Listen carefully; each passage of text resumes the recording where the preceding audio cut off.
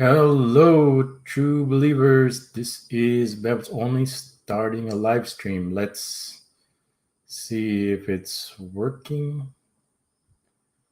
I started it, but I don't know if it's working or not. Live 55. There are 3 live viewers. Let's do a sound check. Live 55. There are 3 live viewers. Okay, the sound check is fine. Let me put on some headphones to make sure that there are 3 live.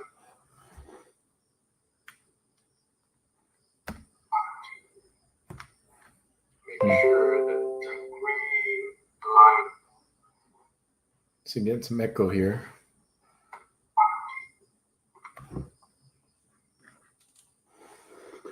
Okay, put on the headphones, so I shouldn't be. Okay, got the headphones on, so there shouldn't be any echo.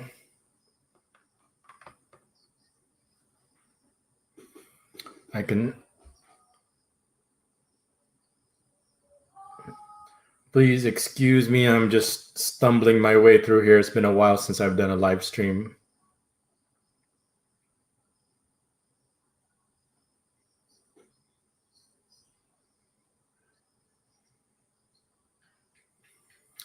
And if you guys can hear me just fine, please let me know in the chat.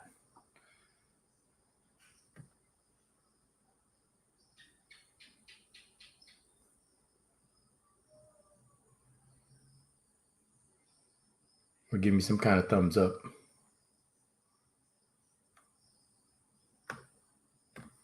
Anyone? Okay, I'm gonna mute this for now, so I don't hear anything, so I don't hear myself. Okay, let's go into the StreamYard again. And I want to say that this is going to be open mic. I am going to be posting the link to it's already posted on the chat. So if anybody is interested in joining the live stream, I'd be more than happy to have a guest. Any guest is fine. So let me post the link again. There. So I think you're supposed to just click on that. Click on that. It's supposed to give you get you to StreamYard, and then I can add you. You'll go into the broadcast area or the studio area, and I can add you. So if you want to be added on and we can talk, and if you have some questions, I'd be more than happy to entertain them. But remember, if it's questions that you already know the answer to, then what I'm going to be doing is I'm going to be helping you answer your own question. So I have no problem with that, but it's better that you come to realize the answers to your question than for me just to answer them directly. So if you're because it's better, you'll remember the answers much better if you're able to answer them yourselves. And most of the questions I get are pretty basic. They're not questions that I haven't heard of already. So we've got a healthy number of people watching. I don't know if anybody got the notification that I'm going to be live streaming tonight. It was actually it was what's the word I'm thinking of? It was actually inspired by Rick. Rick made a comment. He was making some comments, and we were just kind of chatting back and forth. And I said, you know what? I think it's time for me to do a live stream. It's been a while. I've been putting it off for the longest time. And I enjoy doing them a lot, but the problem was finding the time. And I think Saturday nights are pretty good, especially right now. It's Saturday night here because of the lockdown. You can't really go anywhere. I mean, you haven't been able to go anywhere for a while. So I think Saturday night's perfect because that would be Saturday morning for most people. So they should be out of work and that should be fine. I'm going to be checking the comments every once in a while just to see what people are saying, if people are making any asking any questions, but so far nobody has asked any questions, or I don't even know if people can hear me fine. I mean, I can hear myself fine. I did a sound check, so I assume other people can hear me just fine. So unless people say I can't hear anything or too much static, then I'll just continue talking. So just going to do my usual warm up, unless somebody has a particular topic they want me to talk about. I'll just talk about general updates. What I'll do is I'll usually look through the videos that we've done in the past and maybe make a comment here and there. Hold on a sec. Okay. We'll look at some videos and just the violence, anti-Asian violence. I think that's pretty self-explanatory. I pretty much explained what my thoughts are on that. Then the magic of Rahat. I don't know if I'm pronouncing it properly. That was pretty detailed and pretty much what I say. I didn't really get into the last part. I was going to do a part 3, but I kind of got lazy, so I never got around to it. But I was planning on doing a part 3 to that Magic of Rahat Returns reaction video, but didn't get around to it. So I said part 2, 2 hours. That's good enough. If I really wanted to, I guess I could go back. So some of the other things that we did, if I go back, remember there I did a video when we went to go research contact lenses for Hiro. Now that he's in high school, I wanted him to have the option of not wearing his glasses and wear contact lenses. And I know Hiro very well, and I was expecting it to go horribly wrong getting contact lenses. And if he's anything like I am when it comes to contact lenses, I've tried contact lenses in the past, and it was a horrible experience. And I assumed he was going to have, there's just some people that just can't wear contact lenses no matter what. So I knew he was going to be one of them, but we tried anyway, just in case, especially because of sports. It would be ideal if he could wear contact lenses instead of wearing goggles. And we tried it. We had the optometrists put it on, which is very difficult. It was a difficult ordeal. And he put it on, but one of his eyes started becoming very red. And so taking it off was traumatic also. It was just, the whole experience was so traumatizing that he never wanted to put it on again. It was similar to probably like gouging your eyes out, just like in that movie Slumdog Millionaire. Ever seen that movie Slumdog Millionaire? What they did to the kids was they would gouge out their eyes and blind them with a hot spoon. I don't know if they were also grafting the eyes or harvesting the eyes of those kids. But anyway, it was the reaction to Hiro reacting to the contact lenses was something similar to something like that. Like he was like I was sticking a hot poker in his eye. So I finally got it out. We still have it. We just had a few pairs of soft contact lenses, but we're not going to be trying them again anytime soon. So that's how our experience. Maybe later he'll try them on again, but at this point, there was just no way. He'd rather just stick a hot needle in his eye than put contact lenses on it. And a hot needle in your eye with a hot poker would probably be more comfortable than putting on contact lenses. So if anybody's interested in joining the live stream, please click on that link and let me know, and I'd be more than happy to add you, and we can chew the fat and discuss. In the meantime, I'll continue with my warm up. So that's pretty much it. So spending a lot of time with Hiro, spending a lot of time with his online classes, doing a lot of projects, especially science, social science, math, the kind of subjects they cover in social science and English, especially English.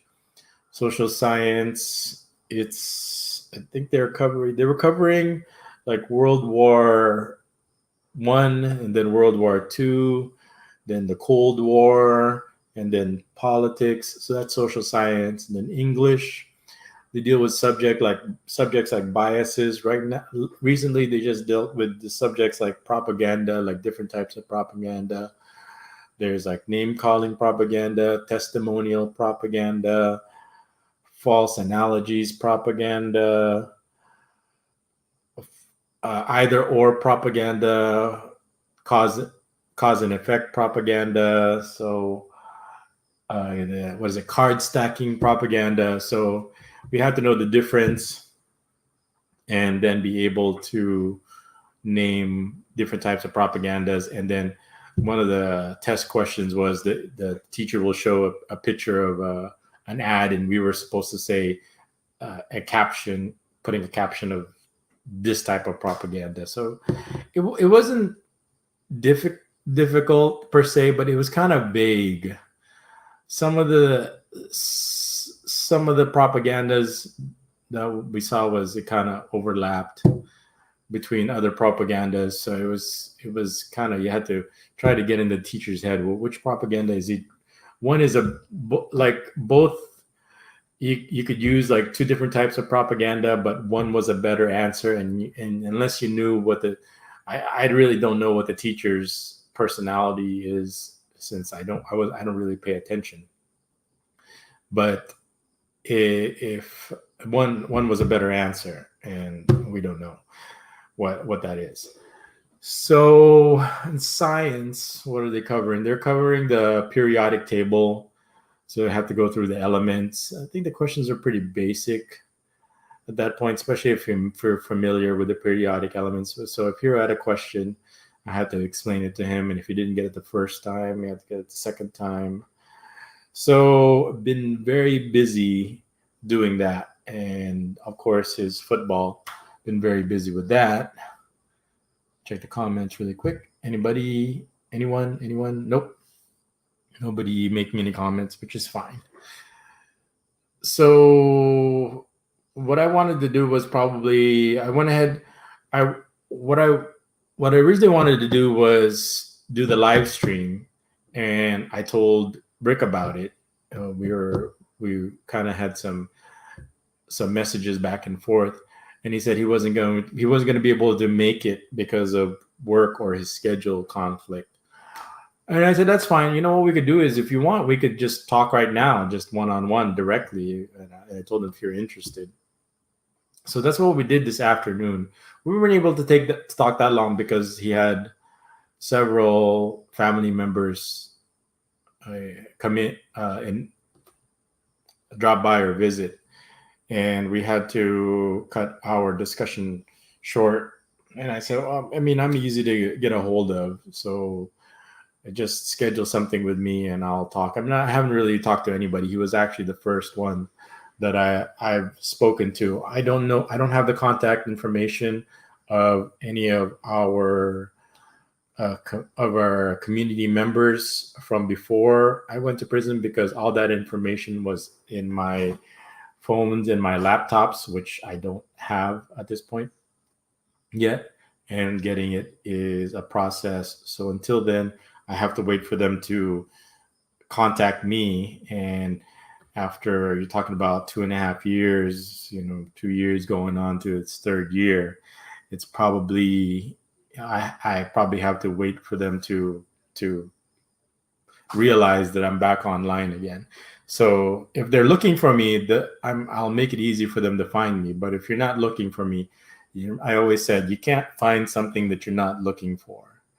And at this particular time, I don't think anybody's looking for me unless people are normally just online and they can see me that I'm back vlogging again and uploading videos.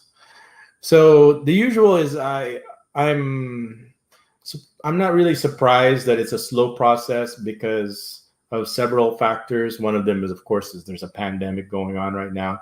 I don't really expect people to just kind of drop everything and put everything on hold just because I'm live streaming again. It's going to be a slow process, and that's fine. I've started channels all over before, and I've rebuilt channels and got taken down, put them back up again, and just to show that either I'm either I'm mad or I'm crazy or I'm just kind of determined to just kind of always keep getting back on the horse again. I get one channel taken down, and you take down one channel, I set up 3 channels. And isn't that the definition of madness? Doing the same thing over and over again with the same results. Create a channel, and get deleted again. Get the channel deleted. Make 10 channels, they'll delete 10 channels. And what's different this time? Well, maybe it's different this time because it's been proven that I'm not doing anything illegal. Okay, I'm kind of pretty libertarian.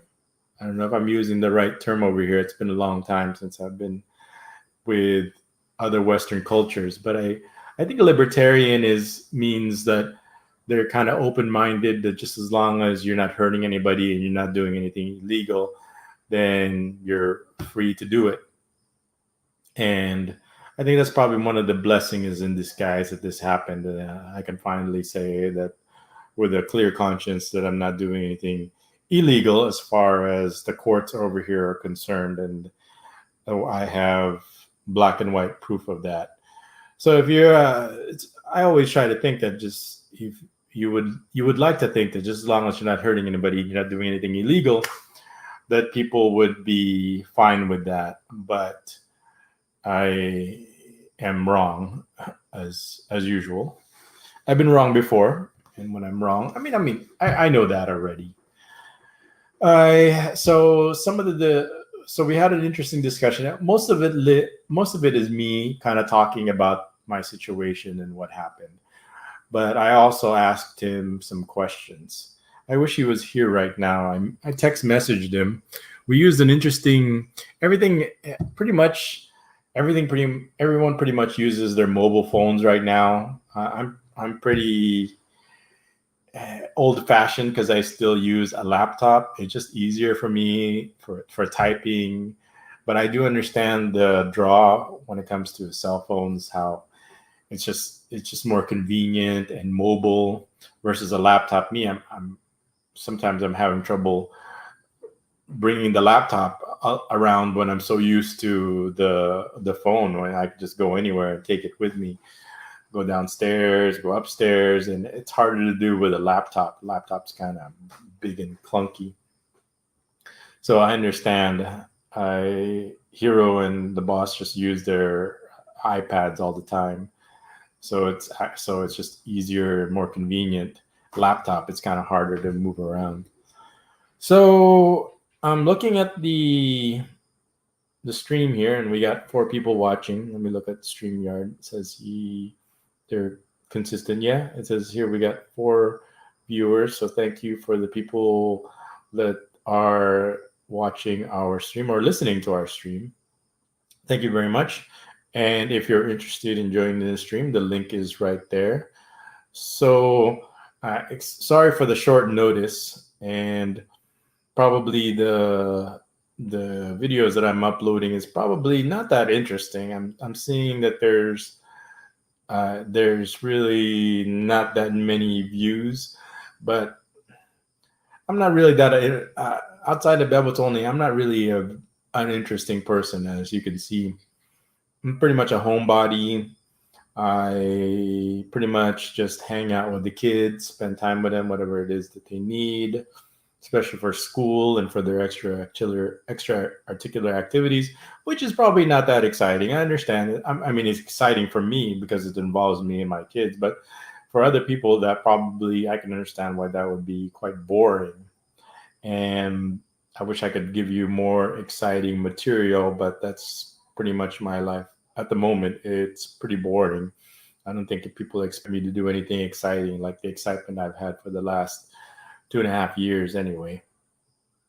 So, still no comments, but that's okay. Just checking. And I don't know if anybody will let me know if I mean, I could just be talking to myself and nobody's listening. Kind of worries me that we got 4 people watching and they're just lurking and not even just acknowledging that, yeah, we can hear you just fine. Just go ahead and keep talking. So, I'm trying to figure out how much I want to discuss about the things that, like I said, it was mostly me talking. And I would prefer that Rick was here so we can openly discuss some of the things or continue our discussion. So he's a gentleman.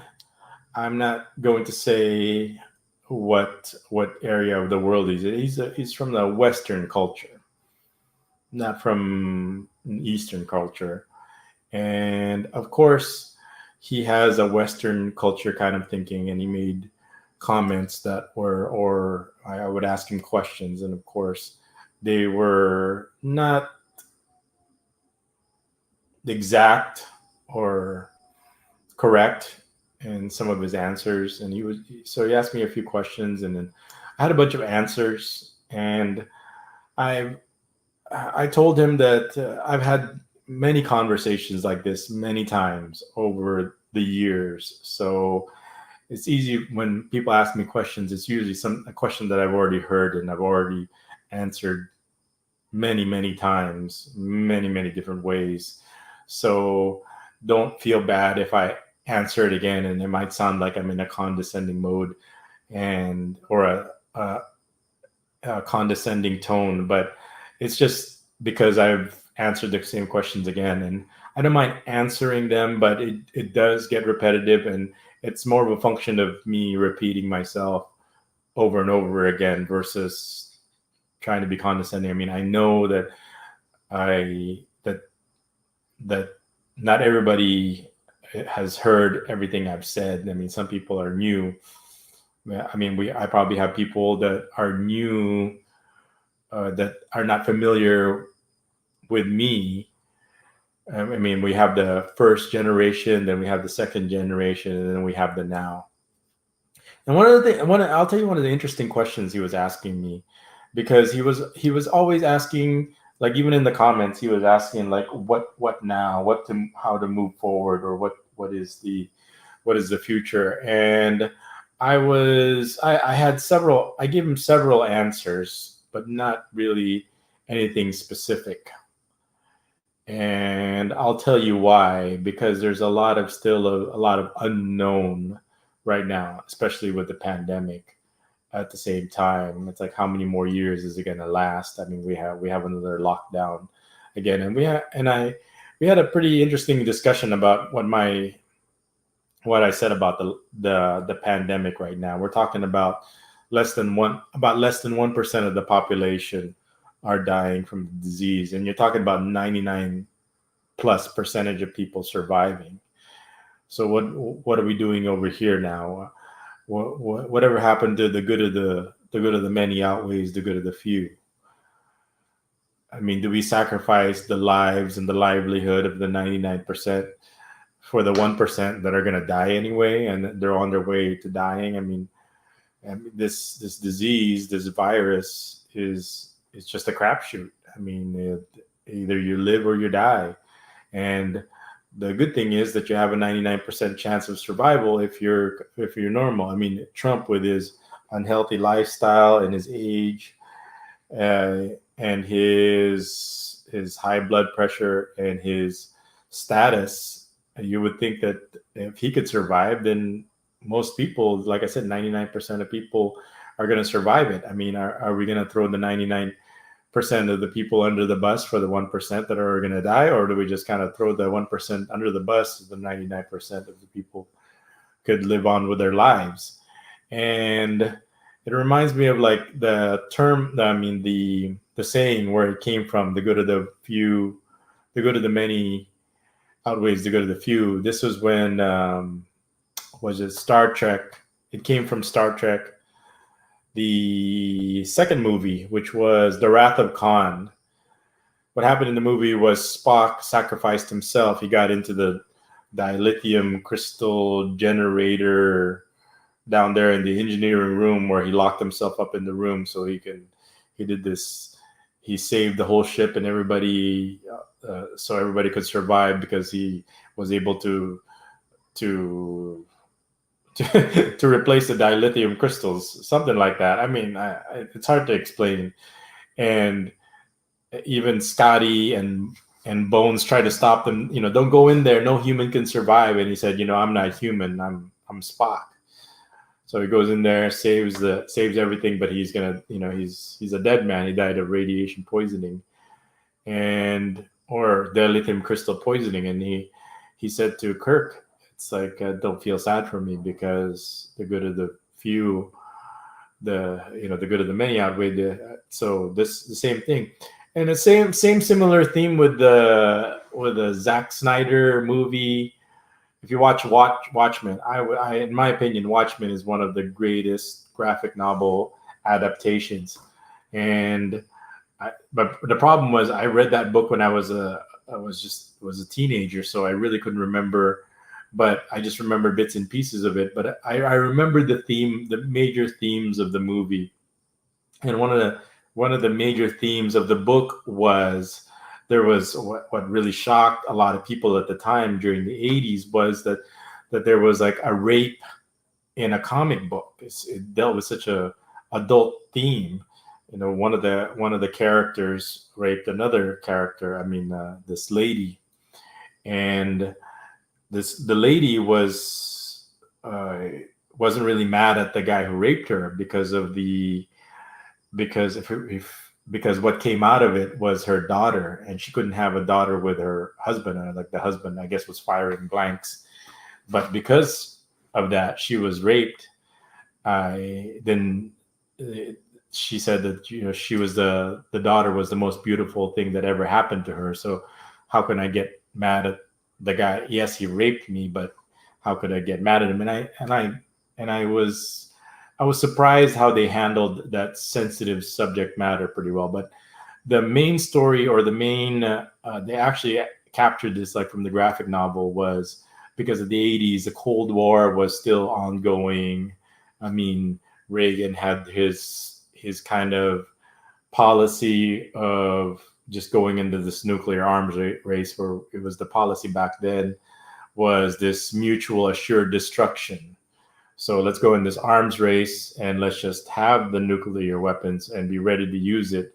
But we have to, but the idea was that if we used it, we would just annihilate the whole entire world. So we're just not going to use it. So it's just this mutual assured destruction. But in the graphic novel, it was imminent. They had this clock that was showing that we were going to go into this nuclear war, and the only way to prevent the nuclear war was stage the smartest man alive staged a kind of attack, and like a Dr. Manhattan kind of attack, where he went crazy and they killed 1 million people in New York City. And then what happened was the countries got together and put their differences aside, so the rest of like the 2 or 3 billion can live. So 1 million were sacrificed, so the 2 or 3 billion wouldn't have to engage in a nuclear war. So I get it. It makes sense. The ends justify the means. Is it okay to sacrifice 1 million people so that billions of people could survive? I guess that's not my call to make. I mean, it's kind of sad who's going to be the 1 million that's going to die. Anyway, it's just people from New York anyway, so I probably would make that call pretty easy since it's just what's 1 million New Yorkers dead anyway. So nothing against New Yorkers, but since I'm from Southern California, it's better them than people in California. So another theme. I'm trying to think if there's another, and that was the same theme in the new Avengers movie, Infinity War. Same thing. You sacrificed half the world so the other half can live because of the consumption. And the point he was making, yes, I mean, because it's the higher the population is, the less resources, and it just gets harder and harder. It becomes more for life gets harder and harder, and becomes we have more haves and not haves, and it becomes this kind of extreme where you got two different kinds of people that one is overprivileged and has all the so we got the very rich, and then we got the very poor, and then we got people somewhere in the middle like me. Well, I'm kind of more towards the poor side than the rich side, that's for sure. And we got our first comment, and the Virgo. So welcome to this live stream. What are we talking about today? Nothing yet. I'm just doing my warm up. So it's right now the kids are just playing online games or playing League of Legends. So I'm not being or Mobile Legends. So I'm not. It's either Minecraft or Mobile Legends. I mean, they just, I don't get it. Minecraft. It's too the graphics are hard on my eyes, but they love it for some reason. They're addicted to it. It's completely lost on me. My games growing up were Blizzard games like Command and Conquer, StarCraft. I even had was it Dune 2 was when it started, like Diablo. So those type of games where it's like graphics was important, was why you got a computer for, was and always upgraded every 2 years because of the graphics to handle the graphics. But now it's like if you're just gonna play Minecraft, you don't need graphics for so. But right there, it must be an age gap thing where they love it, but I don't. And I really don't have time to, as much as I like games, I would love to play games, but I really don't have enough time to invest on it to actually get good at it. So I just watch people play games because there are other things that it's much easier when you don't have kids that you have to. It's this whole online thing it's almost like me going back to school again, and it's stressful, but what are you gonna do? You just have to deal with it. So Andy the Virgo says it's a different generation and the new games are about building. I hear you, but when I was playing StarCraft 2, we were building also. So I mean the Koreans love it, but I'm glad that Andy the Virgo that you can hear my live stream just fine. If you have any questions or comments, or if you would like to join the live stream, I would love to have somebody to talk to so I can have a discussion so I know what people want to hear, and I'd be more than happy to talk about it. So if you want to join the live stream, the link is right here. So let me just show you right there, and I'll add you on if you would like to join the live stream. Practically begging people to join the live stream, but so far nobody's interested. I think I was begging people last time and nobody would come on the live stream. And I'm trying to figure out what the explanation is or what the reasons why people wouldn't want to join the live stream. I don't bite. I don't think. The last time I live streamed, there was that one lady that we joined the live stream, and I enjoyed her live stream. I wish she was still around. I would be more than happy to talk to her again. So if she had any questions, I thought we had a very interesting conversation. Andy says, yes, loud and clear. I'm listening while working. I can't speak. Well, if you have any questions or if you have any comments, I don't think you really comment too much on any of the videos. I haven't really put up any videos that people can really comment on. I got like one or two trolls. I had like a pretty good turnout of trolls when I first started blogging again, started the YouTube channel again, but after a while, they just kind of disappeared. I don't know I don't know what I'm doing wrong, because normally trolls are dedicated and they usually come in and they usually increase in numbers. But lately I must be losing my touch in my old age, or I'm not feeding them properly, because they're not that many and they're disappearing. I thought I would have more. You would think after all that happened that I would have more trolls, and because they would have more reason to troll me, but I guess I'm wrong. So if you guys have anyone that wants to troll, if anybody wants to come on the stream and troll, I'd be more than happy to feed the trolls. But then again, I get to a point where I'm trolling also, and it's almost like, since I'm trolling, are they feeding me by me? They're not actually, since I'm trolling them back, so it's actually them feeding me because I'm trolling. So they're feeding my trolling. So it's kind of like I'm feeding them, but since I'm trolling them back. I'm getting them to feed me so I could continue trolling, and I'm not doing a very good job at it, because if you can see from the comment section, it's pretty empty. Andy says, I can comment. You know the reason why people are fearful of being associated with you, truthfully speaking. Yeah, I could see that, but it's a YouTube comment. I mean, you could be pretty much anonymous. I mean, what's the worst thing they could do to you? I mean, just because you trolled or because you commented. I mean, are we that scared to the point? Is it like some kind of KGB Gestapo is gonna come at your door just because you spoke to me, or just because you commented? Is it so? Is it safe to just comment and listen, but coming on to the live stream is too scary? So you know the reason why people are fearful of being associated with you. See, this reminds me of, I guess this is what happened was that I remember Sissy style, or Says style. I think he was attacked, and all the people that were vlogging that was associated with me were attacked.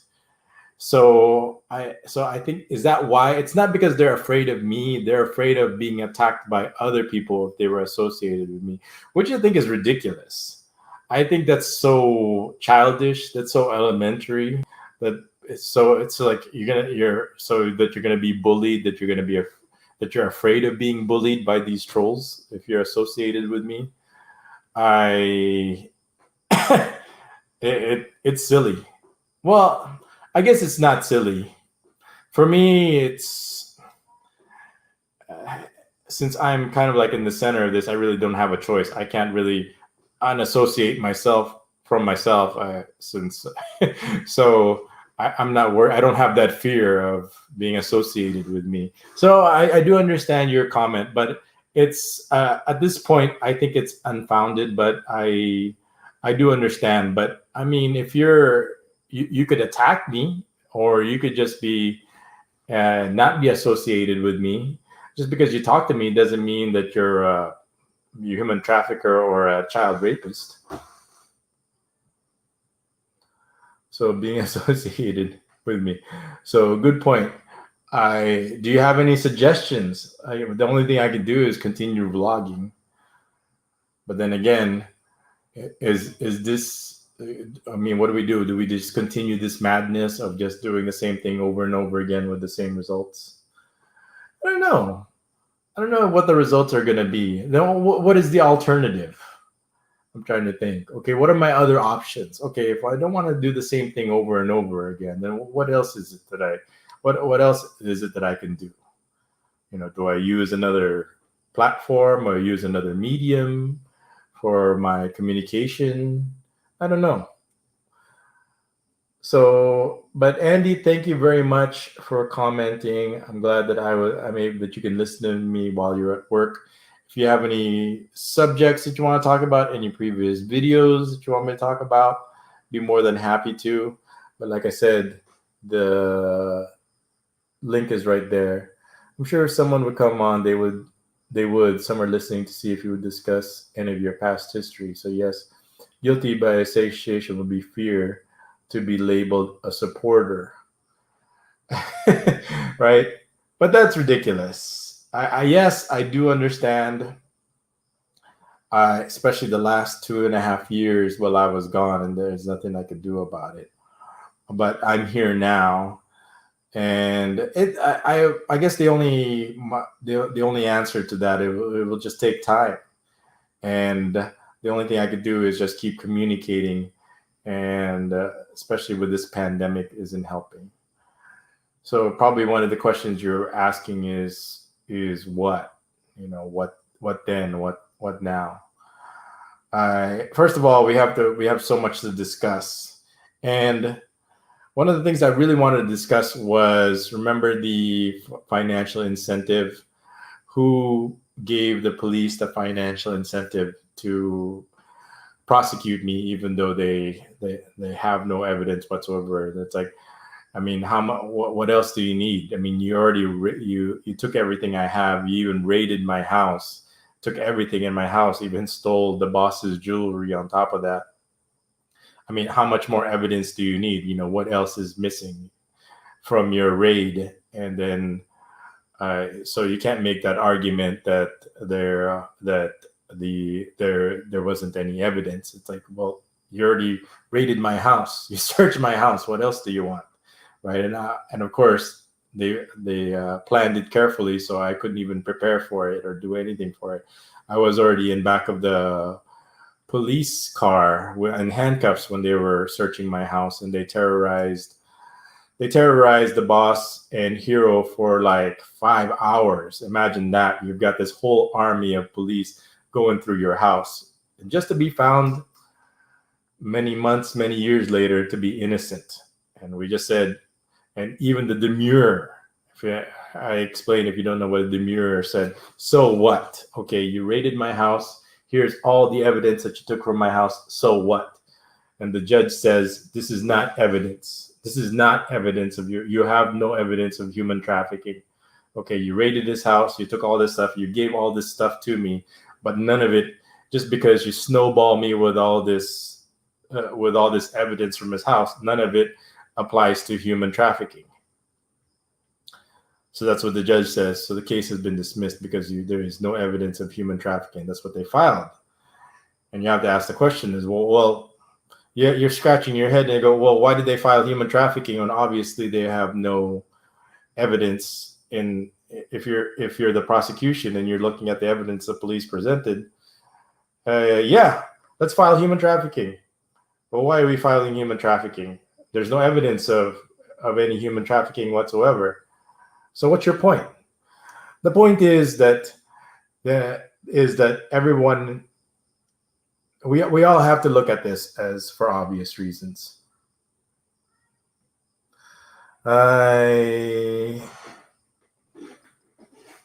Andy the Virgo, thank you very much for your comments. You would result in trolls and topic of discussion themselves. You're welcome.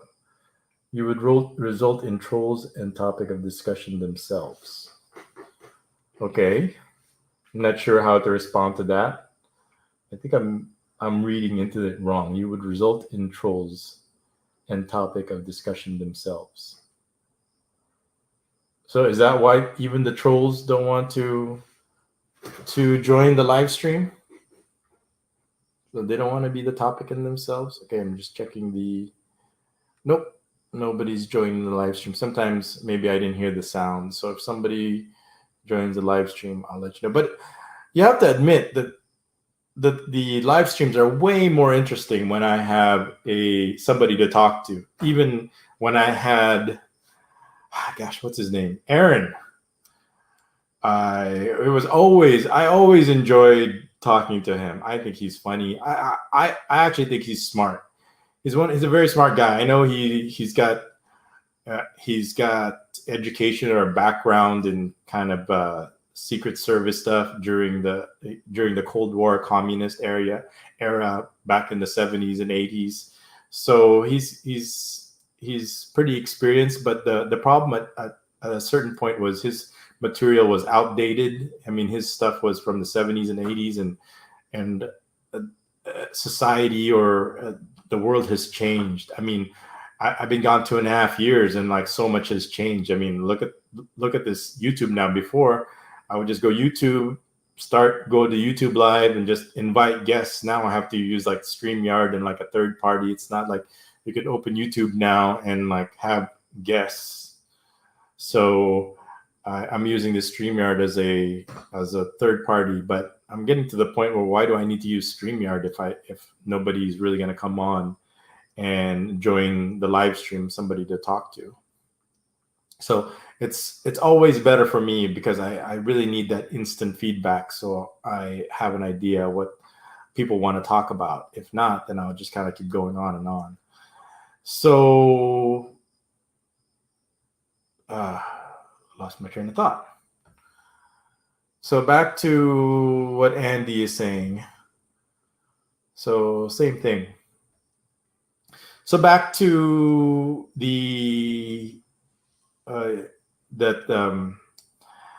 so one of the I haven't really watched a lot of videos, and I haven't really had a time. One of the things on my to-do list, I have this very big, huge to-do list. Of course, my to-do list has its priorities. Of course, my family comes first and their needs. But like I said, my family was terrorized, and for what? I mean, we all know the reason why. I mean, if you have any experience at all about the Philippines, everybody has a scammer story. If you come to the Philippines, you are going to be scammed. Okay, so just apply what you know about the Philippines and think of this as one big, huge scam that everybody is involved in. I mean, everybody up the chain of command here. You know, you got the police, you definitely got the lawyers, right? And one of the number one reason why the number one reason why they charged me with human trafficking is because number one is because the lawyers that are involved, my lawyer, the prosecution, they are friends, okay? And they both know that this is about, we all know since it's a one big scam, I don't think I'll get too much any arguments from it. Since this is one big scam, one big extortion, that we're talking about money, right? Well, which one is it going to be? Like how much, which situation is gonna get them more money? If I'm out of jail or if I'm in jail, okay? Because we all agree that this is one big scam, one big extortion. So which one of the things can we charge him with that will keep him in jail for the longest time? Because we're talking about money, right? And we can make more money. And that would be human trafficking, because we all know human trafficking has no bail. So while he's in prison, then we're just basically, what we'll do is we're just printing money. Okay, money is falling out of the sky because of if I'm in jail. So that was it. That's all. And I can go more into detail. Like I said, I just need to just kind of get everybody up to date. Says, well, I think you should keep it going and eventually keep talking and turn these into a podcast so people listen when not live. Isn't it a podcast already? I'm not sure what you mean by podcast. I thought once it's on YouTube, you can download it I know I could download it on my phone to listen to watch later when I'm not online. So if you have more specific suggestions on what I mean to be podcasts. So Andy says that you should keep it going and eventually keep talking and turn these into podcasts. I do. I wish I could live stream every night and update everybody on what's happened in the last 2.5 years.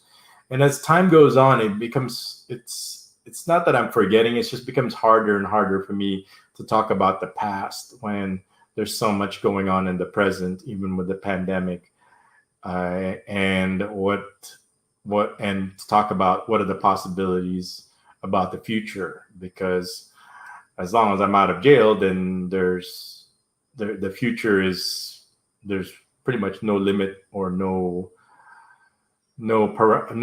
obstacles to the future. Because for the longest time in the beginning, human trafficking, you're looking at, you're talking about 40 years minimum. And I've seen the look on people's faces that got convicted. I mean, I spent time with them. I was there every day with people that got convicted every day. Somebody was getting convicted. And the only time people wouldn't get convicted is if their complainants didn't attend the trials, or they died. If they died, case was dismissed. If they didn't attend the trials, case was dismissed. Okay. And pretty much that's the only time the cases were dismissed. So I was not optimistic when it came to my situation, because I had the police throwing all this evidence from the raid. They brought the complainants personally, and they were escorting them, picking up from their home. It's like the the police didn't have to. That's not usually normal practice. Like the police escorting them, picking them up, being their personal escorts, and bringing them to each trial to make sure that they testified. So the police made sure that the complainants testified. So it was pretty complete. So there was no dismissing this case on a technicality. There were testimonies from the police. There were testimonies from their computer technician. There was testimonies from the private complainants. But that was the interesting thing, is when they were testifying, there was no testimony of them being trafficked.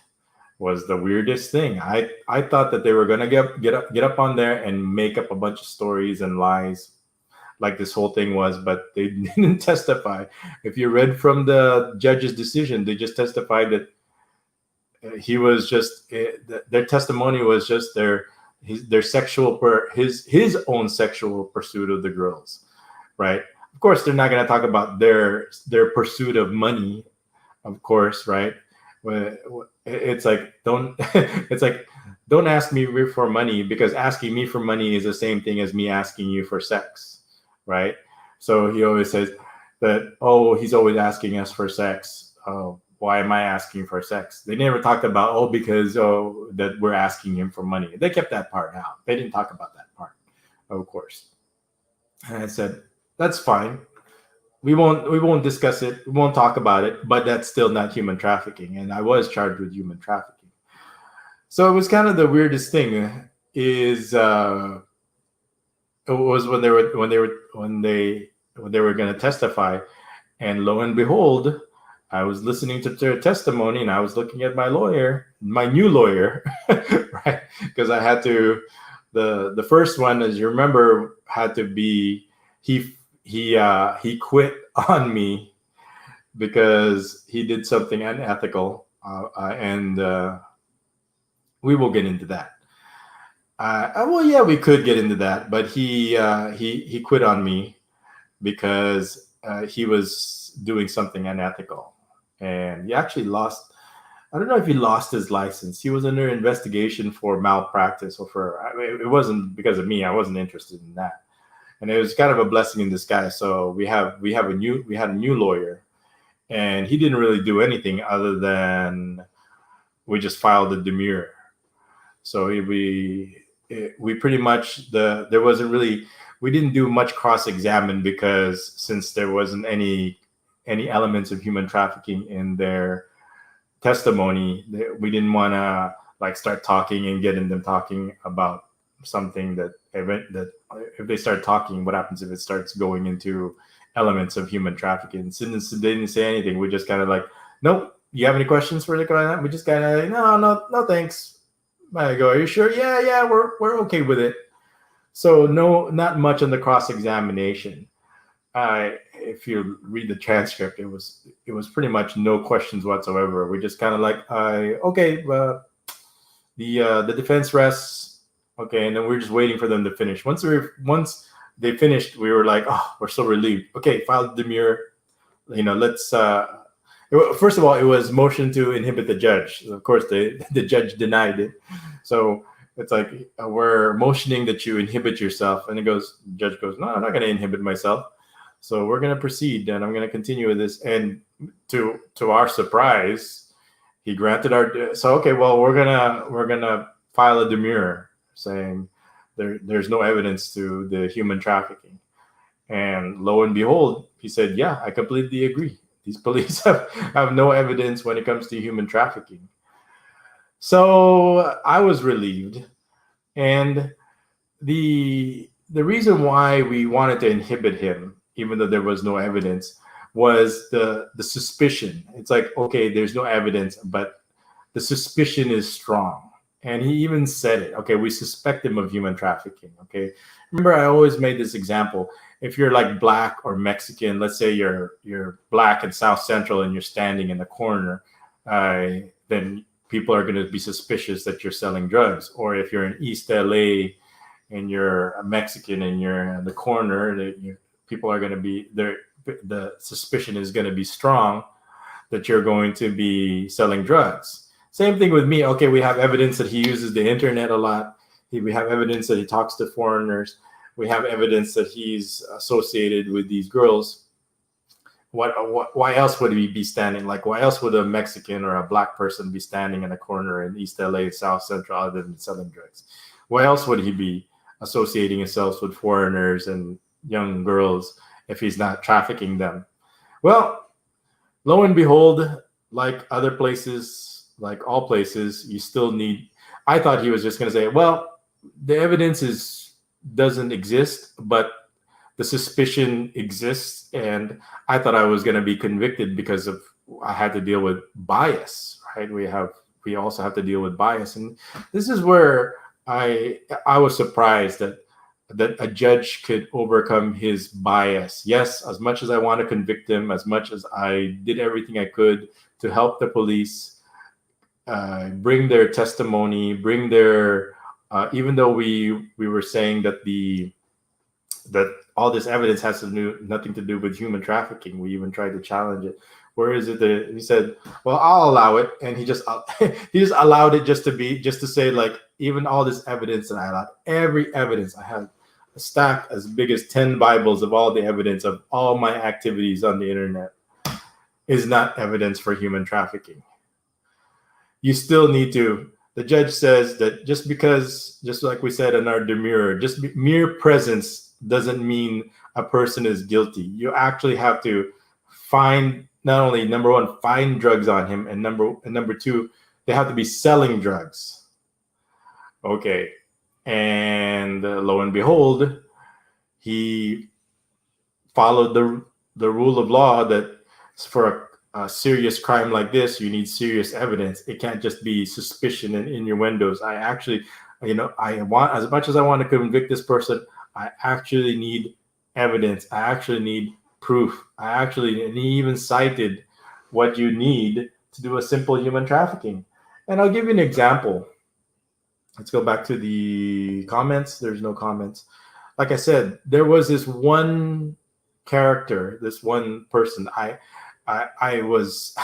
remember seeing him early. I mean, we go to these hearings together a lot. We go to the same court, and I remember seeing him so early. There was this transgender. Well, he's not transgender anymore because he's not dressed up as a woman. They have to, when you first go into prison, they shave your head, and you have to wear the prison clothes. And They don't.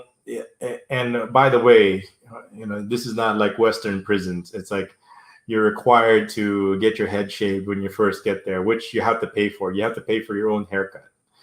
You have to wear prison clothes, so which is yellow.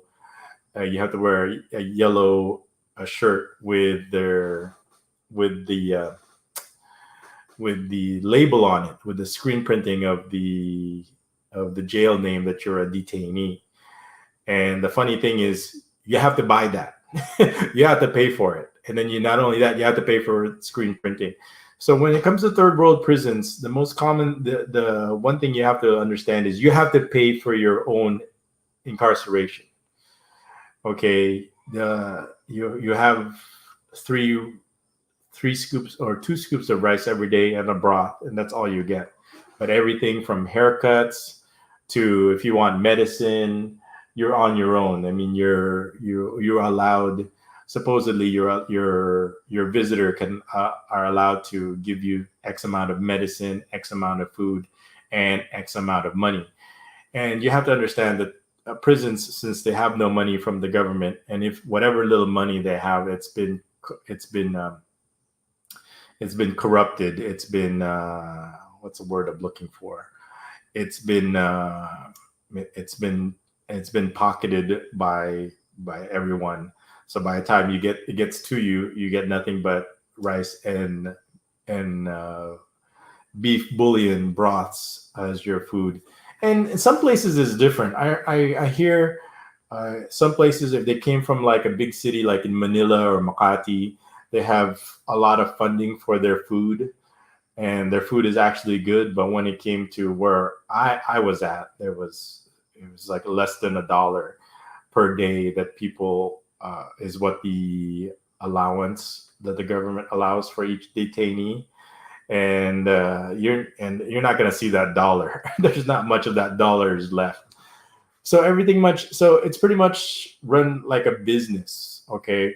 And I'll tell you some funny things that goes on in prison. One of the things is there's a store there. So there's an actual like a market where they sell food, frozen food, sodas, drinks, and there's like a 300% markup on it. Okay, so if you buy something that's $1 that's worth outside here, if you go to Pure Gold, or if you go to the store over here, it's like $1. But like if, like, for example, you want like Chucky or Gatorade, and they have a store over there that sells that, it's going to cost you $3 in prison.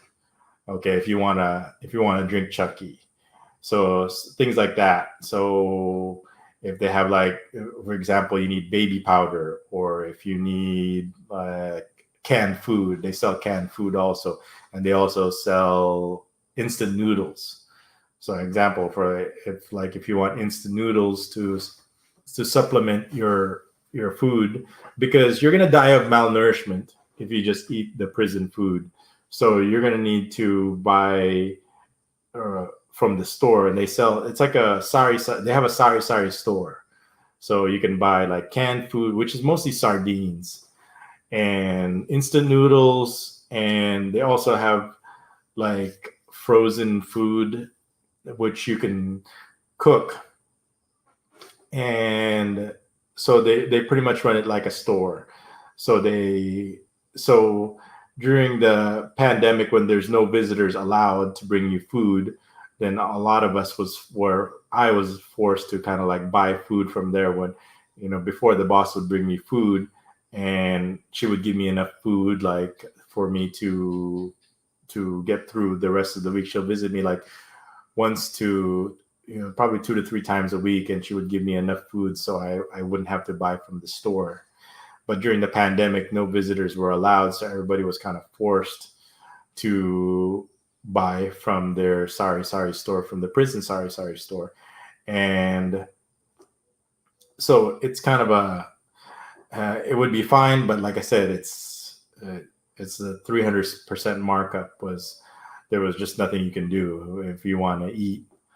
And it was pretty sad during that time, during the pandemic, eating instant noodles and sardines every day. But I mean, what are you gonna do? You're in prison, and the important thing was to survive. And like I said, the biggest problem with prison is like I said, that's number one is of course there's no food, and if you need medicine or anything like that, you're pretty much on your own. So you have to pay for your own imprisonment, and you're required to do things. You're required to have a haircut. You're required to have this clothes, and also they sell soap, also, and they sell laundry soap. So you have to do your own laundry. You have to, they don't provide you soap. They don't provide you, hygiene. So there's people there that if they don't have any soap. So what I'll do is I'll give them my the little tiny soap that it's like it's very thin that you normally throw away or normally falls into the drain or something if you drop it.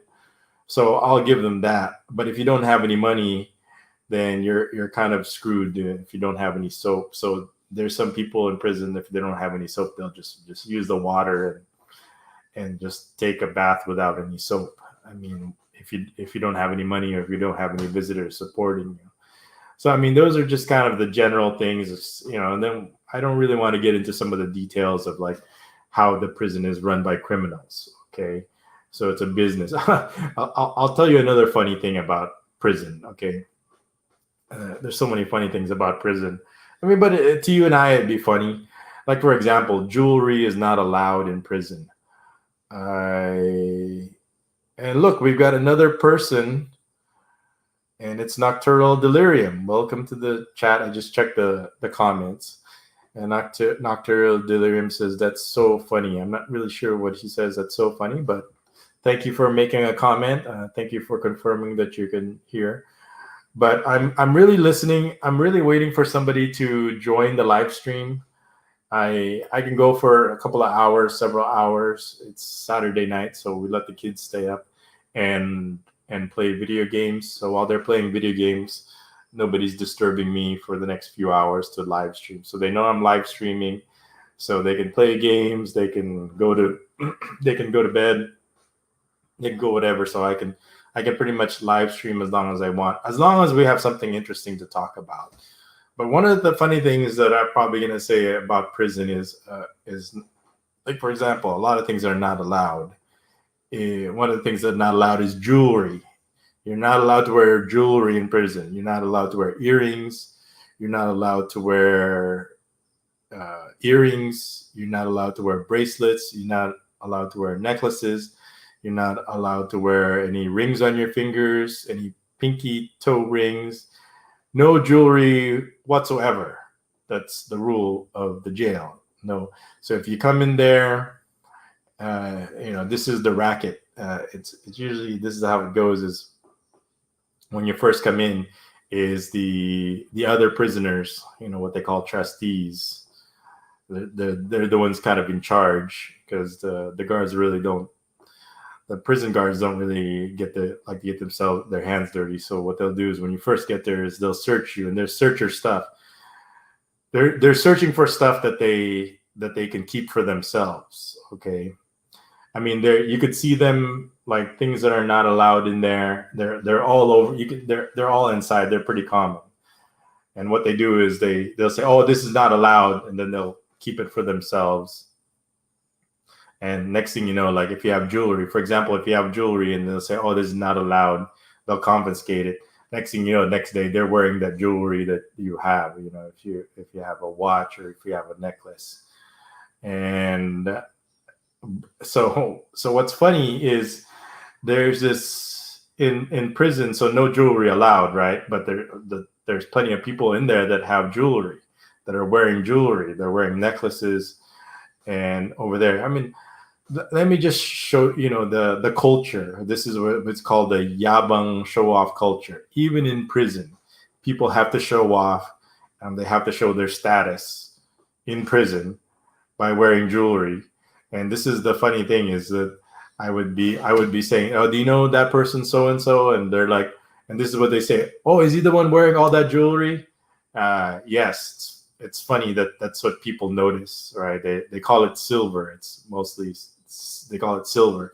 And they ask me, if I wanted to buy any silver, because people are always trying to hawk and sell their silver to me, and I was showing because and usually they'll tell me that while I'm waiting for a hearing, and I'll have handcuffs on, and I'll just show them the handcuffs and say, "This is the only silver that I need here in prison. I don't need to wear. What am I going to do with your jewelry? So you can look good. Look good for who? I don't really care what you guys think of me. I don't need your jewelry to feel like I have some kind of status here in jail. I think in prison I'm pretty famous. I'm probably the most high profile person in there. There's another high profile person in there. The other high profile person in there, I was going to do a video about it. The other day, I was looking him up. His name was Joshi Toran. He was kind of like an Indian descent. He was in prison because of kidnapping, but that's really his real job was kidnapping. Usually, when they have Indians here in the Philippines, they usually they're always in like the loan sharking. They're always they don't call it loan sharking. They call it finance. They're always in the finance industry, and of course, if you're in the finance industry, you need people to enforce what happens to people if they don't pay. Because what happens in the finance industry, if you don't pay, then the interest just increases and increases. And it gets to the point that if they increases so much, right, then how are you going to get people to pay? Well, then you need muscle or enforcers to get people to pay. And that's what his job was. That's where he came in. And he was being transferred from one prison to another. He was there for several months. I talked to him a few times in passing while I was waiting for to be transported to my trials and hearing, and we talked. He asked me a few questions several times. He was talking about how he had problems with hygiene, and I pretty much explained to him what he needed to do. I was trying to think what he asked me. Anyway, he died. He was, and if I was going to look up there was a news article, and the news article was that he had 4 escorts with him, and there was this area called the Bukal bypass, and you guys see me drive through the Bukal bypass very often. And they said at that time they were ambushed, and they said they happened so quickly. His 4 escorts, they said they were blindfolded and their guns were taken away, and then they shot they shot Joshi, the Indian national that was on trial for kidnapping, the 5 people that ambushed him, and then they escaped, but only Joshi died, and the 4 escorts were fine. So we all kind of like looked at each other and kind of said, "Oh, well, we know what happened." But I mean, who's gonna pretty much make a big stink about that? I think Joshi was just like knows too much, or it's not about. It's a lot of these things is just like if he knows too much, and they need to quiet him. And there were several times. I'll probably get into that maybe eventually, but I wanted to finish this funny story about my situation where I thought I wasn't going to see the light of day again. I actually thought about it. I discussed this with Eric earlier.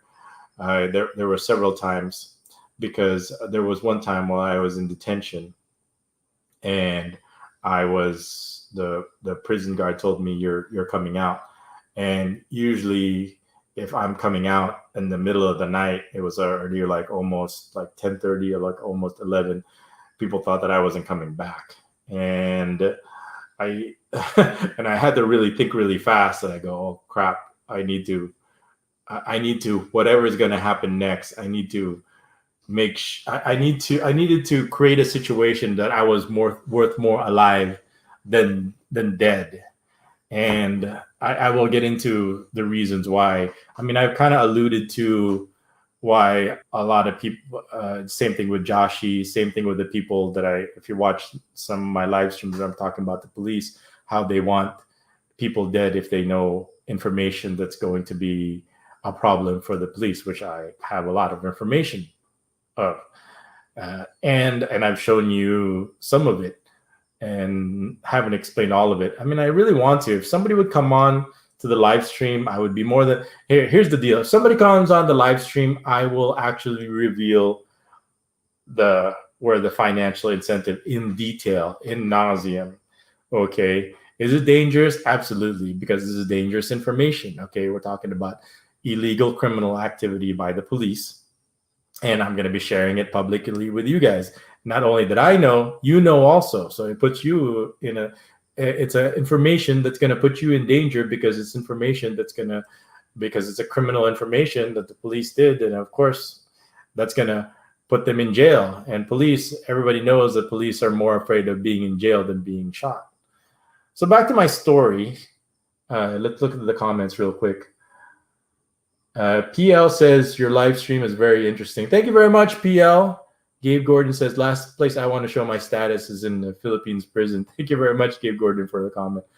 Were you ever in communication with the U.S. State Department while you're in prison?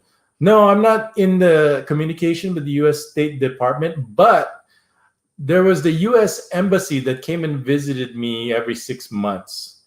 And they always asked me if I was being treated differently. They were very careful with their questioning. They were asking me they didn't ask me if I was being treated unfairly. They were asking me if I was being treated differently like everybody else. Of course I was being treated differently, but what the hell are they going to do? Right? They're going to do absolutely nothing. All they did was every 6 months they would bring me some old popular science magazines or some old National Geographic magazines and some toothpaste and some toothbrush. They bring me some personal hygiene stuff, but they're like the stuff that you get in a hotel, like one-time use only. So it's not like something that would last me for weeks or months at a time. I really didn't need it, but they would ask me, and that was it. And then they would just check me off. And it was like different every time. The embassy would come and visit me every time. And it was every 6 months, they would always have some different graduate from political science. So if some political science graduate and they were looking for a job and then get this government job in the embassy, and they kind of get moved every 6 months to a different place. And one of their jobs, so they would just check on me and said, are you being treated any differently? And I said, they're not asking about, are you getting enough medical care? Are your human rights being violated? It's like, are you being treated differently than anybody else? No, I'm pretty much being treated like crap. And if whatever it is differently because I'm different. Okay. I'm probably the only one in prison was there because everybody's pretty much there because they're poor and they have to resort to criminal activity because they're in jail. So that's probably 99.9%. I was like the only 0.001% that was there. I'm the only innocent person. Of course, they don't understand that. Everybody, of course, thinks I'm guilty. What's interesting about jail is misery loves company. I know it's a cliche, but it's how do I explain this? It's nobody wants to be left behind. So when you see people go free because of, like I said, there's situations where they served their sentence already, or like 3 or 4 years already, or their complainants didn't show up, or their complainants died and their case was dismissed. And there's always like, you feel happy for that person, but you feel worse for yourself because you're still stuck in here. You're imagining, what they're feeling, what's going through their mind. And then, I'm glad, that I said eventually I'm going to be that person. I just have to wait and buy my time, and I just have to survive and maintain my sanity. Got to a point where, I pretty much manage. For me, yeah, like I said, just as long as you don't hold on to your principles, you just need to survive. You'll be fine. But that's not something a lot of people can do. I could see if you would get in a lot of fights, and you could end up, if you get in enough, you make enough enemies, then it could become a problem. But I made it to the point where I made myself as comfortable as possible, and I knew I'm a quick study. I know how to. I could figure out how the prison system works, and I know the hardest part about being in prison is, of course, the the criminals run it, and everybody is just trying to survive, and they need money, and everybody's trying to beg, steal, borrow, scam for money, and I always have like a large target on my back, because everybody knows that I have money. I have no problem with money, and I pretty much what I'll do is I'll manage what's going on. I can't get away with it completely, but I get in a situation where I can go quid pro quo. Okay, I'll release. I'll give this amount of money for this amount of privilege, or whatever it is that I need. Usually, like, they know what I like is books, right? And they'll say, okay, well, we'll let you have books. And once they, before I would be getting books, no problem. But once they found out that they could like extort money out of me by saying, oh, there's no, books are not allowed anymore. You're not allowed to have books anymore. So, well, they know how important it is for me to have books, and so something I could read, so my mind could be somewhere, not there. But let me finish the jewelry story. So, no jewelry allowed there. I pretty much explained that ad nauseum.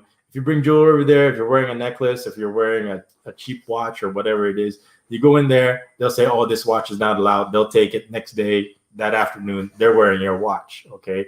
Even though it's not allowed, they're wearing it. They're walking around with your watch, okay?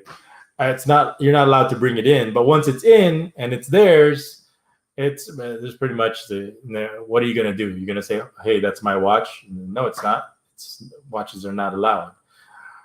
So it gets even funnier. So people are always trying to, like I said, sell watches. So one of the businesses there is like food. So they have a sari store there that's run by the personnel, by the police, and they like I said, 300% markup, sometimes 400%, sometimes, and they force you to buy things and they mark it up. For example, one of the things that they during the pandemic, the things that were needed was like a thermometer, a laser thermometer.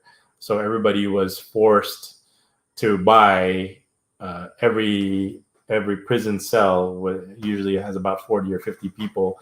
The people in there have to buy a thermometer. It's like, okay, it's like a thermometer is what, like, talk about $10. And what usually happens is I end up, out of the $10, it's like maybe like happen like once a month or something like that. There's just like this big expense.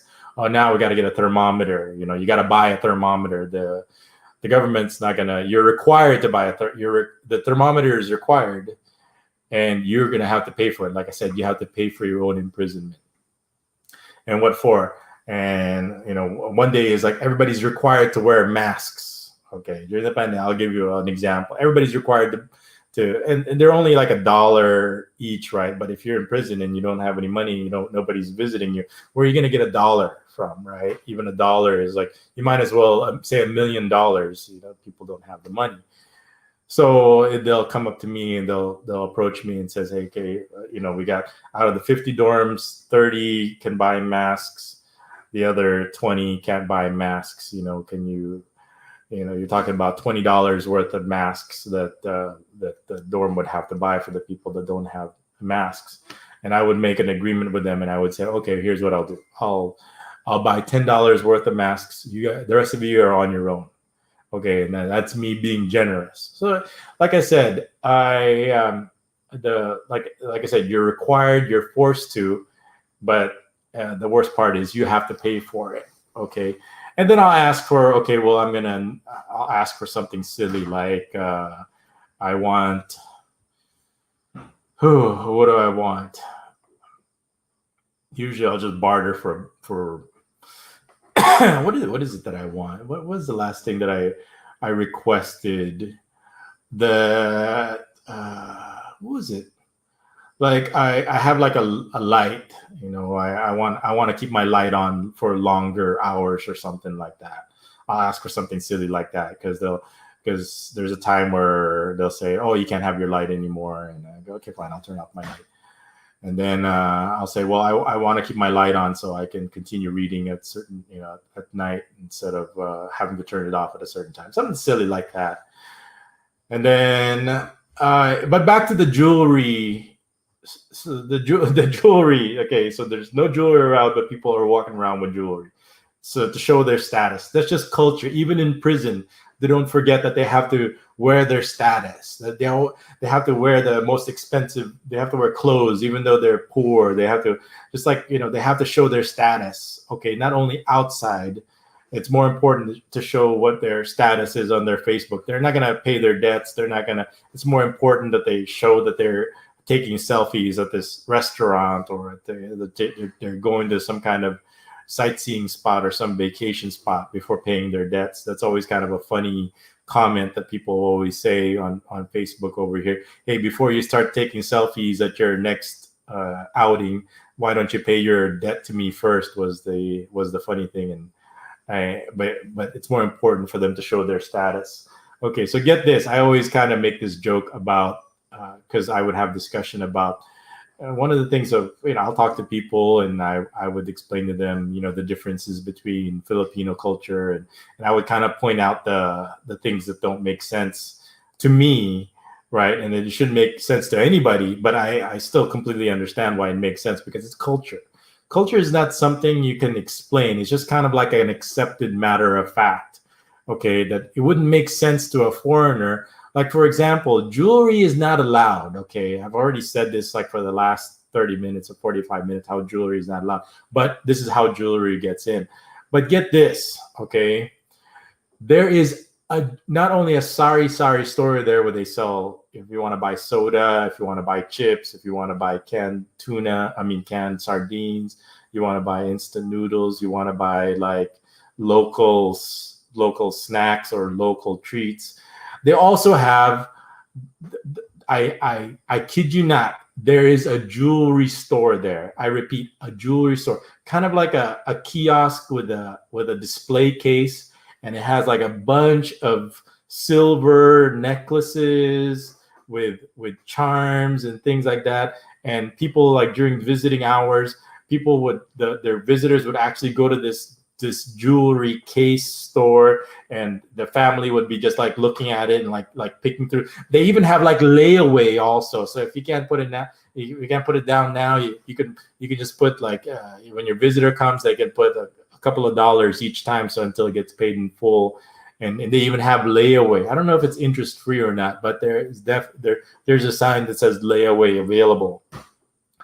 So there is a jewelry store there. I mean, that just shows you the culture and how it doesn't make sense over here. I mean, it doesn't make sense to me because there's just some things about the culture that I'm not going to just like, I don't need it. I don't need it. Besides, I have plenty of status there already. I'm pretty famous over there. I'm famous for a lot of reasons, just like I'm famous in a lot of places. It was a pretty big deal. When I came, they saw me like, I saw you on TV.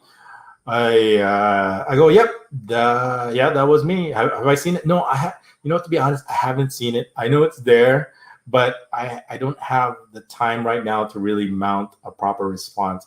I even wanted to do like a response videos to all the videos that came out. And I do get it. YouTube is kind of like, this is, you kind of have to pick and choose what you want to be real as a YouTuber. I mean, because we all know that YouTube is about getting views. I mean, I get it. Okay, I know the YouTube animal that we want to get views. Okay, but to be throwing people under the bus, just to get views, is just not a way to get views. There's nothing long term in that. I mean, it's not for me anyway. As much as I'm not about getting views and attacking people, and that's how I get my views. And I'm sure when people made a lot of videos about me And I think there were more videos about me. I'm kind of surprised there's not a lot. But I must say, there was probably when it first came out, probably the first 2 weeks or so, I'm sure there was like dozens or hundreds of videos about me. But I think what happened, and correct me if I'm wrong, because I was really surprised how there's not really a lot of videos about me. I would assume probably some people probably deleted them after a while. After they kind of came to their senses, they made a video about me. It doesn't really make sense to make a video about me. What happens if they're wrong? What happens if I actually get out? Do you really want this video that you were saying, that you wish that I was in prison forever, that you wish all these things about me? And, is that something that you really want to do? Because, wishing me to go in prison, it's like, I would never do that to somebody, right? It's like saying, well, then I wish cancer on you. Then is that something you want? You would want somebody to do to you? No, I wouldn't want that. I wouldn't want to wish cancer on somebody. Why would I wish them to, like, oh, I wish you spent a long time in prison, right? So, and this ignoring the facts of the situation. I remember like somebody in the comments would be saying like, oh, it's like you were caught in a hotel with two naked girls, and I always say, okay, let's take this statement. I know this statement has been made by the media, by the police. Yeah, he was in a hotel room with two naked girls. Okay, so let's kind of attack that statement for a second because it keeps coming up. Okay, let's go ahead and address it. This is where I wanted to allow anybody. It's like, okay, how do you explain that you were in a hotel room with two naked girls? Okay, well, let's just accept that fact. I don't really like to argue with people. Okay, so I just kind of let people make their statement because the statement came from the police, the statement came from the media, so it's all over the internet. There's a video that I was in a hotel with two girls. Let's say you were in you were in the hotel with two underage naked girls. How do you explain that? Well, let's talk about it. Okay, let's not argue whether there's two naked girls or not. Let's just open up our minds and why don't we look at that statement? Okay, two naked underage girls. Okay, so understand the fact. Let's look at the facts. Okay, so yes, we were in a hotel, and after that, they served a search warrant, not an arrest warrant. So they arrested me. They had to wait into the hotel. They had to wait for the girls to get naked, and I was charged with rape also. Rape. Which has no bail also. I was charged with rape. I was charged with raping the girls, getting them naked and raping the girls. And that's what the prosecution filed. It was in black and white that night. Okay, so I raped the girls, they got naked. Now, if you put yourself in the position of the girls, okay, this whole thing has been planned, okay? You're okay, just stop, okay? You're one of the girls. You are the girl there, okay? Because girls they're not complicated. You're a girl there. You're a girl, okay? You're naked in a hotel room. You're a girl there that you're naked, okay? And let's talk about this because they've been planning this because not only they had a search warrant, they also had their parents were there, and also there was a social worker there, and there was also media there, okay? Not one media, but two medias. We're talking about, I know ABS-CBN was there, and I don't know if the other one was CNN was there. Now, let's take that simple fact, okay? Now, if you're a girl, and obviously there's a search warrant, there's social workers, there's police, there's probably a dozen police, and there's two media that that are coming. Would you get naked if you know that they're coming? See, I didn't know they're coming. If I knew they were coming, I wouldn't be there. But let's just say the fact that, so that's not even the question over here. That's what we're discussing here. We're discussing that these girls know that they were coming. How do they know they were coming? They told them where we were at. How else are they supposed to? The girls knew. That was part of their plan. This is their plan, okay? Now, if you were the girl, the police are coming, the social workers coming, the parents, aunts, and uncles are coming, and the media is coming. would you actually get naked? Okay. And if you do get naked, what would be your reason to get naked? I know there are several reasons why you wouldn't get naked. Well, the reason why you wouldn't get naked is because there's a police out there. There's a media, social media out there. There's social workers out there. There's my family that's right out there that's coming, because how do I know? I just called them. So what am I going to do? I'm going to get naked right before they come they come crashing into the hotel room. Is that really what happened? Is that really what you want to think? Is that what's really the reality over here, that you got naked? Let's say you did get naked. It's not because of the police. What would be the reason why you would get naked? Because you have to ask the question yourself, right? So why would a person get naked knowing that there's going to be a camera coming in at any moment right now? Why would you get naked if you know the camera is coming right in? Especially if you're a young underage girl, right? You know the camera's coming in, the police coming in, the social workers coming in, everybody's coming in, the whole barangay is coming in, right? And this is the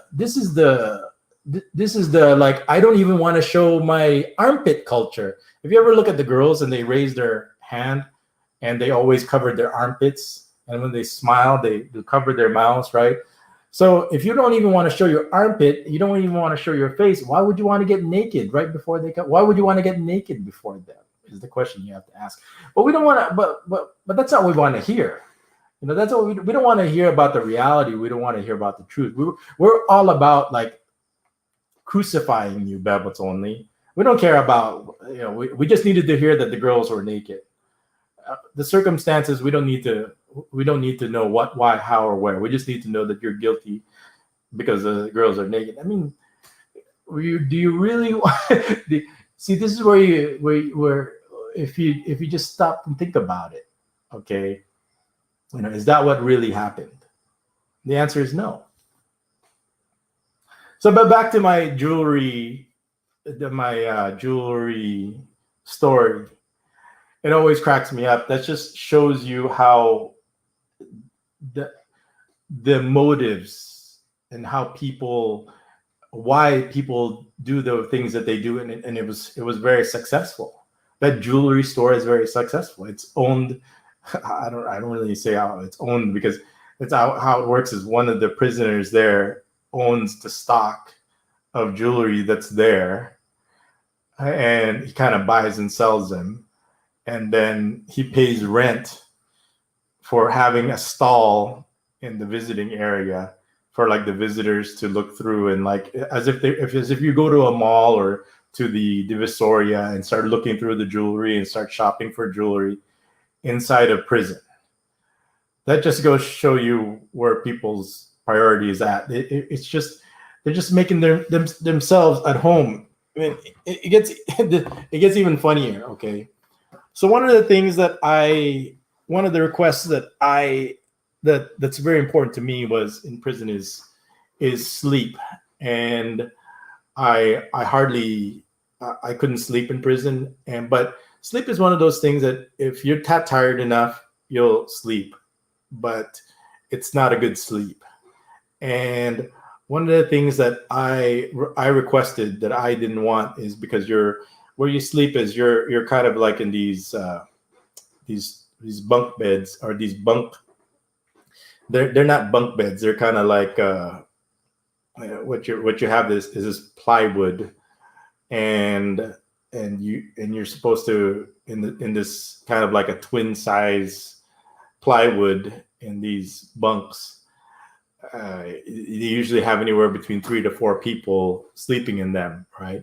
And in the Filipino culture, they have no problem with it, right? But for me, I have a huge problem with it, because I don't sleep with anybody except my wife and kids. And I don't want anybody touching me while I'm sleeping except my wife and kids. But they're really huggy, cuddly with each other, with the culture, and they love it. As for me, I don't want anybody hugging me or cuddling with me while I'm asleep.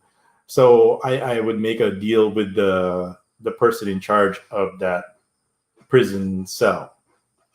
Okay, I don't want anybody because so I could sleep fine. Okay, because I can't sleep if I have like other people touching me or up against me. Okay, so they'll request things from me. Okay, well, I don't want anybody. Here's what I'll do. Here's what it'll do is they want they'll want like the prison painted. So I'll spend like $60 on prison paint. And this is a really big deal for them because they have this competition from between the other prison cells of who has the nicest prison. It's like their home. They even like during Christmas, they'll put Christmas lights on, they'll put decorations on, they'll have competitions about who has the nicest prison cell. Okay. And it was for me, I don't care. I don't want to paint the bars. I don't want to paint the walls, but I will if I can have decent sleep in exchange for it. Okay. So I don't have to share my bunk with another person. Like I said, I'm willing to spend $60. So just things like that, now it's coming to me back, so, but there's other worse things that could happen to you. So there's things they could do to make your life miserable in prison if you don't cooperate with them. So I cooperate in a certain way. It's like, okay, if you want something, I want something also. I always go kind of quid pro quo with them. And to them, it doesn't mean a lot. For me, it means a lot. Just like not sleeping with like 5 other prisoners is important to me. But for them, it's not important. For them, what's important is painting the walls.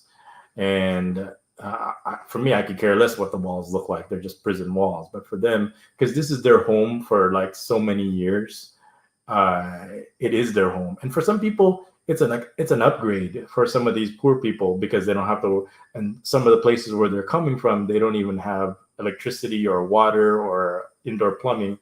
And when you're in prison, you have electricity, you have indoor plumbing, and you got like 50. So your probably question is, how do you have 50 people sharing like one bathroom? It's like actually one bathroom and one other kind of a utility area where there's no toilet in there. It's kind of the place where you kind of wash clothes, wash dishes, things like that. So there's one. So it's kind of an upgrade for a lot of them. There's this one place there. So if you like, for example, there's no cigarettes allowed there, but you could buy cigarettes, but they're not allowed. But if you get caught with them, it's like anything there is allowed just as long as you don't get caught. But if you get caught, then they'll transfer you to this isolation cell, this isolation prison cell. This isolation prison cell is has no electricity, has no bathroom. It's just a cell. So what you have is like it's literally like you have a bucket where they bring in your food. Your food comes in this bucket, and it's the same bucket you use to pee and poop or whatever it is. And that's kind of like the isolation. So you never want to go there, end up there, because then you have to pee and poop where you're same, the same.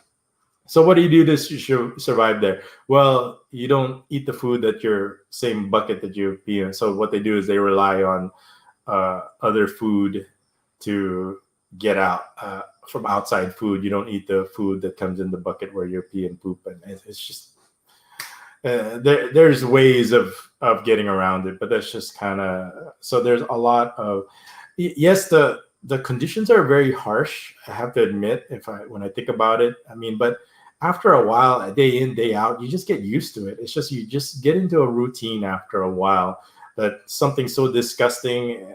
Especially in the beginning, something so cruel and unusual, especially in the beginning. It just if you live with it every day, and if you live with these criminals over there, and they're every day they're just out to scam you every day. You just get used to it, and you just kind of manage it. And like I said, principles be damned. It was just like I had to survive. So. I think I'm trying to figure out what else I wanted to say about the jewelry business. Other than that was one of like the oddest things. But like I said, the thing that probably was what became worse was during the pandemic, because then money became more of an issue, more of a problem. If you got no visitors, how were you supposed to get money? And so, no food, no money, no visitors. It became, life in prison just became even more excruciating. It was having visitors, seeing the kids once a week was invigorating, but the hardest part, we always said, was the saying goodbye. And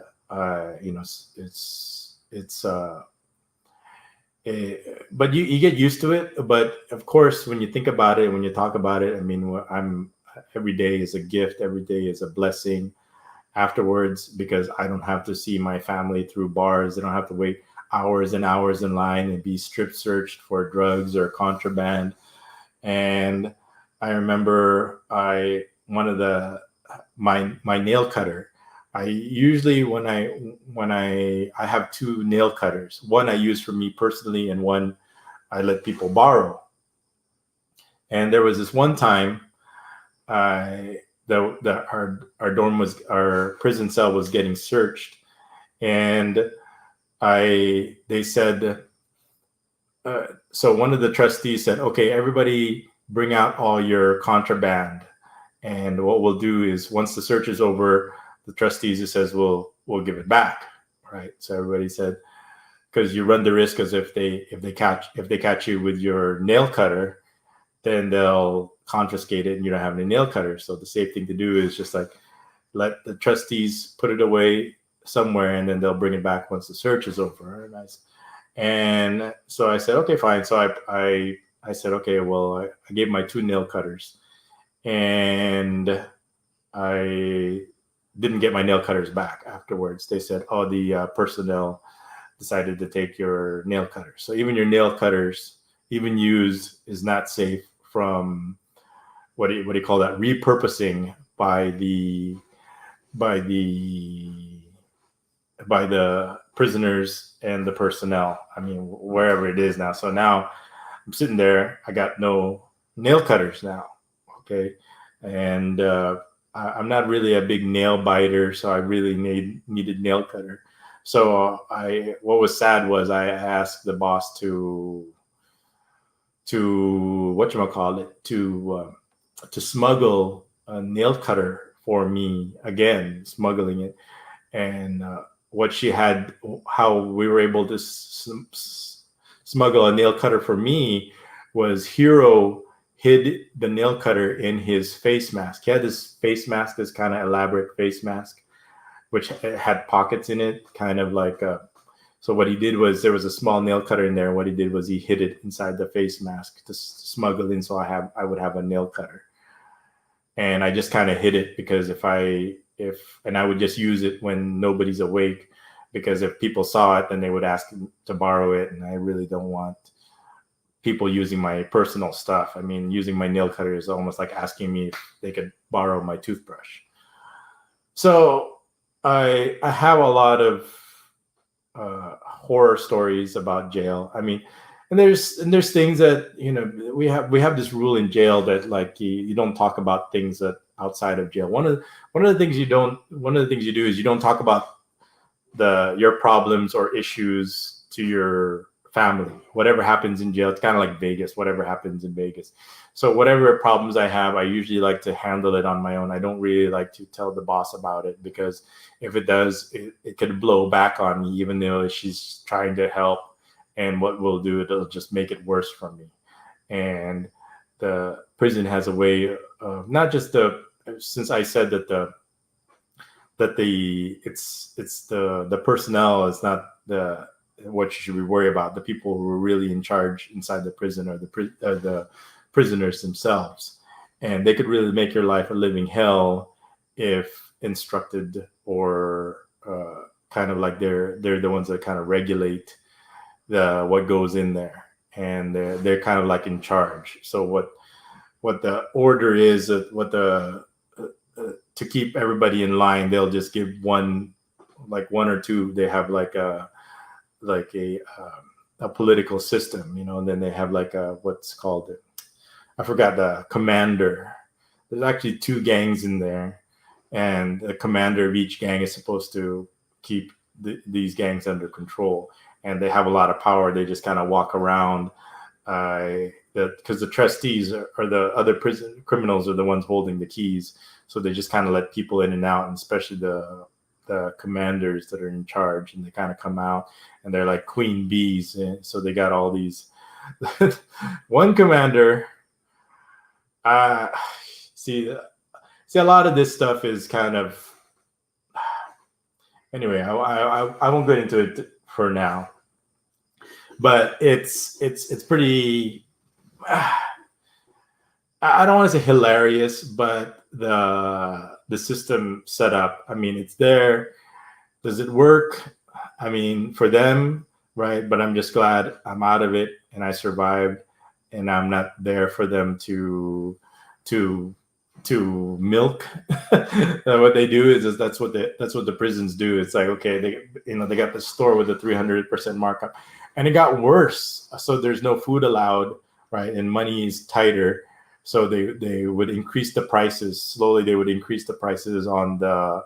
Not only are you forced to buy food from their store, they would increase the prices also. And on top of that, people didn't have any money. So it was definitely it was about shocking the system. I think that the worst part was not getting visitors for that time, for several months. I can't remember how many, almost a year of not having any visits.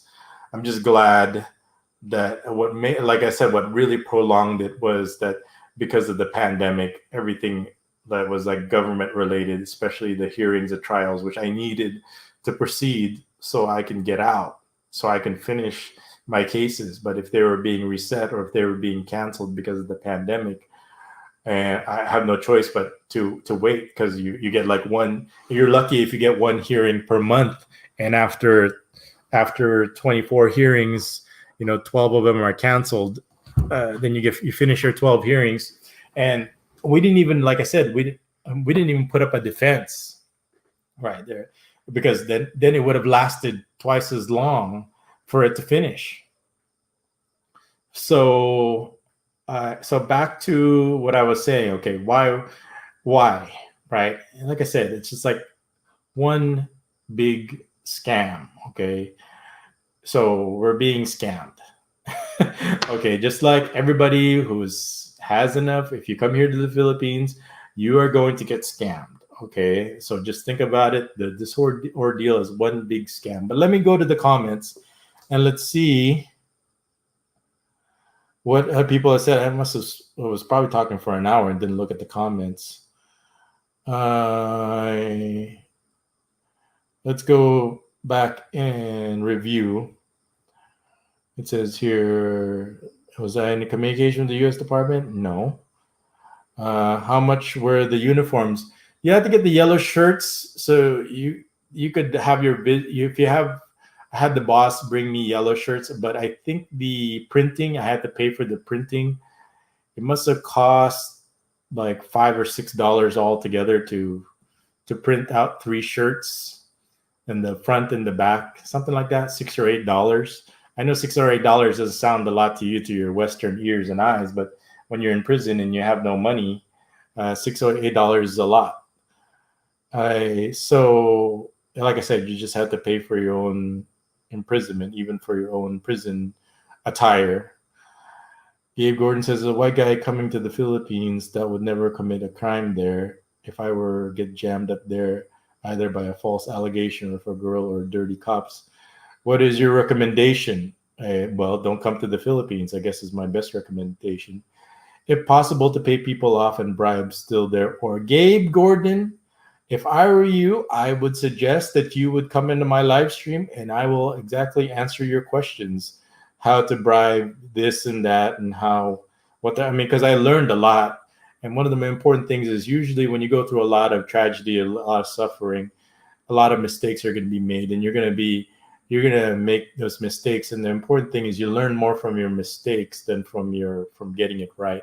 And whatever can go wrong, whatever mistake that could be made was made. And it's kind of hard because for someone like me, I can pretty much assess the situation and come up with a good solution, but I couldn't because I had no information. I was blind.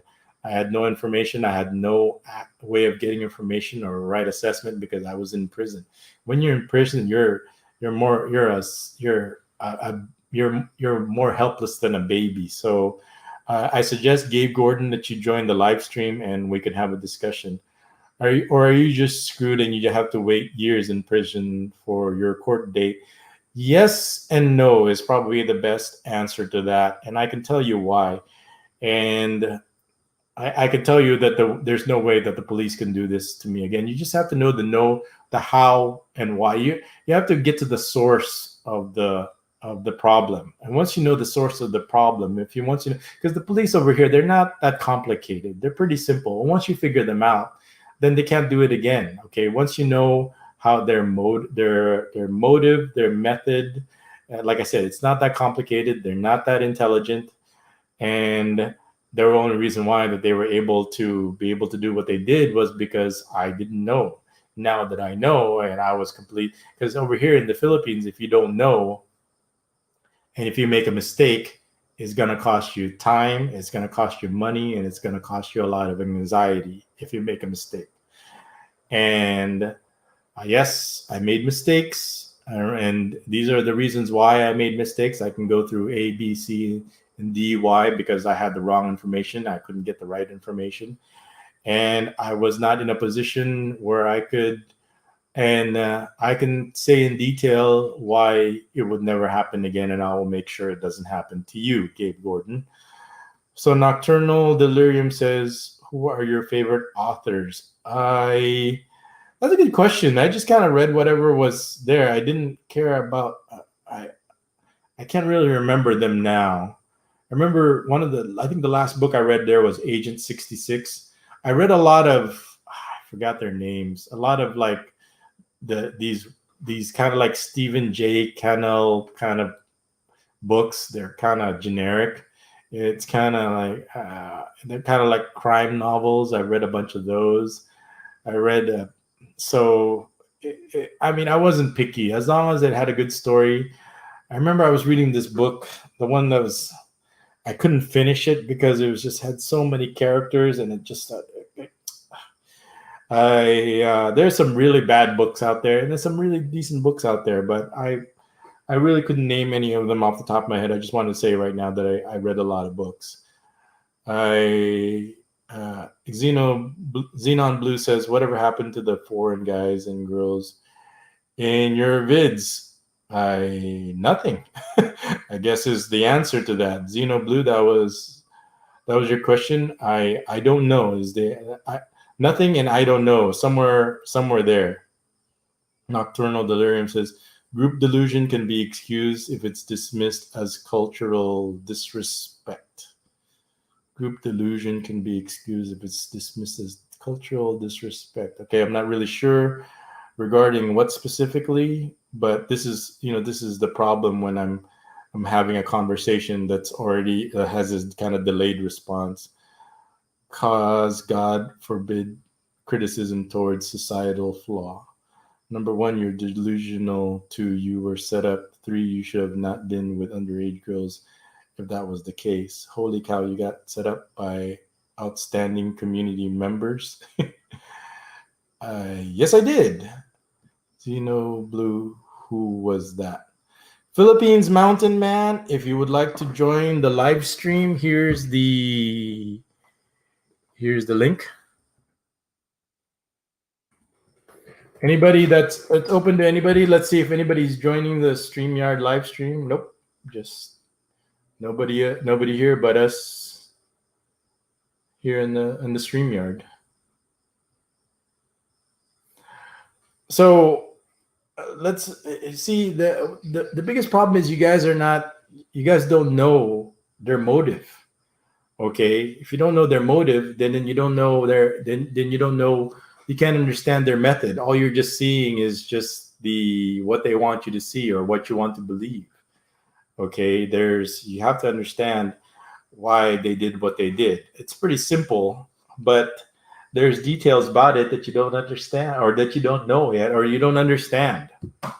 Okay, just like the jewelry store, right? The last thing that you would find in a prison is like a jewelry kiosk stall with a shelf that's got displays of jewelry on it. Right? So I wouldn't expect it. So there's a lot of things, and now that I've been there, I know it already. So let's discuss. I'm not going to attack you. I'm not going to. But if you ask a question that you already know the answer to, I have to point out that you already know the answer to it. I have to point out the obvious. Whether why you want to. Do we have do we have to dive into why you want to accept the reality, or you want to look the other way, or you want to keep thinking one way when the obvious answer is the opposite? So we've got people. We got a lot of people, actually. We got a healthy number of people that are listening on the live stream. We've got Nocturnal making comments. We got Philippines Mountain Man making comments. We got Xenon Blue making comments over here. So I mean, I've been talking a lot, so I would really love the back and forth discussion that people have. What they're thinking while I'm making these comments, so I can respond to it properly. It would make a lot more sense, and the flow of my information or my discussion would probably easier to understand also, instead of me kind of like being randomly all over the place. So, back to what I was saying about. So there was this guy. It was so funny. There's a lot of funny. I mean, it's tragic. Tragic is funny. I mean, pain is funny. I think that's what Chris Rock said at one point. If you have a lot of pain, then you have a lot of funny things to say. There's a lot of tragic things about prison. It's funny. That's why I was kind of when I heard Scott Pemberton talk about when he got released from prison, I was so, I don't know what's the word I'm thinking of. I don't want to say jealous or envious, because he like murdered. he killed it with his bare hands, drowned a person, a human being. Yes, it's a transgender, and they just had sex, but that he was pardoned after 5 years. And after I found out the details that he wasn't even in a real prison, he was like in this condominium trailer in a camp, so of his own. So he probably got like all this good food and air conditioning and all the books he can read and internet. So one of the funny things we did while I was in prison, like in prison, you can get a lot of the people over there didn't finish elementary school and didn't finish high school. So what they have is these kind of like GED elementary school classes, because most of the people over there, like I said, 90% dropped out or didn't even finish elementary school, not high school, not even high school dropouts, elementary school. Most people will say, they finished like only second grade or third grade, as if, because it's usually because of economics. They just don't have the money. They just don't have the support. I mean, if you don't have the money for a uniform, or to go to for the commute, or to have your baon, so you have money so you can buy the supplies or whatever is needed for the school, then you just drop out. You just don't go to school. It's not like in America where you just go and everything will be provided for you. They'll even provide free lunches, school lunches. I remember they had really good food too. I did some work for a time with that kind of like for kids that couldn't be in regular school. They would only go to school for like 2 or 3 hours a day, and that would be an equivalent. What is it, like alternative learning? I forgot what they were called. And you would find them in these kind of like strip malls they're like makeshift classes. You could see like kids going into them, and only for a couple of hours a day instead of the full like 6 or 7 hours. These are kids that are just fell off the system. They can't they can't go to regular schools. A lot of them had like home problems, is what I've noticed. It's always kind of like there were different races. It wasn't just like one race. I just noticed that there was like a balance of, well, actually it just depends, but there were like there were like white kids, Vietnamese kids, black kids, Hispanic kids. So there was, but a lot. But what really bound them together, what their biggest problem was economics wise, they just came from like a poor kind of in the fringe. And but the reason why I bring this up was there would be like a food truck that would come in and bring their food, and I was just like jealous of their food. I mean, these are for the students, but they had some really nice food. And speaking of food, it reminds me also when I used to work in prisons, and they not only did they have like the best healthcare, they also had the nicest food there. They were almost eating what like the people that were. Okay. I got this notification. I was watching this person do a review of a Chinese car. I got this notification, so somebody liked my comment, and so somebody was making I'll tell you, it's one of these new Chinese cars now. Chinese cars are everywhere now. They're gaining popularity, so people are doing reviews of Chinese cars. And here's what I'll tell you about Chinese cars. They're like Korean cars, okay? If you're gonna buy them and you're just gonna, after the warranty runs out after like 3 years or 5 years, if the warranty is 3 years, then they'll start breaking after 3 years. If the warranty is 5 years, let's say 5 years, then you just throw them away. Don't fix them. Don't waste any money. Just throw it away. The advantage is that you get, the biggest advantage with Chinese cars, from what I observe, is, if you guys make the same observation, is that you can get the fully upgraded top of the line car of that class or that segment for the entry level price. Like, for example, there's the top of the line price and then there's the entry level price. Well, that's where the Chinese come in, is when they make these Chinese cars, is they come in at the price at the entry level of that. So you get the top of the line features, like you get the titanium version or the Eddie Bauer version or the Denali version for the economy price. The drawback is that after the warranty runs out, it's a big money pit. It's a big headache. You fix something and then something else breaks, and all these things start falling apart. And it'll get to a point where, and then parts are going to be hard for it. Number one, parts are going to be hard, and number two, just because you fix one thing, it's usually it's all connected. That something else is going to break, and finding out what that is going to be a headache, and it's not worth being stranded somewhere. It becomes a dangerous situation. So once it starts breaking, just throw it away. That's what we did with the Hyundai i10. Same thing.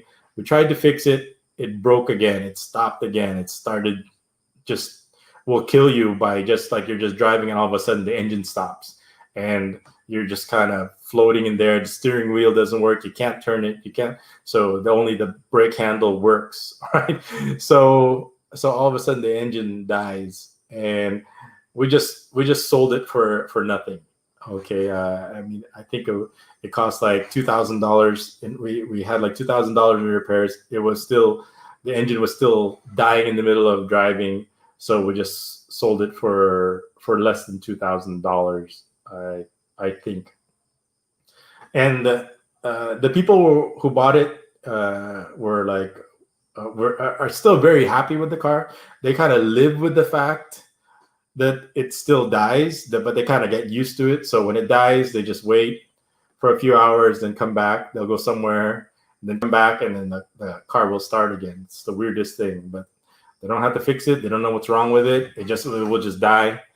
But anyway, so the Chinese car, the guy who was doing a review of this Chinese car, it was the weirdest thing. People were making comments because he was wearing a tank top, and they were like showing. It's like they're making comments about his tank top and how they were saying like, oh, you should make more reviews with the tank top or something like that, because he was just coming off the beach and he wanted to show the beach background, this, with this car. It was actually a mid-size SUV, now that I think about it, but it was supposed to compete with the Tucson or the other mid-size SUVs, but for a low entry-level price, you get all these features. And I get it. I'm really jealous of those features. You get 360 camera, all these sensors, all the lane departure, you get all the Apple CarPlay, all these. You get air conditioning, you get power this, power that, fully loaded, every option you can think of, with all the new technology for the entry level price. So but like I said, I don't want a car. Usually when I buy a car, I usually hold on to it forever. I don't want to just buy one after 5 years, just ditch it so I could just have the newest toys.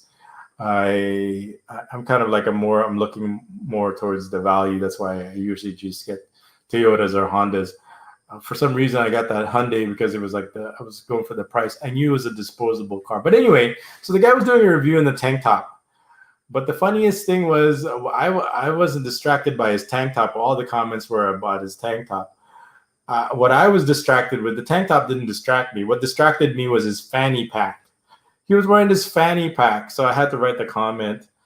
And my comment was that the 80s called and it wants its fanny pack back. And I think I made that comment just like yesterday. I usually don't leave comments. I know it's good to leave comments to engage people, and then maybe people will come and watch your channel. But there's really nothing for me to say to really get people's attention, because there's usually, when I see a video, there's so many comments already that every comment has already been made, but except my fanny pack comment.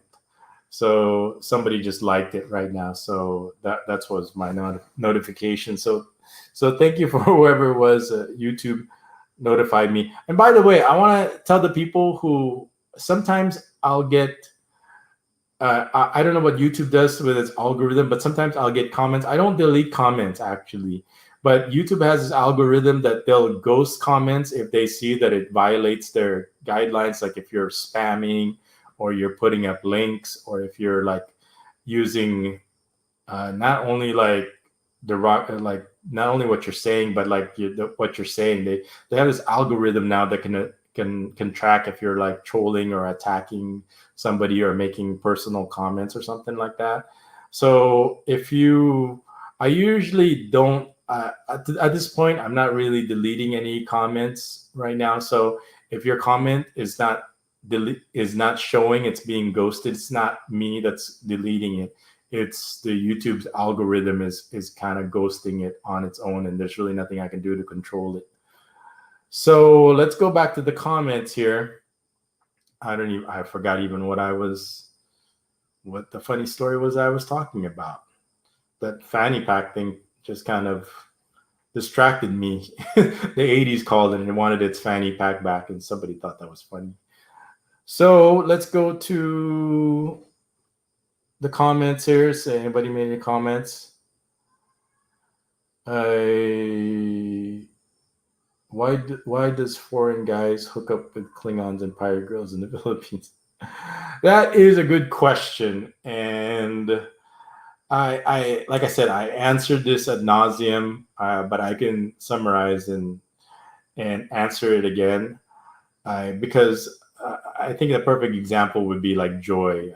I know everybody would rather love to have be with the Joy. I think she's like one of the nobody can hold a candle to Joy, how beautiful she is. Even with 2 kids, she still looks wonderful. She still has the same charm. She still looks great. She's wonderful, and she's a beautiful person. I mean, nobody's perfect. She definitely had her quirks, but I'm not going to talk about that. I don't want to ruin our good memories by focusing on like people's personality. I mean, I have personality defects, but I'd rather just focus on the wonderful things about her. She was just so passionate about life and everything. I mean, she was one of the girls that I became very close to, and not just only her whole family, her sister. I have like this a bunch of videos that I never got around to making public.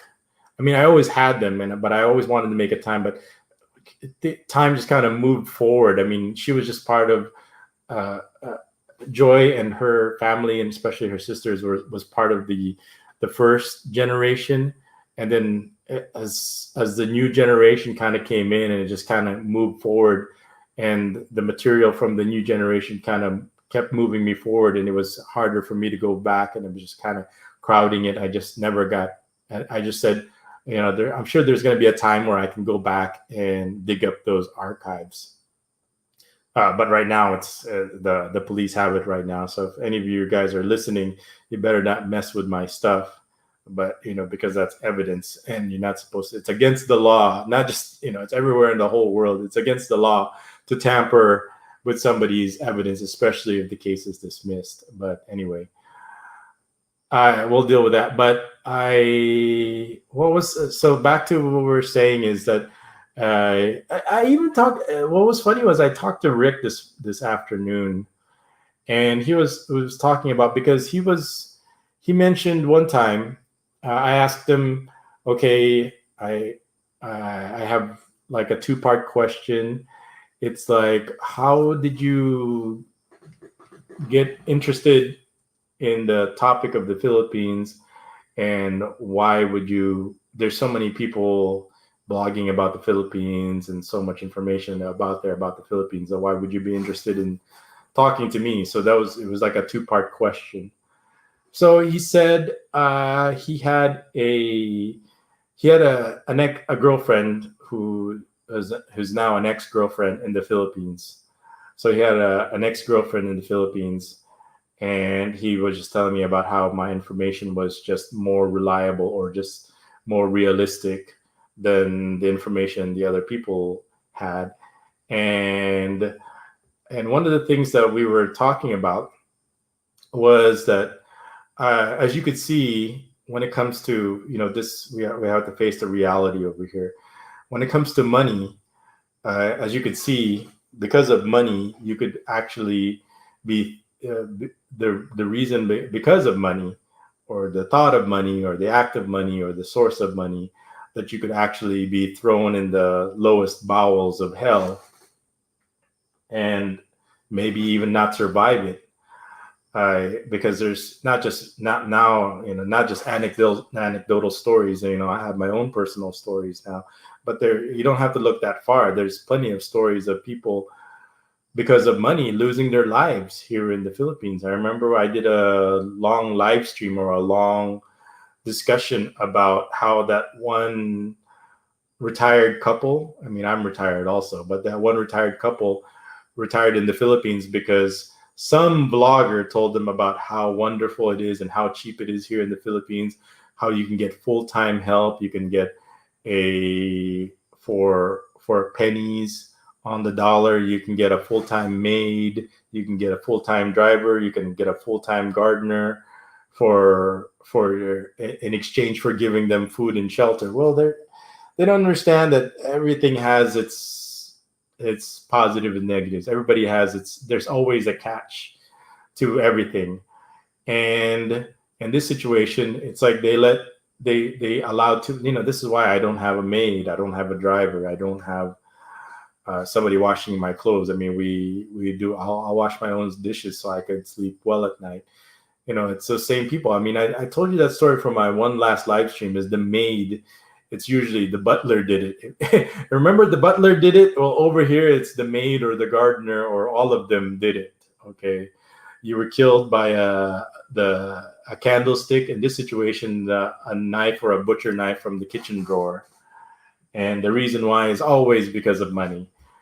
Yes, you could have made more money in the long term by taking care of this old retired couple, because they would have taken care of you, but they wanted to get the instant money right away.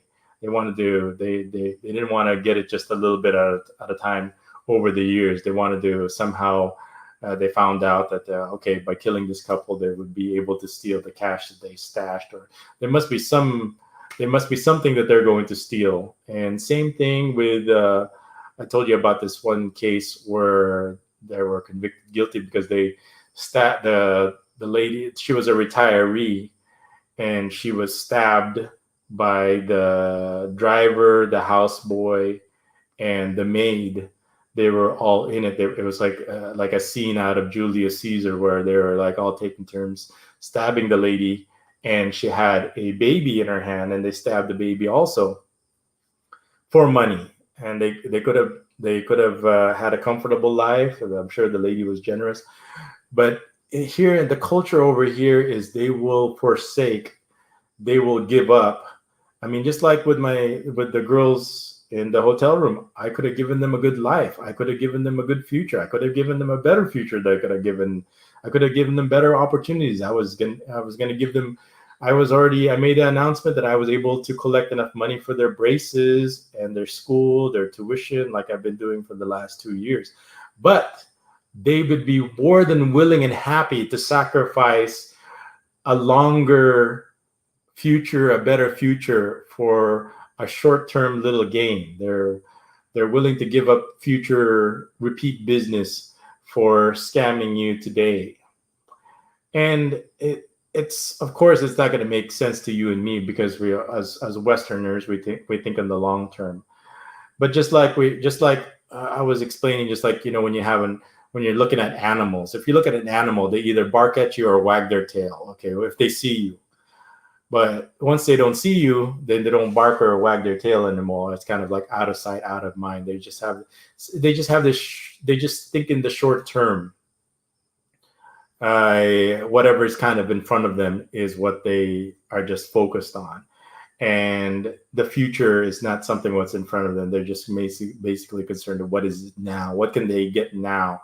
And it's not a scam for them. It's not a scam. I mean, as Westerners, we like to use terms like scam, or we like to use terms like extortion or blackmail, or for them, it's like that jewelry store culture. And you have to understand this culture, because if you don't, then Rick started asking me like, how do you start? Where do you start when it comes to the Philippines? Well, you start step one is digging your grave. And then he said, what's the next step? Well, then you just lie in that grave and then you just kind of wait. Because that's what's going to happen if you don't know what you're doing. And even me, I mean, you would think that I was born here, I grew up here, and I have a lot of experience here. I'm still learning a lot of things. I try to do my best, and I try to think and try to be a step ahead. And I was doing so far so good, in the bebotsonly that I've been doing 15 years. But eventually, if you come here or you live here or you come here long enough, you'll experience the scam, just like I've experienced many scams, some minor, some petty, some heavy duty. But we can all at least pretty much rest assured that probably this is the worst thing that can happen to you. And I would probably make the argument that you probably say, well, you didn't die, bebotsonly. Well, yeah, but there are just some things that are worse than death, and yes, that is prison. And some of the things I probably want to talk about prison is so what I was saying is like every once in a while somebody would get dismissed, or somebody or they would that their case is done. I remember you would have people over there. There's this one guy. His name is you know what? His name is Eric also. So there was one guy in prison, Eric. I came in there. He's been there for a long time. And he's been there, I would say, probably like, I think 7 years, 8 years for a drug case, right? And so he's been there like 7, 8 years, and he's just waiting for a hearing. He's just waiting for his hearing, okay?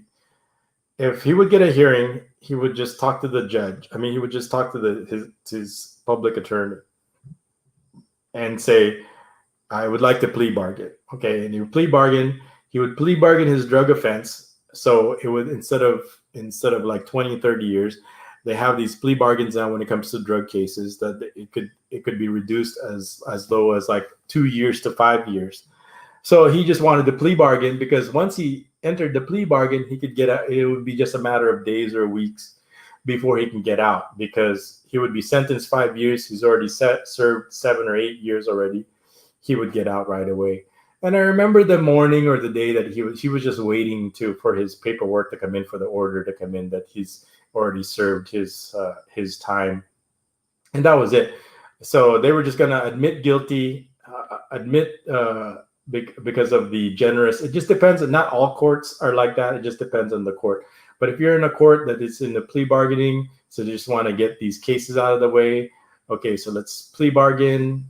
It happened 8 years ago. It's okay. So it could be anywhere 2 years, 5 years. But anyway, he served 7 years. It doesn't matter.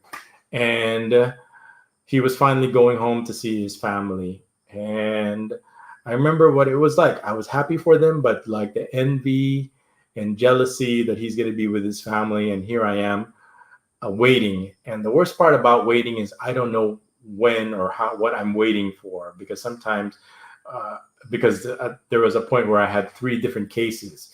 Even if it took a year for me to finally get arraigned in the entrapment case. The raid case, the search warrant case where they raided my house, we were able to finish it after like a year and a half. But because I was there like 2.5 years. But the entrapment one, the hotel one, it took a year just to get an arraignment. So because I was at a point where I was like waiting, and I didn't know when or what. I didn't know what I was waiting for, like what day. It's I don't know what's worse. It's like waiting for a long time, you know when the date is, or waiting a long time and you don't know what the date is, because you're not really counting the days because you don't really know. And then all of a sudden, I kind of knew probably like, oh, you got the notice that you have your arraignment, and then you could set up the hearings could start being scheduled then. But just getting the arraignment took a long time. Anyway, that was the hard part. Was he finally finished his sentence? He was going home, and there's just like this general feeling. I mean, it would go away after a while, then back to normal. Okay, there's still plenty of people there in prison. Then all of a sudden there's tragic, where you're kind of glad, where there's no envious, is people who would get convicted, and there's some serious convictions. The one that the maid, the driver, and the houseboy or the gardener or the all around, they got convicted. The maid got convicted. The houseboy got convicted, but the driver, the tricycle driver/driver, he died before he got convicted. So he was going to be convicted, and he died of malnourishment because he would just eat the prison food. Nobody visited him. He was just kind of like, I think his family gave up on him. Speaking of family giving up, what's interesting is some interesting observations is when I was in detention. So there's 3 kinds of prisons over. Detention is when you first get there, you get processed, and then there's this medium prison where that's where you're actually during your where you're there for your hearings to finish. If your hearings aren't finished yet, then you're kind of in this medium kind of limbo place. But once your hearings are finished, there's two results that's going to happen. Either you get convicted, or you get dismissed, or you go free. It's either you guilty or not guilty. If you get convicted, and if it's longer than I think if it's longer than like 5 years, then you go to the long-term prison, which is the Believed prison Muntinlupa, the new Believed prison Muntinlupa. So that when you go there, that's pretty much it. You're going to be there. You're talking about 20, 30, 40 years. You're going to die there, most likely. And if you don't die there, you're going to come out a very old man. And I was looking at that possibility. I mean, I could get convicted and then automatically would go into appeal, but I could die in prison while I'm waiting for appeal. So that was one of the things that was kind of scary, waiting for this appeal. And then let's say it takes 5 years for you to go to an appeal, it gets denied, you appeal to a higher court, you wait 5-10 years for that one to get denied. Hell, I could be waiting, just waiting for appeals for like 15 years, and then after win the appeal, and doesn't matter, I just spent 20 years in jail. Well, the good news is I think you get like 20 pesos a day as a reimbursement if you've spent 20 years, and I think it's that rate. It's like 50 cents a day that they'll pay you if you were wrongly imprisoned for like that many years. Uh, that's okay. You can keep the 50 cents. I want to be with my family instead. So I really dodged the bullet right there. I was trying to my best to try to get the evidence suppressed and try to do all those other technicalities that everybody is saying that I won because of, but this judge wouldn't allow it. So it had to go through where all the evidence was admitted, all the testimonials was admitted, and he had everything I thought he had everything that he needed to convict me. Because the process over here, there's no really jury of your own peers. It's just kind of like the judge hears it, and he says whether you're guilty or not guilty. But the shocking thing was when I read when they read at first it was I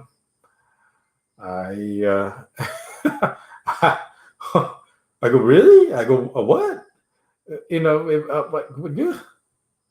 So once that was the first major hurdle, and then after that, I still had another human trafficking case and another one, and it just kind of pretty much that was the first one was a difficult one because I felt it in my bones. I just thought I already accepted it. I was already telling the boss that get ready for me to move to the long-term prison because I don't think I'm going to get a favorable decision out of this, because we took a gamble with the demurrer, because it says if the demurrer gets denied, it automatically goes into sentencing, and with no defense, that just means that like they had enough evidence to convict, and we didn't put up any defense, so it was automatic. We tried to buy time. There was really no reason to buy time, but because I had other cases ongoing. But I really didn't want to take the risk of talking in the stand and saying something that could be misinterpreted, and it was better to shut up and than say something in my defense, especially since they had no evidence to prove otherwise. And the worst thing I could do, the last thing I should be doing is getting up there, giving them a reason to. So go figure.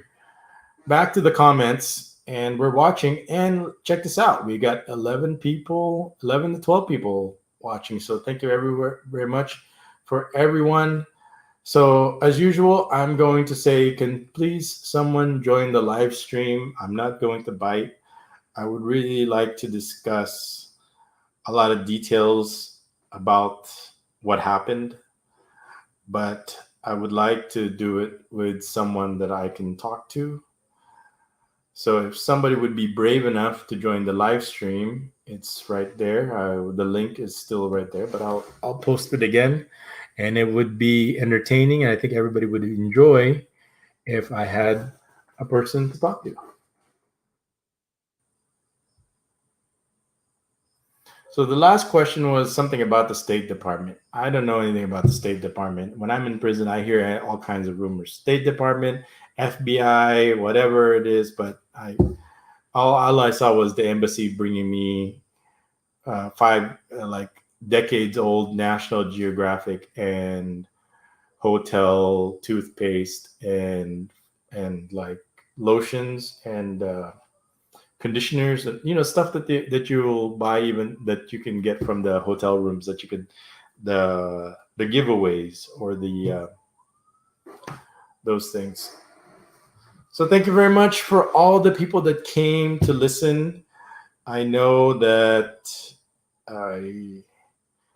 it's that it's not it's a because of this pandemic, I guess it's hard to be concerned about some of the not so important things in life when your people are worried about their jobs and they're like the I mean I'm hearing so many financial problems right now from people that my problem seems so insignificant, I guess is the word I'm looking for. So what I'm gonna be doing pretty soon is it's like I've been streaming for, let's see how many hours I've been streaming. Does it say? Is there a counter on here? Like 3.5 hours now. So what I'm gonna do is I'm gonna take a bathroom break and I'm going to get something to drink because I'm getting thirsty from talking. And if you guys have a certain subject that you guys want to talk about, please let me know. Or if you have any questions, please let me know. If you want to react, I would appreciate it because I would like the feedback, because I don't know if anybody actually understands what I'm saying, or I'm just kind of talking to myself. I mean, I do like the sound of my own voice, but I would really appreciate it if anything I'm saying actually makes sense, because nobody's really questioning or reacting to anything I said. It's been like an hour since or more than an hour since anybody left a comment. Other than why do foreign guys hook up with Klingons and pirates in the Philippines? So that was. So I think I guess I didn't really address it properly. The answer is, like I said, because I assume, just like with any man, they would love to have someone like Joy that will stand by you. Because if you get together, we all know if you get together with any Klingons or pirates, if you any sense or any trouble that you get into, any bad times or something like that, they'll leave you right away. Versus if you get someone a good one that's not a Klingon, that's not a pirate, then that you can actually a regular real person that can get when you spend time with them, you can actually develop loyalty with them. Then they'll be loyal to you and they won't leave you, and you'll be a happy family. Like, look at Joy and her family right now. What a beautiful family. She's got a son and a daughter that's gonna have a good life with better opportunities. And like, could she have done better? Yeah, she could have.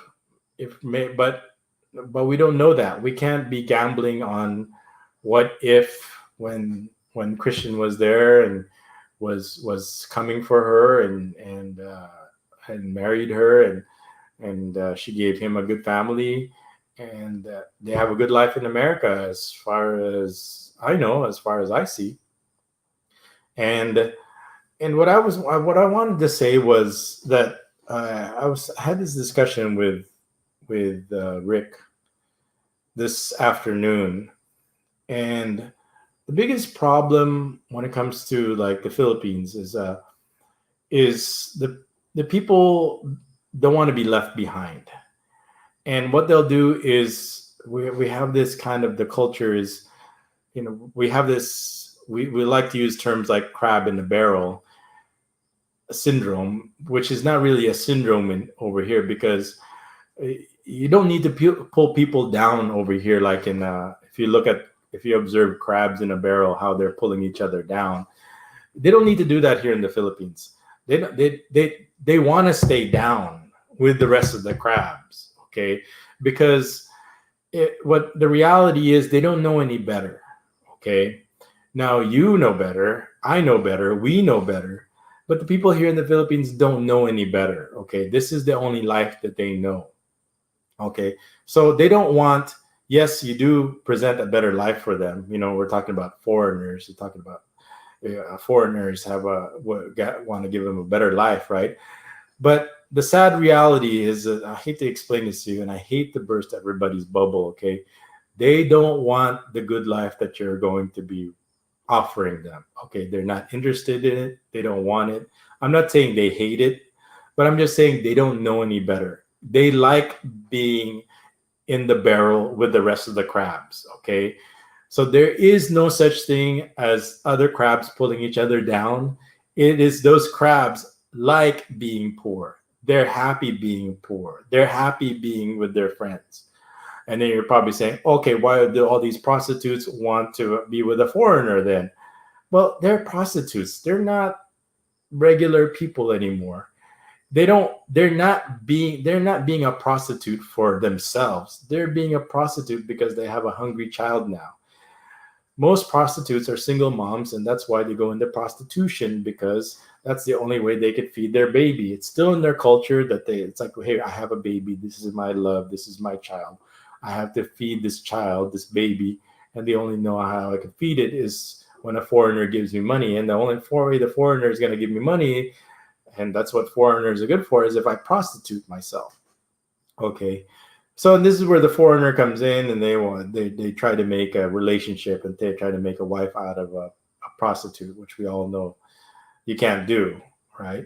Then go with a person that's not a prostitute. Well, the people who are not prostitutes, they're not, like I said, they don't want to be with a foreigner. They have no interest. They don't want anything that you have to offer.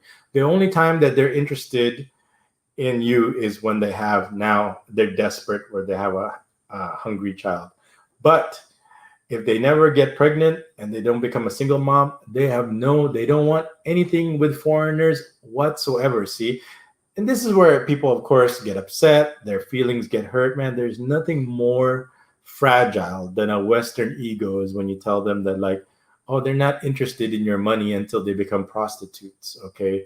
You like to think that, like, because that regular people that are non-prostitutes are interested in foreigners. Okay, generally speaking, all right. Let's just talk in general speaking. I'm sure there's outliers out there, red herrings that are not prostitutes that would be interested in foreigners. But let's just say, generally speaking, for you, for all intents and purposes, the only reason why anybody here would be interested in you is because a foreigner is because foreigners represent money. And the number one thing that foreigners are attracted to foreigners' money is prostitutes. And why are they prostitutes? Because that's the only way that they can get money to feed their children. What do you expect them to do?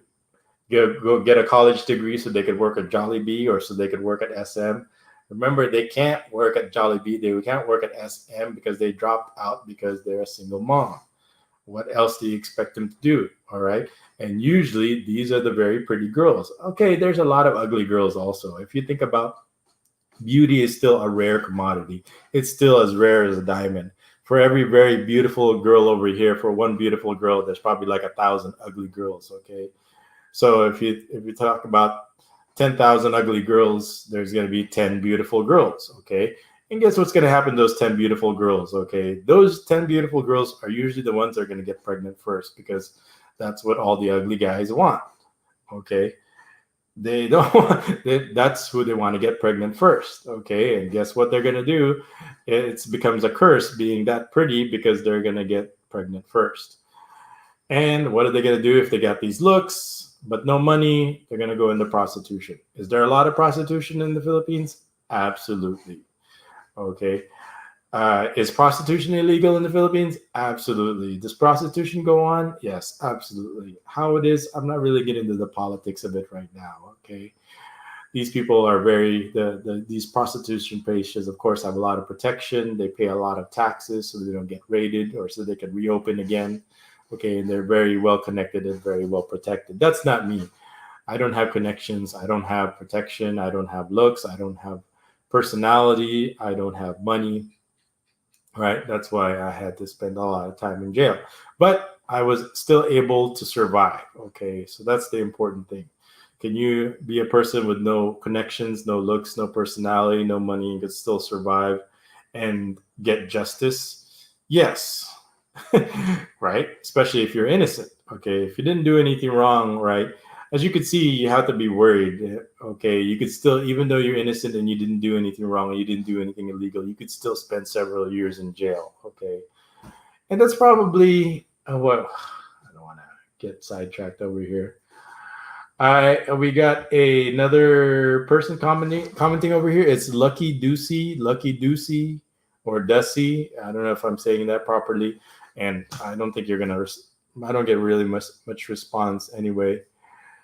MGTOW, woo, man, go their own way. Now, I mean, I can. There's definitely arguments for it, and there's definitely arguments for and against it. And for me, I can't go on. I can't because once it's so funny. People will always ask me why bebotsonly, and you don't need to ask why. You know why. And MGTOW is I do get it. It's safe. It's predictable. It's but I don't know, for people like me, that's the part of the thrill of life. That's like if you listen to these fitness experts, they give you like a list of foods you're not allowed to eat. You're not allowed to eat ice cream. You're not allowed to eat pizza. You're not allowed to eat pasta. You're not allowed. You can have salad but no dressing. I go, once eat salad without dressing. That's the reason why I'm eating salad, is because I like the dressing. And then you're telling me to eat salad without dressing, right? I mean, that's kind of like, okay, you won't gain any weight. You don't have to exercise, and you stay healthy because you're not eating ice cream. But then there's no reason for living. It almost gets to a point where, I mean, once you tasted ice cream, could you like live without? Can you really deny yourself ice cream for the rest of your life, right? So it's like MGTOW. Once you've been in a relationship with a woman, and then all of a sudden you can go without a woman. You can't. It's hard to have something that, and then all of a sudden live without it. It's easy to live without something you never lived without. But I want to go back to what what Rick said. Rick, what is it? Rick Lowe said during our conversation about why these girls have no interest in you. Okay, and I was telling him, and then so I asked the question is, so I asked a question to him. It was a simple question, and of course he got the answer wrong. So I apologize, Rick, if I threw you under the bus over here, but you got the answer wrong. And I go, well, where is it going to come from that they want to have a better life, that they want to choose to have a better life? Okay, given the opportunity, you give them the opportunity. You give these crabs in the barrel. They say, no, I want to stay here in the barrel with everybody else. Okay, the only time I'd be interested in you is if I become a pregnant mom, single mom prostitute. Other than that, before I become that, and pregnancies happen, teenage pregnancies happen here all the time. You're talking about 13, 14, 15, they're already having several kids.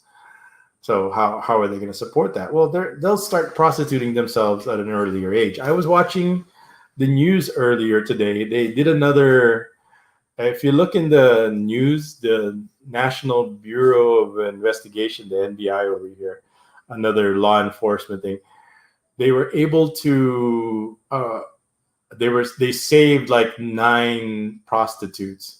And out of the 9 prostitutes, they said like, I got to remember the details, like the exact numbers, but 5 of them were minors. And I bet you those 5 minors, I can almost guarantee it, that all those 5 minors were all single moms. Okay. And yeah, you can, just because you're a minor doesn't mean you can't be a single mom, and that doesn't mean you can't sell your body so you could buy diapers and formula for your baby. Because obviously at that age, if you get pregnant by another boy or another teenager, they're not going to marry you, or they're not going to have the means or the wherewithal to support this baby. They're not ready to be a father. They're ready to have sex. That's no problem. Making babies is one thing, but taking care of them, that's a whole different. That's not that's like bahala na is what they usually say. Whatever.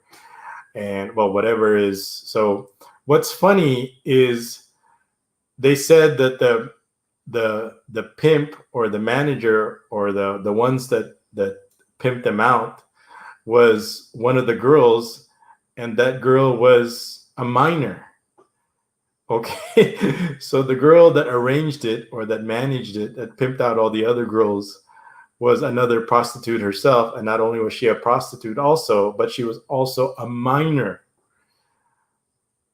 So this is where it kind of goes. So I was reading the comments. It was hilarious. You're not really saving anybody, because all the girls were there because they want to be there, because they want to make money. right? They're not being forced into it. Their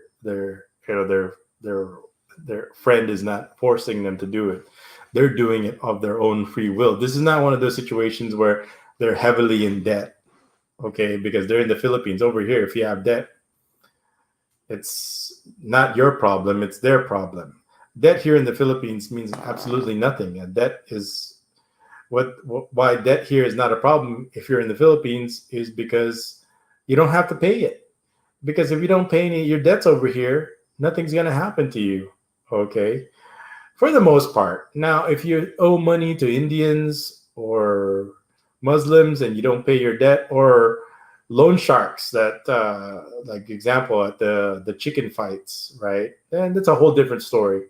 But like regular debts, like not involving certain vices, generally speaking, you don't have to pay them. Credit card debts, you don't have to pay. Debts at the sari store, you don't have to pay. If you're here in the Philippines and you have normal debt, not the gambling type of debt or the other kinds of debt, but the normal kind of debt, you don't have to pay it. So you don't have to sell your body. Now, if you have debt and you're outside of the Philippines, let's say like you go through a manpower agency, okay, or these human resource agencies, right? What they'll do is they're like, okay, we set up your visa, we paid a lot of money so you can get your work visa. So you're going to incur like hundreds of thousands of dollars in debt, and you're like an indentured servant for life. Then you get to a point where like, then yeah, you're selling your body not for your own benefit, but for their benefit, so you could pay the debts you incurred. Because you're a single mom, you want to you go into the human manpower services, and then of course one of them is like, okay, how are you supposed to pay back this debt? Well, you're gonna have to prostitute yourself to do it. It's one thing to prostitute yourself where you benefit from it. It's another thing. I can understand it's a completely different ballgame when you're being forced to prostitute yourself because you're forced to pay these debts. Okay. Now, does that go on happen all the time? Yes, right. Is there anyone's gonna do anything about it? I mean, like I said, it's a corrupt system, right? We're not really here to say it's right or wrong, or we're going to change it, or we're not going to. Remember, I've always said that we're not here to change the world, okay? We're not going to here to change the system, but there are people out there. There are joys out there. There is another joy out there. There is another Christian out there, and that want something, the best out of life, okay? Something more out of life, okay? And they'll take it, okay? And I was explaining to Rick, well, how did you think, like, so you have people that don't know any better and you have people that know better, okay? So the people that don't know any better are the people here in the Philippines. Of course, the people that don't know any better, that know better, would be us, okay? And how do you get like a beautiful girl here in the Philippines that's not a prostitute yet? Of course, left to her own devices. If you wait, you know what's going to happen. But anyway, let's go back to, how do you get a girl to be interested in a better life, or the opportunity that you're presenting her? And of course, he gave me the wrong answer. He said, like, it has to come from within, is what he said, was his answer. It has to come from within. At first, is my reaction. It has to come from within. She doesn't know any better. Okay, people who don't, that's why they don't know any better. There's no coming from within, because they don't know any better. Okay, and I told them, we got two parties over here: the people who don't know any better and the people who do know better. Okay, whose responsibility is it? Are you going to blame the people who don't know any better? Who are you going to blame? If you blame them, you're just like wasting your time. Right? They like being in the muck. They like living under the bridge. The only time they don't like living under the bridge is when their baby's crying, and it was when they're hungry. Okay. But other than that, they're still managed. Okay. And they'll find ways. They'll find ways to get that foreigner money. And then what are you going to do? So the point I'm making here is, It's up to us. All right. And then that's where they come to, it's up to the people who know better. Okay. To get them to want something that they don't want. Okay. For their, because they're not going to come up with it on their own. Because let me tell you something over here. Because if what you're going to propose is his answer was it has to come from within. Oh, so your answer is you're going to wait. Okay. What's going to happen to you? What here in the Philippines? What's going to happen to you if you just wait? Okay, nothing. Okay, for if you want something to happen, you have to make it happen. Because if you wait, nothing's going to happen. Okay, so that's why, like I said, that's not me. I already know that if I'm going to wait, I'm going to wait for nothing to happen. So that was one of his mistakes. And I talked to him about, and I made a comment about he didn't really get into much detail about his ex-girlfriend and why, and I don't really need to know. I've heard all the stories. I've they all they're all the same. Just change the names to protect the innocent. The point is that I wanted to make to him was that your ex-girlfriend, she was never your girlfriend in the first place. If she was really your girlfriend, truly your girlfriend, she would still be your girlfriend right now.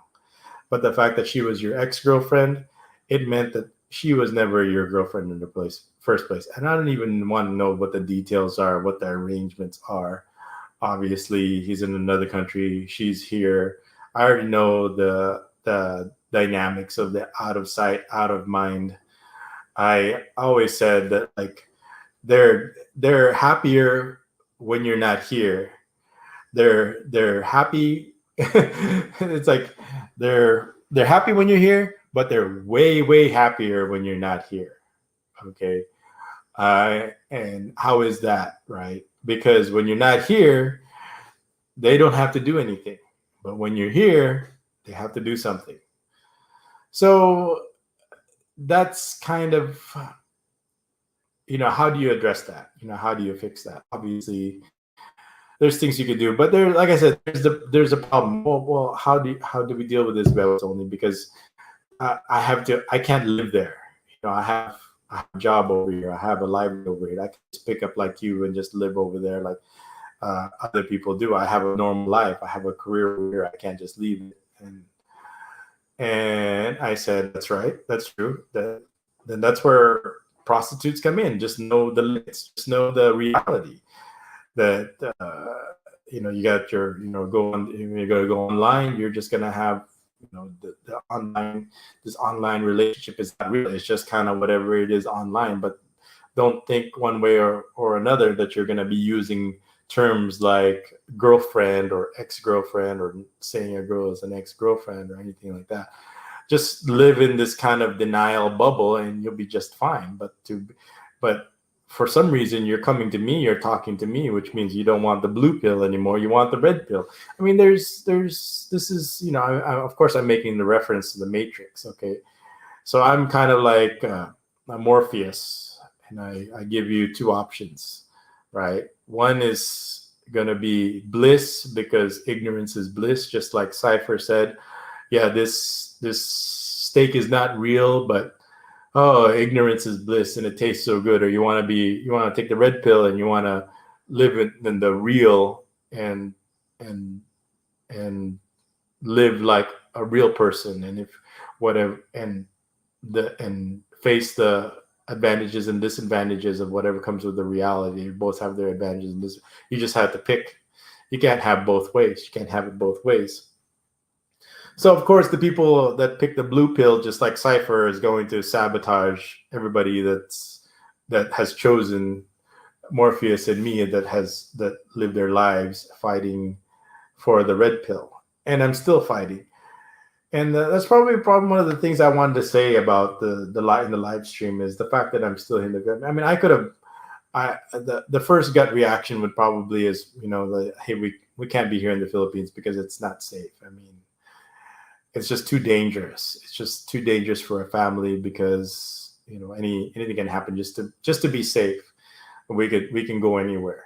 Okay, we're all citizens. We're all U.S. citizens. We could use our blue passport to basically go and live anywhere another life. But for but for some reason I'm still here, and I would like to think that the fight continues here, and this fight is not just for me. And I was telling Rick that I'm here for a reason, because even the people in prison know that I'm the only person that you can trust in the whole entire country. I was talking to the people in prison. I go, look at me. I'm the only person you can trust here in prison. Okay. Not only here in prison, the whole entire country. Okay. Because there's nobody else you can trust here. Not these lawyers, not these police, and definitely not the poor people over here. Because there's this old cliche that you can never trust somebody that needs something from you. Okay. So, I mean, how tragic would it be? The only person you can trust in the whole entire country is me, and I'm not here anymore. Well, that's really something we all have to decide and we all have to discuss, because even the Count of Monte Cristo, when he got out of prison, he got a lot of help. And I can't do this on my own, is what I'm saying. So I know that Rome wasn't built overnight. I have to build back up again. It's going to take a while to gain people's trust and fear, like Virgil was saying earlier, how people are afraid, people are scared to be associated with me. And I do understand, and it's probably going to take time, because what happened to me was scary, okay? And I'm not going to make light of it, okay? I wouldn't wish it on my worst enemy. And it's a nightmare that I haven't gotten really a lot of nightmares about it lately. I'm trying to think of the biggest problem with nightmares is once you have them, you easily forget them. But I remember when I first got out, I was having kind of like these recurring nightmares that I was still in prison, and I would wake up and be glad that I wasn't. I felt like it was like that movie. Gosh, what's the name of that movie with Leonardo DiCaprio? I forgot. In where they were like controlling dreams, and that's like the second movie I knew about dreams. The other one was like Dreamscape, but I forgot what it was called. I'm sure somebody in the comments will say. But the point I wanted to make is that I thought I was good.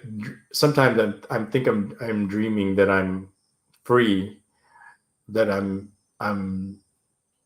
still in prison. I'm in prison, but I'm dreaming that I'm free. But for some reason, I still think I'm in prison, and I'm having a dream that I'm not in prison anymore. It was the weirdest thing. I'm having a dream that I'm free, and then waking up from that dream and says, "Oh, I'm still in prison," but I'm still actually in a dream that I'm thinking I'm in prison, and I wake up from it, and I'm actually not in prison anymore. So it's a weird feeling. It's a weird dream. It's hard to describe. So it feels like I was like a dream within a dream, just like, oh, was it Inception? So let's get to the comments. I said I was going to take a break a half an hour ago. I wanted to get something to drink and go to the bathroom. Here I go again. All right. Xenon Blue says, are you going to do the meetup video with foreigners and friends like in the past? Your driving blogs was interesting. I don't know, because I don't know if any foreigners would want to meet up with me at this point after what happened. I mean, but as long as I'm not in prison spending 40 years in long-term prison waiting for my appeal, the answer is anything's possible. When you're in prison, that's all you say. It's just like, once I get out of prison, it's like I can do anything. Anything is an option. When you're in prison, you can't do anything. But once you're free, anything is an option. Anything is possible. So to be honest with your answer, Xenon Blue, anything is possible now that I'm out of prison. Okay, but whether it's practical or reasonable or realistic to do, who's to say, right? I don't know yet, because I would have to meet girls again, and it had to be under the right circumstances, and foreigners, meeting them again would be under the right circumstances. But could I, of course, I'm going to have to like manage risk. of course, the best way to manage risk is like, okay, if you're worried about Philippines corruption, and then leave the Philippines and go somewhere where it's not corrupt, where the people actually are not so desperate, where not everybody in the whole entire world is in the whole entire country is a scammer.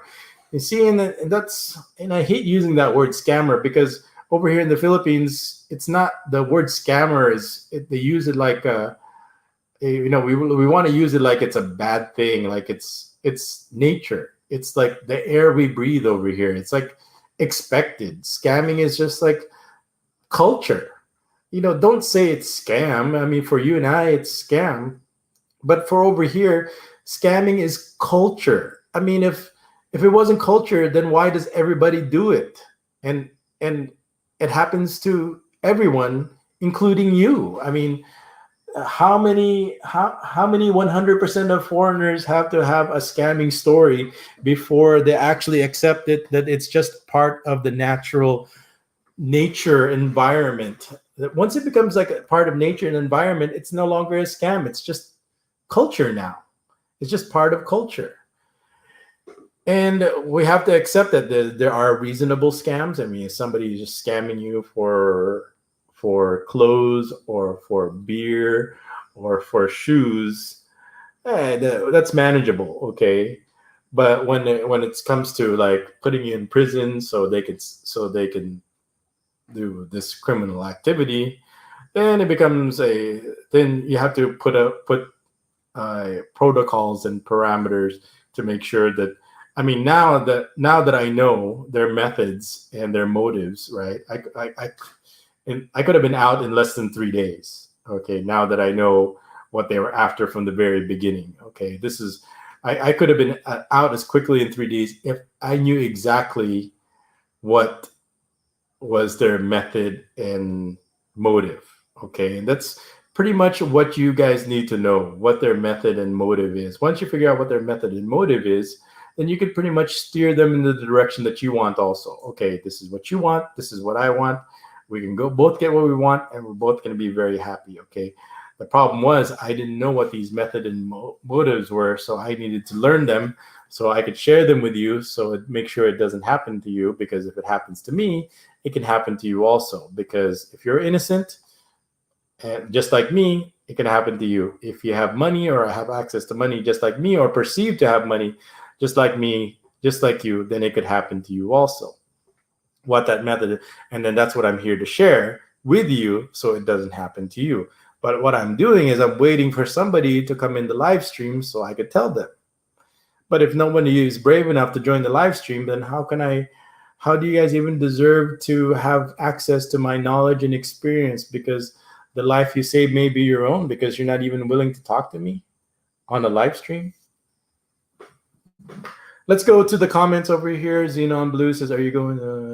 Xenon Blue says, you tell the reality about the Philippines. Other Philippine bloggers always show BGC and westernized areas and tell a lot about the deceptive lifestyle.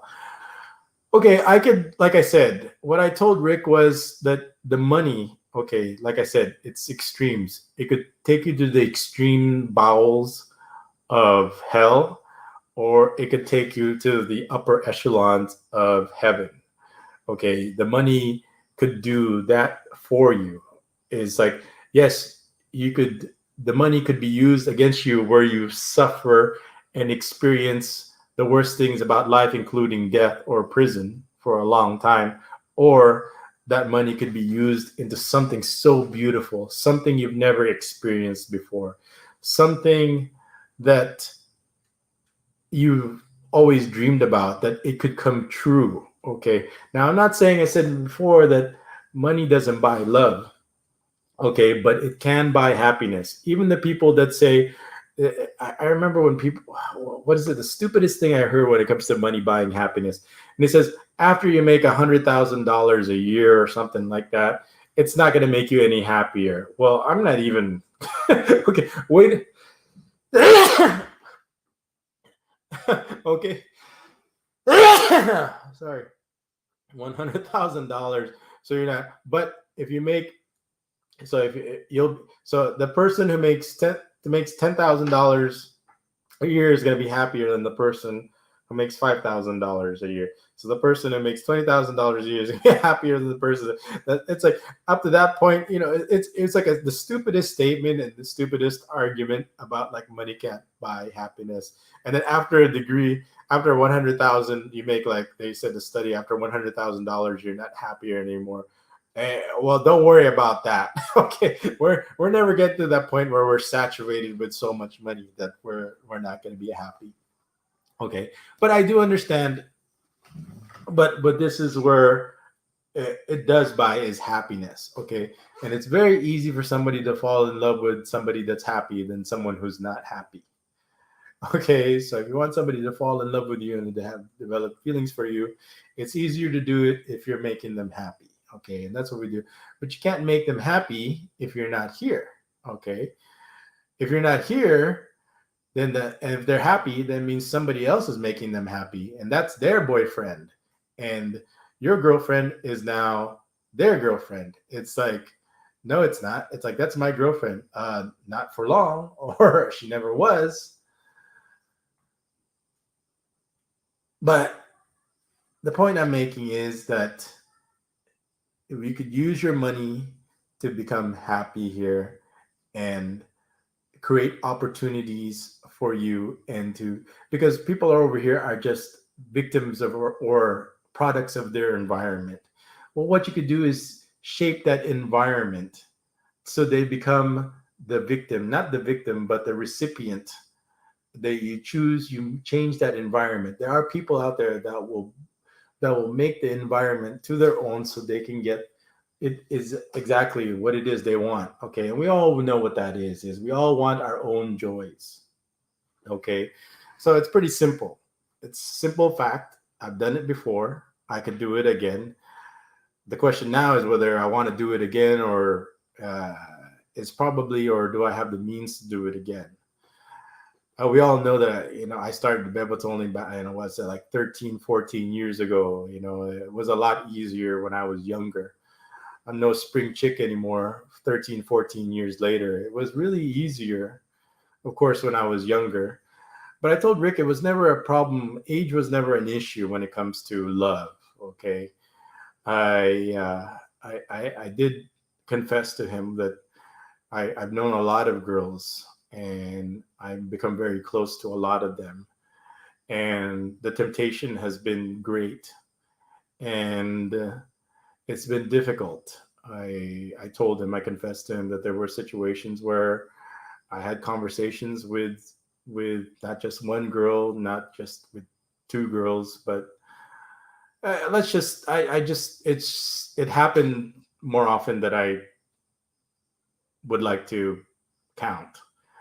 That the discussion or the temptation was that they wanted. It's so easy to just run away and start a new life and do something exciting, and yeah, they wanted they didn't want this kind of part-time relationship anymore. They wanted it to become permanent. And I said it's very flattering. I really, it's especially for someone like, well, I'm not saying someone like me, but it's I said it's, I'm trying to describe it. It brings a big smile to my face when I think about it, but I'm not the man. There's a man, the man for you. I'm maybe 40 years ago when I was single, and or before, even if I had kids, that would have been a possibility. But I love my kids so tremendously. There's no love, not even like a beautiful young girl that I wish that I had a time machine could ever replace my immense love for my kids. As much as I love our friends and the girls, my love for my children cannot be replaced. Of course, I didn't say that. I usually just make up some excuse. I go, yeah, sure, we'll do it. But it's just me lying. Anyway, I'm just telling them what they want to hear, because you really don't want to turn down a girl because hell hath no scorn like a girl. And I usually kind of tell them what they want to hear, especially if they start saying like, "Oh, my period is late. What you're gonna do? You're gonna say, "Oh, I'm gonna be there for you. We're gonna be a family. We're gonna be together. It's gonna be the three of us, and we're gonna be happy family." That's all they want to hear. They just want to hear a reassurance that you're not using them for. You're just using them, right? But I always I always knew my limit, and they know that. They know that because not that I'm making up excuses or anything like that, but they know that the man for them is still out there, and I would like to think that they're still out there, and that eventually we'll find them. But sometimes that person that's supposed to be the man for them, I lost their way. And as much as I did my best to leave them as many breadcrumbs to try to lead them together, I don't want to say I failed, but it's just that there's only so much I can do. I'm still just one person.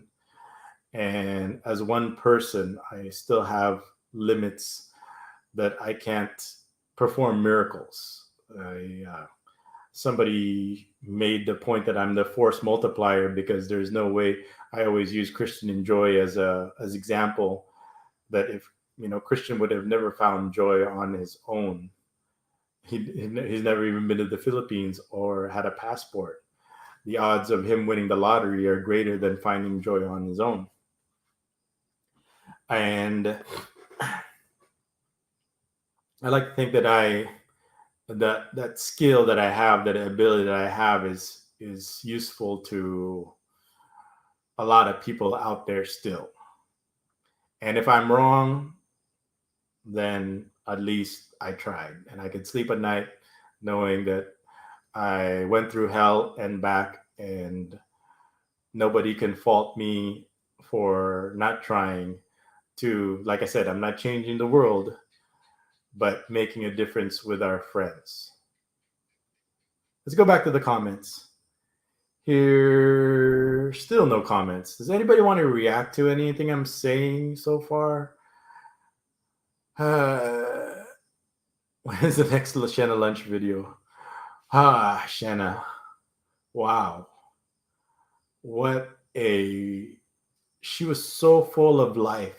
I loved my day with her. I spent my day with her. I enjoyed it. I wish I did more of it, but like I said, I'm only one person, and the squeakiest wheel got the oil, and I went to the other squeaky wheels, and she wasn't squeaking as much anymore, as much as I would love to. I mean, I love, but Shenna was. I often thought about what would it be like if I continued seeing her again, because it's a when I spend a lot of time with girls, and I spend a long time with them, it gets more interesting, for lack of a better description. It gets more interesting when I spend time with them. It's already interesting with the short time I spent with time with them. I mean, it was, but the sad part is I wish I could go back and watch those videos, and because as I get older, my memory fades, and it's just, there's nothing more wonderful than watching. I do enjoy watching and reliving some of those old videos again, and Shenna's lunch dates were definitely a lot of fun to watch. We met a lot of people together. We had a lot of fun together. So I do understand if you want to see her again, but I think there's a lot of Shennas out there. They're all full of life, especially at that age where it's like they can do no wrong. It's like they got it all figured out. It's like the world is their oyster, and it's so infectious. And I always say that that's kind of like it's the fountain of youth. You feel just like them. I don't feel old. I don't feel dated when I'm with them. I feel just like one of them. I feel if I hang around with a bunch of senior citizens, and yeah, I'll feel like a bunch of senior citizens, complaining and everything. But when you're hanging out with these girls, and they're just, all they care about is their Jollibee and their French fries, and you've seen their videos, how happy they are, and they're with their friends, and they could care less about what happens tomorrow. They're just enjoying today.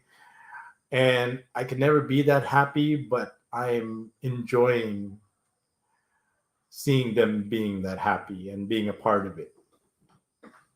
So thank you, Lucky Dussy, for the next Shena lunch video. Gosh, you must have been watching these videos for decades. That was like that video was 10 years ago. And we're still here 10 years later. There's a bunch of like these wannabe vloggers that came on while I was gone for the last 2 years. They should show some respect that I've been here for like I was here years, decades before they were here, and I'm still gonna be here after they're gone. Right? So they should just show some respect to the OG over here. At least I would think that I earned some, especially after surviving what I just did. And I still kept my perspective and I still kept my point of view. And pretty generally, other than having more experience and having more knowledge, especially when it comes to the police over there, I would like to think that I have more information that's more useful to share to keep us safe now that I survived it. And I'm dying to share with you guys if somebody would just join the live stream. And I could just tell them, I just want to hear their reaction to what I have to say. Because right now, if I just say it and I look at the comments, it's just all I see is like crickets. And there's people watching. I see that. You guys have been watching for the last, 4.5 hours, 5 hours. I've only got 2 more hours left. So if anybody's going to join, they better do it now, or I'm not going to be able to say what it is, the method. Because remember I said before, knowing is half the battle. You've already won the battle once you know. If you know, you're never going to be in my situation. Well, this is your lucky day. Now that you know, you never have to worry about this happening to you also. All you have to do is click on that live stream and the truth will set you free. Yeah, I know it's a cliche, but that's all I could think of at the moment. But I'll let you guys think about that.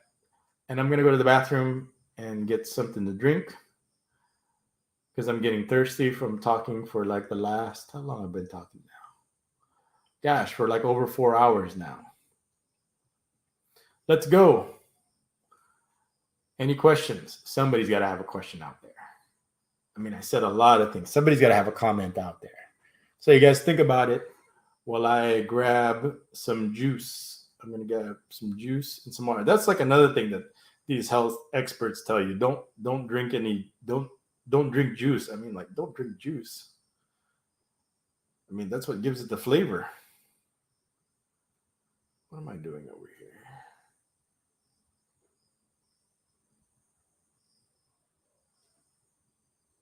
Well, wait a second. This is, hey, this is so-and-so. I'm glad that your channel is back up. Who is this?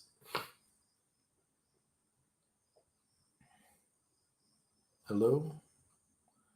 So I'm getting messages from WhatsApp now. It says here, messages and calls on WhatsApp are encrypted, so no one outside this chat can read it. When was this?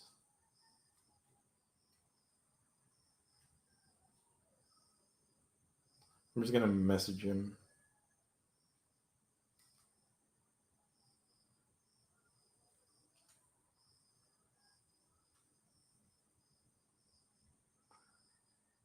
Waiting for the comments. No comments. And you refresh my memory. I'm old and senile.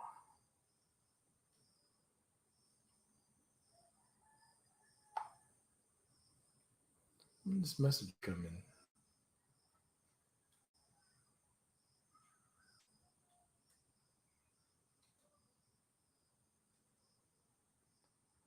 I'm live streaming now.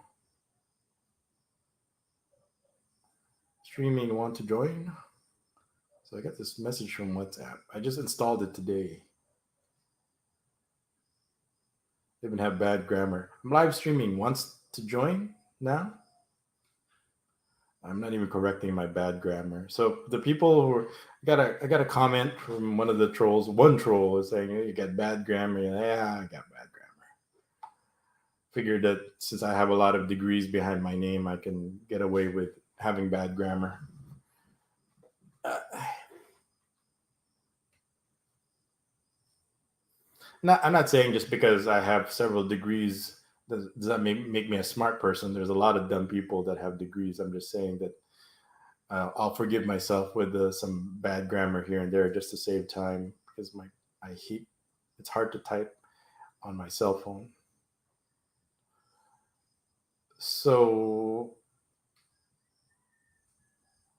So I got a message today because I just installed WhatsApp. But who is this?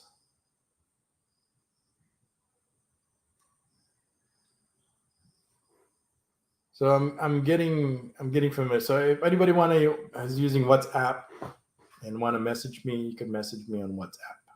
So this person messaged me and I just kind of told him, hey, I'm live streaming right now. Want to join? And I can't really tell if they see my message or not. There's like it's hard to tell. It's hard to say.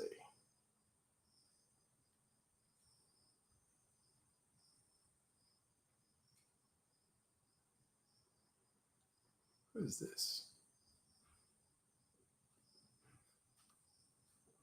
Status. Okay, if nobody is making any comments or asking any questions, then I will get something to drink. So while I'm going to the bathroom, I'm only going to be on for another hour or so. I can't be up all night doing an 8-hour live stream because uh, I've got things I need to do tomorrow, and I need to be fully rested for tomorrow's activities. I got to keep up with the kids, and the kids need me. I know you guys need me, but the kids need me also. Why is it? That's strange.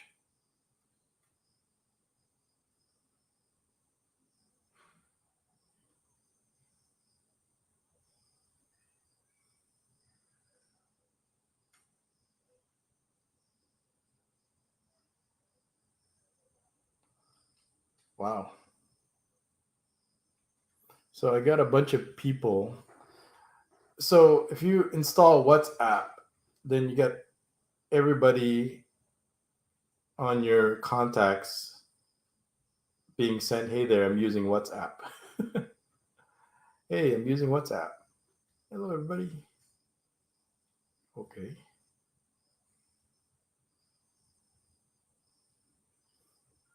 Just trying to figure out. We're updating our terms and review. Status, calls, nothing.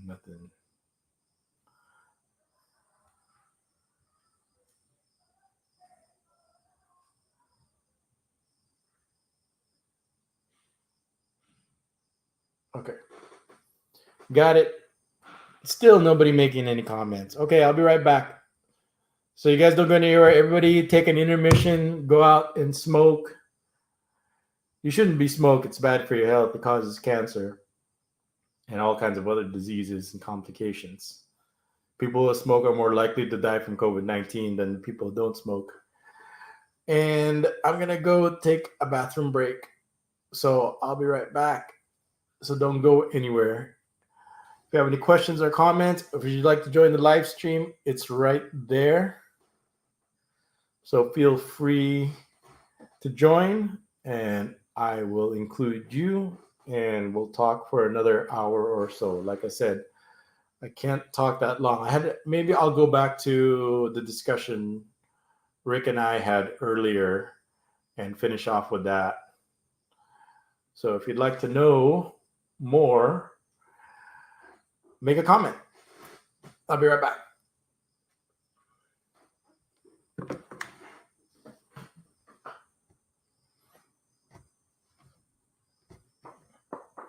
Now I can understand why people are afraid to be associated with me, but then why are the trolls, even the trolls? I look, there's no trolls.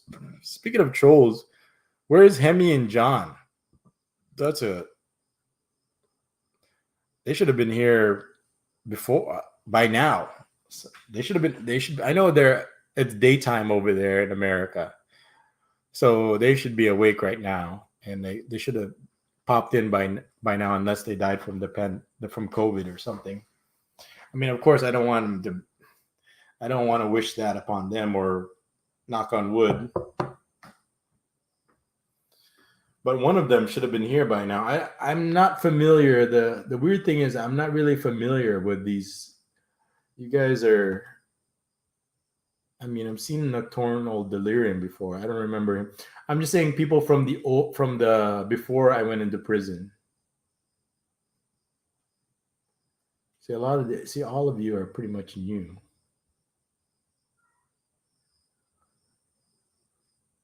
Yep, not much comments. Okay, I'll be right back. Don't go anywhere. I'm back. I'm back.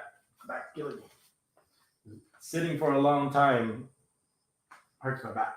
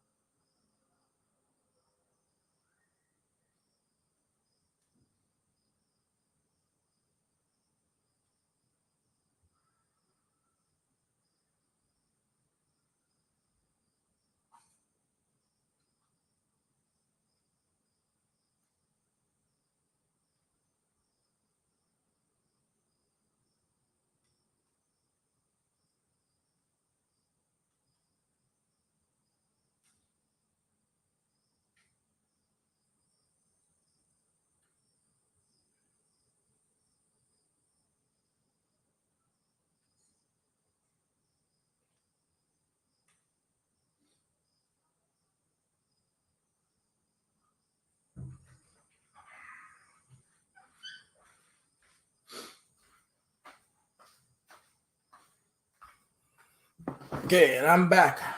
What did I miss? Okay, good. There's 10 people watching. I'm enjoying a beverage. And no comments. Let's see what we got here.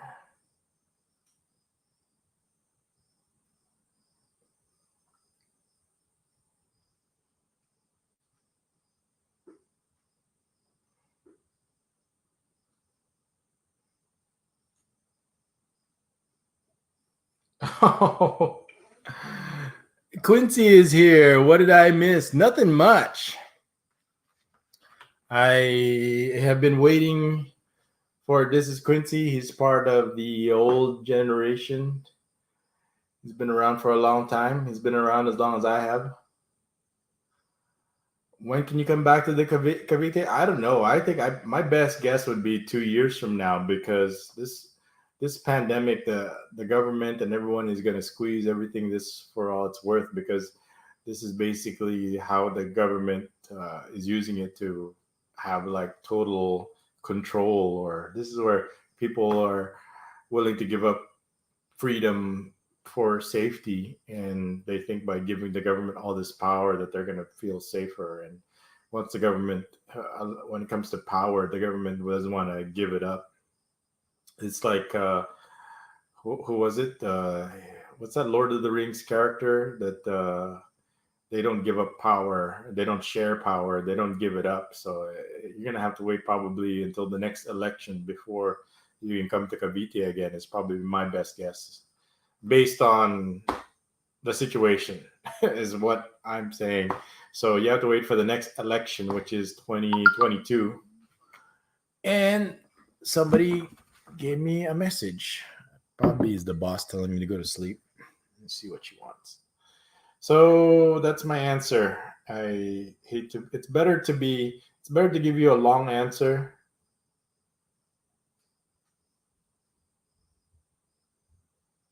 Wow.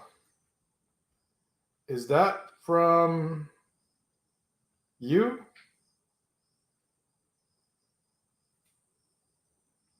Thank you very much, Quincy. The boss just gave me a thank you for your contribution. I was going to make a video about how I wanted to.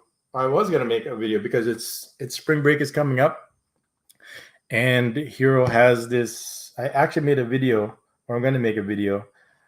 I actually made a video where he has, because of the pandemic, there's no training, there's nothing like that, and the coaches are. I'm not saying they're desperate, but they really need work because all the facilities are closed.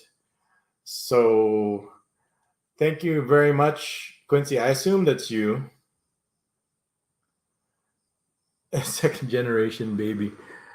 Is now Quincy just another second generation baby. Imagine how old I'm gonna be by the time I'm gonna be buying that baby French fries.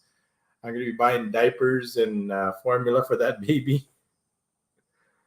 So congratulations, Quincy. But thank you very much for this, Quincy. I we were going to, like I said, we have coaches that contacted us looking for work during this pandemic because there's no work for them right now. So they're asking if we want to.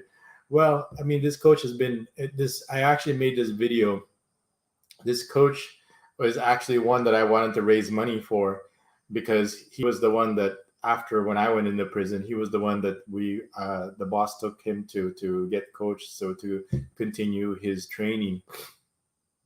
So he asked us if we had any work to give him. So we said, why not?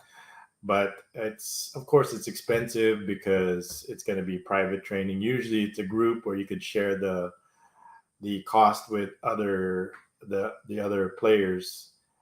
So we could spread out the cost, but we can't do that with the pandemic. They don't allow training with a lot of people, and we wouldn't want the responsibility. What happens if something happens? If we organize a group and then one of the kids and it's where kids get infected, and we're going to get in trouble because we violated a protocol. So we have to like bear all the costs. Usually they like to make around $40 And if we spread that out over 5 kids, right, or that's only $8 per kid.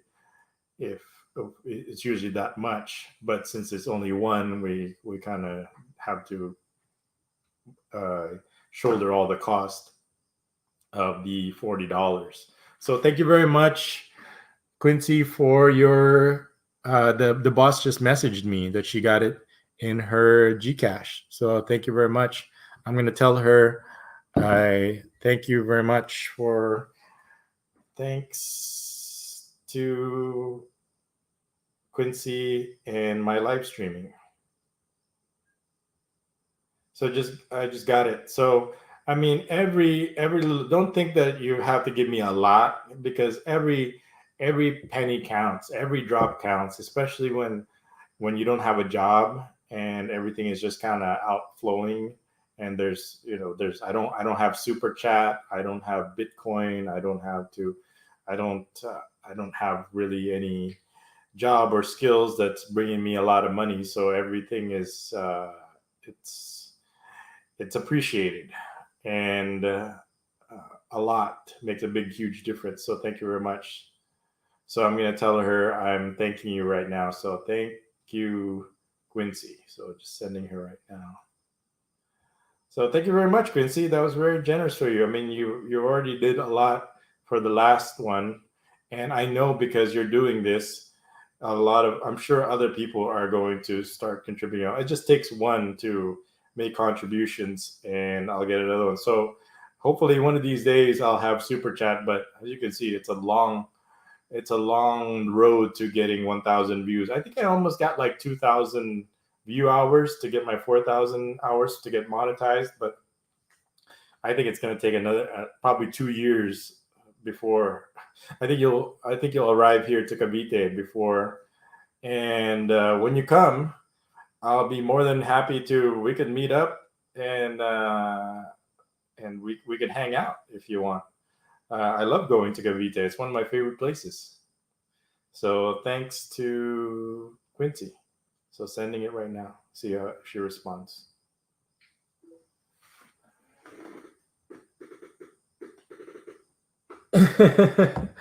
Quincy says he told a few of the bebots that you are out and can help feed the new babies.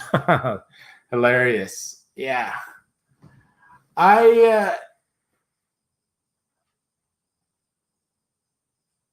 Lucky Dosey says I should interview Shenna for an update video. Gosh, I don't even know. I wouldn't even know where to begin. I would have to ask Hemi for her FB and message her. So that's good that they know that I'm out. I know one of them actually messaged me. She messaged me, but I messaged her and I haven't gotten a response back because I don't know what kind of new. So she says, "Say yes, thank you. Are you done?" No, not yet. I'm still trying to raise money here. I still got another 2 hours to go before I run out. So I told a few of the rest you're out and can help and feed the new babies also. You know who I really want to see is I want to see Mary Chris again, but I could barely recognize her because she got fat. Does she have a baby also? Because they usually get fat after they have a baby.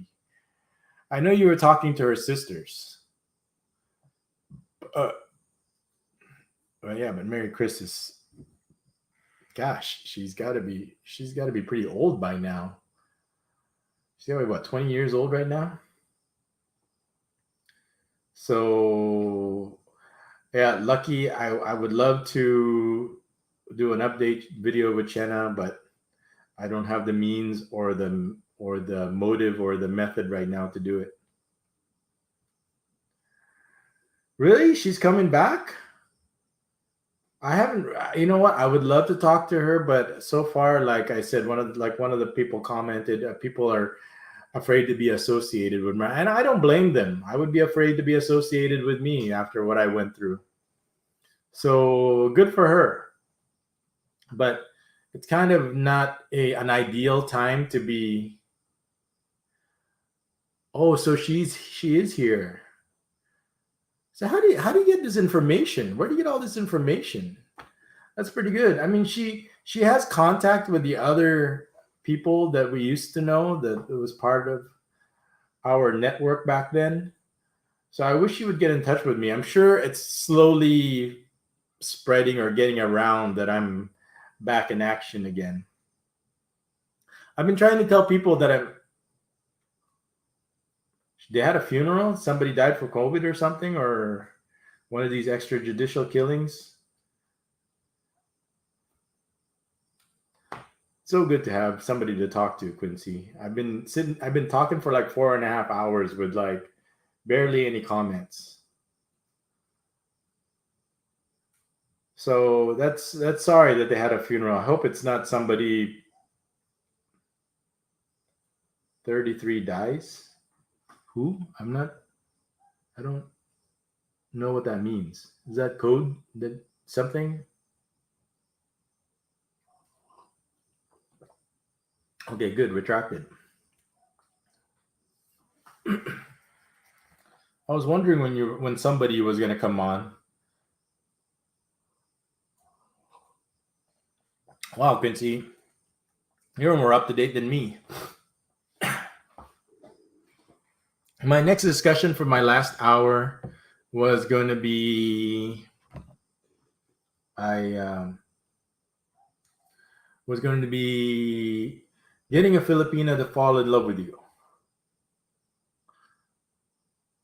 Oh, 33-year-old cousin died. I see. Yikes, cancer. That's serious. Over here, that's like a death sentence over here. There's no chemotherapy over here or surgery. I mean, there is, but it's only for the super rich. So if you're super rich and you have like millions and millions of dollars, if I had cancer, I would just have to go back to the States because at least I can get free medical care over there and get chemotherapy and use the public health care over there. Yes, not everything is covered, and they'll send you a bill, and so what? They send you a bill, but the hospital can't turn you away from treating you with terminally ill terminal disease. So I did not know that. I'm impressed, Quincy, how you have kept it up to date with these girls. Well, obviously, because while I was in prison, you've been like just lollygagging around here, coming here, and like whooping it up and like enjoying like it was 1999 while I had to suffer in prison. Now, now that I'm out, we got this pandemic and we have to wait 2 years.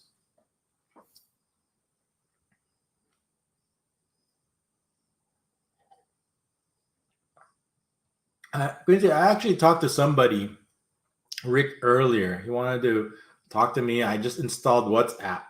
So that's probably what you use, WhatsApp, to talk to these girls. And I just got it installed right now. And I got a message from somebody I'm not familiar with. They said, congratulations for having your channel back. And I said, can you tell me who you are again, just to refresh my memory, because I'm old and senile. But I just installed WhatsApp, so using that number. So it's kind of cool. So you can just use it like a regular phone. And just use the internet. And if you have internet, then you can talk to anybody anywhere in the world. Yeah, Quincy, it's a lot of fun. Hanging out with these girls is a lot of fun. You don't have to convince me. I was there. I mean, that's why I enjoy it. It's a labor of love. Hanging out with like real girls. And it's always kind of, how do I say this? Anyway, I know you talk to her sisters. She has three cute sisters and one ugly cousin. She's not really a cousin. She's actually the fourth sister, but she just kind of got the shallow end of the gene pool. And it's hard I know you know what I'm talking about because you've seen these girls and you know what I'm talking about. For everybody else, it's kind of hard because they don't know what they look like. But you've got these four sisters, three are pretty, one is not. Yeah, Yes, Cavite is nice but deadly at the same time. You know what I want to do is I want to branch out into the provinces. I know Cavite, there's a lot of people and everything, but I'm kind of not province like here where I'm at. Province isn't that really a problem? I'm too close. I was thinking going more into further out. I know my family is from like Nueva Ecija, which is really out there in the boonies. And then the other direction is I want to take like a day trip to Bicol just to go over there. And I actually made some friends that are from Bicol that uh, uh, actually understand what I am, what I'm capable of, and they said that they can help me make connections or leads. That's probably the best thing to do is leads to make friends, right? I'm looking for friends. Remember, that's how I usually do. I start out, I just get to know people, and once I get to know one, then I'll use get to know the other, and I that's probably what I want to do is start another network, but when it's the right time. Now is not the right time. This pandemic is not the right time. So Cavite is nice, but I think we're doing a disservice by not by limiting ourselves to just where we're at. I think it's time to go to I think really out there where there's really no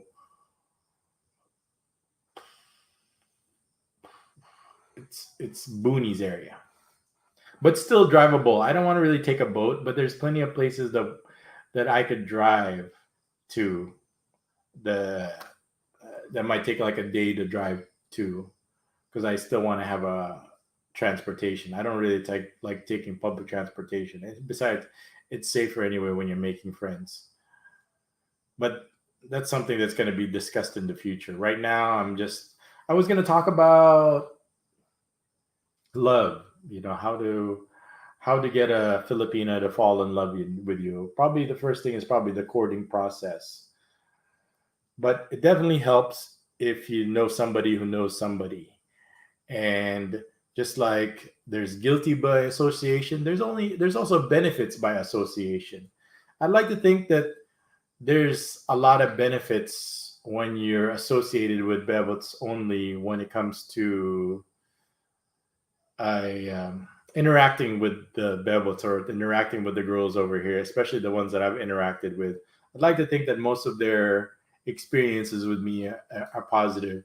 Well, positive enough anyway that they would want to stomach me or see me again, for lack of a better description. Quincy, you feel free to comment. But yes, I wanted to just say just some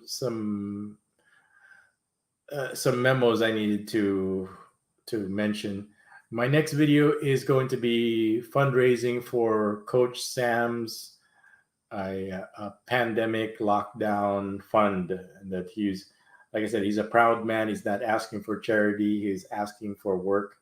And usually it's like $40 per session because usually it's a group of kids and they share the cost for the coach. And that's it's like I said, it's really not a lot when you're splitting it up with like 4 or 5 other parents, but when you have to do it by yourself because the pandemic or the lockdown or the protocols don't allow. So I thank you very much, Quincy. We were going to apply your towards Heroes. So we arranged for 15 hours, 5 sessions, 3 hours each for $200 for $40 per session. That's 5 sessions during Heroes spring break. So thank you very much. Quincy says you have to go there and experience it in person. Yes, definitely. But it does help if you have an intermediary, even though I'm sure I wasn't there.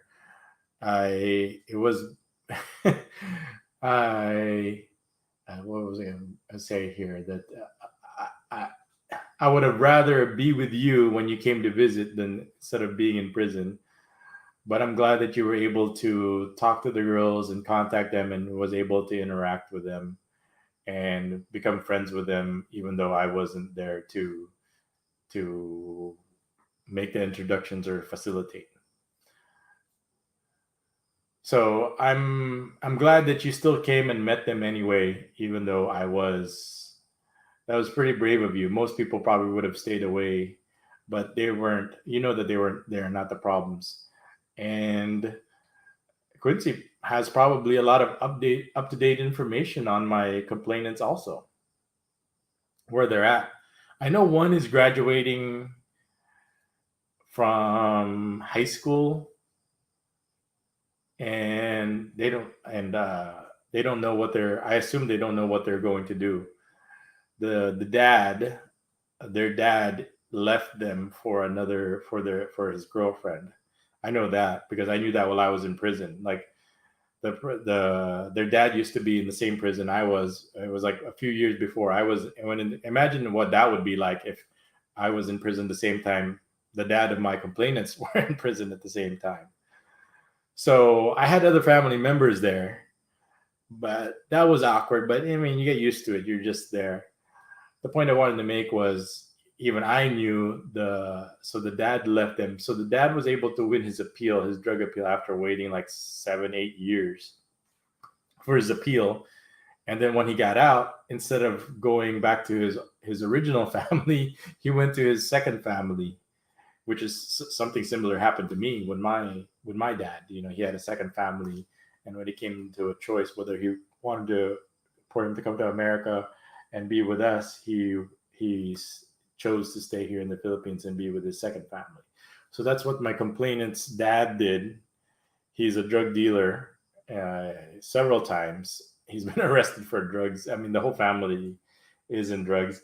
Well, one of the complainants, his mom she's actually a manager she used to be a prostitute herself. That's why she has several kids with different fathers, and now she's known in her neighborhood as a manager also. So that's what a lot of prostitutes do. Once they become too old or have too many kids, they become managers. They kind of graduate to becoming managers, and they just kind of prostitute the surrounding girls around them. Go figure. And so yeah, it's different. It's different having a lady wingman. Yeah, it's different. But you wanna. It's good to have. It's usually it's good to have a guy also that has your back, or at least has a. What's nice is what I would do is I would at least I have a car, and it's easier to get around when you have your own car. I know you can commute, but it's not as convenient if you want to go to different places. I don't know what you use to travel around when you were here, but I know it's a lot of convenience. I know the girls especially prefer it if there's your own personal transportation.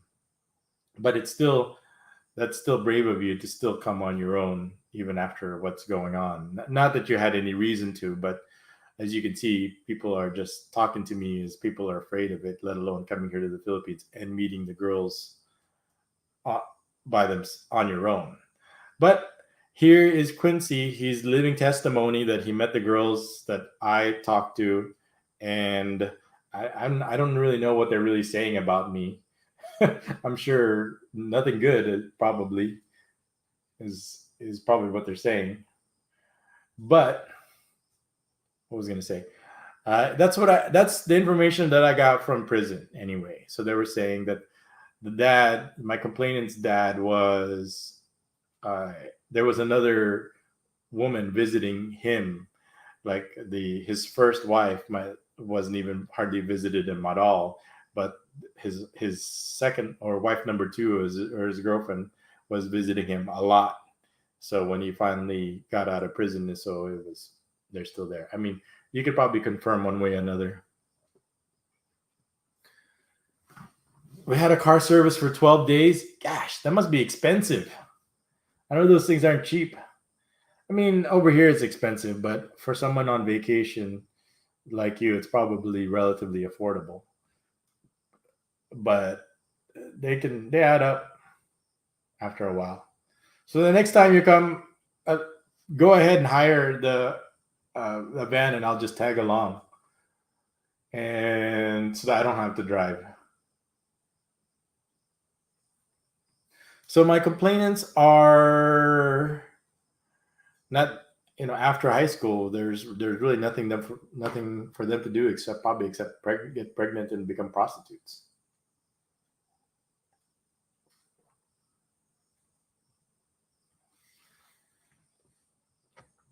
And what's good about Quincy is he actually gets it.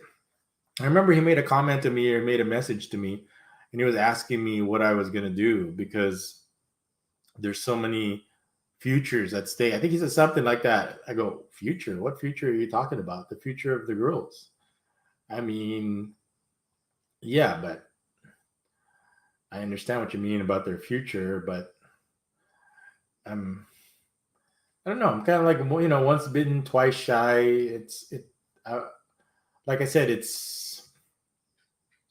there's, it's, I guess I would need time. Probably time. I need time to heal. So this pandemic is kind of a blessing in disguise because it'll take 2 years for it to clear so people can actually travel like freely. Even if you can get inside the country, traveling within different areas is a pain. And the restaurants are open. Where are we going to eat? They don't allow only takeout. So we take it out, and where do we eat the food, right? Digital underground gaming is here. I can't stay on for long, but how are you? I'm as I'm free. I'm vlogging again after being forced and suffering, without internet. Having no internet is like having no air. I couldn't breathe. So finally, I'm finally I can vlog again. So I wish I could probably make this a regular thing Saturday night over here or Sunday. What is it now? Saturday morning over there. But I'm doing great. Somebody asked me if I'm going to be what I'm going to be doing next, what I'm going to be doing moving forward, and my answer was, now that I'm out of prison, anything's possible.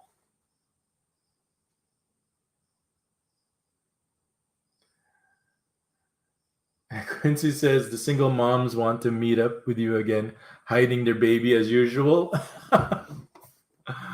I sure, why not? You know what? Why not? I'll I've now that there's single moms. Yeah, that's tragic. See what happens while I'm gone. I think this was really tragic. Was I really had a soft spot for Kira. It was really tragic when I found out or that she had a baby. I really had high hopes for her, and she had a tragic childhood. She doesn't have any parents. She doesn't have any permanent address. But I don't think like I said, she did sign. The problem with Kira is, she did, but when you have the police got you at gunpoint, there's really not much you can do. But she's a single mom now. And I'm sure I'm sure how the single moms here are supporting her baby,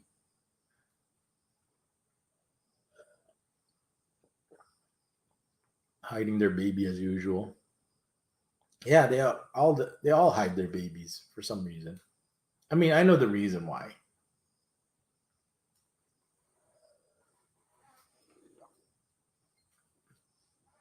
I mean, I'm pretty public about my opinion when it comes to single moms. I mean, I prefer.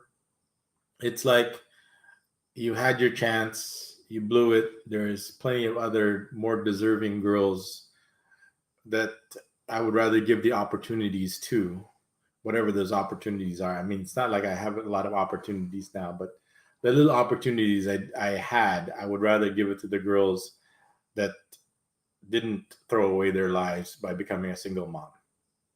Because becoming a single mom is not, it doesn't just happen instantly. It's a long process, and if they want to go down that route, then I can't help them. I mean, I'm only one person. I can only help so many people. Not, first, like, not first, number one, I got to help myself and my family. Next is, okay, we got single moms and girls that are not single moms yet, right? Which one would you rather would you allocate your time and resources to and efforts to? The ones that are already single moms, or the ones that are not single moms yet? So, what's nice about Quincy is he knows the reality over here in the Philippines. No, I'm just updating people over here that everybody's a scammer, pretty much. The only person you can really trust here in the Philippines is me. Yeah, I need money, but everybody knows what I need money for. I need money for Heroes football because it's very expensive. And I think hopefully thanks to you, Quincy, because you've been making contributions. You just made another contribution now that I think other people are going to start making contributions also. Especially, I really need money for Heroes football because damn, it's expensive. It's a luxury. That's what it is. I mean, for our basic necessities, food, shelter, clothing, I try not to do too much begging for it. For our electricity and water, I try not to do too much begging for it. But when it comes to the luxuries, like his football and his football apparel and his football equipment, it gets expensive. So that's why I do a lot of begging for that. Why? Because I don't have a job. I don't have super chat. I don't have any ads playing on my YouTube videos. So what else? Is there a topic? I wanted to tell these guys the what you can do to make sure that what happened to me doesn't happen to them also. But nobody is brave enough to join the live stream. So, like I said, well, I'm not gonna give out the good stuff, the good information if they're not even brave enough to join the live stream. So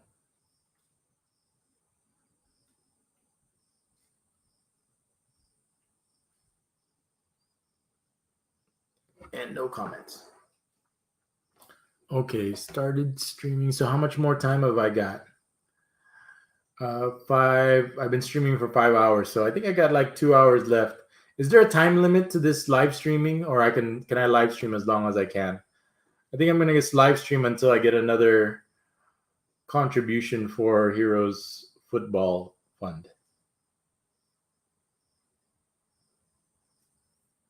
Probably not. Joe Alba. Hey, I'm here. Welcome, Joel. Welcome to the live stream. I'm glad that you're here. You have any questions or comments? Would you like to join the live stream? I've been dying, begging people. I'm almost, if I had money, I'm willing to pay people to join the live stream. So here's a link if you're interested in joining the live stream. So Joel, click that link so you can join the live stream.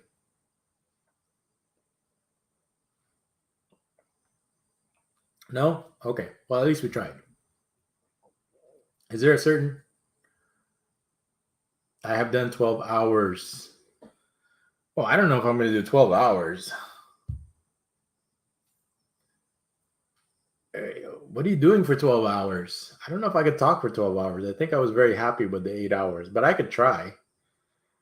But it's not like before where I would say, okay, well, I'm going to go now, and then somebody would like give me a super chat and extend the extend the live stream for another 2 hours. So 12 hours. What's weird is how come YouTube changed? I remember I would just come into YouTube, start a live stream, invite people. Now you have to use like this third-party software. It's really weird. Why would YouTube change that? Wouldn't they want just people to be wouldn't they be more interested in people just using their software to live stream without having to use a different live stream? So I don't understand who was the executive that made that decision. So I'm probably just going to live stream for another hour unless somebody comes on and then gives us something to talk about. But other than that, I'm just going to talk about a few more subjects. Probably. So, unless you want to make any more comments, Quincy, about your experience with your traveling here and talking to the girls, and what's interesting is he was able to talk to them or communicate with them, and it's interesting that they said that they were actually interested in me seeing me again and interacting again, which I could, but I don't think there's really any point right now since nobody's coming. And it's like I said, right now it's just too hard to travel anywhere. Everything is closed. Where would we eat? It's like it's all everything is takeout. After that, we just get the food and then eat it in the car.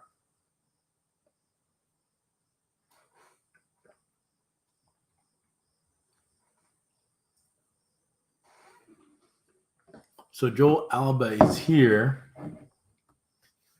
but I don't think anybody has any questions. Nobody has any questions. Nobody has any comments. It's really challenging when I don't have much interaction. Usually, I do charity. Can I do this charity work also? I need prizes too. We have vaccines? Do we have vaccines here? This is a third world country in the Philippines. Does that answer your questions?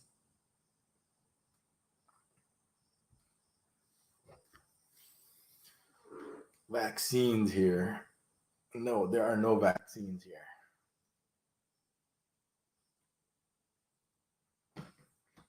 Any other questions? That was an easy one. No.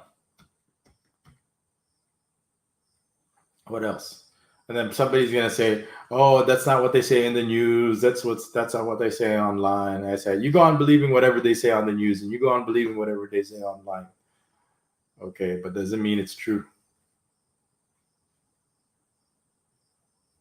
If it's true, then we would have vaccines. If they say it in America they have vaccines, then I believe it. But over here in the Philippines, if they say they have vaccines, to see is to believe. And I'm getting sleepy. It's already 2:00.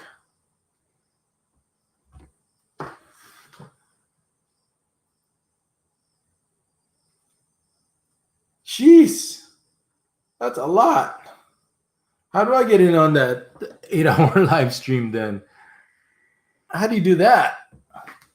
You got to tell me when you're live streaming again. I got to get in on some of that. That's a lot. That's a big prize.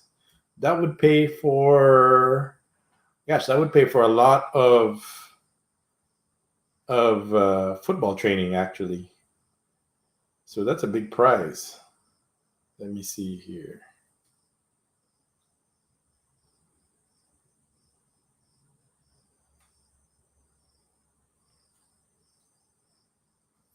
So that's very generous of you, Quincy.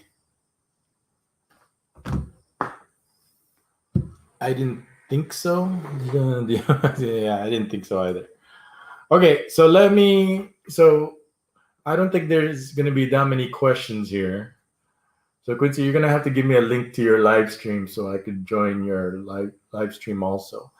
And I would love to, if you want, I could probably see the girls again on your behalf. But like I said, it's going to be a while before when that is, when it's okay to travel again and it's okay to go to malls and restaurants.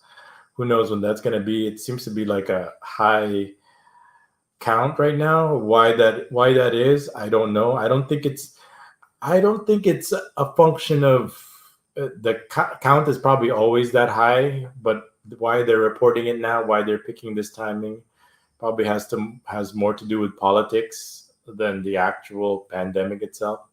Like I said, when less than 1% of people, I don't think that many even people are dying. They're just saying this many people are getting infected. They're not even reporting how many people are actually dying. You could actually count in one hand. I mean, that's just kind of normal. People die. There's that many people that die every day. I was watching this documentary or this person on in San Francisco where they're talking about how like the like 50 something people died from drug. There's like 12 people that died from COVID, but like 50 something people died from drug overdose in like in like X amount of time. But we're more worried about. But nobody does anything about the drug overdoses. But look at what they're doing when it comes to the COVID. So I think it's an overreaction to all of this. I mean, when your time is up, your time is up. I mean, sometimes there's no you don't have to have any preconditions for you to.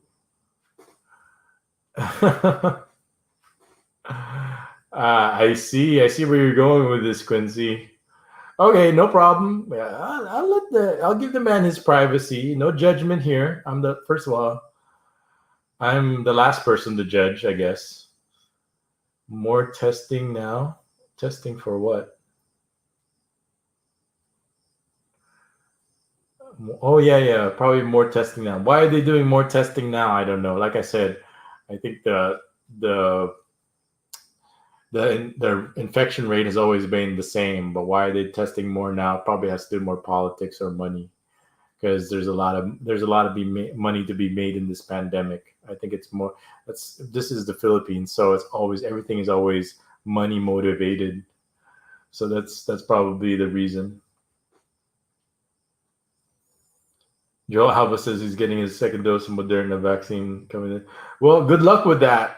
I want to see studies of it, long-term studies, and after probably 5 years, then maybe I'll consider taking it. But I don't need to take it because I already got infected while I was in prison last year. I got infected last August. Yeah, last August. It's almost a year now that I got infected with COVID in prison. Everybody got infected with COVID in prison. It affected a lot of different people. When I got infected with it, I just woke up in the middle of the night and had a really severe chills. But I just took 2 aspirin and 2 Tylenol at the same time, and I took azithromycin and I took antihistamine. I forgot the name of the antihistamine, but they were local. The only thing that wasn't local was the aspirin was local. The azithromycin I had the boss buy it for me locally, and the antihistamine. The only thing that was imported was they call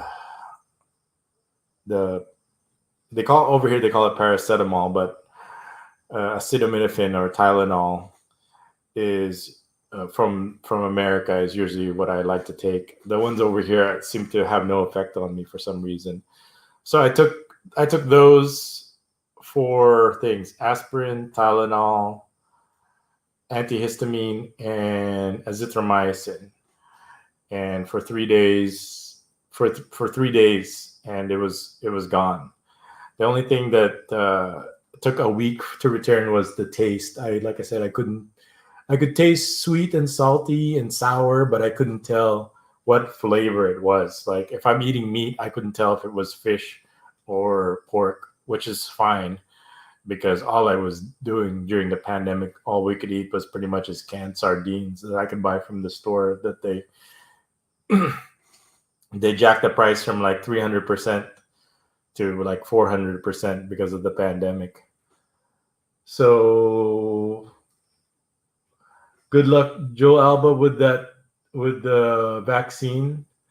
But like I said, I probably want to see the long term and short term of it before I start recommending it, because when you're messing with you don't know the long term effects, especially with something that's rushed like this, and it hasn't been proven, and only time will tell what it's going to be like from when you're messing with genetics, and you don't know how it's going to affect when you're giving it to so many people. You don't know, some of them are going to have, there's always going to be a certain population that's going to have some adverse effects. So if there's no adverse effects, then that's good. But if it's only a little bit, then that's good. But if not, then I'd rather take my chances with COVID and have like a 99.5% chance of survival. And he's in the waiting room. We got somebody in the waiting room. Here we go. We got, wait, first of all, We in Texas we can get vaccine. Okay, good.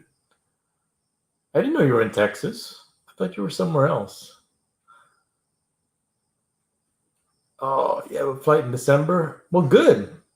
It should be it because usually during the holidays it gets better. But let me let in Joel Alba. He said he's in the waiting room.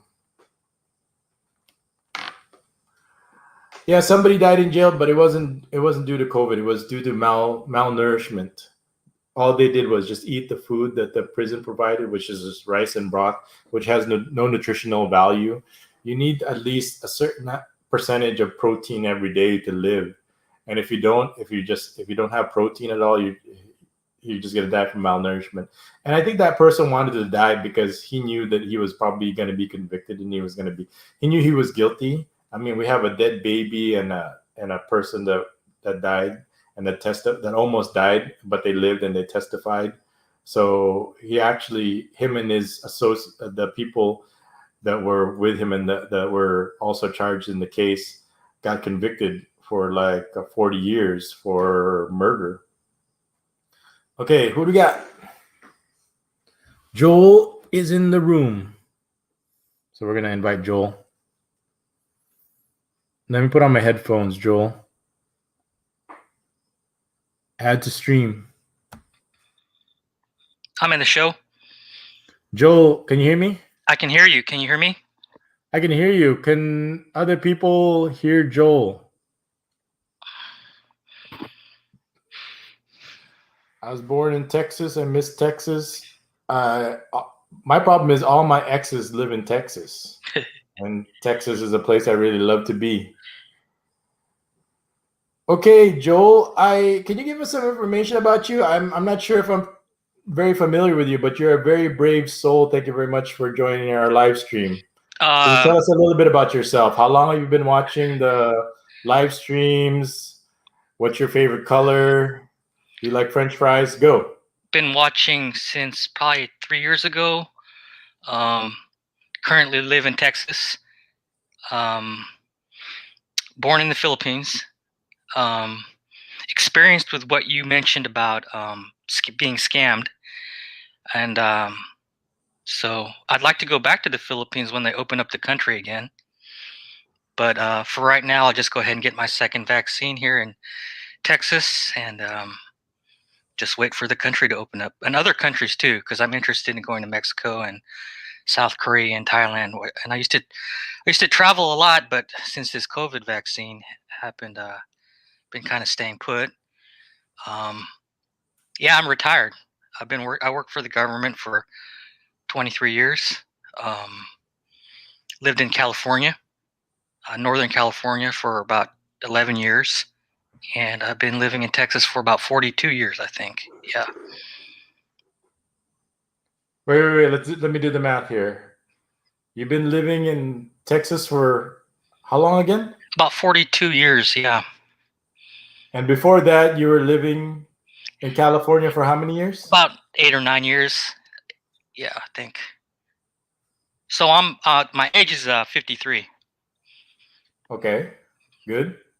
And how do you like it there? I guess with the comparison, but I mean, you've been living there so long. You're a Texan.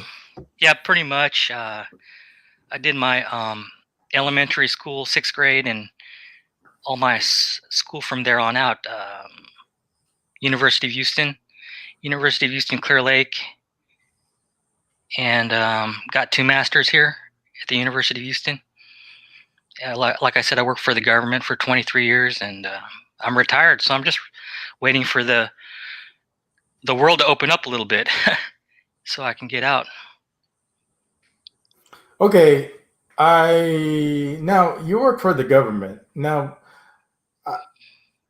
that must have been frustrating. There's at times because of the bureaucracy. It was. We had to follow certain rules. I worked in public works. I also worked in mayor's office, and I also worked at the finance department. So, we had to follow these guidelines. And I think when I dealt with the public, they were frustrated because of the I guess the lack of speed, and I think a lot of times when they were looking at like things to be done on the streets or on in their neighborhood, there's a lot of things that have to be done to make sure that the checks are made before something happens. So yeah, there's a lot of regulations, but it was a good stable job, and I was able to retire from it and get a pretty good pension and stuff. So I'm ready to venture out and maybe stay in the Philippines for 6 months, maybe South Korea for 2 or 3 months, and just other countries. But I'm just waiting for this the COVID vaccine to kind of So you just recently retired? back in December of 20. What was it? About a year ago, a year and 4 months ago. Yeah. Oh, bad timing. Yeah, it was exactly. But it's like you're ready. It's like finally you're ready to enjoy after all that hard work, and then you get hit with COVID and you die. Exactly. Yeah.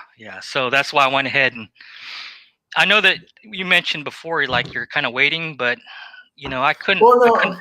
for your stage, that's perfect. But for the younger people, not so much, right? Because it's kind of like a risk versus reward. I mean, people who are younger, they have to live longer with it versus somebody who's older that doesn't have to live just as long. So anyway, okay, let's get back to some of the questions there. You said you've been watching for like 3 years. Like 3 years ago, I was in prison. Yeah, I watched before you were before you went. Yeah. Okay, how shocking was that? Yeah, I was looking at the video on the news, and I saw you, and I guess the police came into the apartment that you were in, and I was like, okay, something's going on here.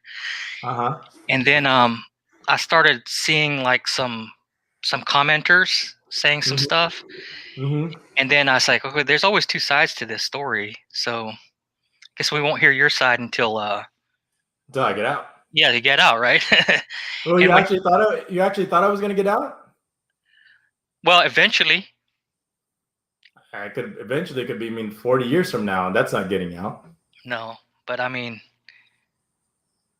they can't keep you in there for that. I don't know what the statute or the range of punishment is for that, but it can't be life. No way. Human trafficking is 40 years. 40 years, really? Huh. It's they call it perpetual reclusion, which means it means life without parole or early release. You don't qualify for anything. I think certain capital crimes like rape, kidnapping, like human trafficking definitely is one of them. But I think rape is one of them also. Okay. So yeah, you have to spend 40 years. There's no early parole or probation that like you could sell drugs. You could probably even murder. As you can see, murder, you can get out in 5 years. Isn't that weird? But human trafficking, no bail, 40 years. The crime is just that. It's just that bad. Like you remember the movie Taken? I don't think I've seen that movie. With what's his name? Liam Neeson. Oh, okay. Yeah, I know who he is. Remember when they took his daughter? Drugged his daughter? Okay, is that the one where they took her to like an Eastern European country and he had to drugged go? her? Yeah, drugged her. Yeah, I think I see. Yeah, that's me. Oh, dang. That's rough, man. Right? That's what I've been. And don't forget, child rapist also. Oh, so that's 40. Then that's another charge. Is that what that is? Yeah. Oh, so no. if you add, and there was two of them that I was charged with rape and cybercrime. I was charged with raping them and making pornography of me raping them, and then trafficking them after I raped and made pornography, and all of that while the two news channels, social worker, a dozen police, and the parents and the relatives were all outside waiting for it to finish. Oh wow, seems like a pretty good setup right there. Yeah, well, what makes it really interesting is the. I'm not going to read the comments right now. I'll look at it after a while because I'll get distracted because I'm going to go into the story. I'm so excited that I'm finally talking to another person over here. Is that you have to understand that this was already. I know you just came on, right? That they've been planning this for like weeks, maybe months weeks in advance. Okay, they've been monitoring my channel for a long time or something like that, and they actually coordinated with the association board of directors in my community, in my subdivision. Remember, I was a board of director one time. Well, I don't know if you remember that. That was maybe I before think you started watching. you were up there near Lake Taal or Yeah, Cavite? no, and Laguna Laguna, Lake. Laguna, yeah. So they actually coordinated with them, and they're like, "Oh, okay, so you're gonna be coming at this. You have a search warrant, and you're gonna search their house. Okay, good. So just let them know what is gonna happen." And nobody from the security or gave me the heads up or tipped me off that, oh, by the way, they're just like that, right? They were really secretive about it, right? So my wife was really mad when she found out that you guys knew and you didn't tell us or you didn't warn us or even the security didn't do that. So a lot of people really wanted me to go to prison. I mean, for this to happen. So I hope Joel, right? Yes. Joel, I hope you're not going anywhere. I got a lot of questions for you, but I'm sure you got a lot of questions for me also. No, when you said something about scamming, and it can happen to anybody really, and I can just relate a story if you can give me a few minutes on how I got Sure. scammed. So I went to an island in the southern part of the Philippines called Camigan, and it was like a referral. Like a friend here in town said, you need to go to Camigan and rent this bungalow out on the beach. I said, okay, I'll go ahead and do that. So went there, and the friend's relative was the landlord, but the landlord had like a nephew. So the nephew had he was kind of like my age, maybe 5 years younger than me, but he kind of liked to gamble, right? So he first it was just me and him. Me and him went to the Sunday school, which in the Philippines is called sabongan, I think, chicken fighting. And so we started again. But sure enough, like 3 or 4 friends came along after that. His friends, not my friends. Well, then there was like drinking and stuff at the thing, and then there was some gambling. But I kind of expected that I was gonna, pay for the eating and the drinking, right? Because I'm the Westerner. So I went ahead and did that. But then after it was all over, um, I ended up having to pay for like the karaoke room and also the like a fee to the guy who was doing the betting and another guy who was doing kind of like the security or whatever. So it seemed like at that time I was kind of like Mr. ATM machine a little bit, and Mm-hmm. and that was my only experience of I guess being scammed in the Philippines. But I didn't expect it to happen because I don't frequent the the girly bars and the massage parlors and stuff like that. I'm pretty much All there right, just hold on now. Hold on now. No judgment. okay. Go ahead. No judgment now. No judgment now. Go ahead. No, I don't. I go there for scuba diving and to see my relatives in Mindanao and Negros, and just I went to Palawan one time for scuba diving. It was pretty cool. But yeah, it's your some of your videos kind of um, warned other people about what can happen, and being especially, and I have to warn the people who don't speak Tagalog or the language. I mean, you could easily put yourself in a bit of danger, if you don't have a friend there to kind of guide you in a way. It's kind of Mm-hmm. dangerous. Yeah, you need the buddy system. Yeah, You you need do. somebody You, to you watch your just can't back go. because Yeah, if you go there by definitely. yourself, you start by digging a grave and then wading it, is what I Because told these people earlier. you're gonna go into a situation where you don't know what part of the city is good or bad. Um, there could be family members or friends that could like outnumber you in a situation, and that's not going to be good, especially when you don't know the neighborhood. Mm-hmm. So that's why I just kind of like I felt like coming on board, because I needed to, kind of support the fact that that the Philippines is a dangerous place, and you need to watch Yeah, out for yourself. You yeah. need to watch out. They'll stab you in the face for the loose change in your pocket when you could have given them more if you just be like a human being. Is the hard part. I mean, so when you say things like they gamble, they scam, that's what I'm explaining to people. It's not gambling, it's not scamming, it's culture when everybody does it. Hmm. Are you talking about like the chicken fights on gambling and betting on roosters and stuff like that? Yeah, well, I'm just saying gambling and scamming in general. If everybody's doing it, it's not gambling and scamming. It's culture. It's part of their DNA. I think you're right. I think what I encountered when talking to this the nephew of the landlord was I found out that he did work for the government in the tourism industry there in Camigan, but he felt like it was no use because they pay you so little, number one, and it's like a job that has no future. The Visayan word that he used was walang, or dili ang ugma, which means in Visayan no tomorrow.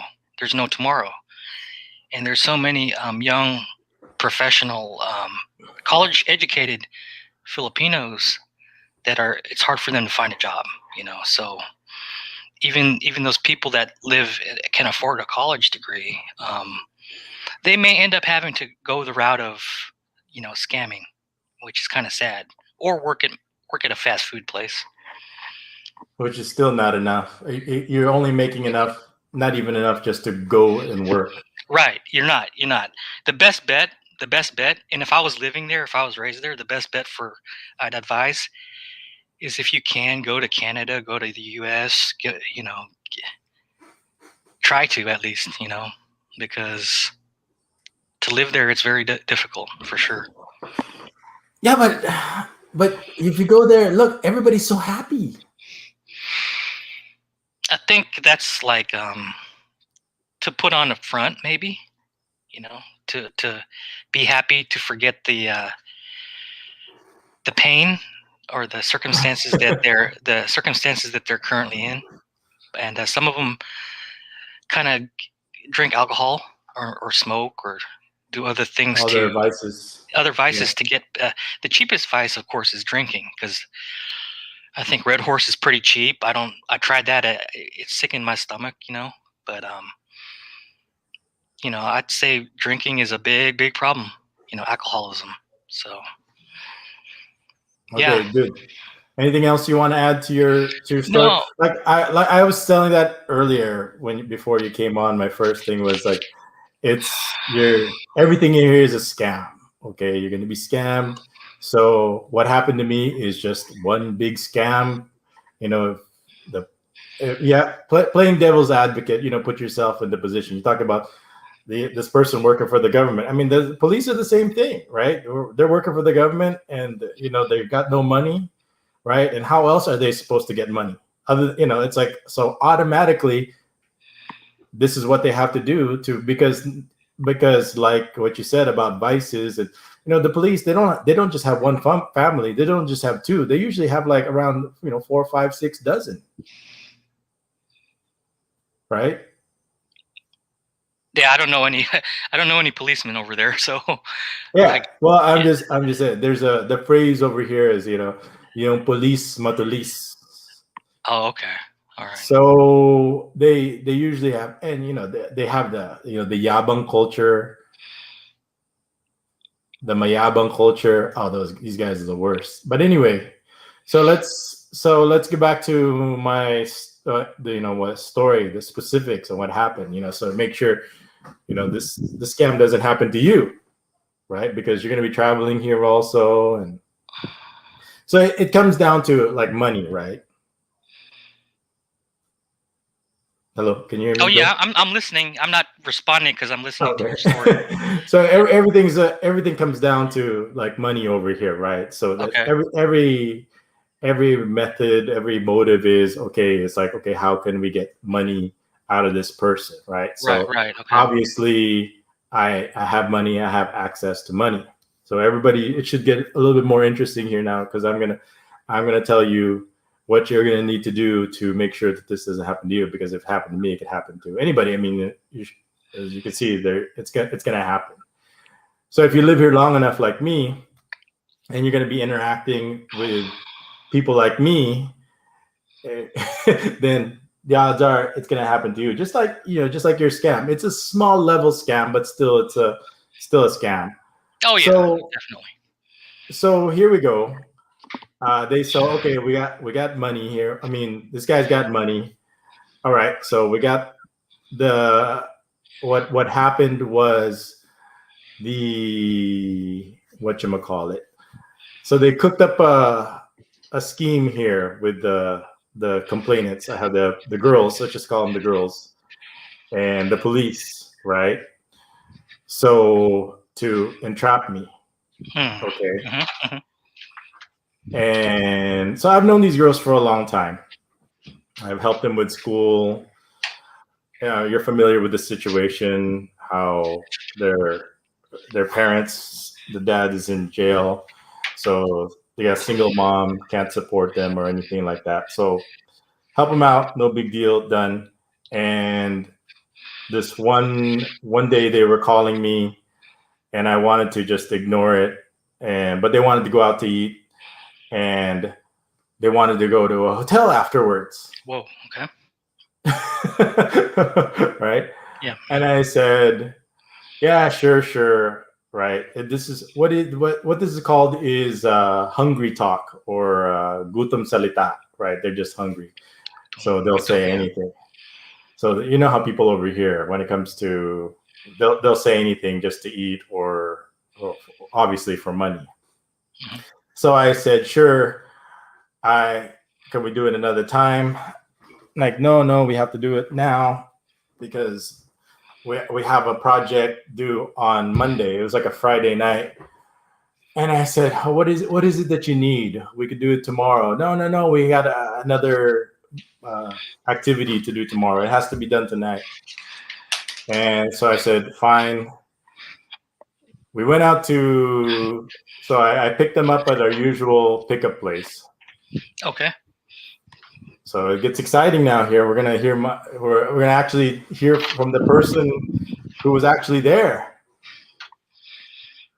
Okay. Right? So you ready? I'm ready. So I picked them up at the usual place, and at first I didn't recognize the car I was using because it wasn't the i10 anymore. It was the Mirage, because the i10 finally broke down, and I was using the new Mitsubishi Mirage. I just picked it up that week. Okay. So I went to go pick them up, and at the usual place, and it was kind of weird at first that they were just kind of sitting there, and I almost kind of drove away, but I said, okay, let's finish this up. It's like these little decisions that you make. It's like, oh, they look kind of weird just sitting there. They never been sitting like that for a while, so everything was off. So we went to eat at Shakey's. We're probably there for an hour. They were asking me a bunch of questions, Okay. and I said, so after we're done eating, it could if I ever get my camera and my video again. So I go, all right, we finished eating. Time to go home, right? I'll take you guys home. I'll give you some money for the tricycle. We'll go home. Because no, we want to go in a hotel. We want to go in a hotel. I said, no. It's like, what are we gonna do? You know, what do you guys want to do? You gotta want to drink? We could just drink. We could just go to the karaoke, the place where they have singing karaoke. We'll do whatever. I said, no. We want to go to a hotel. Go to a hotel. I said, okay. I still said no, we're not gonna go. But which I'm not gonna go into detail. They said that they hold on a second. Need to pee again. According to let's look at it. $2 a day would make it hard for anyone. We are complaining about minimum wage. Okay. So I'm going to speed it up here. So they convinced me. So I said no at first because we never did this before. If we did, we would have, and they'll say it before, but we never really followed through with it. It was just once how these girls are, especially these ones, they like to eat and run. Okay, once they eat, they're ready to go, and usually I'll release them just fine. I wasn't really up for having a long night that night anyway. I had a early morning the next day. I had practice with Hiro the next day. So, but this time they were insistent, and something was off. Like I said in my other live stream before, something was off. I've never had girls that like wanted it this badly before, wanted to go to a hotel room this badly before. And I said, no, right? My spider sense was tingling. Right, something's off. Something you two are up to something. Go, no, we're serious. We're serious. That we're serious about it. So, oh yeah. So you have to understand, right? This was the police are waiting, the news media is waiting, their parents are waiting, the social workers are waiting. They were actually, they were saying they were waiting on the other side of the gas station across the street in regular vehicles or something like that. That's what they were saying in their testimony. So obviously the whole time they were on their phone, text messaging and things like that. I said, no. If you guys want to drink, we'll just drink somewhere. But we don't. I don't want to go. I don't want to go to hell. No. And without going into detail, this is where you have to ask yourself, what is it at this point? This was an entrapment so they weren't going to take no for an answer because you could say no, right? Right. What do you think they're going to do? Insist. Well, I don't do insists. Right? Okay. They're just words. So what else would you do if you really wanted, if you were a girl and you really wanted to convince me to take you to a hotel? Oh, okay. Yeah, I kind of. Right, because we were still in the car. Right. And yeah. I was gonna take him home, and I said, no, I don't believe you. I don't. You guys are up to something. What that is, I wasn't really sure what that is. You need to convince me that this is on the up and up. Mm-hmm. So I really want to go. What do you guys want to do? Yeah, this is what we're gonna do. We're gonna do it. No, I don't believe it. Okay. So what are you gonna do? So now what are you gonna do if you're a girl and you're a girl and this is a guy and you're two girls and this is a guy? It doesn't take much, right? No, right? No, so I can't go into detail, right? Because the police are there, but they weren't going to take no for an answer. So people are judging me like, what are you doing there in the first place? You don't know what it's like to be in that situation, right? When you have two young pretty girls that are not going to take no for an answer, you're screwed, right? Yeah, pretty much. I don't know if you've ever been in that situation, right? But when you're temptation, which is, it's kind of where is it where it crosses the line, right?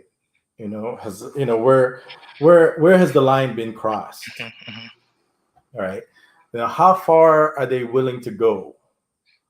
And it's far. Yeah. Because that's far they needed to go. It's as far, so it's going to take a lot to convince me, and you have to go pretty far. And think of it as far as possible before you convince me where I gotta go. All right, I'm convinced. Let's go. Right.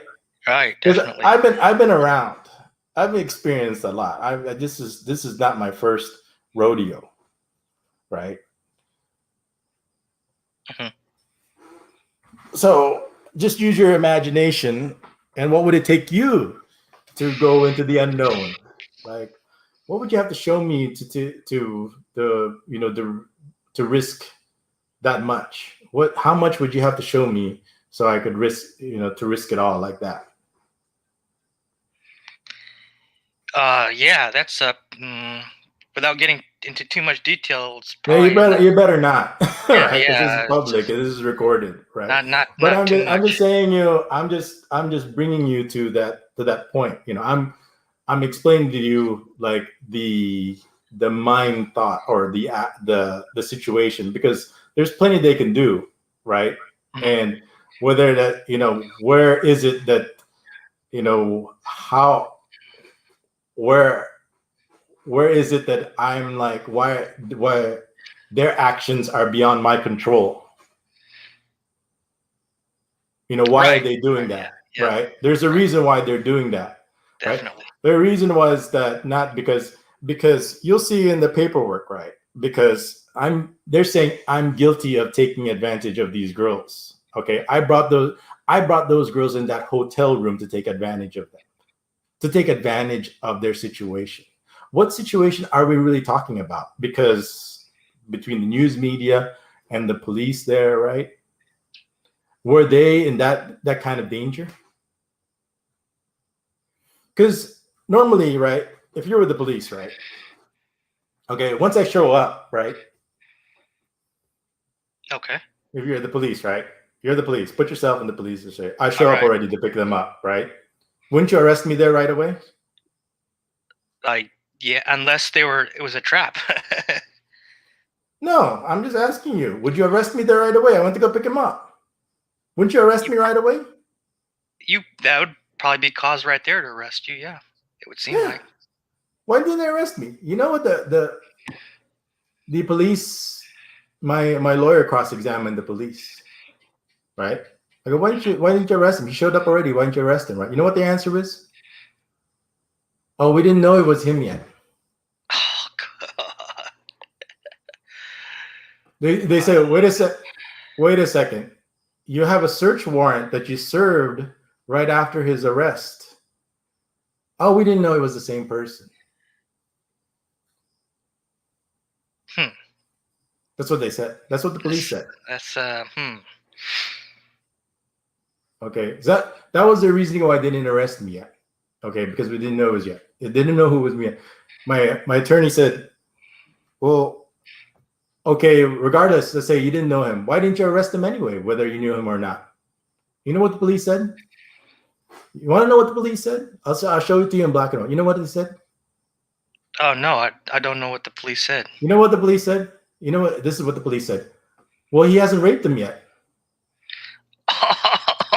Oh my God.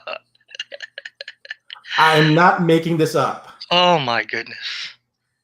The police said, why didn't you arrest him anyway, whether you knew him or not? I'll show it to you in black and white in the transcript, court transcript.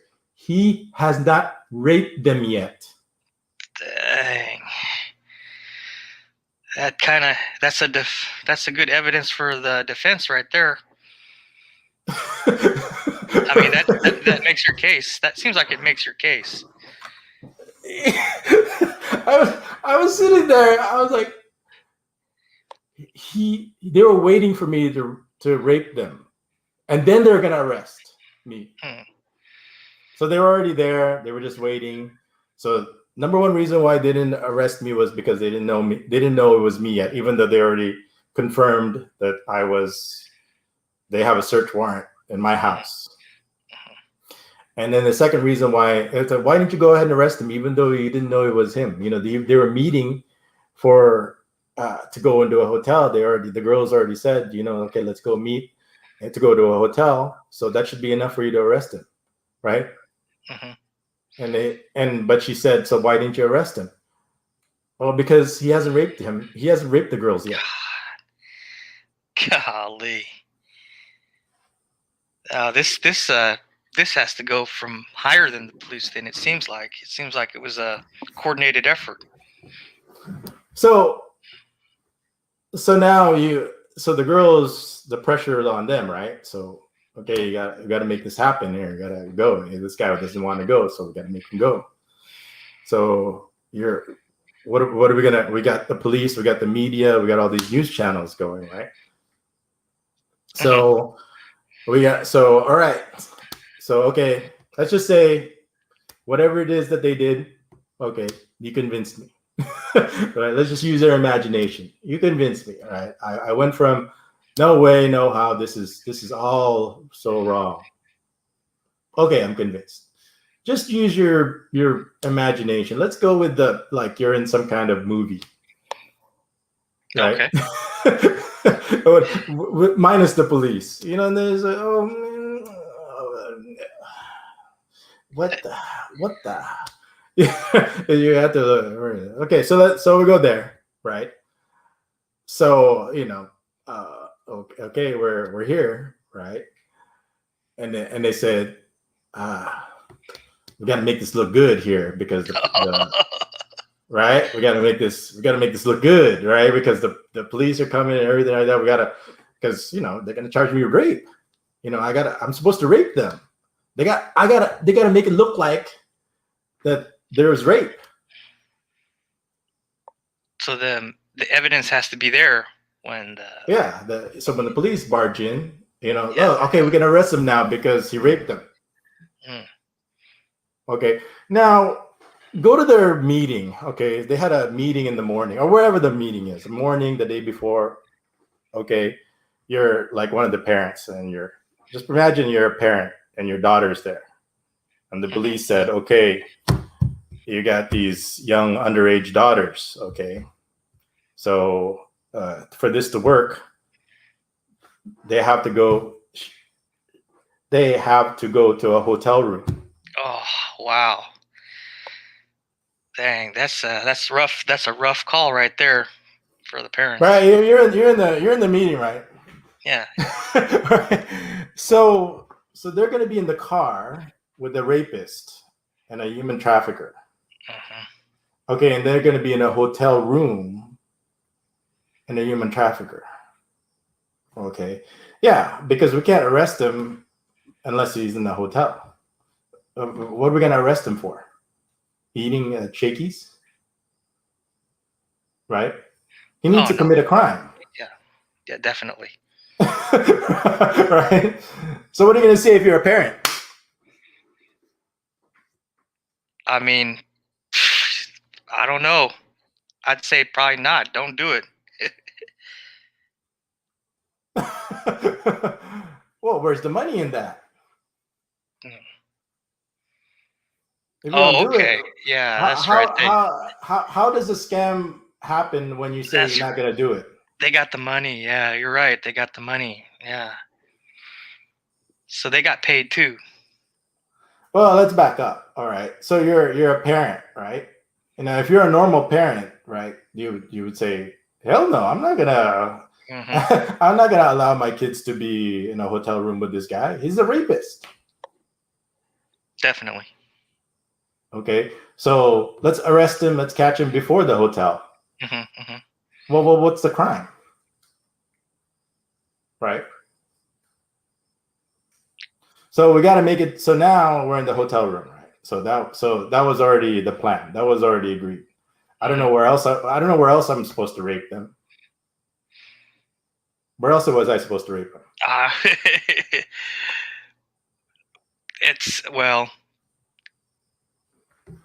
Not sure.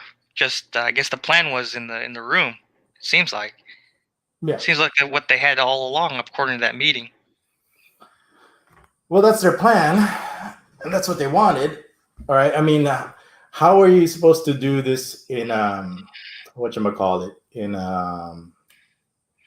with the news media, right? Or where else is it gonna be? It's gotta look good. It's just like in the movies, when you walk in and catch you, like, I catch you. Yeah, that's what I didn't understand. The TV stations were right there, exactly right there. I was like, whoa. Yeah, this isn't one of those like, oh, we just happen to be like, what is it, date car, where any random person, they're not targeting one person, right? It's like any random person, right? They already planned this, they already called this. I was already scheduled at the 10 o'clock. So it was. Yeah, that's all planned out. Yeah, because I talked to, oh no, we already have you already slotted in at the 10 o'clock. I go, when is this going to come out? When is this media going to come out? Oh, we already slotted this in at the 10 o'clock. We got their interviews already lined up and everything like that afterwards. So I go, oh, okay. So now we gotta look, we gotta have, this is, I'm charged with rape. You saw that, right? You saw in the paperwork, right? Yeah, you showed the 3 different sets of paperwork, I believe, that one time. Yeah, so I'm charged with rape also. Well, we got, we got to have some evidence for rape. Oh, so the paperwork was done before it even happened? Is that what you're saying? No, I'm just saying that, well, you got to charge me with crimes that have no bail. So Oh, okay, okay. so part of it is I'm going to be charged with, I'm sure they planned that I was going to be charged with rape also. Okay. Okay, so we got to make it look like I raped them. Wow. Yeah, so they were already in that morning meeting. They had to plan out that deeply. They had to really commit. It's a scam, of Yeah. course. Yeah. Right? So, okay, now there's the reports are saying, the statements are saying, I don't know if you read it, right? I haven't seen it yet. I haven't read it yet. I haven't had a chance to react to it yet because I know I might have I don't know what kind of reaction. I don't have time for it yet. I'm going to, but I'm getting all this secondhand information that everybody's saying that the girls were naked. Did you get that information also? No, I didn't. I mean, I just saw the video. I didn't see them at all. Okay, but everybody's telling me that, like, what were you doing in a hotel room with 2 girls naked? And one of my comments is, you make it sound like I planned it. I set it up and planned it, right? So it goes like this, right? So if we're gonna charge this guy with rape, right, it's got to look like he's raping somebody. Okay. All right. So now, we got to get him to take his clothes off. Okay. Okay, that's okay, so wait a minute. There's something about timing there I'm kind of confused about. How come the timing was so perfect? How did that happen? that was it, right? Because they were waiting. They were already waiting outside, and they were waiting for the signal, right? Because I go, you know what? No, I'm not. I'm not gonna take my clothes off, right? So what's it gonna take for a guy who doesn't want to take his clothes off for him to take his clothes off? Why are you laughing? Because it's obvious what the answer is. Because now, if you were a girl and you know that the media is going to come in, because you know how let's talk about Filipino culture, right? If you ever see them raise their hand, they cover their armpits, they cover their faces when they smile. They're very demure. They're very shy, right? Yes. Now, if you knew that the cops, there's a dozen strange men out there, social worker, and even the newspaper media is out there with cameras, are you gonna get naked? Oh, wow. You know this. You know they know this, right? Yeah, they know it. It's gonna happen. They know these guys are gonna come bust through the door any minute now. Yep. Right? Would you get naked? So everybody's saying they're naked. Would you get naked if you knew that their cameras were gonna come in right now? And I'm in a culture where I cover my armpit. No, they're not gonna. They're not. No, definitely not. Okay. So that's why people are saying, did you see them naked? Were they ever naked? Right. But even then, let's just say they were naked. Why would they get naked in the first place? Well, that's pretty obvious. I mean, to encourage somebody else to. There you go. There you go. Right. You see, the line has been crossed. Okay, it's no more than me that's taking advantage of that. See, everybody wants to say that I'm this horrible person, that I'm taking advantage of them, when the whole time these girls didn't go there, they were not there for me to take advantage of them, right? They were there to set this up. All right. Why do they need to set this up? Let's get into it. Right. You already know, right, what all this is, and I showed it in black and white. Now let's talk about this. Are you ready? Yeah, I'm ready. So you got the idea now. Definitely set up for sure. Right. And what they did for their reasons. They have reasons to, which has for obvious reasons. If you want to get somebody to take off their clothes, you take off your clothes first. Mm-hmm. All right. Now, if you're a guy and somebody takes off their clothes and you're going, well, I'm not an agua fiestas. You're in Texas. You should know what agua fiestas means. Oh shoot, that's Spanish, right? Agua means water. Water party? I don't know. You're close. Throw water on the party. Throw water on the party. Oh, okay. Like a cold water on the hot party. Yeah, Party pooper. You don't want Party pooper? Yeah, party pooper. That's what I call agua fiestas. You gotta play along with it. I go, okay, I'll play along just as long as this is what you want, I guess. Mm-hmm. Right? Oh, okay, he got his shorts off. Let him in now. Oh, so that was some sort of signal happened at that moment, supposedly. I'm not sure what they were doing. They had their cell phones the whole time. But anyway, so it's like, oh, okay. So now, of course, now it makes sense to me what's going on here. And okay, so all right, well, I was thinking, all right, what do we got here? So the problem was, like I said, my biggest problem was that they were able to get human trafficking to stick. Oh, right? Wow. So so here's usually the process. The process goes like this, Joel. After 3 days, you have 3 days to be when you get arrested, you're brought to the inquest. Okay. And if you're not brought to the inquest, then no charges will be filed, and then there will be no case against you, right? Okay. But once you're brought into the inquest, there's this period where there's like a window where you can make this go away, right? And I really didn't know, so I really didn't know what to do, what to say, because I was along for the ride, and the boss was the only thing that has the ability or to kind of make this thing go away. And the problem with her is, she's a combination of fear, combination of denial, combination of not knowing what to do. And I didn't, have no communication with her whatsoever. Mm-hmm. So there was a window where a lot of opportunity was lost where we could make this go away. But anyway, because once we go to the inquest, and then that's where they tell you what you're being charged formally. And these things don't have any, where rape and human trafficking has no bail. So, I couldn't get out of prison. I had to stay in prison because of it. And I told the prosecutor who was handling the case, who was putting the charges together, I said, they were the ones, how can I be charged with human trafficking? Because they're the ones who asked me to go there. Yeah. Right? Yeah. And I remember what the prosecutor said to me.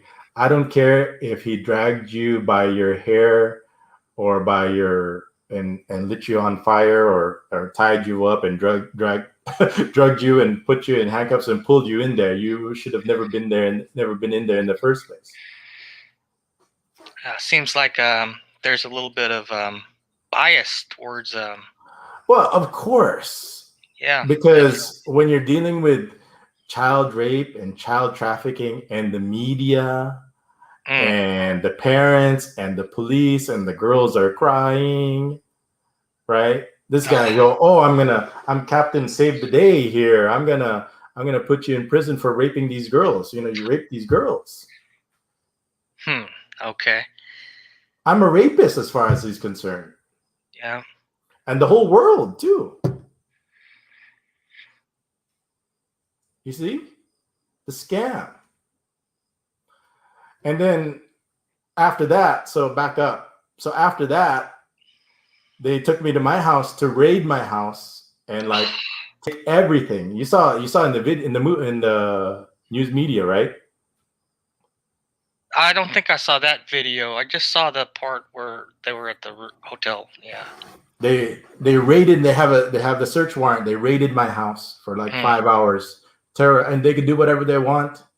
Dang But it. the boss and my children terrorized them for 5 hours. The police going through all my underwear drawer, through her jewelry boxes, through my son's computer. Wow. Pure terror. Right? Even now when somebody knocks at the door at night around this time, my wife will freak out. Wow. And I told you the homeowners association board of directors and the security knew all about it, maybe to the day there was, and didn't tell us about it. Okay. Took all my computer equipment, all my hard drives, everything.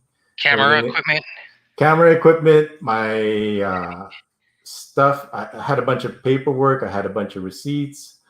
I had whatchamacallit. So you name it, they took everything. Some of my wife's jewelry was missing also, whatever they could put in their pockets. They went like shopping. They took like a shopping cart and just started putting stuff in their shopping cart. Okay, this is mine. This is mine. Kind of thing. And the best, so my son didn't cry. He cried afterwards. They cried afterwards, but during he was strong.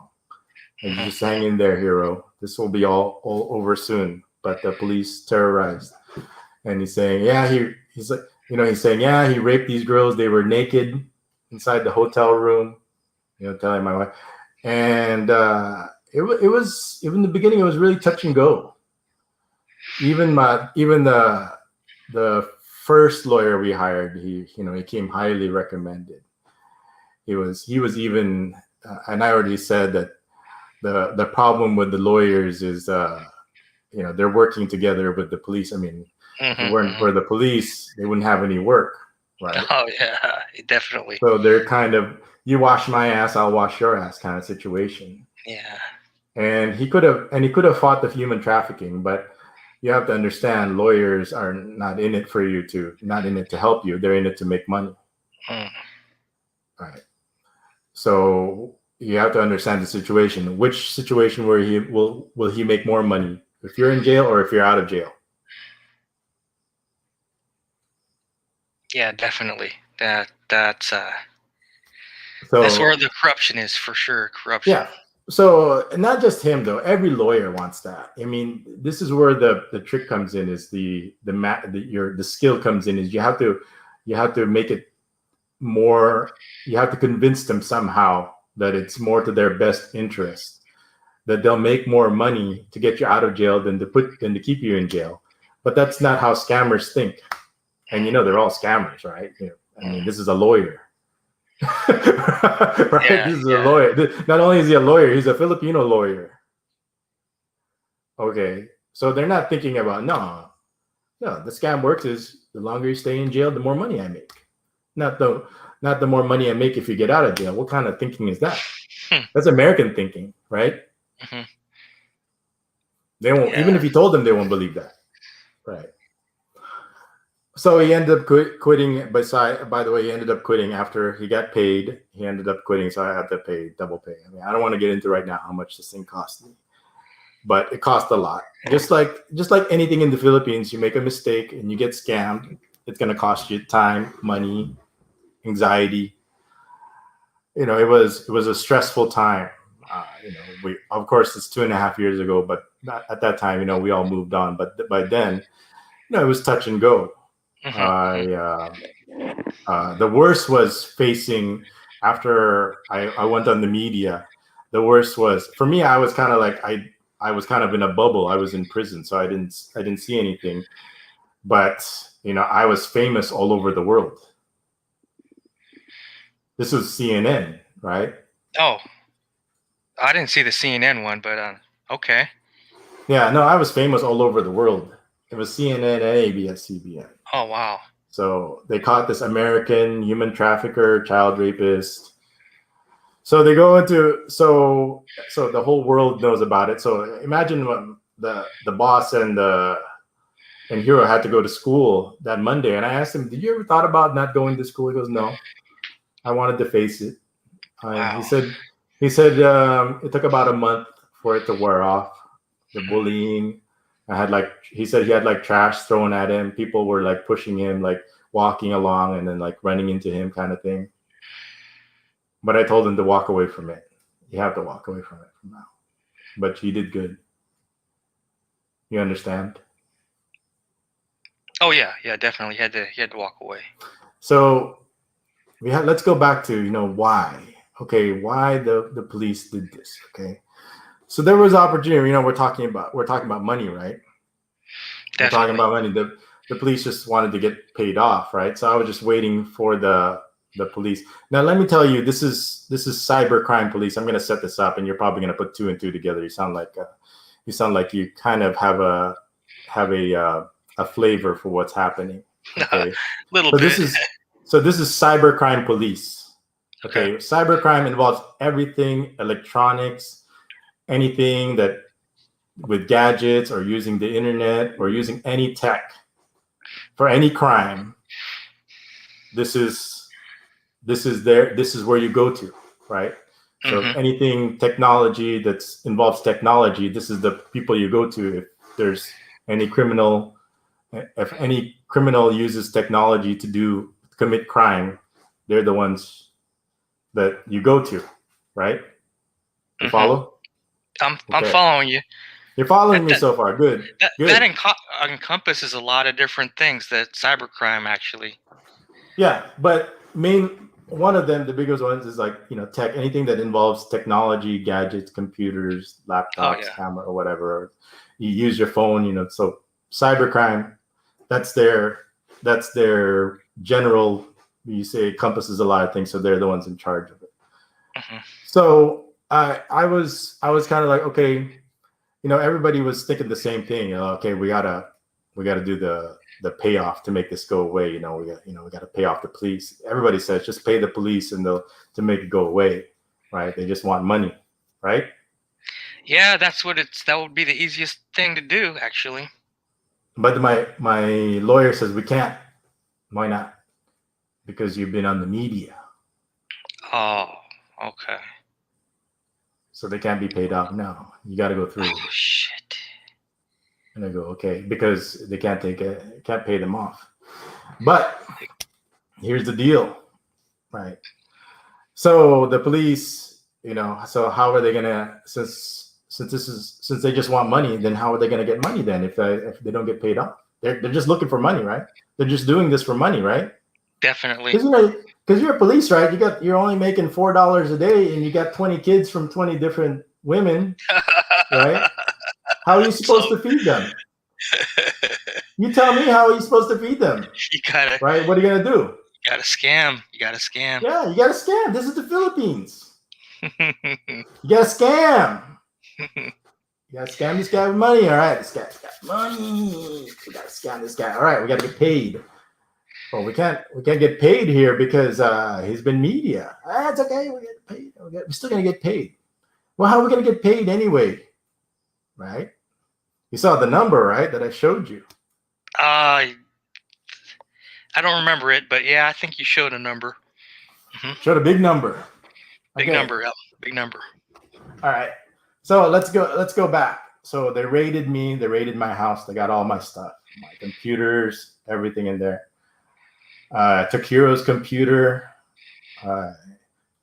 So unusual things they took. They even took like the router. Okay. So they didn't. So my wife didn't have internet. So what she had to do, because the internet was under my name, so she had to cancel it and start another one under her name, because she couldn't get a replacement router because it was under my name. So she had to create another account. So there was a couple of days where she couldn't use. We had no internet because they took the router. So they got everything, right? So you got every evidence that you need, right?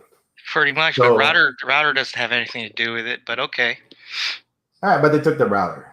All right. So now we got no router, and so cybercrime police done charged. So I'm going to they pick me up. I'm in the police. Of course, uh, my first day. I won't even go my first night there. My first night. Of course, I didn't sleep. I was really thirsty because I had like a bunch of pizza, and of course, it's like really salty. I remember being really thirsty. Didn't sleep because there was no place to sleep.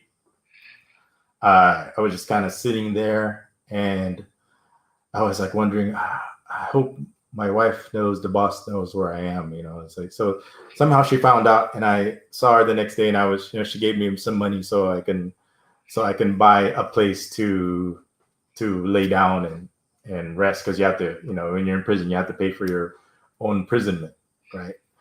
So I always say this: you have to, you if you're gonna go to prison in America. It's like hotels over there. They have catering, they have like cafeteria style food. Over there, there's no food. So anyway, that's a whole ball of wax in itself. So of course the boss was upset. What are you doing? What happened? How come this happened? And everything. Like, I'll explain it. Let's just do this. Let's get a lawyer that will talk to the police, make this go away. And so I was like going there. I know they're just doing this just to get paid. And I was like, okay, so I'm still going to my inquest. And I knew that it was going really bad, because now I was at the inquest. They told me I'm being charged with rape. I go, rape? I asked how this, and I go, what? And I go, this. You go, what? Human trafficking, what? And they said, because the media, or, the girls are telling them they were raped. What are you gonna do? What are you gonna do if you're the prosecutor and they're telling, yeah, he raped us? What are you gonna do? Obviously, the prosecutor has to believe it for sure, and prosecute, do his job. Yeah, we're gonna prosecute them. If it says that this guy's a rapist, then we're gonna prosecute him as a rapist. Okay, so the human trafficking part, I just didn't kind of understand there, right? But anyway, stuck, and so now I was in the hands of the judge now and the prosecution, right? Okay. So the police are now handed me over to them, right? Okay, this is where it gets kind of interesting, right? So I'm still kind of I'm just waiting around for, like, okay, when are they gonna look for the money, right? This is the scam, right? We're Definitely waiting for the payoff. Or they're getting paid. We did all this. We got all dressed up. We got all these cars. The gas is not free. They're not. It's been corrupt. Whatever money their budget was already been corrupted. They don't have any money, right? That's why they're scamming, right? Mm-hmm. They have to scam if they want money. Okay, they have to be criminals in order for them to get money. You understand that? Yep. That's the whole gist of this whole thing so far. Right. Okay, so let's go. Let's look at the comments. Anything interesting in the comments? Yeah, and you're still live. Okay, no, nothing interesting in the comments. So let's go. So the payoff, right? Police waiting for the payoff. Yeah, I'm waiting, right? So now I'm in the hands of the lawyer. I don't know what the F he's doing. This is that first lawyer, right? First lawyer. Okay. Crooked as hell, has a nasty gambling problem. Told us that, okay, I can make this go away, this and that. We're just gonna do this. We're just gonna do that. All right. So I said, okay, let's do it. But nothing happened. Just gave me excuses. Because when I'm in prison, you understand? When you're in prison, you just kind of listen to what they have to say. You just follow just everybody says, just do what your lawyer tells you, right? They want to make this go away. Like, okay, now they have it. Oh, then they go, well, this happened. Well, because you're media, just think of any excuses now. It doesn't matter, right? After getting the cash, then make excuses. Yeah. See? You see? Right? Yeah. So I said, okay. So a month goes by, right? I get a visit around the middle of the night, or around 10:30, right? and it was the chief. His name is Paras, John Donato Paras. He's I think he's got a couple of flowers on his shoulder, so he's like a major or something like that. So it's pretty high. He's like a chief, so he could be the chief of whatever high ranking if he wanted to, but pretty high ranking. Tells the guard on duty, because hey, I outrank you, let him out, I want to talk to him. So this is when so everybody was like looking at me in jail and thinking that I'm not coming back. Anybody who comes out in the middle of the night, oh wow, usually doesn't come back. Their body's never going to be found, or found facing the ground. And I was kind of like going, what the hell is going on here? Right. I that's what everybody was thinking of. And I was thinking the same thing. I had to, when you're in prison, you're always, of course, I'm always thinking of the worst case scenario. He's going to say, I fought him. But why? Right. I'm thinking because they haven't gotten any money yet. Right. So they can't kill me yet unless I have the money. Usually you get the money first and then kill you. Yeah. Right. That's so the there's order. No evidence, right? Yeah. Because the police over here, extrajudicial killing, they'll just plant it. Oh, he went for my gun, so I shot him. And he's a child rapist anyway, and that's all anybody would know about me, right? So there would be no sympathy for the devil here.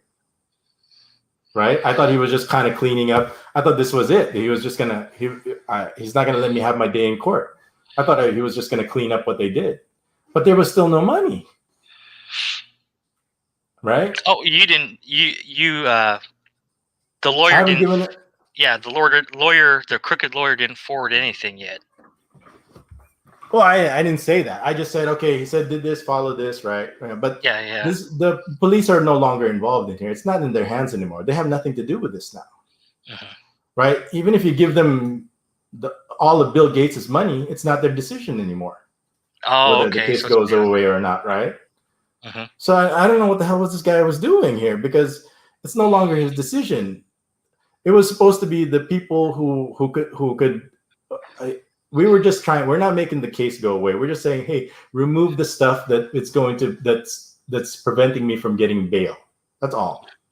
You get it? We just want to talk to the prosecution. The lawyers are supposed to talk to hey, why is this person getting no bail? Because there's no basis for rape, or because look at the media, look at this. There's no that didn't happen. He was supposed to do that. To talk to that's what the lawyer is supposed to do. Talk to the prosecution and say, how can you charge my client with rape? You need to remove the non-bailable offense so he can get out. Yeah, is that what he did? Crooked lawyer didn't do that naturally. Yeah, no. Naturally. And then you're supposed to give him something to go. Yeah, you're right. But then he'll come back. Oh, you were media. You're a rapist. They said there's video of you raping them. Is what he said. So is that part of the police's plan also for me to rape them and videotape it so they can charge me with child pornography too? Imagine that morning meeting, right? Okay, we're gonna charge him with child pornography, rape. He taped the rape and he pimped the girls out at the same time. Golly. You saw it in black and white, right? I'm not making this up. No, but I mean, keep going. Let's keep going. This is getting interesting now. It's getting interesting. Oh, it's finally getting interesting. What are the comments saying? Oh, it says, "Damn, you still alive," but people are still alive. See, we'll keep going, right? There's more. There's more, right? So, okay, I'm gonna die, but I go, there's no money yet. I haven't given them any money. Yep, no money. No. That's why the police is probably standing there waiting for it. Yeah, because they're expecting, where's my money? But it's no longer their call. It's no longer their decision. Yeah. So you know what he does to me? He says, "We're watching your wife and your children at school." Oh, wow. Sounds like a little bit of a threat there. When you're in prison, And I have no, this guy, you should see the look on this guy's eyes. He's a cold-blooded murderer. He'll kill women and children for Wow. change in your pocket. And I'm Damn. sure he has also. And you've seen me do videos about they'll kill women and children. Damn. Yeah, you should have seen him. He wasn't wearing his regular police uniform with the stripes and everything. He was just wearing like shorts. He had all this tattoo all over his leg and arms and everything. You couldn't see it when he's wearing pants and long sleeve shirts, but he's got all these tattoos over there. And this guy, I could tell, was like a cold-blooded killer. And I had no second thoughts about him. Just to look in his eyes, it's like I'll kill you. I was convinced that he was going to kill my wife and children if I didn't give him any money. I'm not making this up.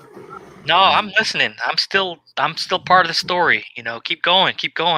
Right? Yeah, What else would he? yeah. What else would he? You know, you can't promise me that he's gonna let me go because I would say, well, that's not the prosecutors. You know, the prosecutor. That's what I would say. So he just said, "Oh, I'm gonna kill your wife and children if you don't. I got guns if you don't give me money because I did all this work. I got this media, but I got no money." Yeah, the problem with him is that he shouldn't have brought the media. Yeah, he told me that. I go. You know, I said, I mean, I could give you the money. I mean, that's no problem. But I'm here. I'm stuck in here. Right, is what I told him. And he says, okay, well then just have your wife contact me, and we'll arrange it.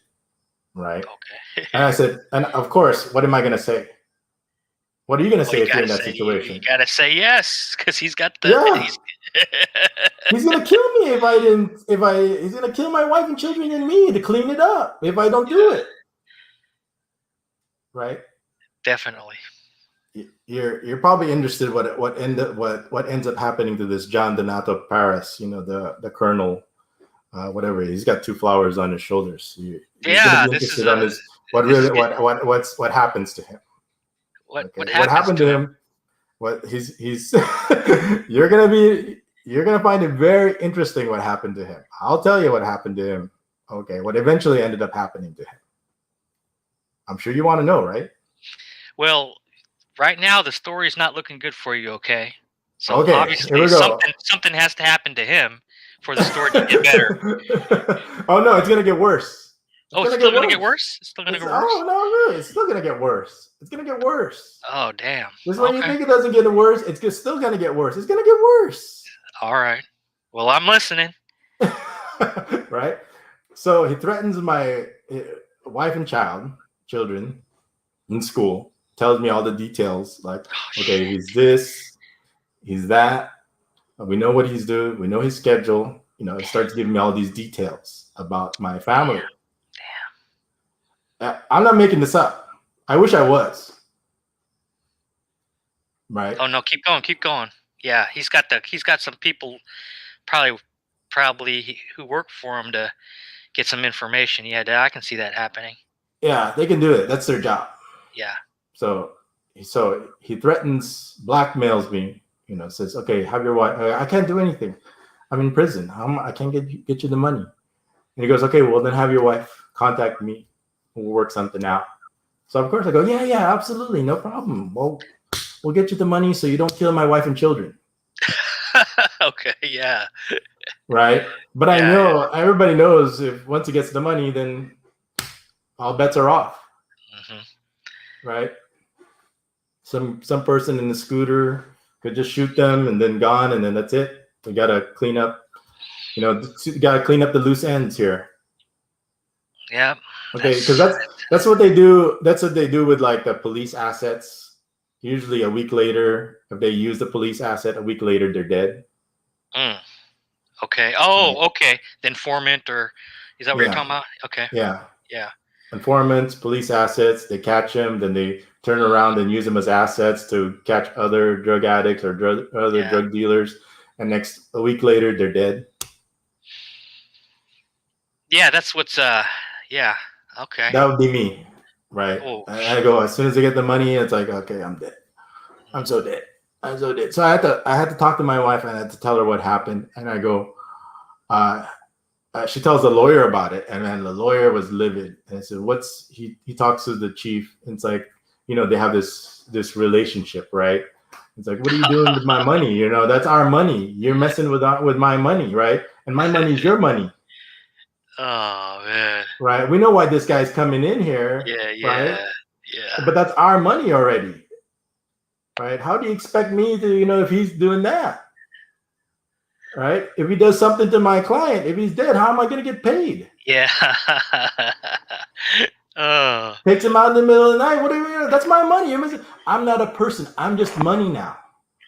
So I'm at the point still where I'm worth more alive. As long as I didn't pay this guy yet, I'm worth more alive than dead. Damn. But it gets worse. So he says that. He goes, I'm going to bring up charges if he comes in here again and talks to my client. He can't be doing that. This is the first lawyer, right? Yeah, first lawyer, because it's still money. He's got First lawyer. Whatever money we paid him up front for his services was gone 2 minutes in the casino in the Sabungan, right? He owns he actually owns a chicken farm, by the way, a rooster farm for Sabungan. Oh man, those guys. One of those guys. Those Get rooster farmers. Yeah, I know those Get guys. it? Yeah. Get it? Right? Absolutely. So he needs to get paid, and he needs to get paid a lot, and he needs to get paid off. And I said, fine, just as long as I was kind of like, okay, well, all right, hold on, okay, we'll keep following. We'll kind of keep playing the game over here because we have no choice, right? Right. Exactly. Yeah. So let's keep going here. Let's keep going. You ready for more? It gets worse. Let's go down the rabbit hole. Let's keep on going down the rabbit hole. Let's go down the red pill. I'm taking the red pill. Take the red pill. Let's do it. Okay, we're taking the red pill. All right. So I'm sitting there. I'm not even getting into the politics of my prison life. That's too much to talk about. All right. Let's just deal with the police over here. All right. Okay. So 3 months later. 3 months. Okay, I'm sitting in prison. I'm waiting for nothing. Right? I don't know what I'm waiting for. I'm just waiting. It's waiting for nothing. Right? I'm being milked. I'm being scammed. Damn. Police, lawyer, complainants, you name it. Everybody's got their hand in the cookie jar. Damn. Right? Yeah. Damn. I'm still with you for 3 months. That's got to be a lot of cash outlay right there. Okay, 3 months. Well, you got to pay for your own way in prison, which is not that much. I mean, I don't need a lot in prison. But anyway, so let's go 3 months. Okay, 3 months. Okay. My wife starts getting a call from the bank. Oh, shit. My wife goes, well, I'm getting some missed calls from the bank. I go, wow, no, you don't need to pay attention to that because why? I mean, I don't use a credit card. I always use cash or anything like that. Yeah, but they're calling. I should answer it. So she answers. I got a lot of so she answers. So they say I've got credit card bills overdue. Shit. They're 3 months. They're in collection now. 3 months, and you can't use them, so it's got to be somebody else using them. Somebody else using that number.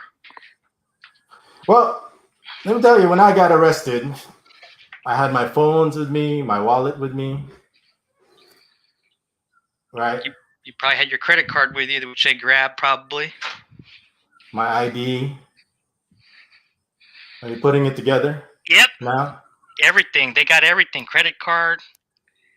So hey, let's talk about this. When you have a PayPal account or when you have a bank account and you have online accounts, right? Okay. You have passwords to it, right? I got PayPal, PayPal, you got bank accounts. And then if you ever lose your password, you could reset it, right? Yeah, you have to reset it, yes. Yeah, and where do they send the reset information? Your email address. Or your phone. Yeah, your mobile phone. Who's got my phone? Oh, shit.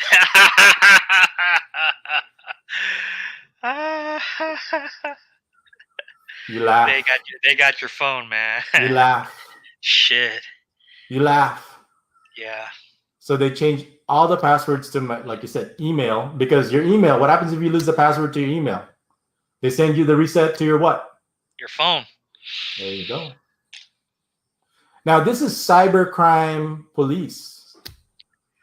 Oh, this is why you brought up the cybercrime division. Oh, okay. Yeah. So So if somebody hacks into your phone, empties your bank account, uses up your credit cards, where do you go? cybercrime division. Oh You shit. laugh. You laugh. Those are the guarding the cookie jar right there. You laugh. Yeah, that's damn. That's pretty widespread. Culture. I'll call it widespread corruption. Let's just call it that. It's obvious. It's obvious. Yeah. Yeah. So when I show that number, I always say everybody knows where this money came from. Yeah. It came from me. Oh shit. So they emptied out my credit cards, they emptied out my PayPal, and they emptied out my bank account. They were able to do it online. And here's the funny part. You know what they did to my PayPal account? They sent money requests to all the people that sent me PayPal money. Oh my goodness! You mean like before this even happened? In other words. No, after they took my wallet and reset my PayPal account and changed the password and everything, after they hacked it, they even sent Quincy over here a request. Oh, Quincy. That's what I meant. The people who were already on there, they sent them requests. Yeah. They sent them money requests. Of course, shit. Quincy and everybody else didn't send them any money because they knew I was in jail. Yeah. Shit. You like that? Quincy said, damn. You know what? I got a PayPal request from you. Oh, really? That was the police sending a PayPal request to you because I got hacked. They hacked it. They changed all my emails, because all that stuff is in your phone. It's all in your computer. They're all connected. All they have to do is take the SIM card, put the SIM card in another phone, and have it sent to that phone now, and they could reset all your bank accounts, all your PayPal, and then control it and send all the recipients of the people who sent me before, and asking them for money. That's a scary proposition and that is something scary for even somebody like me who is planning to, transfer some money from my United States bank account to a Philippine bank account. That's scary. Be very scared. In fact, I might not even do that anymore. I think I'm just gonna. Remember, that's what Rick says. How do I get started in the Philippines? And I said, start by digging your own grave first. Dig your own grave. And number 2, lie in it and wait. Right? You laugh. No, I don't laugh because it's. You laugh because it's the truth. I've heard stories where, those bank tellers, they're supposed to keep your information, but they would give it to their friends or whatever. They tell their friends, hey, this guy has this much money in their bank account. It's like so here we go. Here's the now. So it comes together now. Okay, so now you understand. But here's the part. They should have. Yeah, definitely. What saved me that night was I think he came there I think he came that night to clean up loose ends. I'm here to kill the child rapist. But I didn't know anything about it. Right? He was waiting for me. He was reading me to get to confront him about, hey, I know about your, the credit cards and everything, and they would have pulled the gun out and shot me. Because that's information, right? Yeah. That can kill a person. Definitely. If I would have brought that up, confronted him about it, he would have shot me. There was no deal to be made because he's going to lose his livelihood. He's going to lose his pension. You can make a complaint here in the police and you've got evidence to back it up. They're gone. That was the thing that saved me that night was he was reading me and he was going to look at it and it's like, oh, okay, this person doesn't know. He's so stupid. I need more money. So that saved my life. Yeah, definitely. He came there originally to clean up loose ends he committed a crime. And the only way to make sure that this works is if I'm dead or I'm in prison for the next 40 years. So what did they do? So what did they pick? They made sure. They pick option number 2. Okay, we'll file. Also, they filed a third one, and I got a third one. First of all, it was like, okay, I know I'm getting a separate one, human trafficking from the raid in a different court, and I'm getting a human trafficking from a different court. Now, like maybe 6 months later, I get one from the Department of Justice for human trafficking. Oh wow, a second one on the same issue. It seems like third one, but the same issue. Human trafficking. Yeah. Human trafficking. Damn. I got one from the Department of Justice now saying that I'm charged with human trafficking. So he's trying to get more money then by putting this third one on there. Well, he can't. He's trying to clean up his. Like I said, he said, "You got to make sure that I never get out." Because look at this. What would happen if it got out? Right. This is the first time I'm telling anybody really publicly. Before I would just tell people privately, but this is one of the things they're afraid of. Right. Is now I have paperwork over here that says that they took my credit cards and my ID and my phone in their custody and signed it. And then 4 days later, you can look at the statement. It was all cleaned out. My bank account cleaned out. And I haven't even gone to my PayPal to the bank because I can't access it. Get more money. So they said, okay, well, we can't really shoot him now. So let's just bury him in court for years and years. He should be buried in court for years and years. And I was, you talk about 2.5 years. I go, one of them is going to stick. Right. Now, remember, because you got to put yourself in my situation, right? If you're innocent and you didn't do anything wrong, would you worry about your credit cards or what they're going to do with your stuff? Because by law, not just there in America or in Texas, all over the world, you can't tamper with evidence. You can't use it. You can't use it to deliver or go to Baguio or go sightseeing with my car or anything, right? Oh yeah, that's here. Yeah, that's here. Yeah, definitely you can't do that. It's impounded. Yeah, well, definitely not here also, right? And you can't do that here also, right? You're not supposed to, right? You gotta put yourself in the position of cybercrime here. We're cybercrime police and we're committing cybercrime. Welcome to the Philippines. You got to put that in perspective. Where do you go to report the cybercrime that was committed to you when the person you're supposed to report to did the crime? You can't go anywhere. It seems like the whole situation is pretty corrupt from top to bottom. Oh, but you already know that. You already know that. So this is. I'm in a mess. I'm in a nasty mess. Okay, so what are my options over here? I have to go through this. There's no way of getting it. There's no way. People are saying, I've heard it all. Just pay off the complainants. The complainants are not my problem over here. Right? No. It's the mechanism. If you pay them off, right? The problem is still there. Yeah, the police, the lawyers, police are still there. Lawyers, they're still going the judges. Now that's where the judge was. The judge, I thought was biased. Also, I was like, okay, rapist, guilty, done. I thought I was gonna die. There's no getting out of this now, right? Because he was, I could have been dismissed. This judge was supposed to be based on the raid, the search warrant on my house. not the. And first of all, you understand I'm not making any of this up.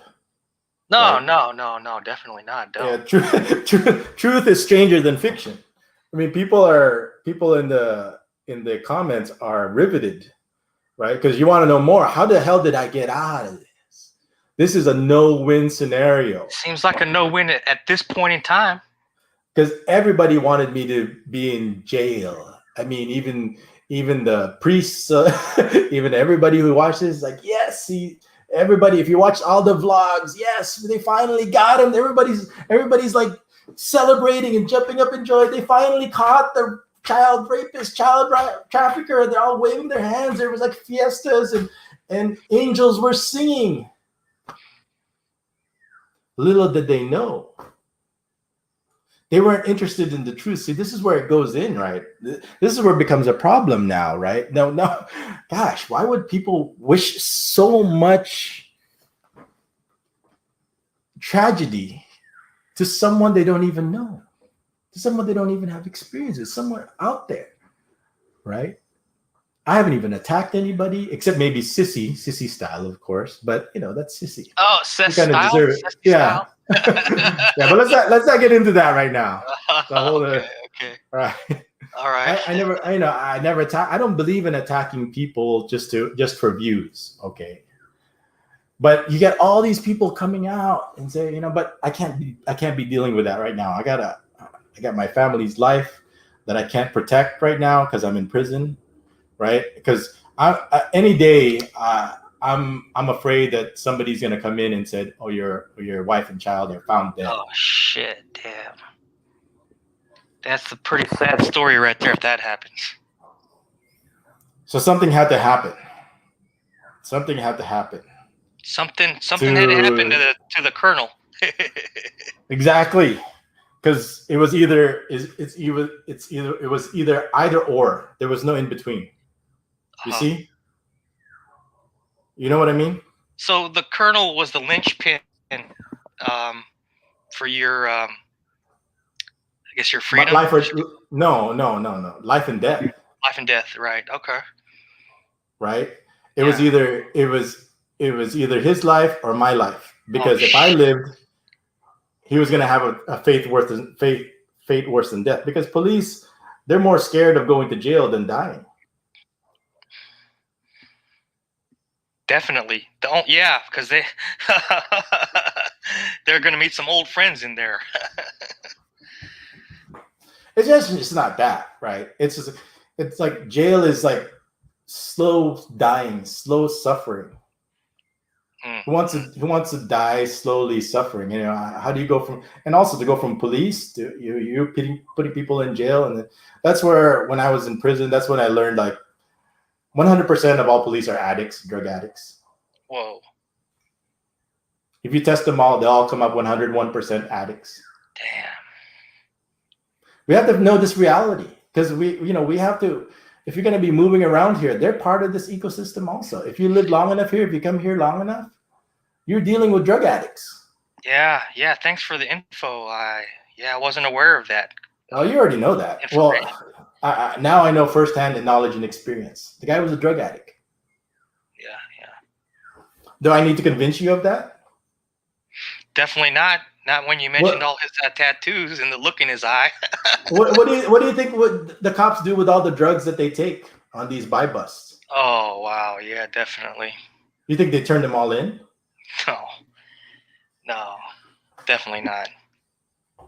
They use them. Not only that, they probably have a deal with those drug dealers, probably too. They use them and they sell them. Yeah. And they use the same people they arrest to sell them, to get money, and then after that they kill them. Damn. That's the world we live in.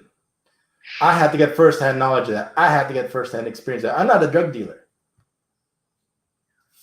but I do have money, or I do have credit cards. Now you got to put yourself in the position of this police, right? Hey, look, you have credit cards, but I don't have credit cards. I deserve nice things also. I work hard. So what's wrong with me using your credit card? Oh, yeah, that's the mentality. I agree with that. Definitely. There you go. See, these people watching and listening, they don't know that.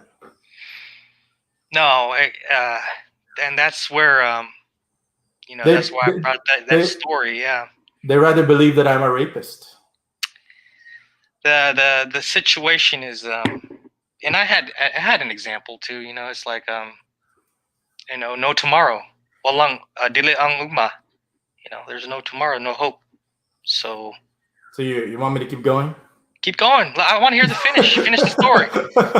Well, at least you know there's a happy ending because one of us was gonna die. Yeah, right? Yeah, and obviously you're alive, so you're alive, so he's probably dead. Good. Way to make the connection. Now you're probably asking, do I have something to do with him dying? You know what? I'm thinking that you didn't. I'm thinking that. Oh, but a lot of people think that I did. No, because the reason why is because you're not the only one he probably tried to, like extort from. I don't know. In these kind of situations, there's higher ups above him. There's always somebody above him, and usually when something like this happens, when a guy gets killed, it's usually ordered by that person. Ah, okay. Right. Just to keep him quiet. Exactly. Because he needed to talk because he couldn't tie up loose ends, right? Mm-hmm. So he's tying up his loose end. Yeah. Right. He's higher up. Yeah, definitely. Yeah, because eventually, if I get out, right, it stops with him. Well, the guy's dead.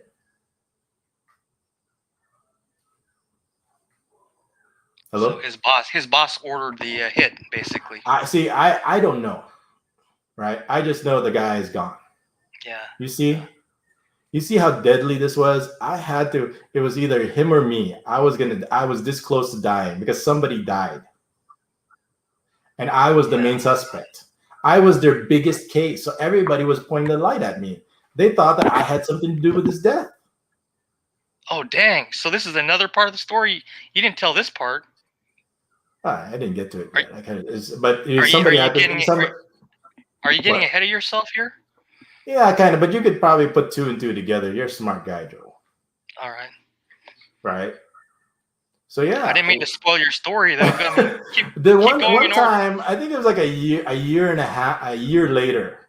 Okay, I've been waiting in prison for a year, sitting there stewing, waiting, right? And my wife, bless her soul. I mean, here in the Philippines, if you don't know what you're doing, you're just going to make it worse. Right? Okay. Mm-hmm. But she was scared.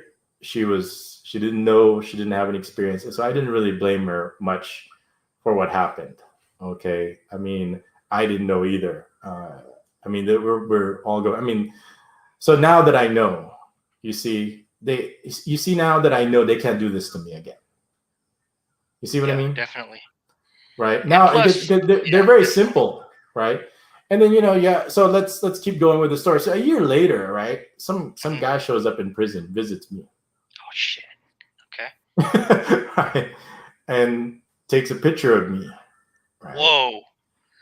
So, but I mean, it wasn't really exciting. And then the next court hearing, because they're trying to figure out if I had something to do with the colonel's death. Oh shit! Right.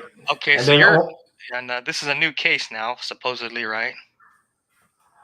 No, I mean it was already filed. I think 6 months. I found out that there was like the third human trafficking case. So I was just like going, "Oh man, I'm never gonna get out." If you got 6 human trafficking cases against you, there hasn't been any testimony yet, right? But a year into the testimony or a year into the hearings and things like that, John Donato Parras is dead. Wow. So no explanation, no how, no. He was dead. I couldn't get any details up until now.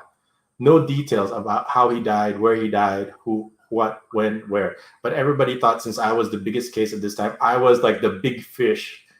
I had something to do with it, and maybe I did indirectly, right?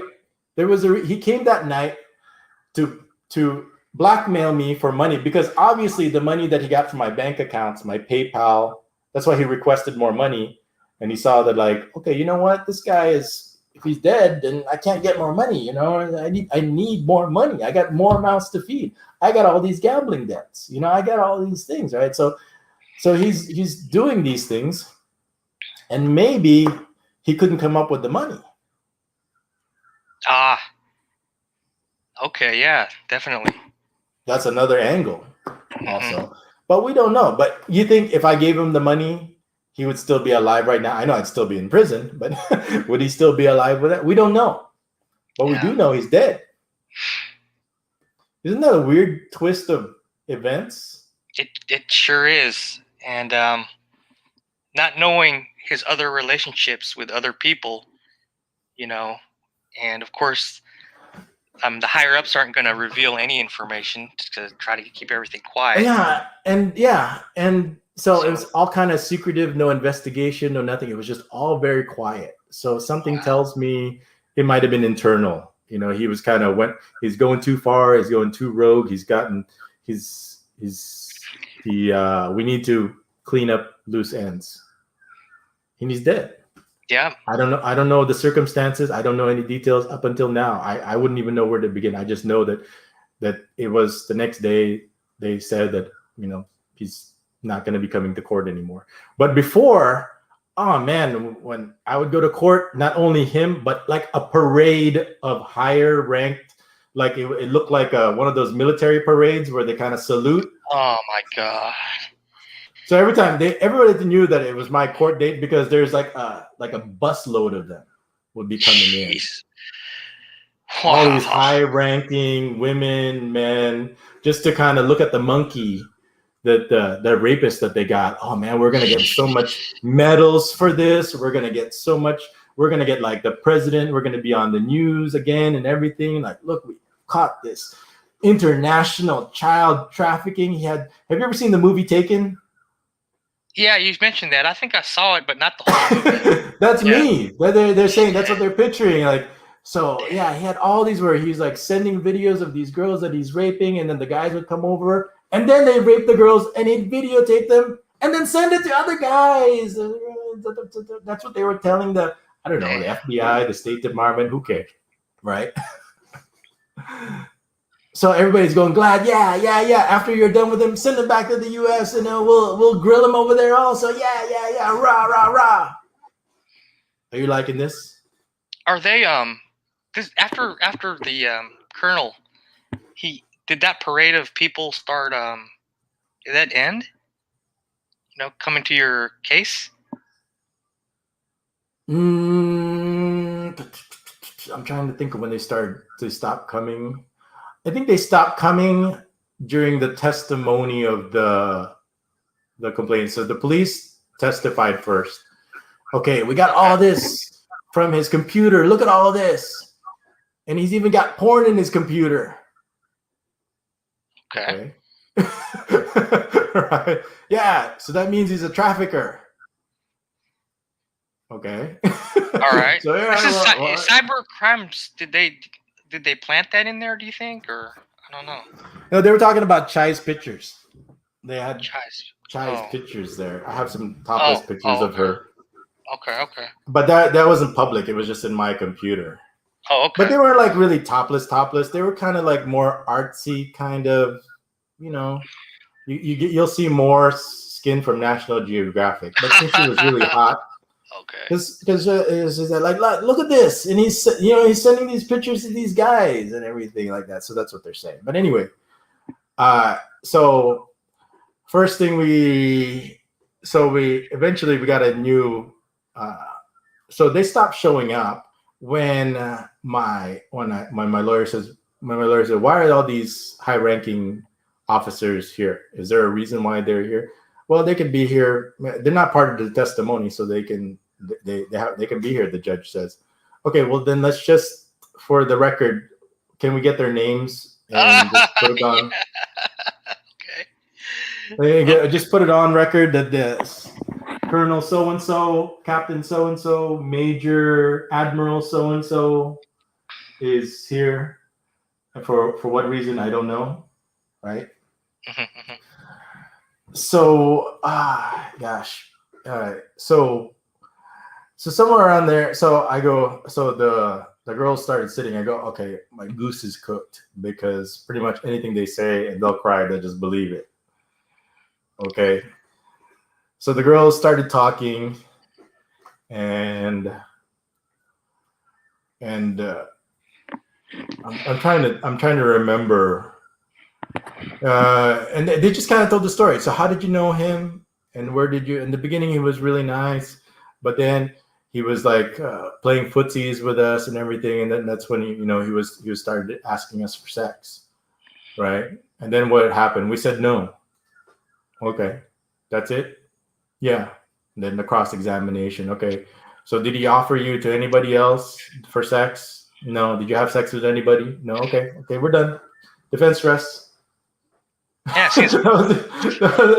We wow, just had like 2 questions. Did he offer you to anybody else? No. Did he? The other damn, stuff we didn't touch. Or me asking them for seems like sex or anything like that. that We didn't touch. that We just trafficking is not even. yeah. Those are the only two questions my lawyer asked. Just really quick. Did you ever have sex with him? No. Did you ever sex with anyone? No. Did you ever offer? Did you get money for sex? No. Okay. Done. Done. Next. Done. Shit. But they did like this hour-long testimonial. Yeah, he would ask us for sex, but we didn't want to have sex with him. All right. Okay, all right. Well, I don't want to have sex with you either. Remember, that's my rule is I only have sex with girls that want to have sex with me. And that night, though, they really wanted to have sex with me. Wow. And they were willing to prove it. And what that is, let's not get into that. Okay, then I don't want to be saying, oh, because they needed to get you in the hotel. That's why they had to do those things. So it's your fault, right? If we would just go to the hotel without them doing those things, then they wouldn't have to. What do you think of that argument? Oh man, that's unless you're really there, it's tough. It's a tough call, I mean, because there is temptation. But There is temptation. they didn't. But they didn't. Lo and behold, I thought that's where they were going to nail me. Like, okay, we had, he made us do this, he made us do that, right? They didn't. They didn't bring up. They didn't do it. They didn't mention anything about what they did. They just kind of kept it to themselves. I thought they were just there. Okay. Yeah. That we had to do this, we had to do that just to get him to go to the hotel because he wouldn't go to the hotel.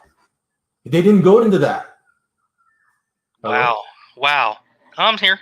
They just said, yeah, he wanted, these are all the things that he wanted. He wanted to do this, but we didn't want to do it. So when the cross examen came, did you ever have? No. We didn't ask. Did he ever ask you? No. Did you ever offer you? No. Okay, we're done. Everything else. Seems but like before the case that, should have been dropped. It should have dropped the case after that line of questioning.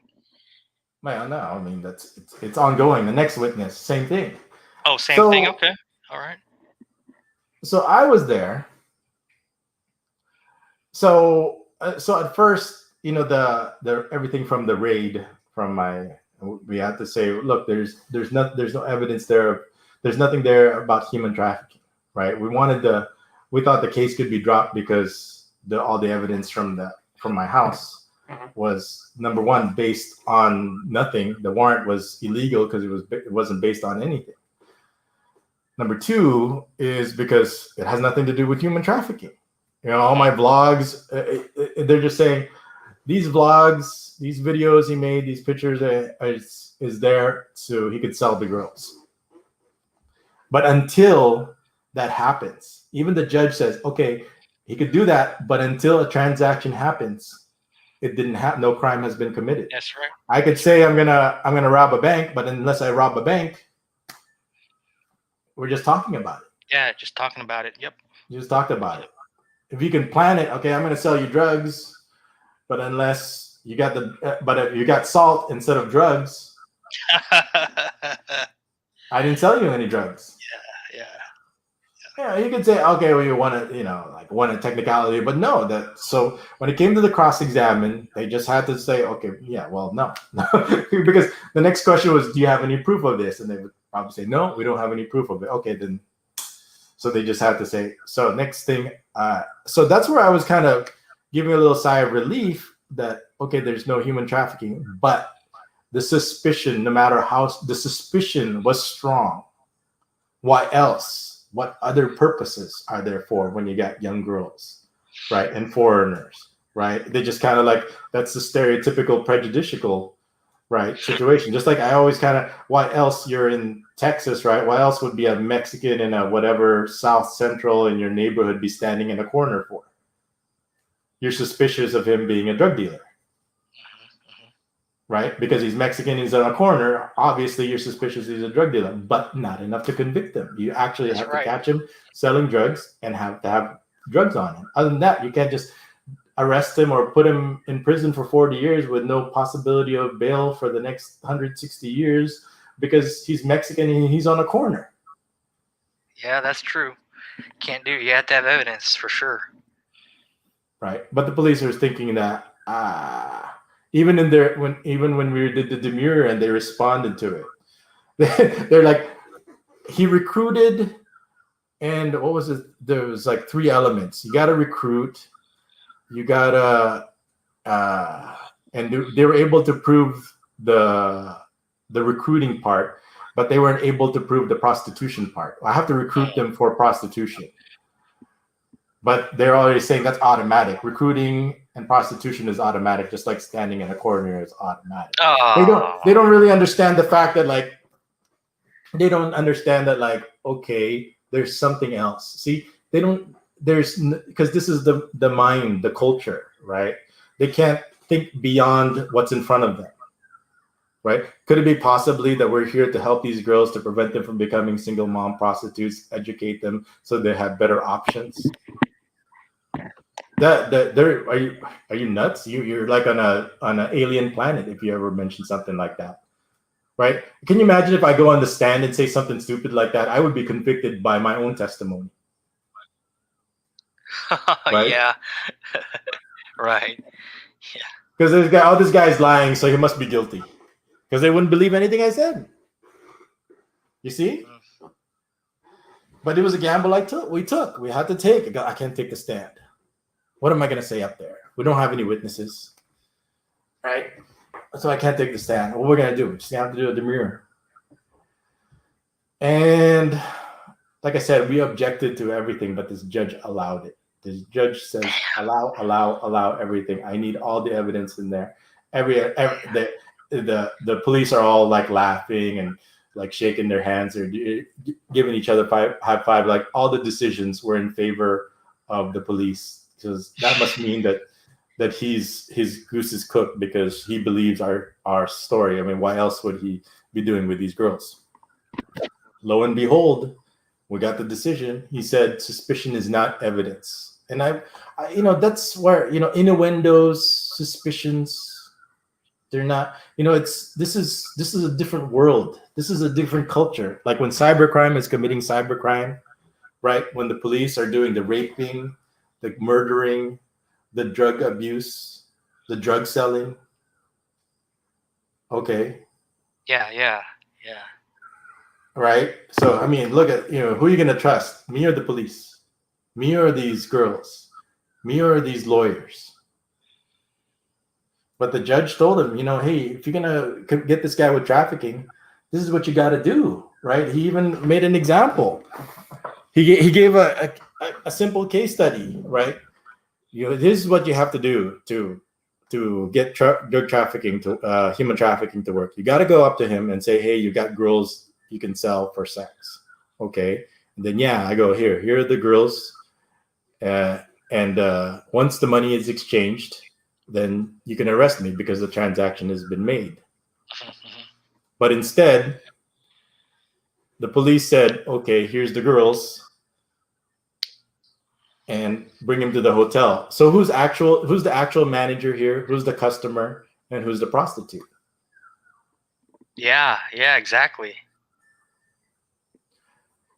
You see, it's like I said, it's when you're dealing, when people need to understand that, it's just like in so many levels.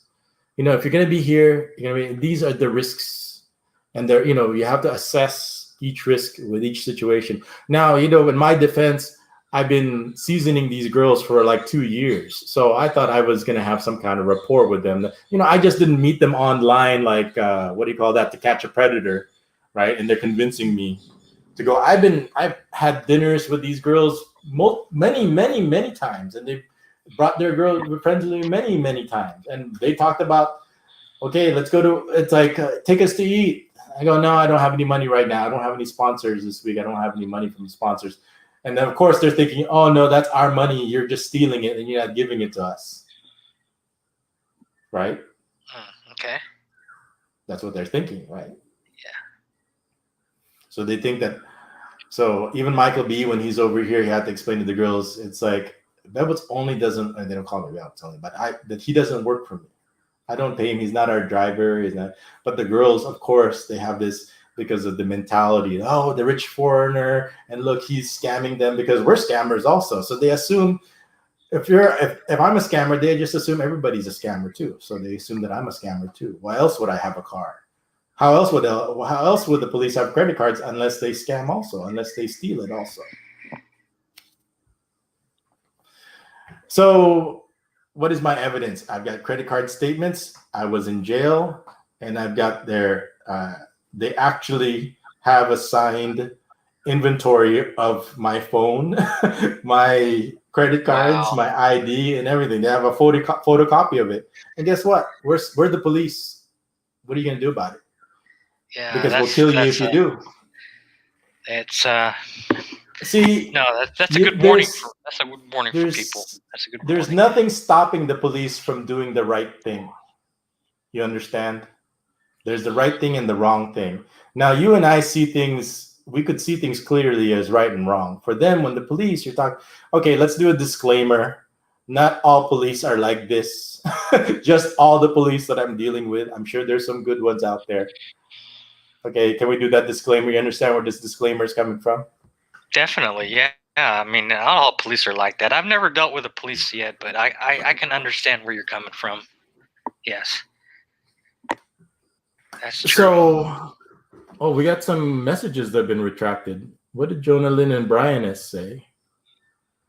So here it is. Quincy says, yes, I can confirm. I received a request after I went into prison. So the police went in there, and the cybercrime police they weren't even done. They're like, okay, we emptied out his PayPal. Let's get some more. Let's do a request. Damn. See, they actually got a request. The balls, right?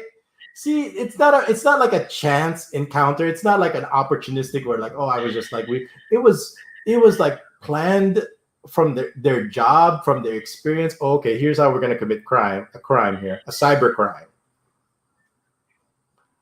The cyber crime committing cyber crime. Yeah, that's this. Now, Joel, you know this information. If you come with that's information that can get you killed. definitely. Right. Yeah, that's So anytime you got information that could lead to the police not only losing their job, but also going to jail, you're a dead man. definitely. You're a walking dead man. Everybody who's listening on this live stream, you got information that can get you killed here in the Philippines. Tell them I'm telling the truth. Tell them I'm telling the truth, Paul. Yeah, you gotta be careful over there for sure. Yeah. They'll kill you. Yep. They'll murder you and eat a sandwich just like they're just as natural as breathing. And as you can see, John Donato Paris is dead. Okay. And he's dead. He knew he could die any moment. So you think taking my credit cards and using my credit cards and what's going to happen to him for using my credit cards is going to bother him? No, of course not. There you go. You guys process that. Who's listening in on this live stream, process that. These police don't they know there's a certain line that they've crossed, and once they cross that line, they're not thinking about these little things are not going to bother them because they could die at any time now. He's crossed the line. That he knows it can come from anywhere. It's just a matter of time. Are you people listening to this? You like it, huh, Joe? Tell me you like it. Well, what you're saying is the truth, for one, and Exactly. number two, how can you avoid the police when you're in the Philippines? I mean, it's almost like you kind of have to just do your thing, you know. I guess the more you stay there, the longer. If you stay longer than a month, let's say you get a 3-month visa, there's going to probably be plenty of chances to encounter this kind of thing, you know, scams and things. I've never had the chance to, though, but except for that one time that I've mentioned, because I've only been there for maximum 3 weeks. So here's what should have happened if I could replay the. I mean, of course, there's certain not going through with it, just hanging up on them, but they could restage it again. Eventually, they were going to get me. Okay, now I know. Now that we know this is what should have happened, right? Because now, remember the police are doing this to an innocent man. It means that they're just scamming you for money. Okay, if this is just about money, right? Okay, I'll give you the money so you can let me go. All right, done deal. That's how business is done as usual. Fine, that's corruption 101. But here was the deal: they were able to get the money without me. Without my cooperation. Yeah. How it usually is before cybercrime was, okay, I catch you, you bribe me, you pay me off, I let you go so I could catch you again. Repeat, rinse and repeat.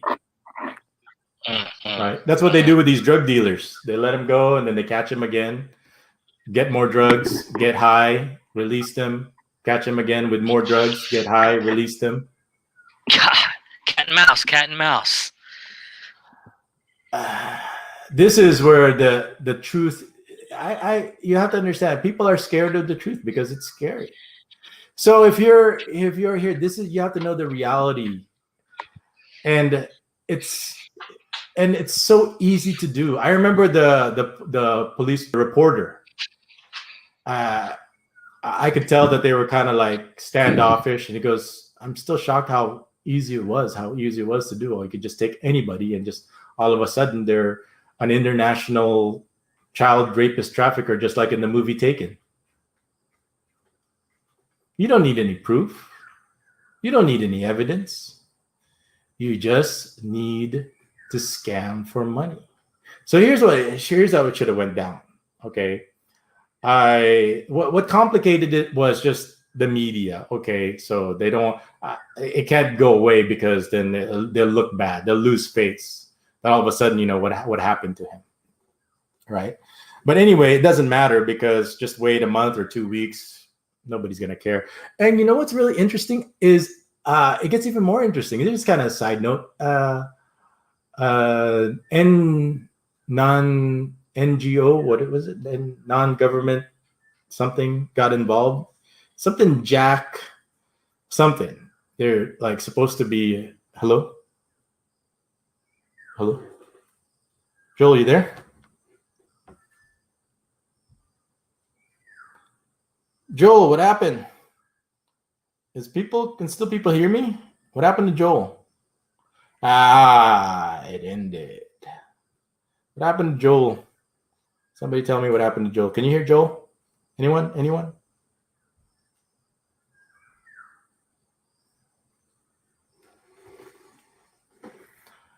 Where is John? What is this?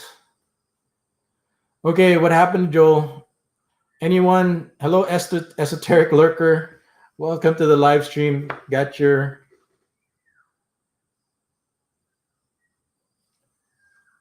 See, that was a mistake they made. It was a huge mistake. It would complicate things, but it's still. They just have to wait. It would just make it harder, but still possible. Esoteric lurker. What you all need to know if this ever happens, lost connection or low battery, man, you can't be coming in here thinking that you're only gonna be 4 hours, man. We go 8 hours, we go 12 hours, Quincy. So was, if Joel's coming back, I need to tell him, okay, here's what you do if you're ever facing that kind of situation. Okay, here's what we all need to learn from this. So all you guys that are listening to this or watching this, finally help me out here. What should I name this? Because I gave you guys such juicy details. That's information is power. You guys just got some really good information. Quincy, for a long time, but I kind of added more details. But that was kind of the weirdest thing is I'm here now. Is that you, Digital Underground? Is Joel and Digital Underground the same person? I didn't know it was actually him. Where are you? Are you coming back? Where'd you go? See, I scared him off. See, my story was so scary that he didn't want to come back. He goes, yeah, not only that, he's scared to come here to the Philippines now because he knows this and they're going to find him and they're going to kill him. Esoteric says it would make a good crime novel. Well, I'd like to know how John Donato Paras died. That's what I like. The details are vague, which is kind of, he's just dead. How did he die? We don't know. He's just dead. I was able to hear everything. Where are you going to come back? I'm not done with you yet. Where are you going to go to sleep? What are you going to do? Because I'm not done yet. I still got more story. Everybody still got more. Everybody wants to hear more. I think we're kind of like in the I think the worst is kind of there or kind of past us now. I think when not really, because so after I needed to get so now that was one testimony. We have another court now. Now we got to go to the court for the hotel night. That's another story. So we just talked about the raid, the search warrant of my house. We talked about, okay, they emptied out my bank account, and I'm on the hook for those credit card the credit card they used, and I had more than one credit card. That was just one credit card. The other one I didn't have a statement. It's an electronic statement, so I don't have a black and white, and I can't even get into that because I need my computer to get into that. But I haven't even touched that. I didn't even worry about it. I know they already hacked it because I tried to get into it. I couldn't even get into my PayPal, so I'm not even going to get into that right now. It's just the credit cards is enough to put them away, and the fact that they're so I'm just telling everybody, like, hey, you got money, you got scammers. If you're here, it's the longer you're here, if you're interacting with people, because the motive, we got greed and we got jealousy. Okay, another thing is like one of the reasons. Okay, I need to answer your question. There is the what did they say? Why did the media? They could have done this, esoteric lurker. Let me answer that. Why did they bring the media? They could have done this without the media. They could have made this easier without the media. It was just all about the money. It wasn't just about the money. Okay, if it was just about the money, it was something else. Okay, remember the Count of Monte Cristo? They didn't put him in jail just because of the money. They put him in jail because, man, look at this guy, right? He's got houses, he's got cars, he's got girls. What the hell is that going to do to people? What the hell does that do to everybody? All right. So we needed to bring this guy down to a level that he's never going to climb up from. But this is bebotsonly. They thought that by just exposing me to media, they got me where they want me. They got the pressure. The pressure is on them because of their jealousy is what they wanted to do. They wanted to embarrass me. Okay, it's not just about the money. It's about jealousy also. They wanted to embarrass me as much as they could on top of that. Okay, there's this one lady police, Kalapatia. Yeah, that's you. Man, she's this. I'll tell you, you're short, you're fat, you're ugly. You also have an ugly attitude also, and you're the kind of ugly that the foreigners actually like. So if you want me to set you up with some foreigners that like ugly women, then but she's married, so but you're going to jail.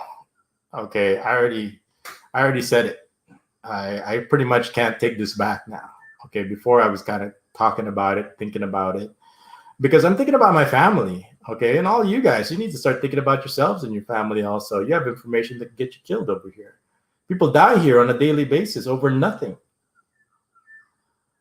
Are you coming back, Digital Underground? Can you tell me if is he coming back?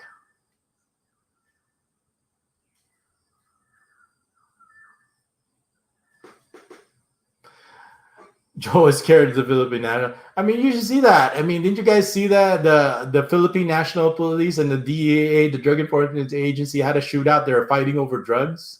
They were shooting each other. It's like they'll shoot anybody, including each other, over drugs and over money, and they definitely would shoot you and me. The Express. This is reality in your face. See. Why did I have to go through it? Okay, so are you coming back? Because I wanted to talk about what could have been done to prevent this from happening. I mean, it could have been, but it's the jealousy part was the one that we couldn't control. Okay, jealousy. Oh, anybody will tell you jealousy is a big, huge problem here in the Philippines. You make somebody jealous, especially the police, oh, they'll shoot you right between the eyes. If you make somebody jealous, you make somebody jealous is the same thing as making somebody lose face. And you make somebody lose face over here in the Philippines, especially in the Philippines. It's not just, it's mostly most Asian countries. They'll stab you in the eye and then shoot you with their gun in the other eye, especially the police, the one that I'm dealing with. So every time I say police, the ones that I'm dealing with, okay? But all it takes is one, is what I always say, to make your life a living hell. And for some reason, Lord have mercy. God had mercy on me. Let me live. It was either me or John Donato Paris. It was better. If you guys all had to choose who had to live, it was either he lives or I live. It was better that I lived so I could warn everybody and I could tell everybody what could happen, what the possibility could happen. But if it did happen, this is what should happen because it's money. You could always take care of the money part. The jealousy part is really hard to deal with.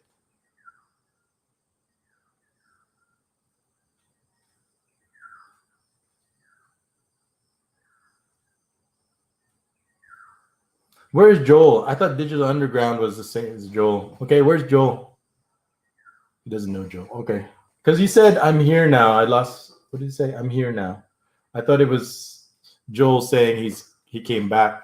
What happened to Joel? Maybe the police raided him because he was listening. And they needed to tie up loose ends. So, you guys, if something happened to Joel,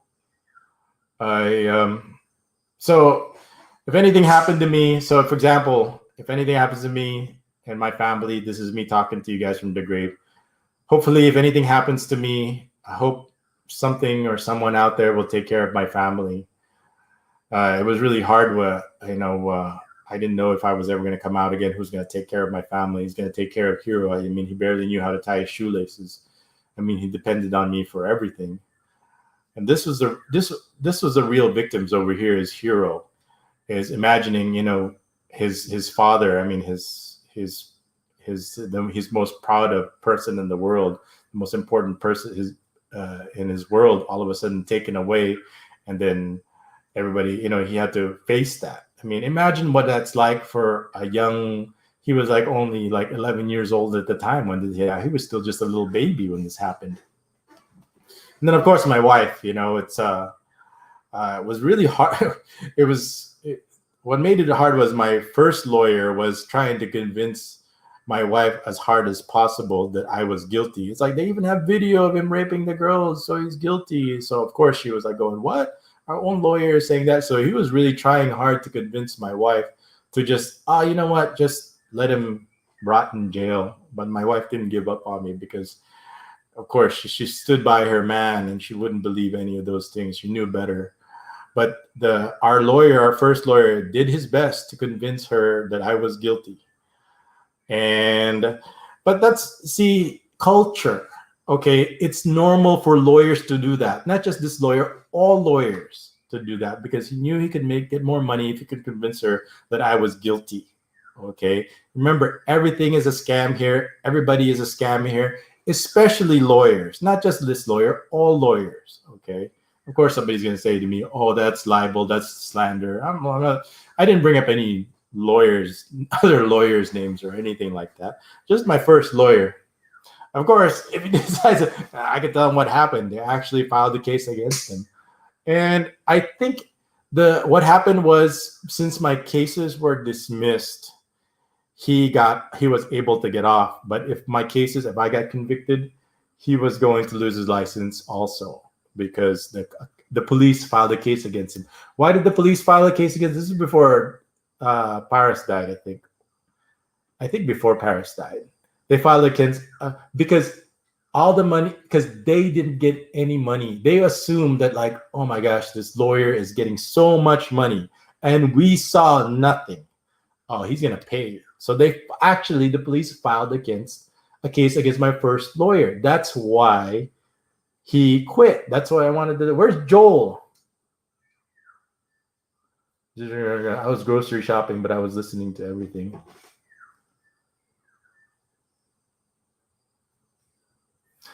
Esoteric, sir, before you came back recently, I wondered if you're around. No, they never turned against me. They always said they believed in me. Just like a lot of people out there believed in me still. That I'm sure if you saw all this, I've seen the comments. It's hard to avoid. People say, oh, I didn't know he was like that. Now I'm convinced, right? So not just a lot of people were convinced that I was a child rapist, I was a child trafficker. Okay. They didn't want to believe that this whole thing was a scam because it's unpopular. It's not politically correct. I'm not politically correct.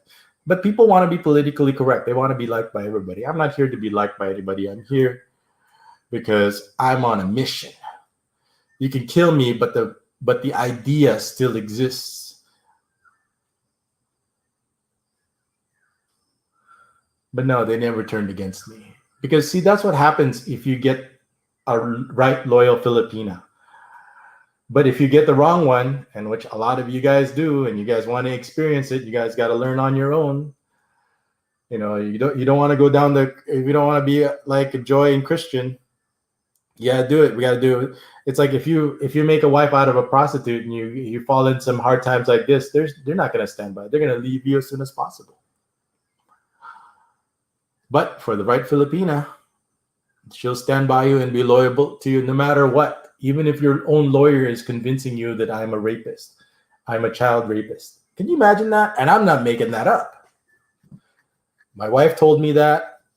Everybody, my neighbors, it wasn't just my lawyer. Even the neighbors are saying, this was what they were saying.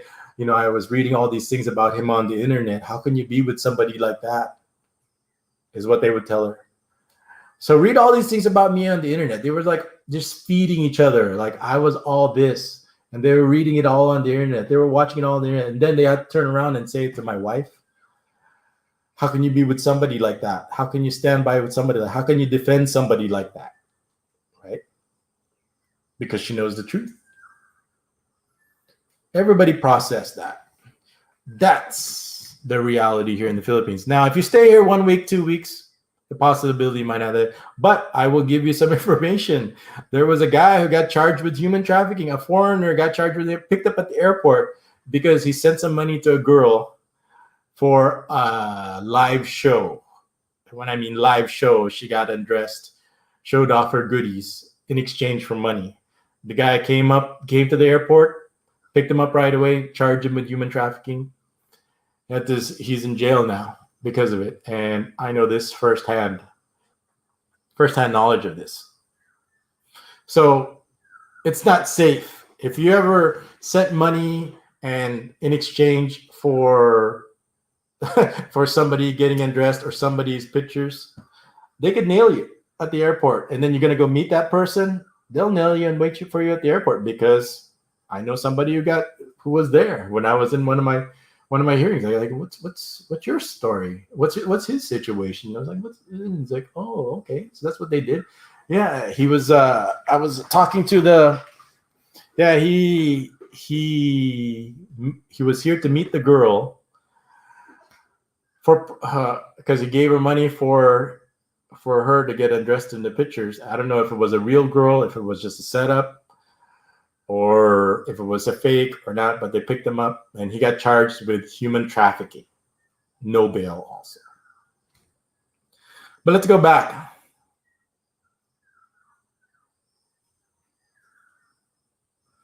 He's the same esoteric as before. Okay. So let me get back to, if Joel doesn't come back, let me kind of summarize this. sum it up, how it could have been prevented in the first place.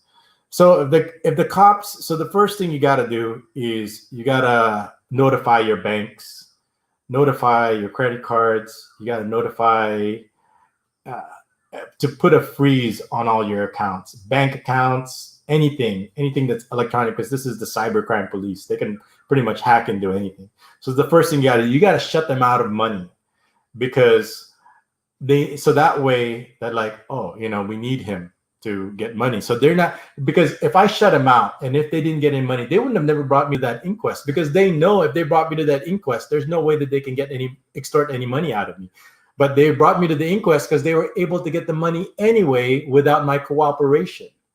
So everybody needs to know. So they can't do the same thing to me again. So how are they going to get paid? And what is the reason why they're going to arrest me? Why are they going to go through all this? Why are they going to get all dressed up?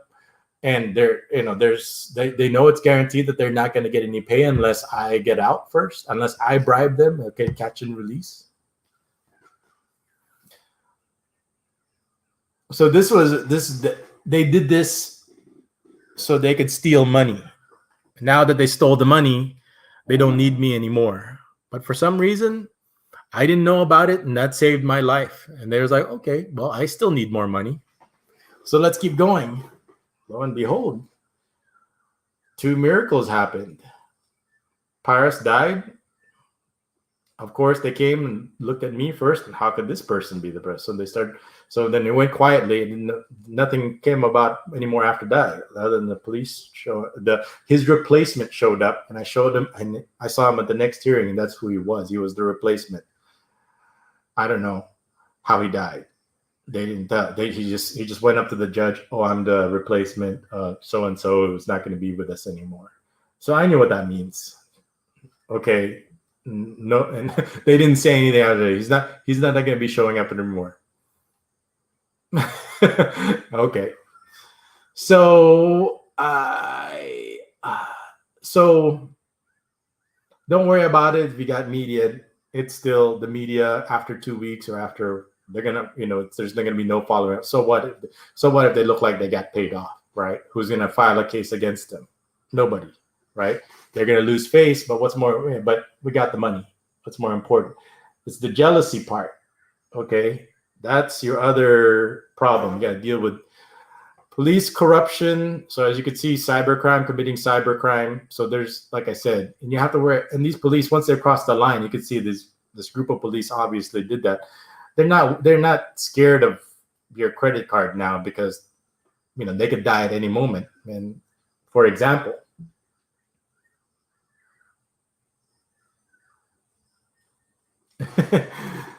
so let's go to the comments here. So esoteric lurkers has always thought that something was fishy when I saw the news clip. This is New York company. Okay, got it. The underground saying Jeffrey Epstein was killed in prison the year after he was charged. So yeah, for some reason, through the grace of God, I don't know what this is. So this is where it's a miracle that I'm here talking right now. So every day is a miracle. So there must be a reason why, and I'm here to find out. And it was hard to talk about it. I was thinking about, but this reminded me of that, like. A lot of people have said, let it go. Don't. And, if it was just me that they did this to, if it was just me they embarrassed, if it was me they tortured, it was just me, I could live with it and let it go. But, they raped my family. My child was terrorized. They threatened my family. They were going to kill my family if I didn't give this guy money. Right? And if I didn't do anything about it, then I'm just as guilty as if they did by allowing them to do it to somebody else. Then they'll do it. They'll continue doing it. How can I live with myself if I know that I didn't do anything and it's happening to somebody else, some innocent person out there? It's going to happen to them because I did nothing. I just said, oh, you know what? I survived, and this is the reason why I survived, was so this doesn't happen to another innocent person again, somebody's family, somebody's father, somebody's children, somebody's wife. Am I here to expose that, to make an example out of this so they won't do it again? And am I going to be the next, what is it? The Filipino is worth dying for? I don't want to die for anybody. I don't want to be a martyr. I want to be a dad.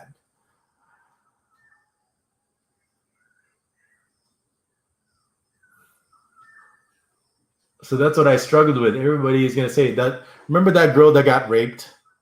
And then she filed a case against the police that raped her, and then they killed her. That was the discussion I was thinking about. What happens if they decide to kill me and do and all of a sudden my wife and child were in the car with me while they decided to kill me. My wife and child who didn't do anything or innocent are dead because they were in the car at the same time that they were shooting me.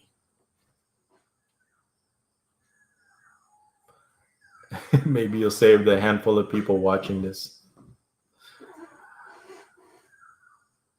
So my story was going to come out. I came out, and then they've been watching my vlogs. Well, they can watch this one. Okay. People need to know the truth about why. And the police's defense, right? Hey, how else am I going to have a credit card? They have a valid point. There's no way they're going to have a credit card of their own. The only way they're going to have a credit card is if they steal it. So that they have a valid reason. They have a reason, and that's valid enough to do it. At least before Paris died, Donato Paris died. Here, that's me. Paris, this is me dancing on your grave. Okay. Before you died, at least I hope you enjoyed your shopping spree with my credit cards. And I hope you had a good gambling time with my PayPal money, or our friends, our community's PayPal money in my bank account. Okay, I earned that money. I worked hard. If you ask any of my people all my customers, all my, all my patients. If you talk to any of my patients, they will tell me how much they love me. Is that what you guys want to hear? And I earned all that money so I could live here to have a comfortable life. And it's like, you know what? I'm here for a purpose. Maybe I'm here to give people a chance to have a good life also. And this is what they do. And this is what I have to deal with. And then they can just turn around and just say, okay, well, I'm going to take your money because I can die anytime now. And I'll use your credit card because I don't have my own credit card. And I'm the cybercrime police, and this is what I'm supposed to do. My job is to prevent these things. What are you going to do if I'm doing it myself?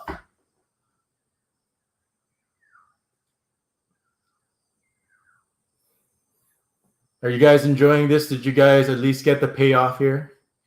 So now you understand how. So if you're ever in the situation when you come to the police, right, you got to make sure that they're doing this because they want money. They're scamming you for money, but it has to be done the right way.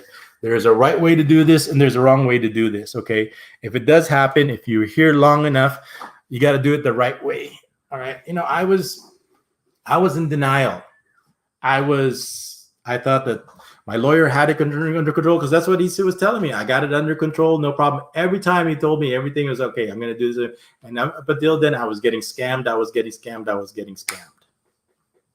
They say, okay, I'm going to do this. I'm going to do this. I'm going to do this. And then turn around. He spent it in the casino already. Give me an excuse. And his favorite excuse was, oh, you got media. We'll talk about it. What about this? How can you say? And then he'll always throw in my face, oh, you got media. Well, how am I supposed to respond to that?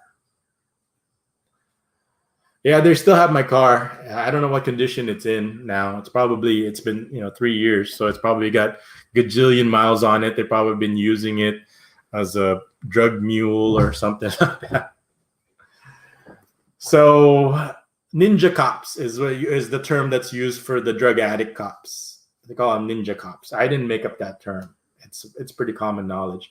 But everybody in prison will tell you that, even the what's funny is when it comes to prostitution, it's the police are actually the biggest customers of prostitution, and they'll tell you that.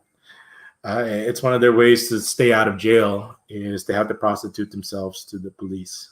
You saw that how, and it's pretty nasty. You see a lot of realities. I mean, it's really hard for me to talk about it publicly because it's sensitive information. But you guys can't come in here and kind of look at things with these rose-colored glasses. Maybe I was here to just kind of show the real underbelly reality of what really goes on here in the Philippines. Maybe I needed to experience what makes the country so beautiful and what makes it so attractive, what makes it also so dangerous at the same time. We can't be just thinking that like, oh, that's not going to happen to me.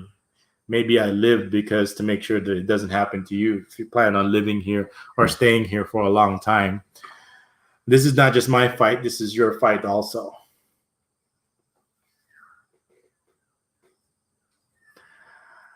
So, anybody want to give me any ideas or any suggestions of what I should title this? So I guess it's gonna come out now. So I gotta show this credit card statement. So that's probably the funniest one. In 4 days, they spent $10,000. They bought whoever used my credit card used it on appliances, bought phones, bought sunglasses. Because the stores they go to, they go to an appliance store one day in 4 days. Imagine what it's like to go like on a $10,000 shopping spree in like 4 days. Like buy anything you want. The bank calls them up. Hey, there's a lot of unusual activity in your card. Is everything okay? Police answers, yeah, everything's fine. It's no problem. Okay, so just keep spending. Just pay it off at the end. If not, we'll just clean out your bank account. Okay, no problems. We already cleaned out his bank account anyway. Okay, thank you. Bye. It's just when I look at this, money, I mean, it can be replaced.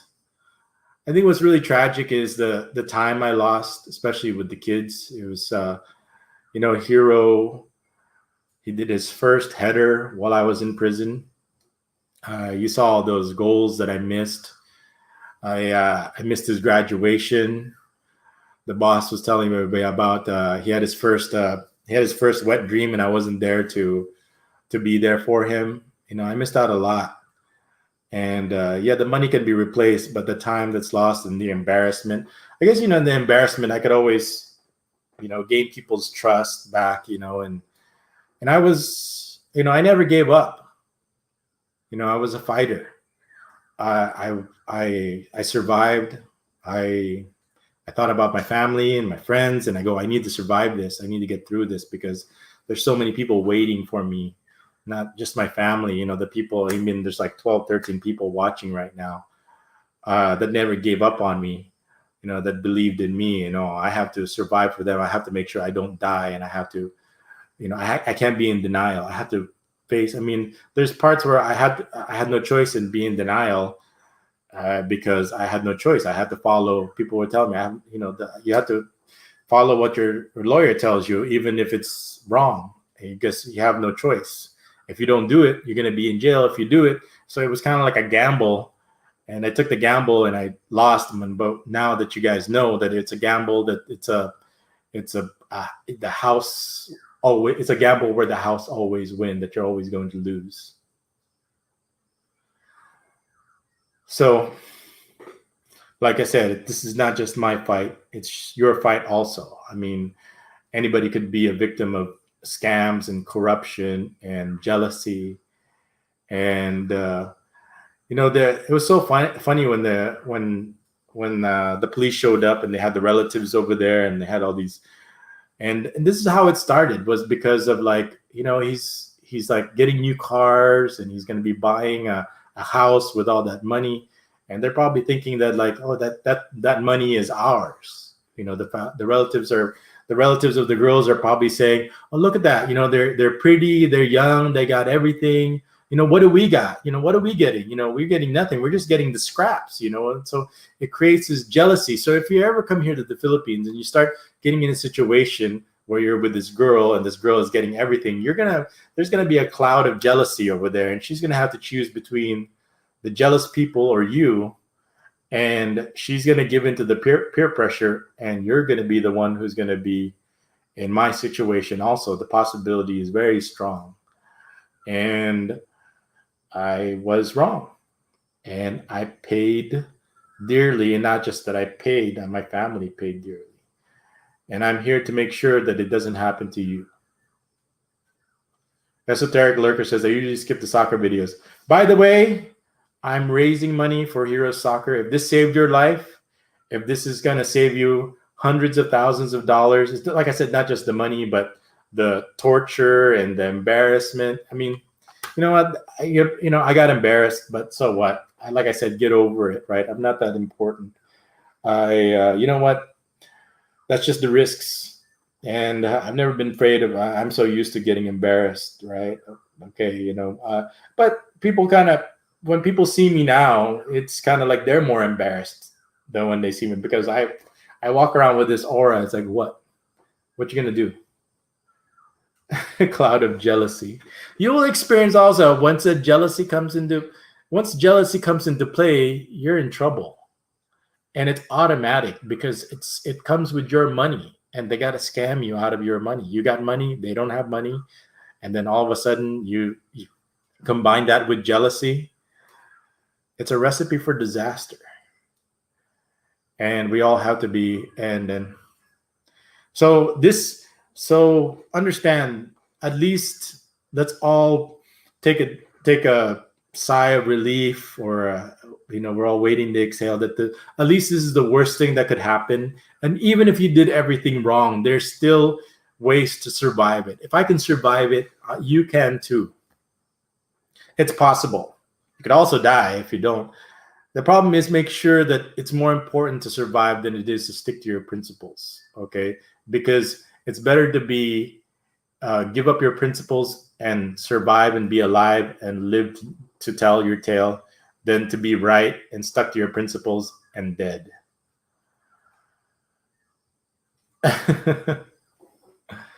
We'll see.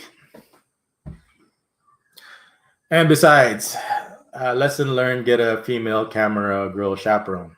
I mean, just know at least what their method is and their motive. Motive. This is the cybercrime police, how they commit cybercrime. So you gotta know that they can get to your passwords with your phone. They can access your email by changing the password on your email, by using your phone, because you can reset those passwords. All you have to do, and they'll send it to the phone. Well, they can get the SIM card out of your phone, and then all of a sudden all your emails, all your accounts, all your PayPal is all of a sudden. I mean, probably, that's my biggest mistake, was because I always get these things where, like, oh, for added security, link your phone to your password, so in case you lose it or something, you could just reset it. And that's my biggest mistake. So for the people that are listening, I'm surprised Hemi's not here. If Hemi was just here, he'll be saying, oh, I put my phone on cloud, or I put my... So Joel is listening. So if this saved your life, can I get some help with Hiro's football, and for also Coach Sam? He's a good coach. He's a good man. Like I said, he's looking for work. He's not looking for a handout.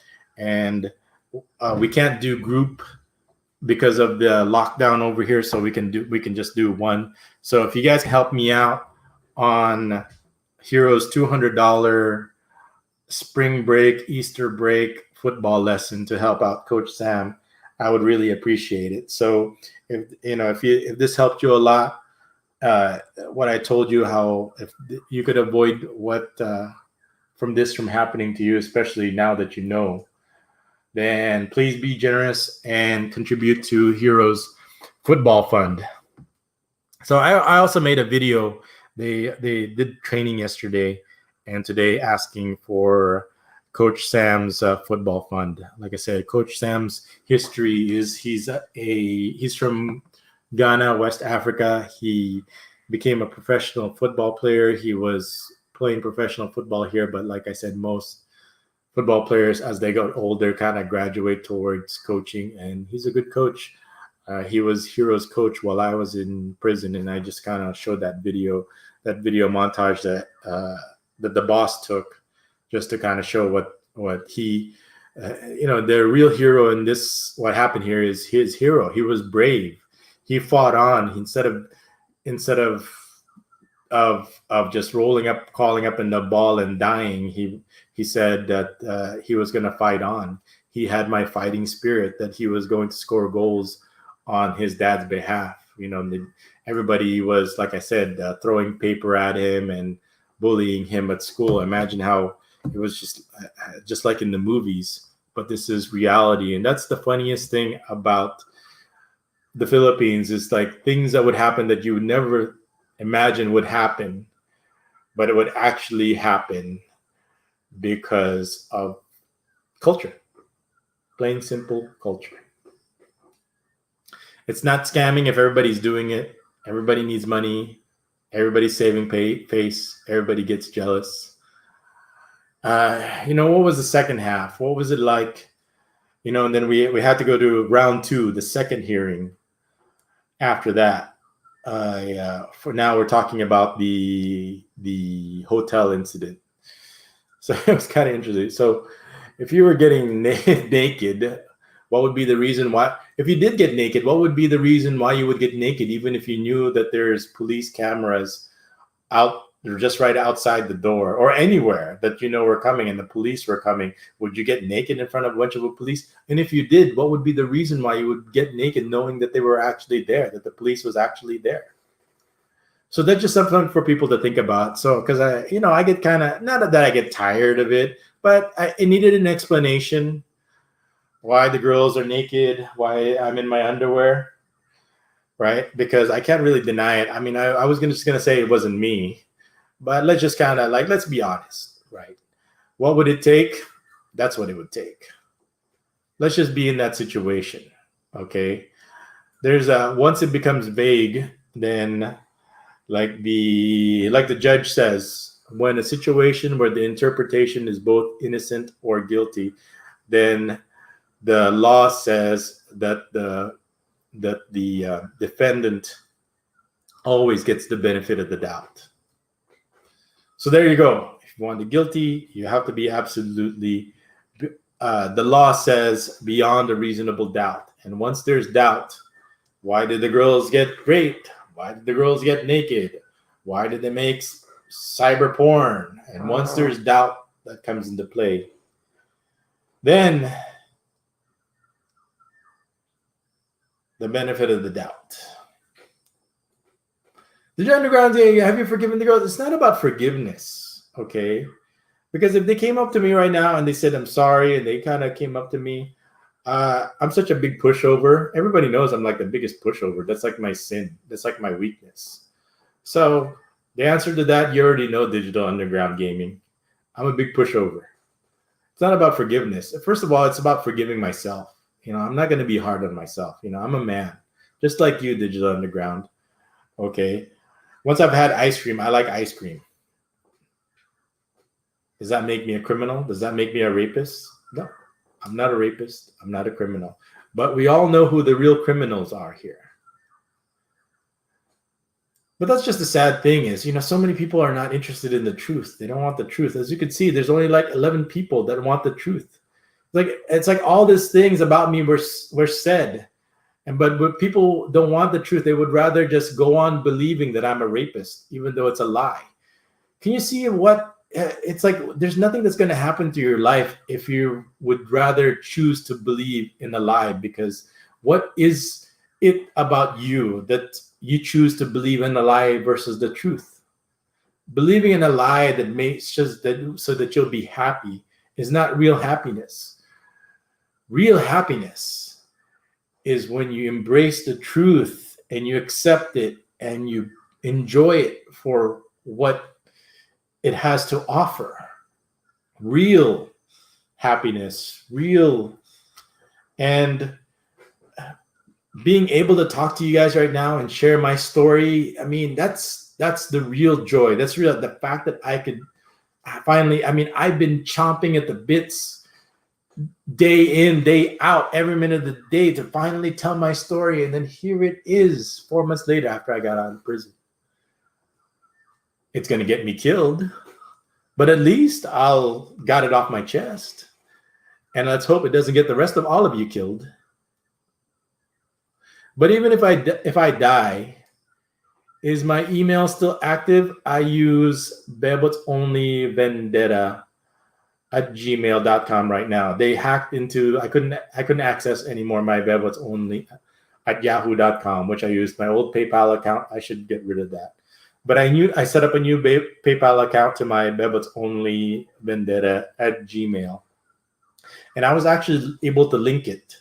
And I'll make sure this time that the police don't hack into my PayPal account because I don't have it anymore. The password is not going to be sent to my phone. But but either way, they're not. I'm just gonna. We already know I have provisions set up that if it ever happens again, there's a doomsday button that all my accounts will get frozen, so the police won't steal my account again. You know, like I said, I feel like I said, my family, Hiro is the real hero, and for the people who never stopped believing in me. I think Peter V even believed in me. I heard one of the comments that he knew that I was going to get out, but everybody else, all the vloggers, said that I was guilty of sin. So is my email still active? Yeah, here, let me pull up my email, bebotsonly at Gmail. And, you know, the name bebotsonly, I really can't get away from it. It's, as you can see, it has some history. But like with any history, even bad credit can be erased with, if you have bad credit history, it can be erased with good credit history. I just need to rebuild the name and the reputation again after it's been muddied. You know, over what? You know, credit cards, right? The police would never do that because, you know, we're in America or we're in the West, we're in Australia or in Europe. That's the last thing the police would do is use your credit card. But, you know, because anyway, I don't need to explain. I kind of pretty much explained it in nauseum. I'm going to turn on my, here, the inbox is right here. I already have access to it. So, yep, just check my email. Vendetta. So thanks again, Quincy. This is the second time Quincy has contributed to Hiro's Football Fund. And like I said, it's a pandemic, and Coach Sam has been he was like the father to Hiro when he had no father. So it was really important for me when he came to us, for he was looking for work because he has no work right now. All the facilities where he would use as a coach has been locked down, has been shut down. So he was asking us for work. We said, and even though it's steep because we can't, we said, he for him, I will raise money for his, so he'll have money for the pandemic for work. Like I said, it's not charity, it's work. So please be generous. I mean, if you can only give $10, give $10, $5. Like I said, every little bit counts. What does it say? I've seen most of them. I don't like tattoos, Quincy.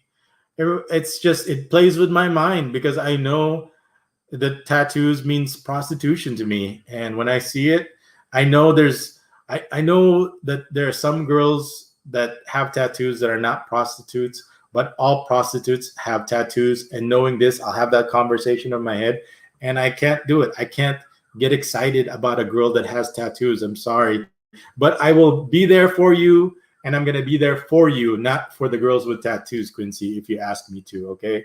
So they have tattoos. Okay, got it. So Bebos is excited to see them again. I know he's being a troll. I don't like tattoos, and those are the reasons why. Because me, I'm old. I need my brain, because you know when you're young, you don't need your brain to get excited.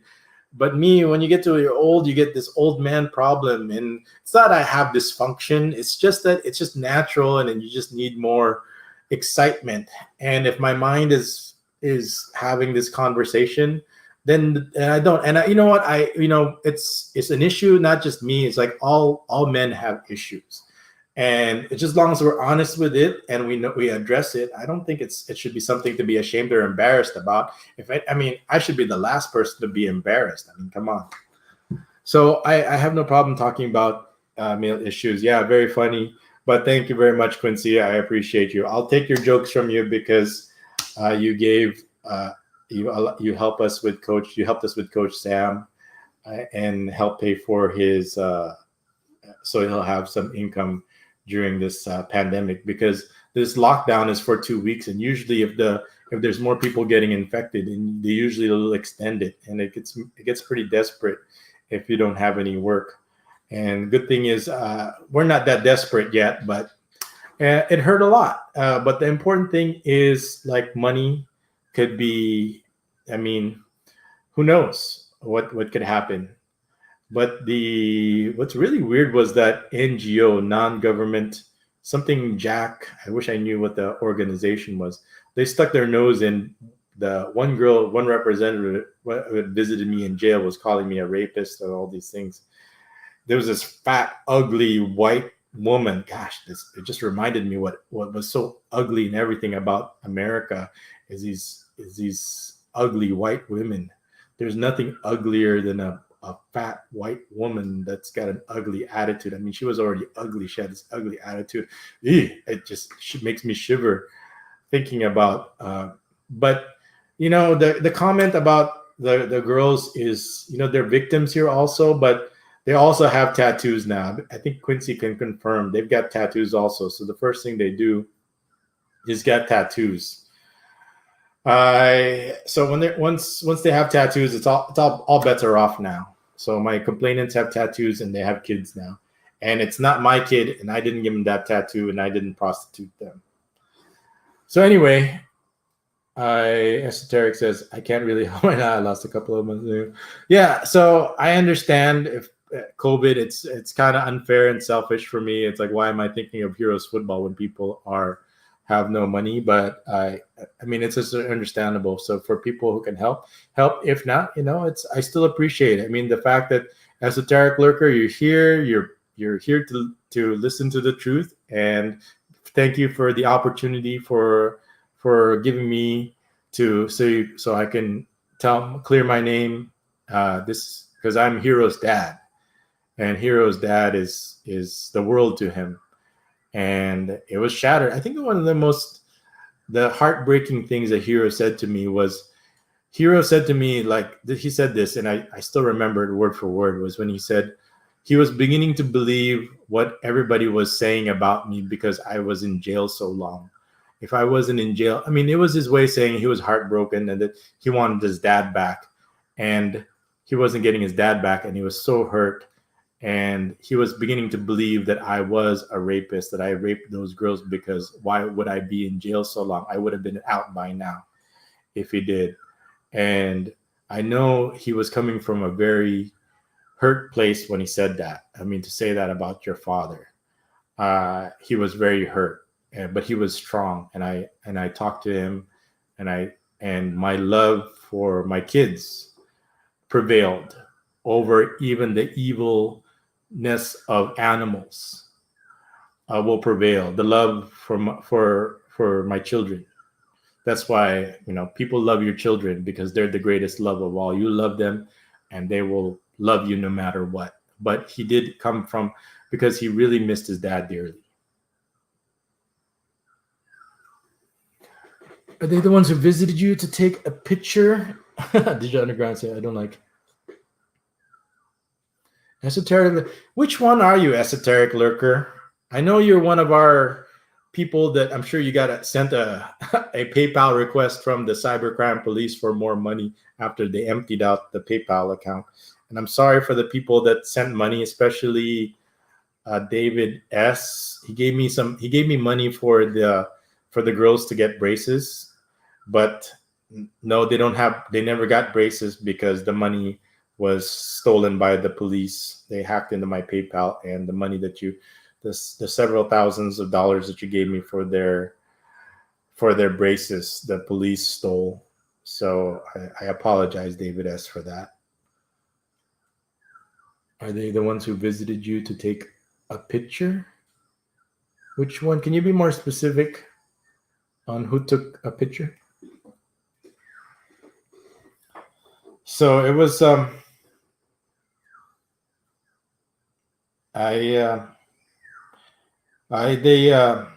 prison.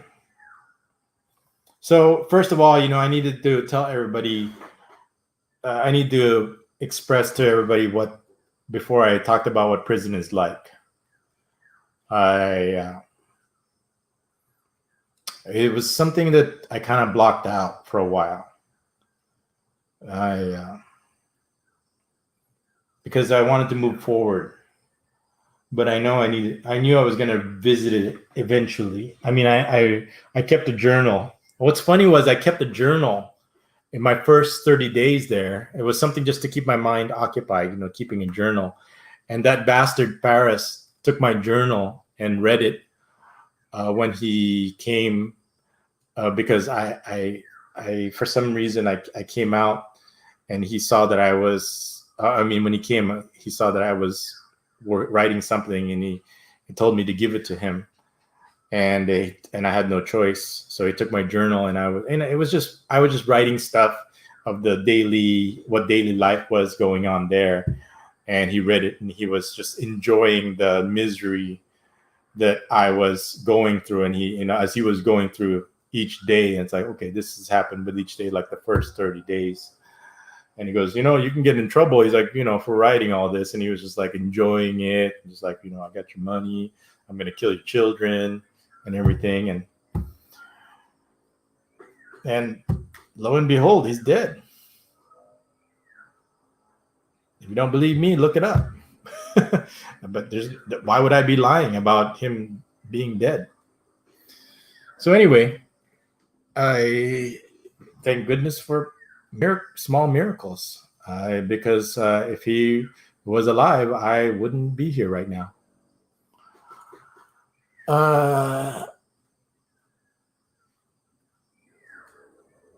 I'm the one who used to have to make invoices for, by the way, since PayPal didn't work normally.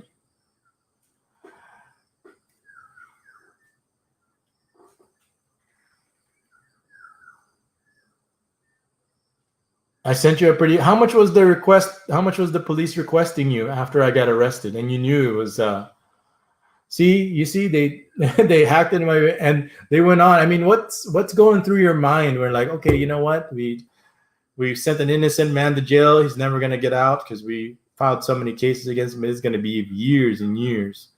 So let's send these people a PayPal request, a pretty big request. The NGO person. He didn't take any pictures of me, but she was just like, and I, before I can ask her, what's your name and who are you? She left. She just wanted to berate me and yell at me. And she would say, if you were in America right now, you know what they do to child rapists? She was going on about that. And I'm like, who are you and who? So so there was a period of that where I was the notorious child rapist, child trafficker just like in that movie Taken.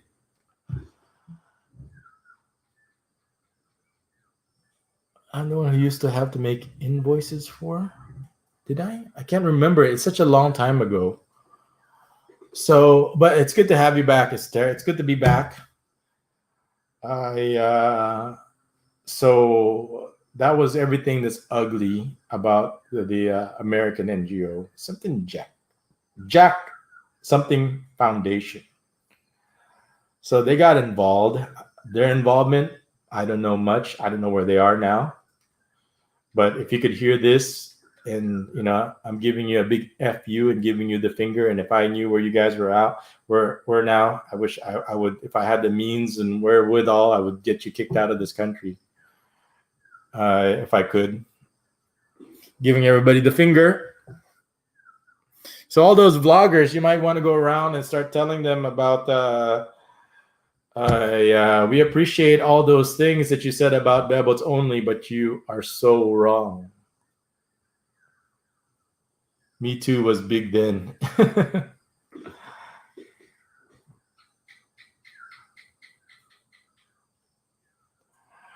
Esoteric Lurker says, I can't remember the exact amount, but maybe 2 orders of a magnitude more than normal, and the writing that came with it didn't seem in character. What was the writing? It's like, please send me money so I can get out of prison. Let's see, somebody had to like systematically write that. I mean, it's just, you can't imagine it's not even evil. I mean, it's just like, for them, it's just like normal. Scamming is normal. Yes, we're cybercrime. Yes, we're committing cybercrime, but it is normal. There's nothing wrong with it. It's not about right or wrong. It's about this is what we can do.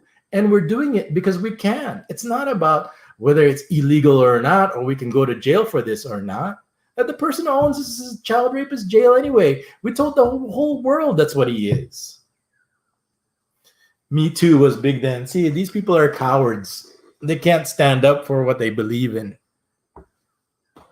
And I hate cowards. As I always taught Hiro to be strong, to stand up for what he believes in.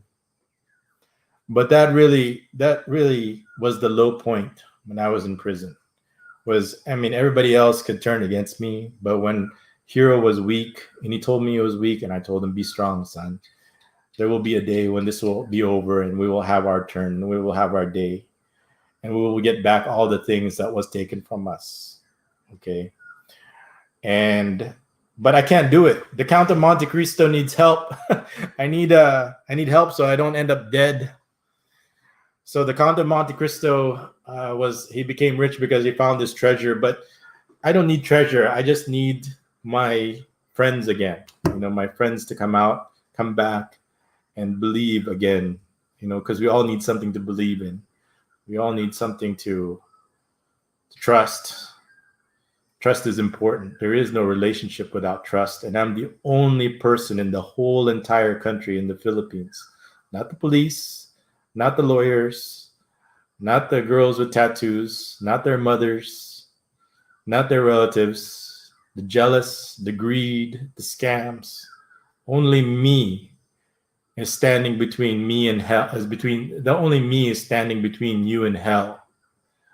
And there was a reason why I experienced it. And there was a reason why I survived it. And I'd like to think that you people were saved out there because of it. I had to go through it, so you people didn't have to do it. And please show your appreciation by helping out Hiro and Coach Sam with his soccer practice. So I'm going to be uploading a video of yesterday's soccer practice so people could see what we are spending our money on currently. The future. Let's talk about the future. Anything is possible, okay? The police can't do this to me again. They can't F with our community again. They can't mess with our friends again. They can't do this because we know what they're all about now. And they're going to have to pay. And they're going to have to be punished. Okay? And now that we can't, I can't keep it under wraps anymore. Now that it's out, I'm considered a loose end no matter what. The only way to make sure that I never talk again is if they kill me. So if I'm talking from the grave, please help with our, the Gcash is there, the PayPal is there. So please help out my family in case that if I am talking to you from the grave, because that's a very huge possibility because people here die, and somebody did die that's involved in this case. And through the grace of God, it wasn't me. I get to live again and be a father again. So what else do I want to say? I wanted to finish off with just talking about some random generic stuff, but you guys better be thankful to Joel wherever he is. He just disappeared. So Joel, wherever you are, I hope you're okay. I'm not, all kidding aside, it's kind of abrupt, but thank you again for coming and being a brave soul and coming on to the live stream. And I really needed somebody to talk to. I needed to feed off your reaction. I needed that to to feel or touch somebody out there, so to convince me that I that it's this fight is worth fighting for because it's for us. Anybody want to share or thoughts or comment? As you can see, Esoteric, thank you for your support in the past. I hope you get back on your feet. I mean, it's hurting everybody. Fortunately, that I saved enough for a rainy day, but I still need help, and hopefully everybody gets back. Everybody is safe and healthy, and of course, to our enemies, cancer on them, and COVID deaths on them. For our enemies, for because they're cowards. But for our friends, health, prosperity, love, peace, and happiness, and because we deserve it. We deserve to be happy. Hopefully, hey, Joel's back. What happened to you, Joel? Are you gonna come back? Is he coming back? How many hours have I been streaming? Damn, over 8 hours now. Whew. Joel, are you coming back or what? What happened to you? It's gonna end, but I don't think it'll end soon. Okay, let's give Joel the last word. He probably had to go to the bathroom, and he got so excited he had to take a big poop. So it's the same link. So anybody else interested? Send the link. I think I need to go pee first, but by the way, it's like 5:30 in the morning here, and the sun is shining, or the sun is beginning to rise. And at least I can say to the boss that, hey, I stayed up all night because at least we got one contribution. So thank you very much, Quincy. Again, you restored my faith in humanity. It's thank you. Let's see where Joel is at, what Joel is up to. Joel, what are you doing? I don't see him. I don't see him yet. But there he is. At the stream. Hello. Joel. You heard me? Did you hear? Did you hear what I said about you? You better not show your face so the police can't kill you. Okay, I'm in the show. Yeah, but like I said, don't show your face so that they can't identify you before they shoot you. Yes, you're in the show. So that way you have a chance to get away first before the shots are fired. Hello, are you there? Joel.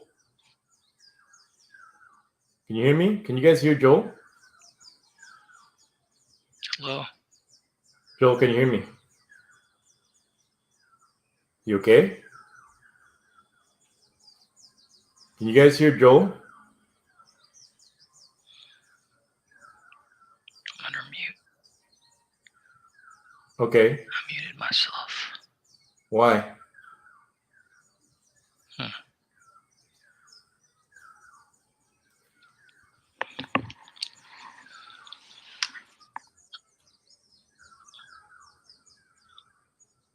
Joel, the kids are going to be waking up soon, and so I'm going to let you have the last word. Can you hear me? I had to turn on my mic. I had to turn on my mic. Okay, I hear you, but it's 5:30 in the morning here, and I've been live streaming for 8 hours because of you. So I'll let you have the last word, and so we can kind of wrap this up. Okay. Can you hear me? Yeah, what happened to you? Hello?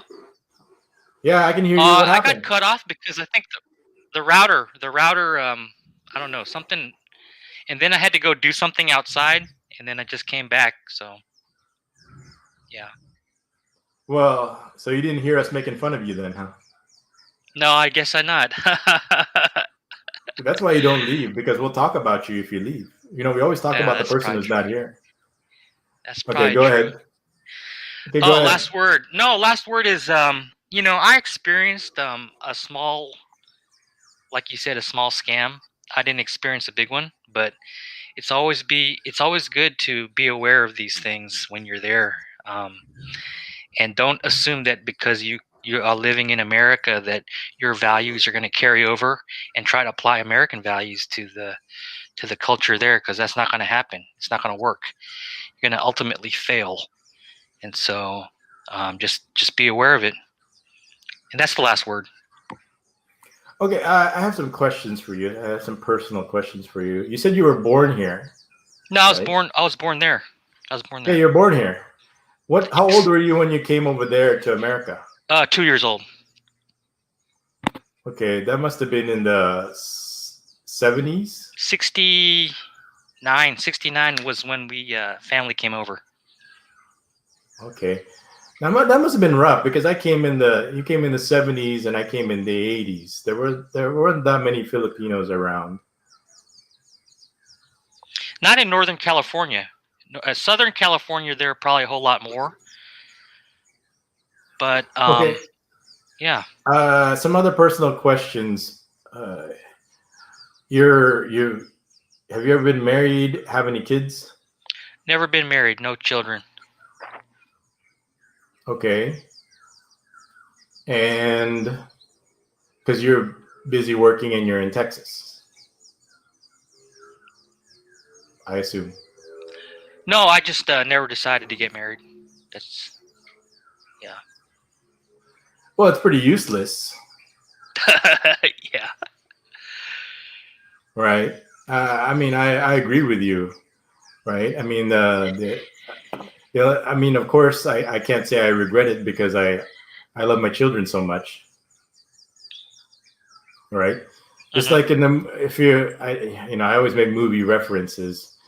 It's like there's this one character in Watchmen. She goes, "I can't hate the person who raped me because I the most beautiful thing in the world, her daughter, came out of it." Oh yeah, I saw that scene in Watchmen. Yes, I remember that scene. That was well done. I was surprised that that was kind of included in the movie. I mean, the comedian was well done and everything, but the point I wanted to make by bringing that up is that yeah, never get married. That's an advice that my grandmother gave me um, before she passed, and I didn't take it seriously at the time because I was like 10 years old. But I guess it just circumstances just happened like that. You know. When I would be dropping off Hiro at school, and I told him, "What did I say about girls?" and he would say, "They're a waste of time and money." There you go. You know what? Okay. I have to agree with what that statement, because when I was going to college and I wasn't earning a lot of money, I was only working part time. That was a big drain on cash reserves, um, and it still is even today. I go out, spend a lot of money, and you know, that's just the rules of the game. It seems like so. Yeah, I agree with that statement. Yeah, but besides this day and age, it's not even you don't even have to. You can have your cake and eat it too.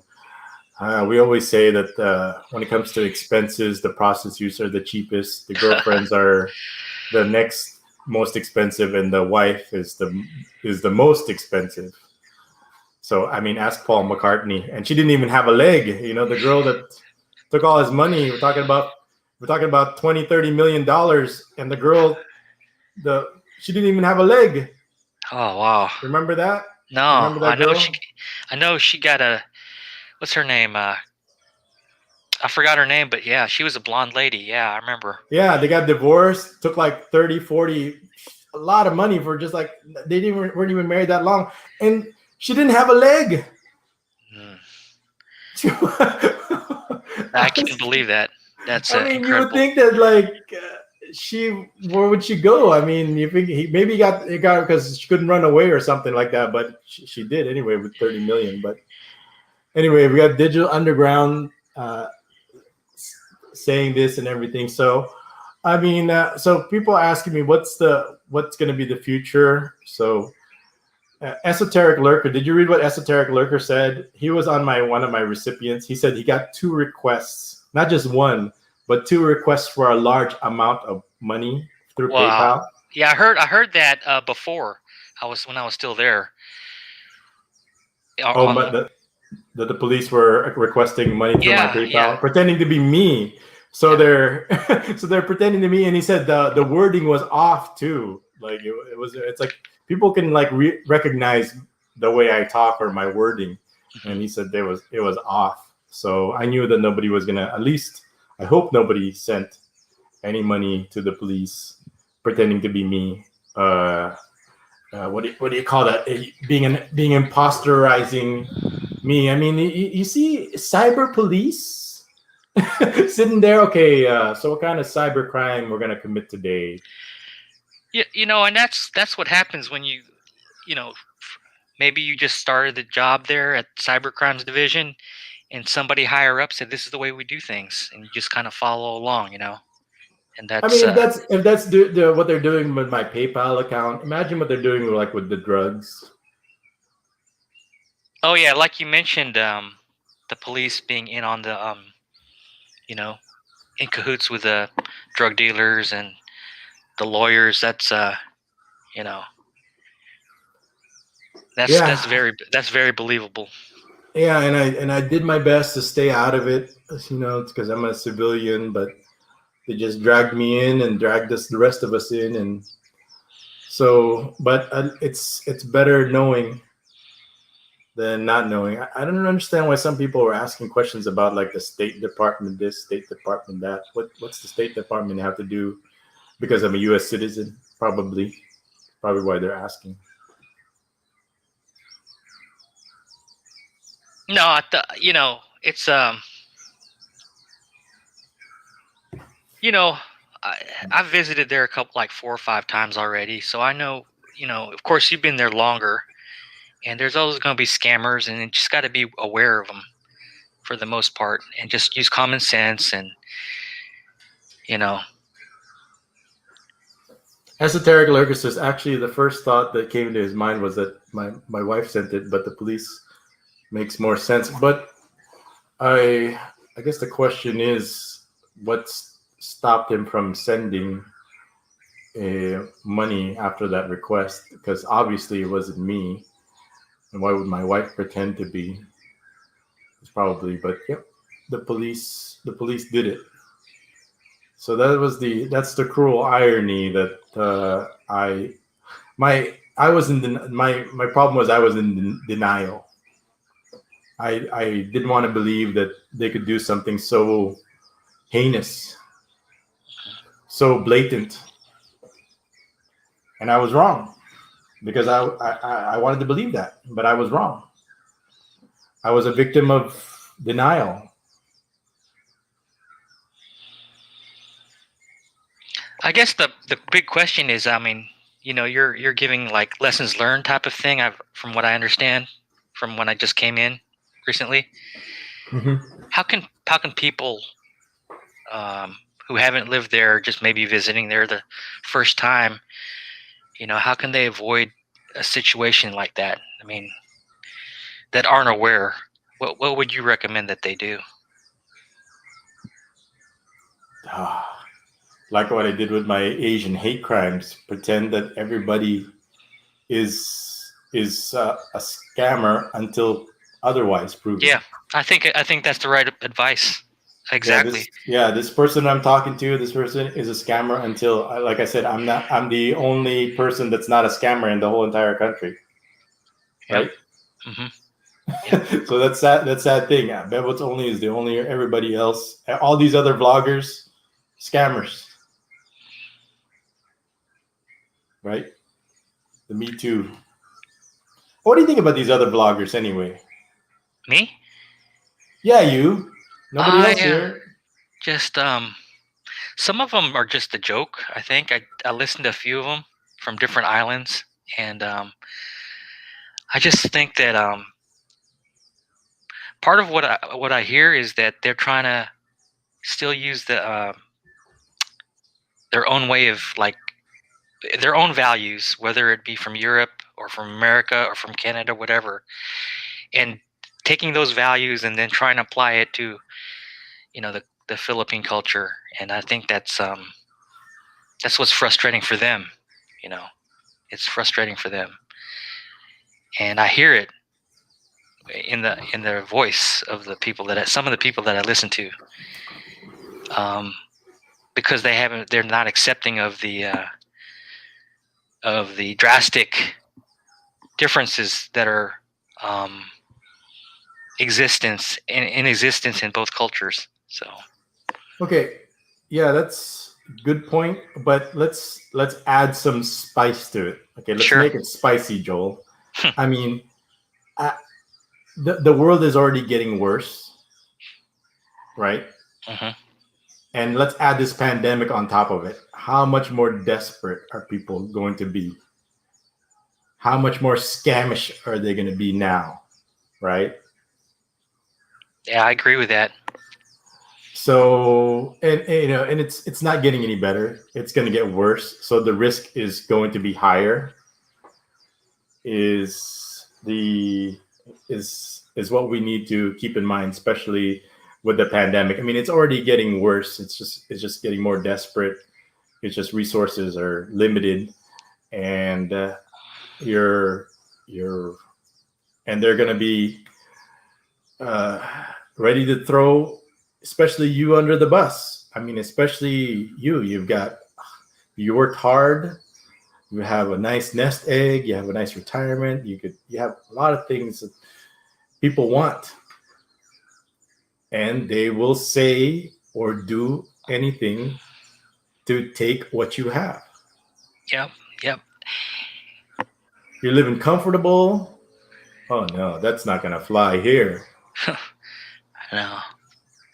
No, you'll if they can, they'll probably charge me more, for regular goods and services.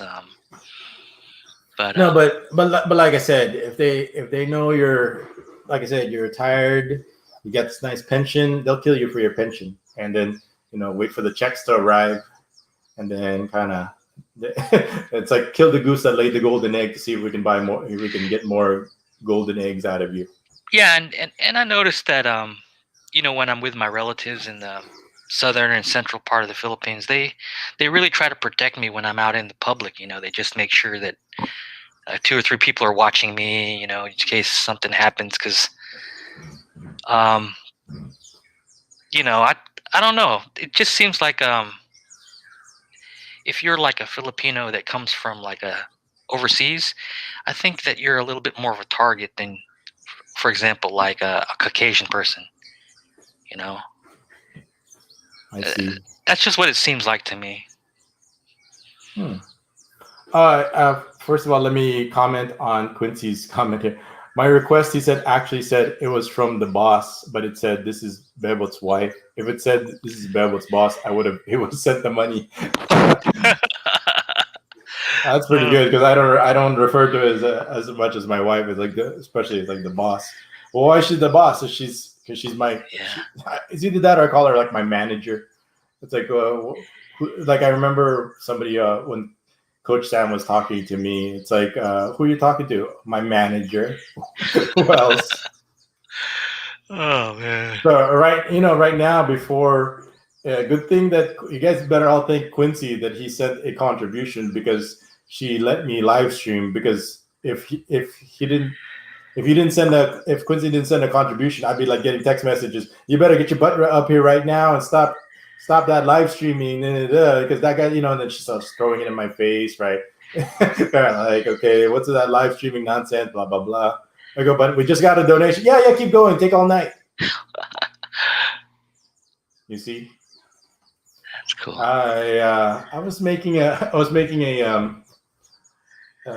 was telling a story earlier how I've been through a lot before you came on, and Digital Underground says female Filipino vloggers are increasing now.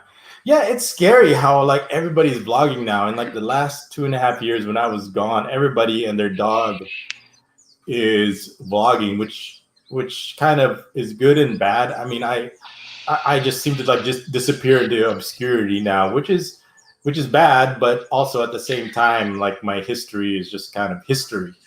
My bad history is so easily become history. But yeah, that's a good point about female bloggers. But like I said, the world is getting worse, but it could be an advantage. Yes, they're going to be more scammy, more risks, more. They're going to be their scams are going to be more bold. They're going to be more daring, but at the same time, that could be also an opportunity if you could, with the right person, because a lot of people are interested with the relationships here. How is it to form a relationship with the right person? And I could see that even the girls that I was with, they were young. As you could see, they can be, if you don't protect them, they could easily be so corrupted. And this is not something that they would normally do. But if the police are pressuring them, then they have no choice, because they have to. Because the police, what I was told, that the police, if they didn't comply with what the police were telling them to do, they were going to search their house. And Oh, wow. usually when your house gets searched, it's automatic that they're going to find drugs, whether they actually find drugs or whether they plant it. Okay. Oh, let me address. Did you hear that? I also had like a sex toy. So the girls are naked, and I had a sex toy. Did you hear that? No. Yeah, I didn't get that. And I go, really? What about like, did I have a midget and a donkey also? Right? Oh my God. Don't hate, right? I go, well, there are two girls, and I am kind of, not in my prime anymore, right? What? No, you couldn't fit a donkey in there. You couldn't fit a donkey in that room. Well, There's anyway, no but way. I'm just saying, well, let's say the sex toy, right? Yeah. Come on, there are two girls. What's going to happen after I'm done? This is a news report from the media? I don't know. I'm getting that, so I might as well entertain it. I got to feed the trolls. Shit. Damn. Now, I know there is a midget boxing or wrestling over there in the country somewhere, because I went there one time. I could have probably gotten the midget. I mean, yeah, you probably could have got one. It's kinky. All right. I mean, there's nothing wrong with kinky. Whatever floats your boat. Right. Yeah, just unbelievable that the news media were right there on the spot. Johnny catch on the all spot that to catch everything. That was incredible. I just couldn't believe it. Well, now you can believe it now. So yeah. So you actually thought that the girls were that they were the victims here? Me? No. I said something's fishy about this. I said, how can the television cameras be right there unless they were informed prior to, the police? Yeah, you know what? This was called cramping my style. I mean, we were having such a good time until they showed up. Man, that's a scary thought, because then it could happen to anybody, really. I mean, there you go. I mean, I could be out there on vacation, enjoying myself, and then. Oh, wait! Check this out. We've got a guest over here. Check it out. Since your cases are all dismissed, I removed the videos of your arrest from your site.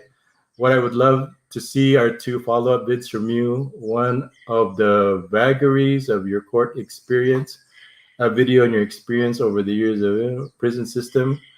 I worked prison system for years in the U.S. I can imagine how freaking nasty your experience must have been. So, Philippine Dreams, welcome to the channel. I assume this is his way of. So, hey, Joel, will you welcome Philippine Dreams here? No, we've got a guest with Ned. Is Ned from Philippine Dreams? In the flesh, I would assume. I guess unless I'm wrong. He's from. I believe he's based out of Dumaguete. I believe. Yeah, I think that's where the. Well, anyway. So I assume. So are you reading this? Are you reading what I'm reading here, No, Paul? I mean, Joel, sorry. I can't read it because if I turn on the other like a YouTube link, then I'm gonna get like a reverberation. So I've just Why I'm me? I'm on Use stream work right now. So useless. No, in StreamYard, you can't read it on StreamYard. no, I can't read your the chat on Well, StreamYard. okay, Philippines Dreams. While you and I were talking, he posted 3 comments. Okay, I assume this is him. Okay. Philippine Dreams, unless somebody else can comment, right? Which is, I mean, I could understand if people are saying it might be an imposter. Well, let's just assume it's him. Would you like me to read his comments? He posted 3 comments. Yeah, go ahead and on read this them. I'm thing. gonna go on my phone right here, my cellular phone, and try to read it and put it on mute, so that way you won't have to do this. Okay, that might work. Why me, Joel? You're at work. Can you do this on your own time? What's more important, me or your work? No, I'm not. I don't work anymore. Okay. You know what? This is gonna be extending our time, so I'm gonna need another bathroom break. Sure. So I can read it. It's right here. Since your cases were all dismissed, I have removed the videos of. Okay. So he's voluntarily removing it. Then he says a video of your experiences over the years. I thought you already did that video. The third request, I worked in prisons for years in the U.S. and I can only have freaking nastier experiences. Okay, that's just an opinion. Okay. Opinion. I mean, it's based on fact. It's Yeah. pretty nasty. It is pretty nasty. I mean, it'll make a billy goat puke, but I mean, it's you have the shock, you get through it, you live with it, you survive, you move on. And I don't know. I mean, he removed it. I think from what I understand, he had like personal pictures also of like my family and like relatives. And I think from my understanding, because we keep that stuff, I tell the boss to keep it all private and hidden. He must have had access through like somebody who had access to the boss's pictures. Yeah, because he had a lot of family pictures and he wanted to parade it on there and such. So I'm kind of interested in that. Like, so who was the person that was like throwing me under the bus, selling me out? It's like, me too. We got this rapist and everything like that. But anyway, that was at the time. He had information. He had false information that he was moving on, and I think it's pretty big of him, or what do you want to say? Admirable for him to come on the stream and say that he took him down. And I wonder, because I was probably going to make a video reaction to it, but since he volunteered. What's your reaction to this, Joel? Go. No, I think that's a good thing, but what little will it do? It's 2 years from now, so 2 years ago. Yeah, 2.5 years ago. The right thing would be to do is like, hey, I'm making a video, bebotsonly, of his accusations. They were all false because of this, and that. I should have. I never saw the video. I never got a chance. I wish I got a chance to see the video and heard what he said about me before, when these kind of serious accusations happen, right? And people have seen it and they did that. I mean, if he would make a video explaining, what actually happened, maybe that would be good. It says here, I blurred out all the faces in the photos. Oh, great. all of them. So what was your reaction to that? Is that like does that make it okay? Oh, okay, that makes it okay then. What's your reaction, Joel? Yeah, I think I mean, just trying to make amends, it seems like it's a good effort, but I mean, it's going to be hard for those people who've seen this video 2 years ago and the other videos on the national networks to kind of review the situation again.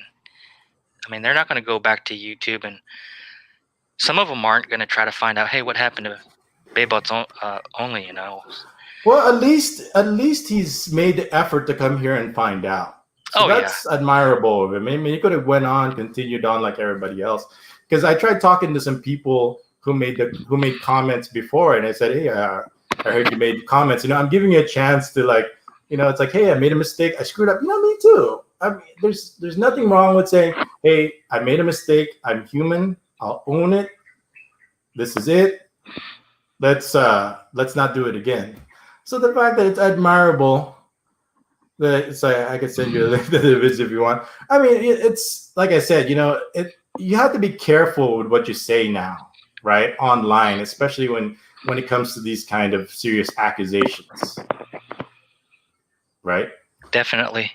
Hey Ned, be careful there in Dumageddon, okay? There's a lot of scammers going on, okay? That's the town where I was born, so I know. If you have vlogs of you showing, Quincy says you have vlogs of you showing the vlogs to the police in the police station. Then you went home. Yeah, I actually have that. That was my first time I got arrested. That wasn't the first. That wasn't the first time I got arrested. I got arrested before. This is actually the second time I got arrested. I was at McDonald's eating, and there was a bunch of social justice warriors around us while I was vlogging, and he was referring to that, and I got arrested for that because I was vlogging in McDonald's. Yeah, you didn't know about that? No, I didn't know about that. I was there with a girl and her mom and another girl. We were talking about giving her a birthday party because she never had a birthday party, and we were just vlogging. And then all of a sudden, we got the whole entire mall was like staring at us and looking at us, and it was just like really wanted to stick their nose into it. Then all of a sudden, it's like, why are you letting that guy take videos of you? Why is that? And all of a sudden, they called security because I was doing porn with the girl. I was gonna make child porn with that girl. So I got arrested for that. Damn. Arrested, that was the first time. But that was the you didn't go to the penitentiary. You didn't go to jail for that one, did you?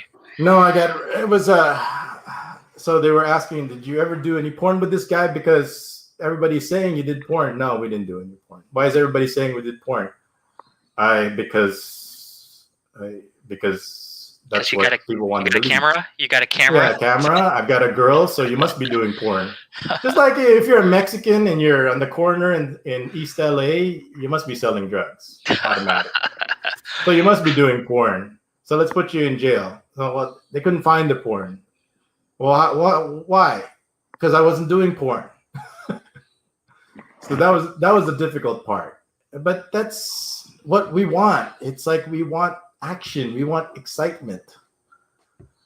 So I got arrested for vlogging is basically what happened. And that was at a time where nobody was vlogging. I was just like the only one here vlogging. So at Philippine Dreams, I have some questions for Philippine Dreams now that I have him here. So while we have it out, aren't you curious what happened to Michelle? Or is that sore subject? Because I know I was taking some pot shots at it. Oh, Ned and Michelle? Yeah. I mean, that was originally what it was. I don't think we should delve into that. That's okay, but I mean, that's private. That wasn't really information. It was private. Yeah, it's a private deal. Now it's private. You see, you can't have it both ways. You see what I mean, Paul? You mean Joel, right? I mean Joel. Sorry, keep on Paul. Joel. Are you saying that because you've been on a few vlogs on a YouTube channel that you can't go from being a public persona to a private persona as soon as the relationship is over? Well, let's not say a few vlogs. I mean, that's kind of understatement there. I mean, more than a few, but still, I mean, every vlog was with them. This is it, and we're in. Right? Let's let Ned come on and board and. Oh gosh, can I go to the bathroom first? Yeah. So you want him? You're inviting him. You're the one that's the MC, master of ceremonies. So I've been going on no sleep.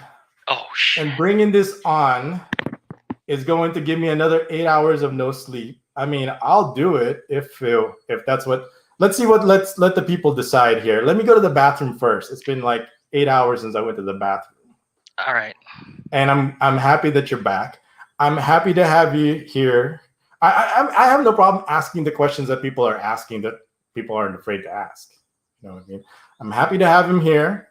If that was, him taking down is his way of making peace and saying and coming on, I'm all for it. I mean, he came to me. I mean, I'm sure that took a lot of, to be saying that he's so. So I welcome him. I'd be more than happy to, but it's not going to be a short conversation. It's not going to be a short hello, hi, how are you, and then log off.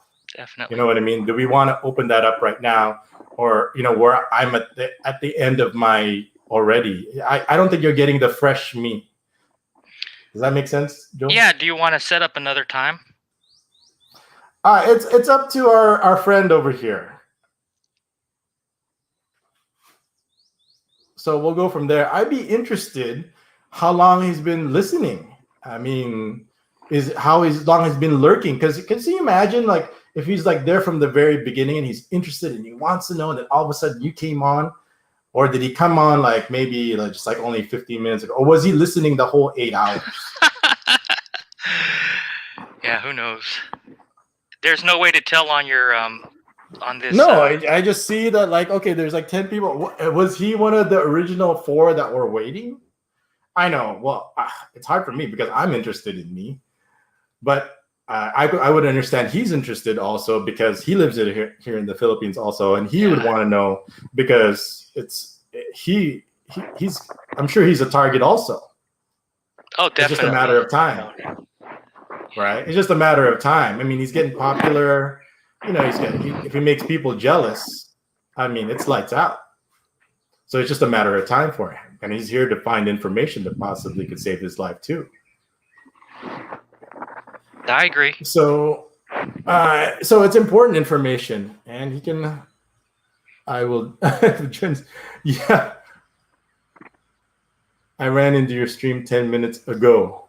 Okay, there you go. So he missed out on a lot of the juiciness then, if it's just 10 minutes ago. I guess the question is, let me go to the bathroom and let's open this up. Let's not waste the opportunity. Are you game, Joel? I'm ready. What about the people in the comments? If people don't make any comments, I'm just going to go to sleep here. I'm just going to schedule this another time. So I better get some rah. Let's do this from the comments, or I'm just if I don't get any D Express says he wants to listen. D space Express. A challenge. Yeah, let's do this. Sure, why not? Hold on. Let me go to the bathroom first, okay? And here's the link. But it's not going to be. Yes, I will comment. Okay, see, it's gonna be very long because he just showed up in the last 10 minutes. Am I really ready to go from the very beginning? Joel, you there? Hell. Hello? Anybody? Can anybody hear me? Joel. Freaking Joel. Gosh, where is that guy? That guy's so useless. Well, anyway, I'm just going to go to the bathroom while he figures out his issues. I think I'm still on. I can't hear Joel, but I think everybody else is on. Because when I didn't hear him, I thought it was me that got cut off. Yes, I know you're always there, Digital Underground. I'm talking about Joel. Because I'm going to go to the bathroom. No, you stay there. No. Dreams, you stay there. I'm going to go to the bathroom. I'll be right back. Joel, where are you going? I'm right here. Dream says he doesn't know how to use StreamYards. Will you tell him how to use it? Okay, Philippine Dreams. I'll put up the link. There's a link right below. Like no, maybe... I gotta put the link. I'll say, but I want to go to the bathroom first. Oh, okay. Look, Esoteric Lurker says I should go to get some sleep.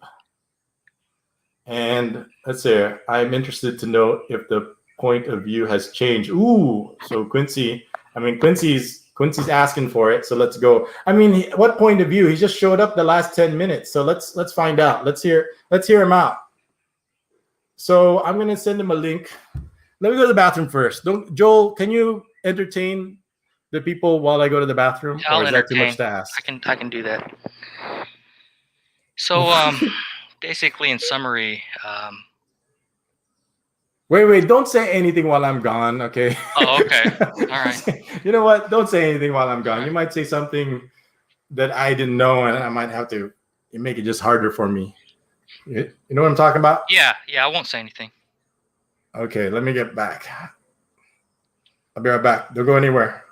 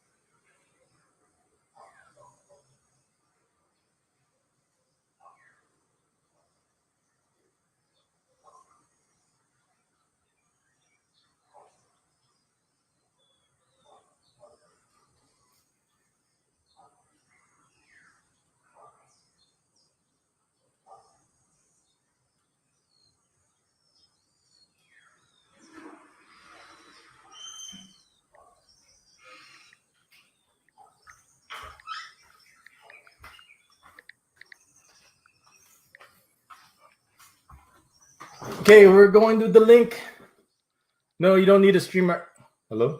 Joel, are you there? I'm still here.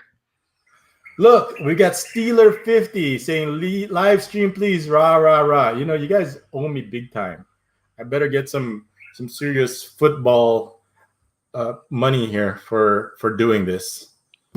You know what I'm saying, Joel? Oh, okay. Okay. Right, here's the link. And we're having special guests. I also want to confirm that it's him. It would be interesting. So everybody is here. All 11 people, you guys are all in for a treat. We're going to get your popcorn ready. We'll give everybody a few minutes to this is your intermission, people. Oh, crap. I'm actually getting a little scar from the thing where I smashed my finger. So it's kind of like it's almost like kind of a little bit of keloiding. But anyway, it's healed and I can still move my finger. So no, you don't need a StreamYard account to join. I'm just gonna give the link and just click on it, and then you'll pop into my StreamYard. And I think he can stream in his own channel too. If you want, you have the option. You can just kind of play around with it. I'll let you play around with it if you want. And you could bring it to your own channel and stream at the same time to his channel, right? I think that's what you can do also. So everybody get a chance to, I'm gonna be putting up the link. Everybody get a chance, go to the bathroom, take your smoke break, and everybody understand it's like 6 o'clock in the morning over here. I have been streaming all night. I am going to have the worst streaming hangover yet after one of my 8-hour marathons, but we have a special guest over here. We have a very special guest. He's admired and from all over the world, and we have dreams also at the same time. So here we go. We're going to have something that's never done before, and let's ask. And you guys get your questions ready. Quincy has a good question. He says he's interested to know if his point of view has changed. Esoteric says yes. I'm still here. Everybody there. So here we go. And it doesn't have to be long. It could be just like, we'll just kind of, let's just do like a little meet and greet, and we'll just go from there. So here's the link. Joel? Okay. Okay, I'm here. I'm just checking it out. I thought you disappeared again. I thought I'm here. the FBI busted in your door and dragged you out again. That's what we were all saying. He kind of left abruptly, because that's what happens when you leave and you don't even say bye. Okay, so we're going 8 hours. Special ed. Got it. Here we go. So let's do this and enter. Hold on. There's a link.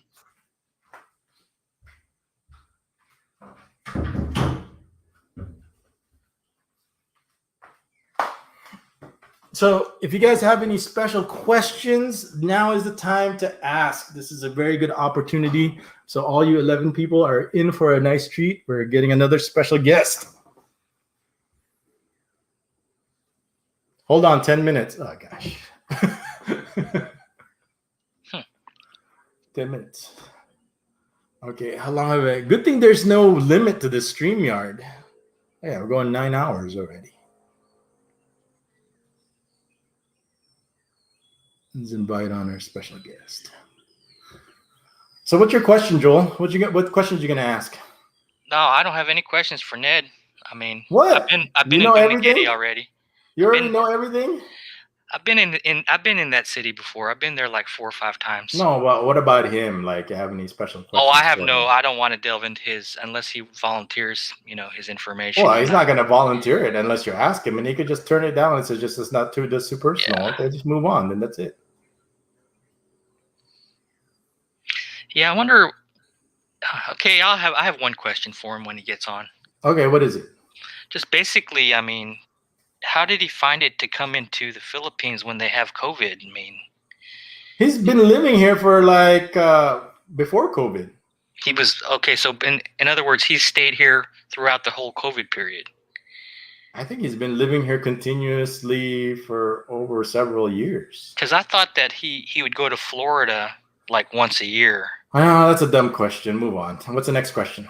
That's about it. That's all I had. That was easy. I could have answered that myself. He's been living here continuously, I assume. Okay, what about else? Do you have a paid StreamYard account? No, I don't. How do you get a paid StreamYard? I'm so broke. I don't even have money. I can't even pay attention. What do you mean? And then, let alone pay a StreamYard account. This ordeal has left me. It's in in let's just say in frugal mode. Oh gosh, I was so ready to fall asleep on you, but let's do this. I can't, but I can't stay that long. Once the kids are up and the boss is up, they're gonna be looking at me funny. It's like you've been up all night. Kind of like I've been like binge drinking with the boys, like at the bar, and then I come home in the middle of the night. That's the look I'm gonna get. You know what I'm talking about, Joel, or not? No, the only time I stayed up super late was when I'm in the Philippines. When I'm here in America, I go to bed pretty early. Okay. Well, I've been out of the scene because a couple of things happened. Also, is a lot of people became guilty by association with me, including I think Sissy, but you don't know much about Sissy. I wish I can get somebody else on. Is anybody else interested on joining the live stream if they want to ask questions? If they have their own questions, I'll let it go. It's probably better that somebody else comes on that is very knowledgeable about dreams and their background.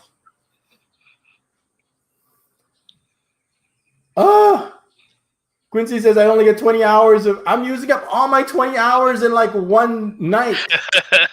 Oh man. A month. I can't vlog again until like June.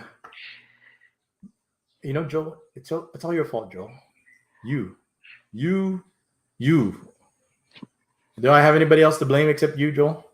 No.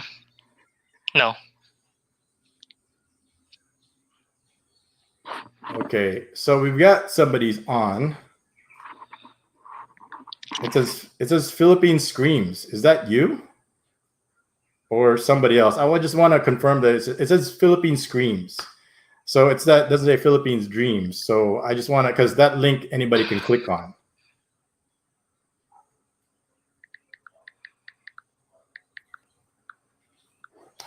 Hey, Joel, Steeler's got a question for you. I just want to confirm that Philippines Dreams, that's him, or if that's somebody else. No, I don't know. Screams? I don't know who Streams are.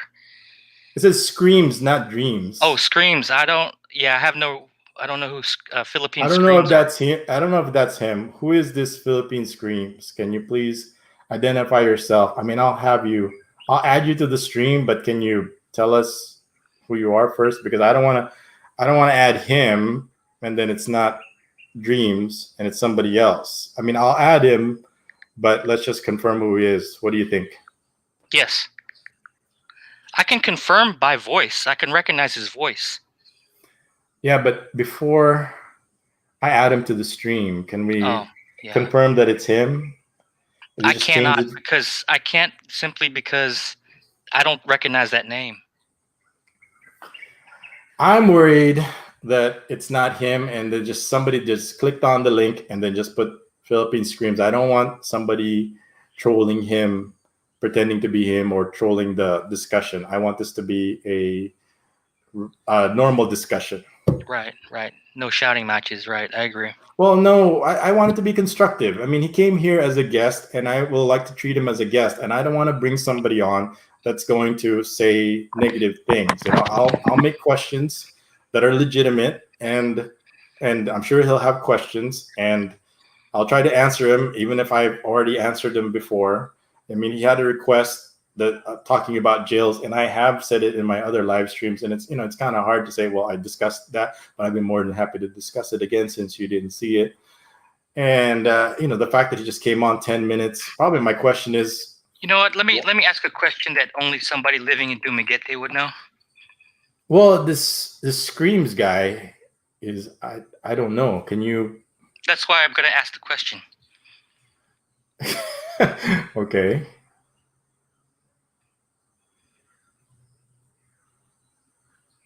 It is me. So it's him. He just changed his name. So he's just saying, so if it's not him, we'll kick him out. If you don't recognize his voice, we'll just kick him out. Okay. And then wait for the real dreams to come in. So let's go. Let's do this, and adding to stream right now. That's Ned. That's him. There we go. It's Ned from Philippine Dreams. I can recognize his muscle. Can you hear me? Thank you for joining our live stream. I know we're a small group, but we're a dedicated group, and we welcome you with open arms. Everybody be respectful, and he's our guest, and we should keep your questions civil, and welcome to the live stream. We're happy to have you. So welcome. Yeah. It's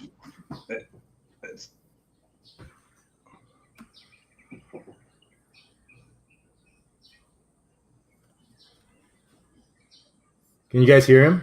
Joe, can you hear him? I can't hear him. Can you hear me? I can hear you. Okay, I can hear him now. I can hear you. Okay.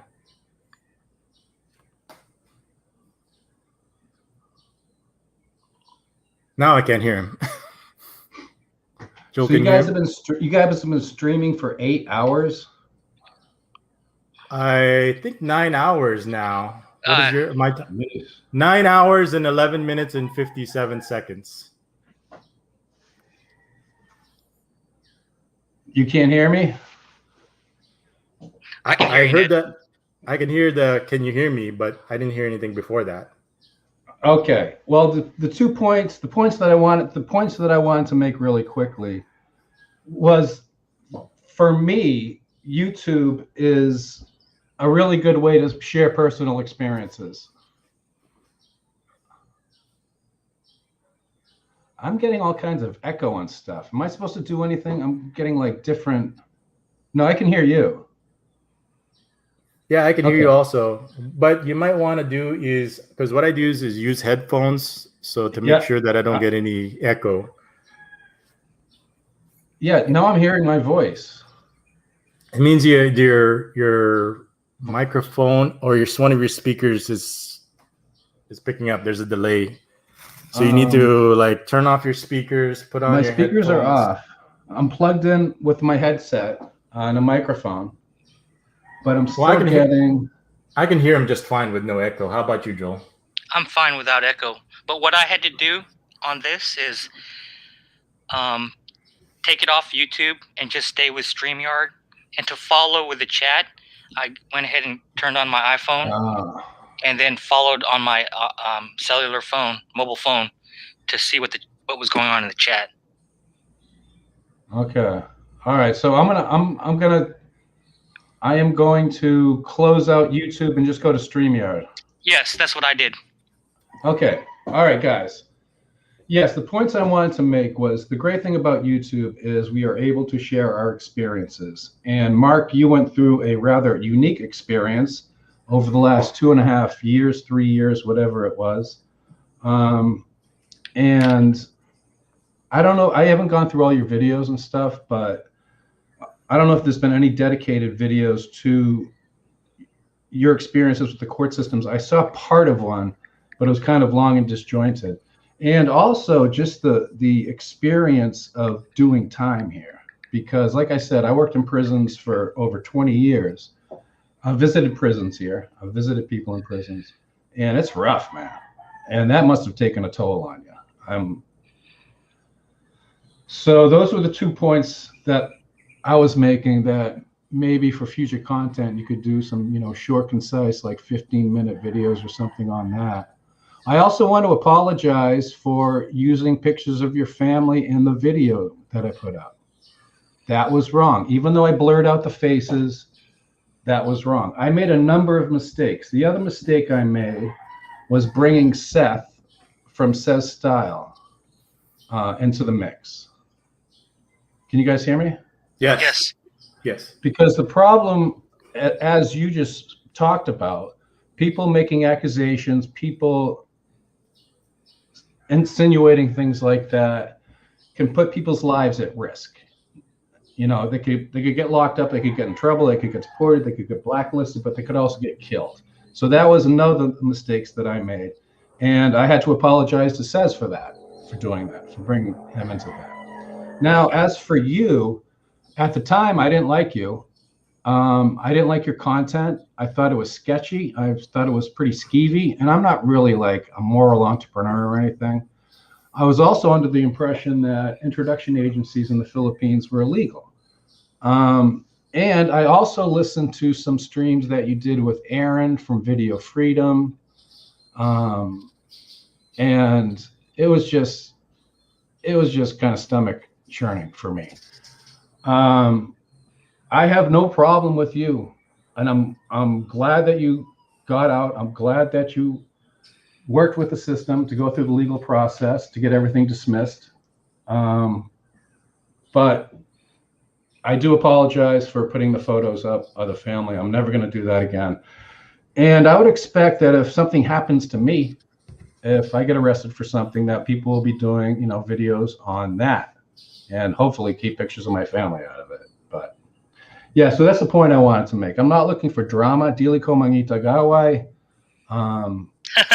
Dili ko kumadawa. I like that. But I just, you have a real unique experience. Out of all the vloggers here, you've had the most unique experience with the Philippine justice system and the penal system. And there was another guy who recently got busted here for human trafficking. They were doing like online porn stuff or something, and he spent like 7 months, 8 months locked up in the detention facility, and it shook him up, And so yeah, that's the point I wanted to make. Okay. Good. Joel, you wanna say anything?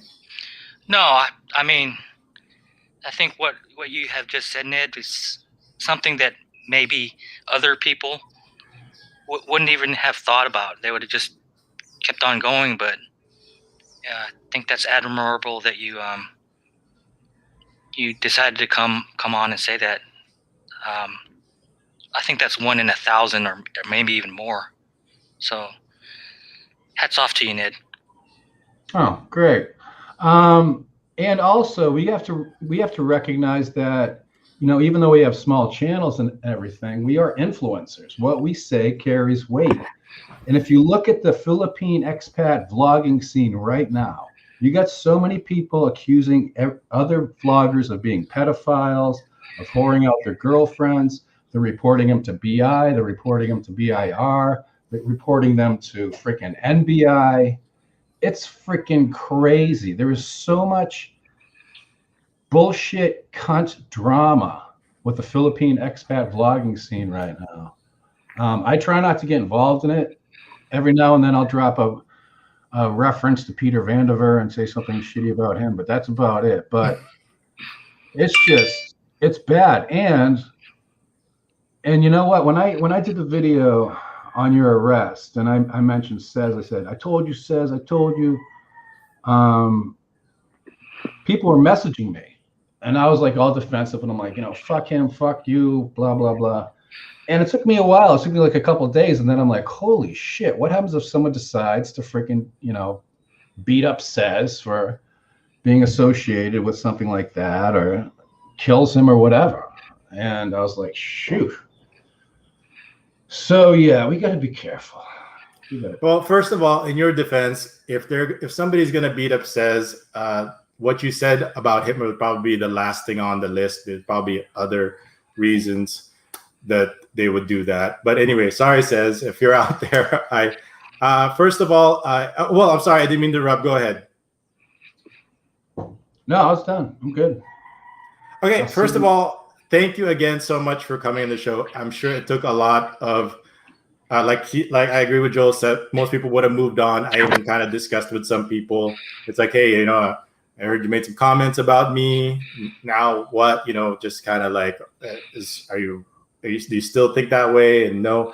And so thank you again for coming on. And I wholeheartedly accept your apology. I feel it's very sincere for you to come on here, come out publicly, talk about what you did wrong, especially what you said. No, I wouldn't want to, something happens to me, especially here in the Philippines. And then, the family, and then you said it. I don't need to say anymore. I also wanted to bring up what about Says style, Sissy. I like the guy and everything.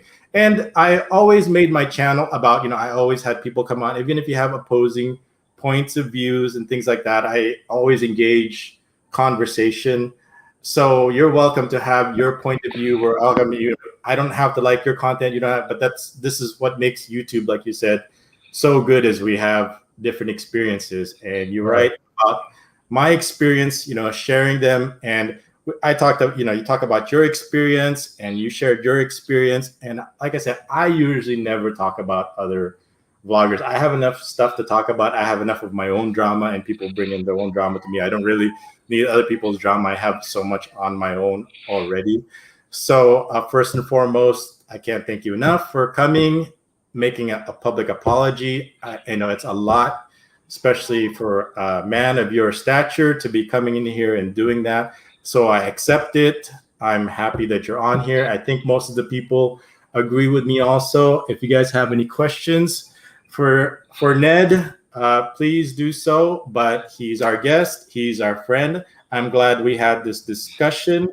I wish it didn't have to be in this way. My question to you is, why now? I mean, the last 10 minutes, I've been streaming for like 9 hours, and then all of a sudden, what possessed you? You could have just said, okay, he's on, move on to the next TikTok or meme video. What possessed you to come on and say that, hey, I need to make peace? Just curiosity, and it wasn't actually like explicitly to make peace. That was just like an ancillary result of coming in. I just wanted to make the point that you have, again, out of all the vloggers in the Philippines right now, you have the most experience with the Philippine justice system and the penal system. And I think information like that needs to be shared, because I think a lot of people have misconceptions about how the system works. They are unaware of some of the levels of, shall we say, I don't want to say corruption, but I'll say corruption. Okay. This is the education and this is the information that people need. Like if you were to title your video, how long were you locked up? 2.5 years? 3? Yeah. 2.5. My 3-year experience in the Philippine judicial system, and then do another video, my 3-year experience in the Philippine prison system. And people need to know, because I have no clue. I've been here 7 years. I have no idea how the justice system works. None. So you have information that is valuable, and I think people would really appreciate it. Oh, and I also want to say, I'm not apologizing for doing the video, and I'm not apologizing to my opinion of you at the time. I'm apologizing for the photos of your family, even though I blurred out all the faces. I should not have done that. That was fucked up. And I'm also apologize for bringing Says into it. So that's that. Okay. Oh, I mean, I understand. I mean, you were just going on the information you had at that point, and so, but the fact that you're coming, so the question is, Quincy is saying is, but I've been vlogging or I've been streaming about the situations of how and why it happened, which you don't know about, like the why it happened, why it was dismissed, and you can't just because Joel will tell you it's not as simple as that it was dismissed, and that's just the tip of the iceberg, isn't that right, Joel? I've never experienced that, but I can see what you are kind of talking about because of how people can get scammed over there easily. Because I've been scammed over there, and I think no, he doesn't know the reason why the police did what they did. He just knew. Okay. Yeah, he's saying because he just knows that they were dismissed, but he didn't know the underlying belly because he wasn't. He just came on right now, so he just still has half the picture. He just knows it was dismissed, but he doesn't know why the police did it, and why is the complicated part. You have any questions first, Ned? Yeah. That time locked up. Are you carrying? Are you like? I'm carrying somebody's children. Somebody's love child. It only hurts the first time, right? This is a great prison joke. No, I mean, are you scarred by the experience at all?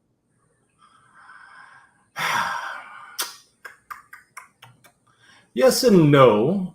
I feel that it's that certain situations I could see would trigger me, but if I know that that's what triggers me, then if you're self-aware of it, then no. I mean, just like so that's why yes and no. It's like it would trigger me because I went through this experience, but I know it's something that triggered me. I'm trying to think of a specific at one point that I was kind of on the verge, but but I think what you really need to see first, and I thought that's why you were here first, was that you were listening with the story where I told you how where the money came from.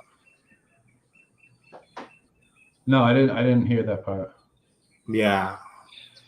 See, that's another, that was like an 8-hour story right there. I just spent, how long did it take for me to explain it to you, Joel? Maybe 3 or 4 hours. Yeah, and he doesn't know about it. See, he walked in not even knowing that part. You see? Remember how you were laughing the whole time when I told you when I gave you the punchline? That was incredible. That was incredible. I knew that it was possible, but after hearing your story, it was like he doesn't even know. He's just talking about me surviving the thing. But what I even told Joel and told everybody here was how would you describe it without getting into detail? It was very like a web. You think that you can see a perspective, but it goes way beyond that, beyond anything you've ever imagined before. Yeah, everything you've ever imagined. Take everything you know, and just throw it out the door. So a lot of the evidence that was initially reported, and a lot of the testimony and all that stuff that was in the news, was a lot of that debunked or thrown out? That's another thing is like, what did you hear? Right? Just all the stuff that the police were reporting to the news outlets. That's what was in my video. Whatever the police told the news outlets as in relations to the See, situation. and you don't know why, right? You of all people should know that people lie, and they will lie about anything, and for what? They'll lie to you to your face for loose change. And what do you think the police are gonna do? They got this media, right? They will lie and lie and lie. And you know this. Yeah. Knowing that, you shouldn't believe it. I mean, you should say, okay, before I go into that, there's two sides of this story. There's the police's story, which I'm not going to trust at all whatsoever, and you should have known better. And there's my story. Whose story are you going to believe, my version or their version? Right. And I hate to admit this, but I took a certain amount of glee when you got initially arrested, because like I said, I had been following the channel. Aaron Wilson, says the live streams you guys were doing, and I was just like, I took a certain amount of glee, I'll be honest. And okay. I didn't even give it any thought. I'm like, is this a setup? I didn't care. I just went by what the police reported to the media. And that was it. And I just kept the video up. I changed some of it to take out some other shit. But long story short is I'm basically not doing videos like that anymore. I got a kid now. I'm married. I got a kid. She's 6 months old. And my time. Congratulations. Yeah. Love, peace, and happiness to your family. Hey, that's news to me. Congratulations. Yeah, she's a beautiful girl. She looks like her mother, thank God, although she's fat like me. So my time on YouTube is slowly coming to an end. Plus, with all the drama, people attacking Henry, people attacking the Aherns, it's just JBL, all these, it's just not good. It's not healthy. It's toxic. And people are putting other people in jeopardy by actively reporting them to government agencies. And also, they're, what's that called when you find somebody's personal information? They're doxing people. They're contacting their family members in the U.S. It's fucking gross, man. It's gross. And these guys will not meet up with you face to face to talk things out. They're just going to sit behind their keyboards and talk all kinds of crap. And there's no accountability. There's no responsibility. So my accountability, I tried with my accountability today to again, apologize for putting your family in there and all that shit. And to just acknowledge that you're out. And, well, there's something, I think there's something you should know then. Like I said, Joel, is it okay if we're going to be going through this with Ned again? No, I don't mind, because it's important information. Yeah. I mean, he's here. I think you deserve to hear what the real story that's going to rock your world. Do you have time for it? It's not going to be slow. Sure. It's not going to be quick. Brevity is the key. Be concise. That's I couldn't do that a long time ago. I mean, yeah, you can always re-listen to it, but I mean, I'm here. It's better that you hear it from me. I'm gonna try to. What are the comments saying? Yeah. So Quincy, you have a lot of information. The girls testified in court that nothing happened, but the girls initially said when they wrote the police report, it was more of a function that the police wrote the report and the girls just signed it. That's what it really actually happened. The girls would never say anything like that. They just wrote it up and then they had the girls sign it, and then that's what they were kind of going with, what the girls signed. It was like signed affidavits. But when it actually came to the actual testimony, of course, it's going to be different. Signing something that somebody wrote is actually different from actually being on the hot seat now. It's different when you're in the judge. When you're in the, it's actually different that it became nothing happened. Quincy, I'm surprised. I'm very impressed with you. You must have some really good information. Here's what happened, Ned. Joel, help me out here. I'm going to go and talk about it. It's going to be round 2 again. You know what, Mark? I'll actually go back to the beginning of the stream and I'll listen to it later on. You don't have to go through it all again. I got another question for you, if you don't mind. Sure. What facility were you held in? I was first held into detention, and I think this is where you're fascinated by it. Oh, it was grueling. You're talking about something that's like only 8 by 12, and at the most, imagine this: 8 by 12 feet. That's a small. That's like a master bedroom, right? Yep. And up to one point, we had like, when I was there around Christmas, we had like 150 plus people. Now there's more, but I thought at that time it was only supposed to hold 30 people with only one bathroom. And it was brutal. So the way detentions work is you're supposed to only be there temporarily. You release, either you're there, you get released right away, or you move to the medium-term detention versus you go, and the people who get convicted go to the long-term detention. But the process takes so long that people could be stuck there for months and months. And I was actually in this short-term detention for 7 months. Okay. So, and then I went on to the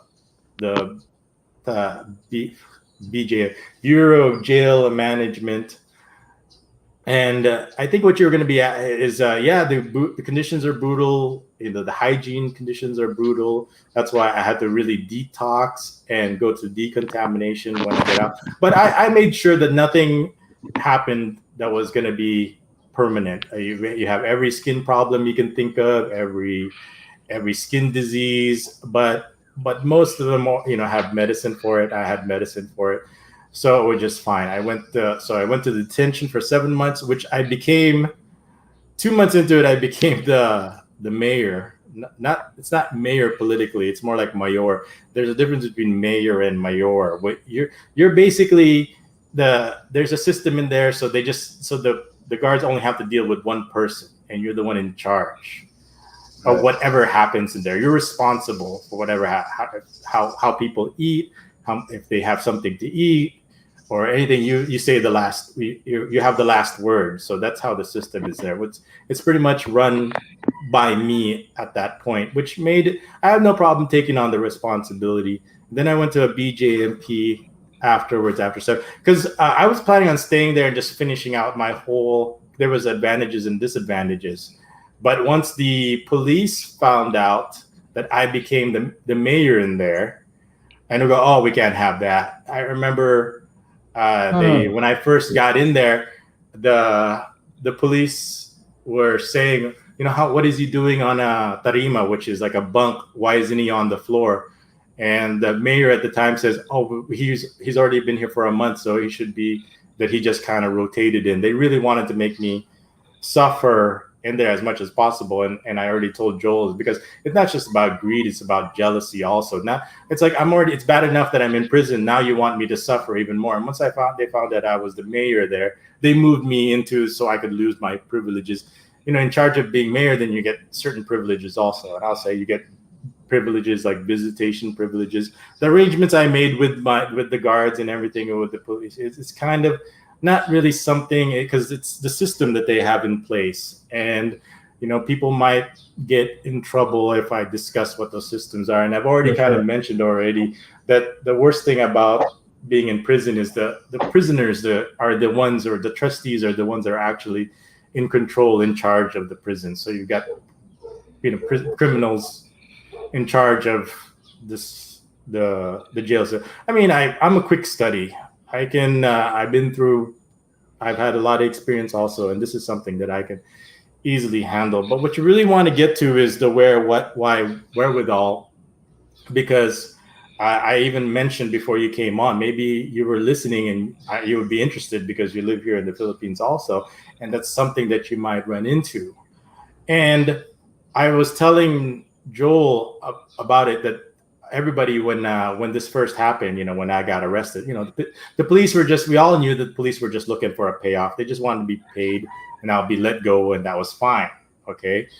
the problem came in was that, so I got a lawyer, and the lawyer said, the only problem is we're not going to try to dismiss the case. We're just going to remove the human trafficking and rape charges so you can get out on bail. And then we're not trying to get everything dismissed. And, I will talk to the the prosecution to get that out of the way. But before that happened, there's a system that when you get arrested, within 3 days, they have to bring you to the inquest, where the police actually, what they do is they hand you over, and then they give you the formal charges of what you're actually. So in my first court was, I was charged formally with porn, child rape, and child trafficking. And that's what the girls said in their statements, and the prosecution accepted it, and my lawyer didn't accept it. But before that happened, I was expecting the police to come to me and make some kind of arrangement with me where, okay, since I didn't do anything wrong, they're just doing this to get a payout. And things were going wrong when I was still going to be continued. So I was being handed over. Their control over me was going to be gone now, and I haven't paid them any money.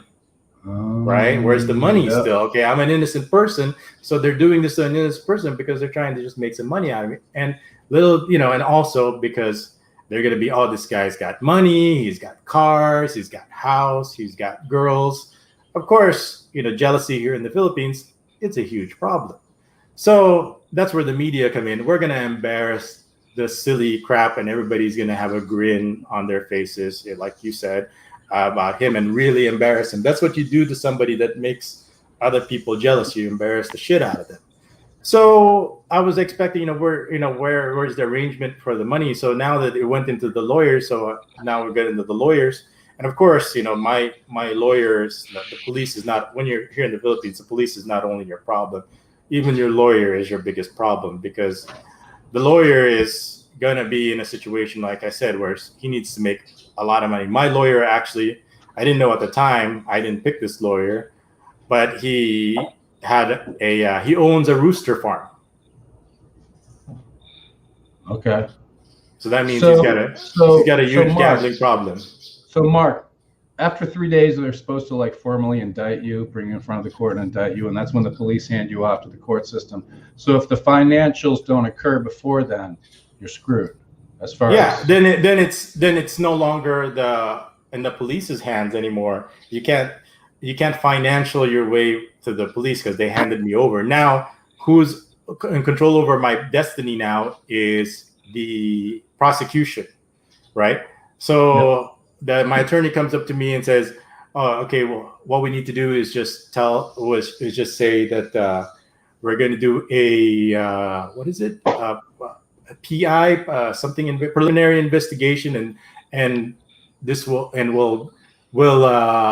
tell the fiscal, the prosecution that to remove the rape and to remove the human trafficking, so you can get bail and so you can get out, because it's going to be a long process." That's mighty white of them. But the problem was, but the problem is he came back and he said, we couldn't do it. And he gave me the excuse. He gave me several excuses, but the best one was because he was media, and it was in something that he could do. But I have a feeling that the acceptance to remove that part was, can you say, repurposed, if without going into any more detail. So mighty kind of him, but mighty kind of him not. So the problem comes in here is, I'm trying to speed this up. I'm trying to get you up to par here. Is that one month while I'm waiting for nothing. I wasn't sure what I was waiting for. The police came.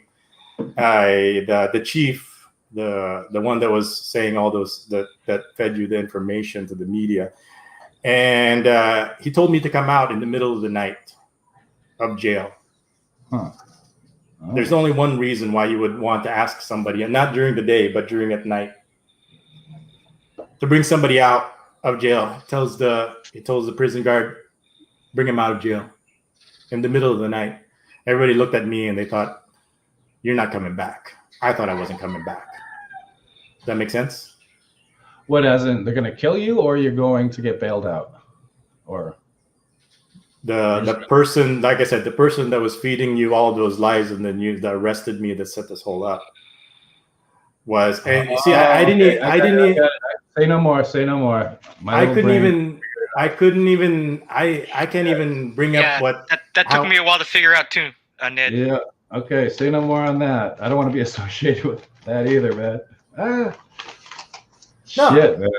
So he said he was watching my children at school.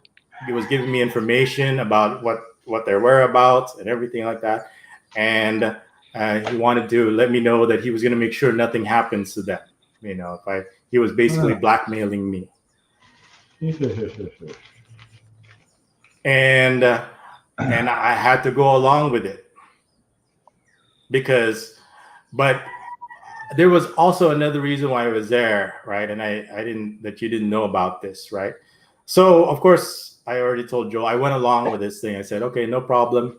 I'm in jail right now, but I'll have my wife get to you and take care of you, so you'll have no problem. Of course, the next day I told my lawyer about it. I told my wife about it, that he came to extort me for money. And the lawyer talked to the chief of police over there and told him, hey, that guy's messing with my money, you know, and my money is your money also, without getting into detail. So I'm money now, and everybody knows what he came for at that middle of the night. And I had to play along and make it look like I was worth more alive than dead. And what's going to be funny to you is I'm just speeding up here. You might want to go back and fill in the details. There's more juicier information to the actual leading up to the arrest. I mean, I'll touch upon it because when I went to go pick up the girls, right? And after I had the girls picked up, and you probably don't know this, I don't know what you know. After I was arrested in the hotel, the police conducted a search warrant at my house after I was arrested. Did you know this or not? Nope. Okay. So I was conducted, and when my attorney was doing the cross examination to the police, right? So when he showed up to pick up the girls, why didn't you arrest him? Right? Their first reason why was they had two reasons. Number one was they didn't know it was me yet. They didn't know it was bebotsonly that was picking up the girls. That was their first excuse, right? That like, oh, why didn't you arrest them right away? Why did you have to wait for them to go to the hotel before you arrested them? Oh, we didn't know it was him, right? You didn't know it was him, but you already had a search warrant with the same name on it.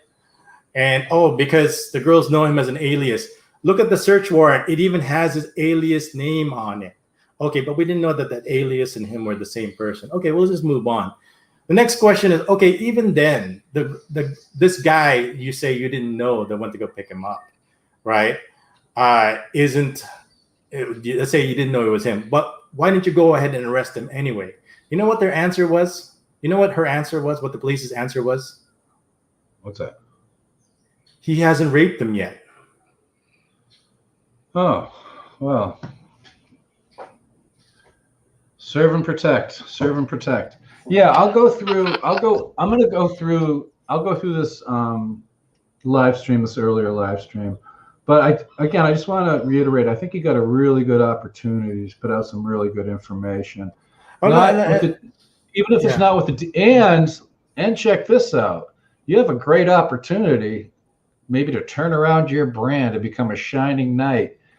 You know, in the United States, when celebrities go to prison in the United States, there's consultants. There's people that have done time that become their consultants, and they give them advice on how to navigate the system and all that stuff. So maybe you could branch off and start a consultancy business. Absolutely, but I have there's one more piece of information that you need to know. This is cybercrime police. Okay, I'm sure you know that in the information, right? Yeah. Cybercrime police, they're in charge of everything that's all technology, of any gadgets, any use of the internet, phones, technology, anything based. If you have any problems, somebody committed some kind of criminal crime with with anything involved with technology, you go to them for any of their criminal activities, right? You follow that? Okay. Huh? So third month, my wife started getting calls from the bank about she started getting calls from the bank, and my wife says, how come I'm getting calls from the bank? I go, should be fine because I don't use the credit cards. I know they're fully paid off. And so she started answering the calls. They go, why are you calling? Is you have a lot of bills overdue. And what happened was that what the police did, because when they arrested me, they took my phones, they took my cameras, they took my wallet. And when they came to my house, they took all my computers, all my laptops, all my hard drives, everything. They went shopping. Some my wife's jewelry. I had some pictures. So everything. So they went shopping at my house and raided it. And what was really peculiar about it was that my wife went to go to the homeowners association. The board actually knew that they actually coordinated with the police that they were going to be raiding my house, and nobody from all the security guards, was tight-lipped about it, didn't give me the heads up on it, which is fine. My wife said to the head of security at that time, I don't have any power right now, but if I ever, she was emotional at the time, but if I ever have the wherewithal, I would get back to you. She was that upset at the people there. But anyway, the point was, so let's go back to, so my wife started getting calls from the bank, and all my credit cards were used. All my PayPal accounts were emptied out, and all my bank accounts were also emptied out also. Because if you reset the password, if you have any unusual activity on your credit card, what do the banks do? They shut it down. No, they call the phone. They call you. Oh yeah. Okay, yes. And who has my phone? The police. Okay. And Okay. I see. If I try to access my PayPal accounts, my bank accounts, I've been shut out, because if you reset the passwords, where do they send the reset to? The code to email on your phone or computer. Oh, which the police have. So now are you using crypto now? Are you using like Veracrypt or TrueCrypt or any of those? I don't have anything to be. They emptied out everything I have for them to be doing all those things. The point I'm saying here is we have cybercrime police blatantly performing cybercrime. Oh, yeah. That's what you needed to understand and learn, how an innocent person, and if I didn't know about it when the Paras, the person that fed all those lies to you, was I didn't know about it, because if I knew about it, he came there that night to finish up a loose end. Okay. And when he found out that I didn't know anything about it, and that I wasn't, he was reading into me like, what do you know? What is it? But he was finishing up a loose end.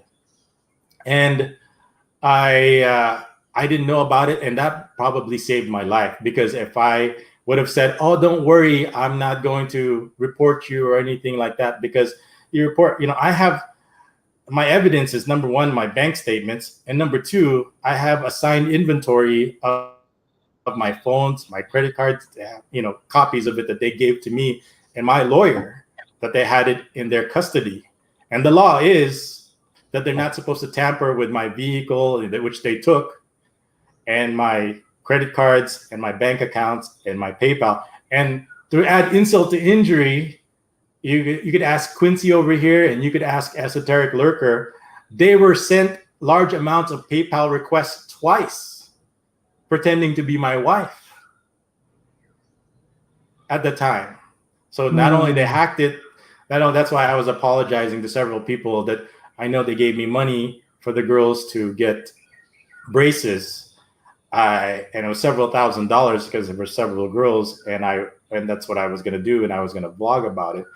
But I had to apologize. Of course, those girls have no braces because they helped the police get me, and and so they sent those requests. Of course, nobody believed it. It didn't even use my wordage. I have a certain way of talking, and if he was there to finishing up a loose end, but it was there to get more money, and it's as you could see. Here, let me give you the happy ending. This virus that came out, that threatened my wife and children and everything that night and did all this to me. He's dead now. Huh. And nobody, I have no idea. I just showed up to court. The guy who replaced him showed up to me, and because they were all looking at me because I was this biggest case. I was their first biggest fish. I was like so famous. Nobody in the entire world didn't know me. The famous child rapist, like the movie Taken, as I've been saying, was finally caught by the super cybercrime police. They've got this big, huge feather on there. Everybody's going rah, rah, rah. Even you were involved in it. I mean, of course. Yeah. And the whole time they were the criminals. So there was I was talking to Joel about how they were saying that the girls were naked, and the girls. So he came to my house. He said they said you were in your boxers or something. Yeah, something like that. Okay, so I was so let's say I'm in my boxers. Okay, so is they saying did they say the girls were naked? I can't remember. Okay, because I get that. The girls were naked. There was like a sex toy, and I was all going, did they forget to talk about the midget and the donkey also? Yeah. Horse and pony show. So what was the cause of death of that gentleman who expired? It was all hush hush. I have no idea up to now. I couldn't. He's you see, you think so this guy he knows he crossed the line and he could die at any moment. Do you think he's worried about my credit cards or my PayPal account? Fucking horror show, man. I remember like 15, 20 years ago, immigration used to do this scam up in Manila, NCR, where they'd go around and grab a foreigner and ask for their passport and all that shit and say, oh, your shit's not right. We're going to have to bring you in. And then they'd pump them for money for the financials and stuff. Yeah. And to hear something like this, especially with, with law enforcement, cyber people taking all your shit and getting all your passwords and accounts and all that, that's fucking scary. All right. So the cybercrime performance. So it's saying Digital Underground says they implied that the girls were naked in the news clips. Okay. So let's think about this. All right. Let me bring you back. Okay, so let's say the girls are naked. Remember, you know the Philippines. You've been here long enough. You've been around the block long enough. That the people here are very shy. They cover their armpits. They cover their face. When they smile or when they lift their hand, right? So they're not going to show anything, right? Yep. So if you're a girl and you know that there's like a dozen armed strange police just right outside the door. Two, not just one news camera, but two news cameras. One is international, one is local. And, the parents and relatives just right outside the door. Would you get naked? No, because I'm shy and I have a small penis. No, but I'm talking if you're the girls. Would you get naked? No. Okay, and if you are naked, then what would be the reason why you would want to get naked? Remember, set you up. There you go. Okay. So did those girls get naked because I was telling them to undress? Or to make things look good. Is there any indication of what started this whole thing, this whole snowball? Yes, I will tell you. I was getting a lot of windfall. I was getting money for cars. I was ready to buy a house with the windfall I was getting money for. And they thought that I was taking their money. I was holding their money. I was controlling. That was their money that I was holding, that I'm stealing. They go, oh, I must be stealing money. It's their money, not my money, because I wouldn't be getting this money if it wasn't for them. Was it a specific person or an agency? You don't have to say the names. It was probably, a group effort because I was getting a lot of attention already. My blogs, like I said, this wasn't the first time I was arrested. I think there were people involved who were saying, we arrested him the first time, but the first time didn't stick. But this time we made sure that he was in a hotel with naked girls this time. And we waited until he raped him. before we could arrest them. That's my baby. Say hello. It's bebotsonly. Hey, I'm Congratulations to your beautiful. I'm on a live stream with Congratulations to your beautiful family. It's okay. I'll call you back afterwards. He talks a lot, so I don't know how long it's going to take. But. I said I wanted to go to sleep. I was saying I'm ready to go to sleep. Okay, I got some more questions. When you're in detention, are you allowed a cell phone? You're allowed things just as long as you don't get caught. Don't get caught. It's you're not allowed to have it. So you better not get caught with it. How much money you have. Okay, so after the 7 months of detention, you went to another prison? Mm-hmm. That was the medium term, where I think it's probably like, not like for people that are going through their trial. And if you either get convicted or you go free. If you go free, you go free. But if you get convicted, then you get transferred to the Muntinlupa, I believe, in prison. But I didn't go there. But there were several people that I knew that went and transferred to the long term. And I thought I was going to go also, but because everyone I knew that was going through, especially through family court, because the girl, because of my unique situation, everybody was convicted. The only people that didn't get convicted is when their complainants didn't show up or if their complainants died. But everybody else, if the police showed up and the witnesses showed up, the private complainants showed up, they were pretty much 100% conviction rate. That's why I was so worried when they showed up and they were going to testify, and I didn't know what the hell they were going to say, because in their affidavit they said one thing, but when they actually sat down, they were actually grilled. They were saying all these things. So you probably, like I said, their testimonies ended up eventually being not about human trafficking, but how my sexual pursuit, how I was asking them for sex.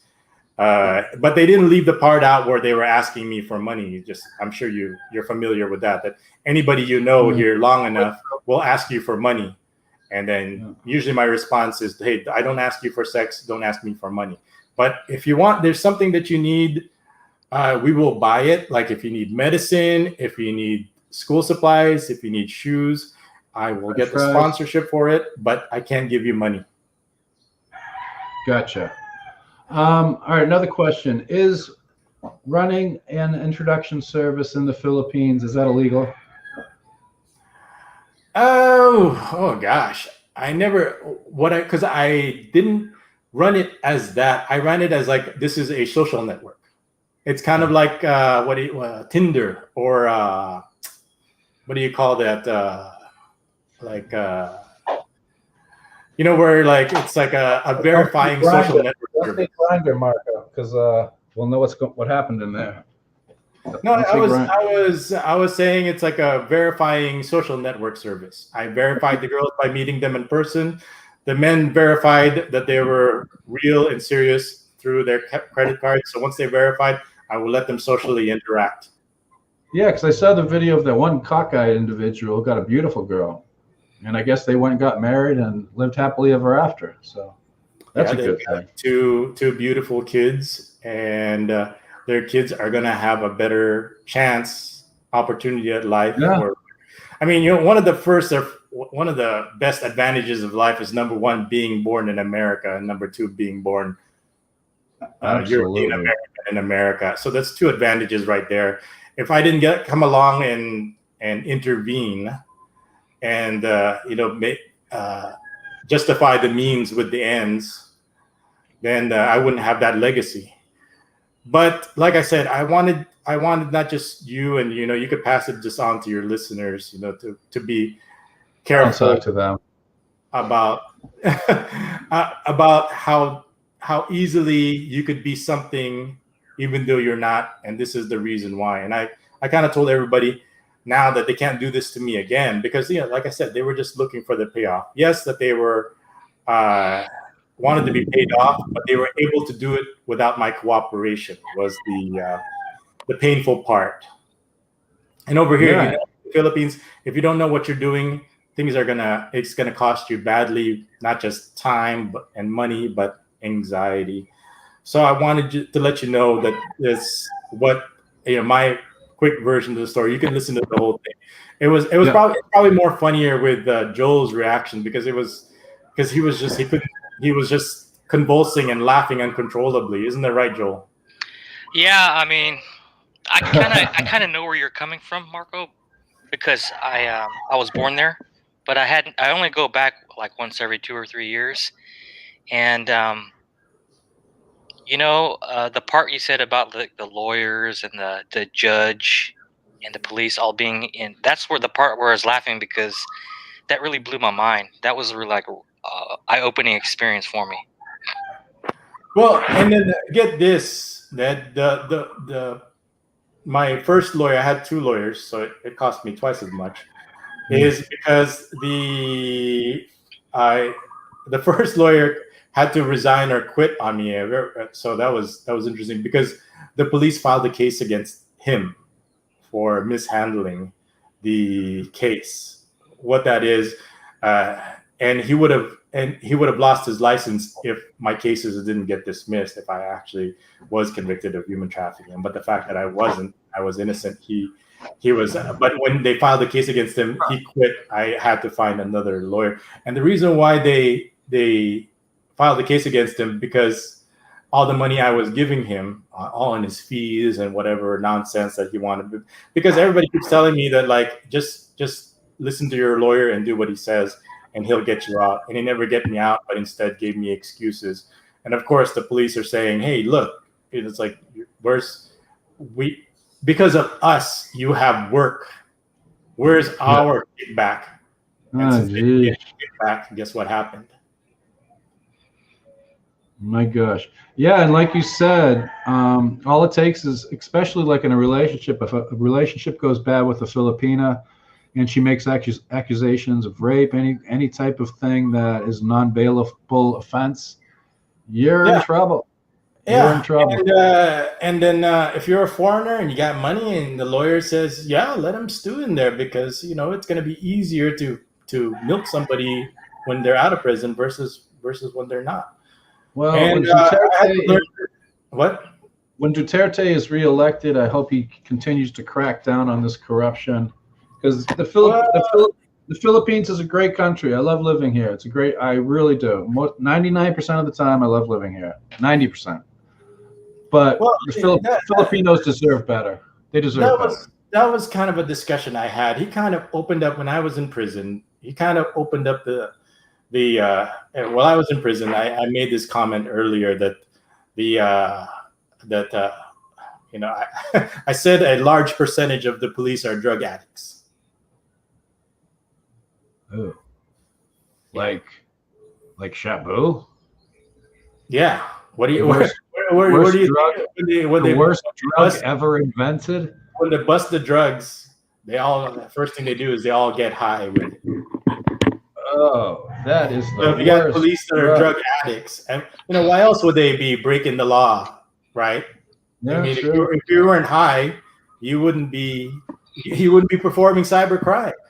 Remember when they got that Korean businessman and they brought him up and they killed him in the headquarters of PNP?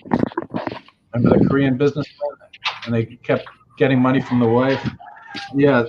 So you have, like I said, you got a really unique experience. All right, so you were locked up for 2.5 years and then they released you.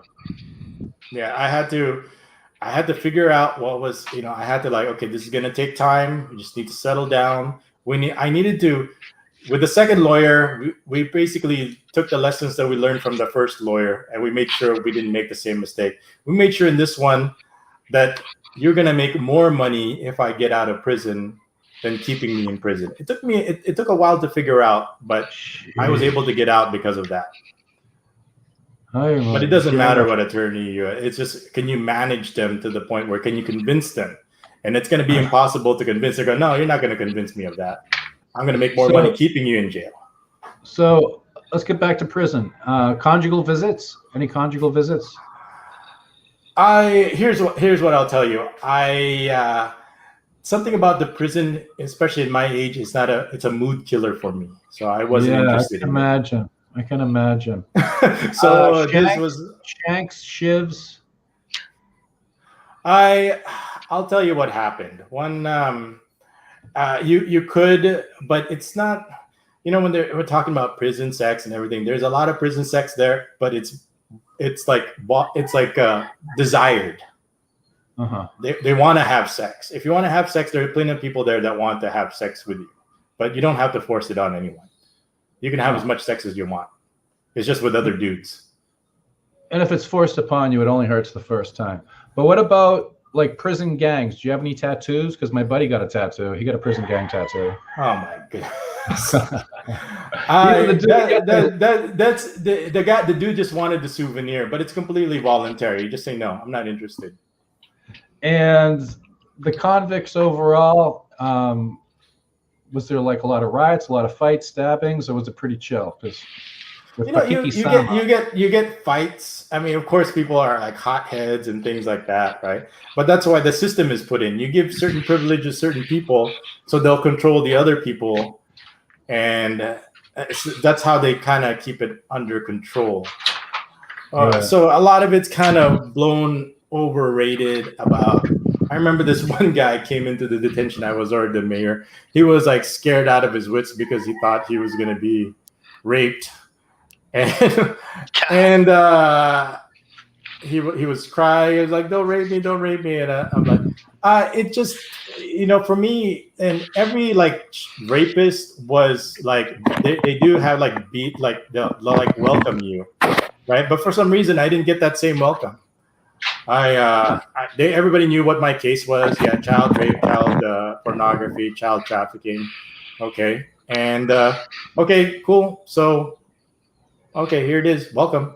There it is. I didn't get like the normal, usual welcome that like, but I did see, and it did happen. And if it did, when I was mayor, I only touched the people that were ordered. And even then, I told them, just do it lightly. Don't overdo it, because some people will embellish and just kind of do to them what was done to them before. But I kind of, I'm going to see these people someday on the street, and I want to make sure that they had a really good memory of them when I was in control of their life in prison. I could have ordered some serious punishments. I think the worst punishment I would dole out is for people stealing. And if you're caught stealing, then the worst would be we would strike them in places that behind the on their feet, behind their those kind of. But shivs and shanks, that's just, you've been watching too much Breaking Bad. Oh no, dude! I was worked in prisons for over 20 years. I've seen many. But in our situation, it was very civil, and there's a million ways to walk out of to de-escalate. Like I said, I'm just there to wait and finish my case and go home. But for some people, this is their life. And I wanted to share with you something cultural in there, is that jewelry is not allowed in there, but they actually have a jewelry stall kind of display case in the visiting area, so you can put it on layaway and shopping. And even in prison, they have to be, I think what you called it, that self-love, mayabang kind of culture, even in prison. Huh. And what's your next question? Recreation. What the hell you guys do for fun? Absolutely none. The trustees and the personnel, they have a basketball court, but pretty much it's just they kind of pick and choose who they want to play with. But for the rest of us, we're just like sitting veal. It's probably one of the hardest parts about it. Playing cards, pinochle, spades. We have a chessboard, but I pretty much read a lot of books in the meantime to make the. I wrote in my journal when I was in detention. I wrote a lot of letters, and I really had a weak moment when they would do searches and pens and pencils are not allowed, and my only lifeline at that time was I had my own paper and pad, and all the people were looking at me like that's not like gold or something like that. And I would give them some. One is enough, twice is too much, kind of thing. So I needed it for myself. And one time there was a search, and I had to hide or to my contraband, my pens and pencils, and it was so weird because it was so important to me, and it really, it was like a low moment when my wife she went to visit me, and I had this kind of strange look in my face. I go, "Are you okay?"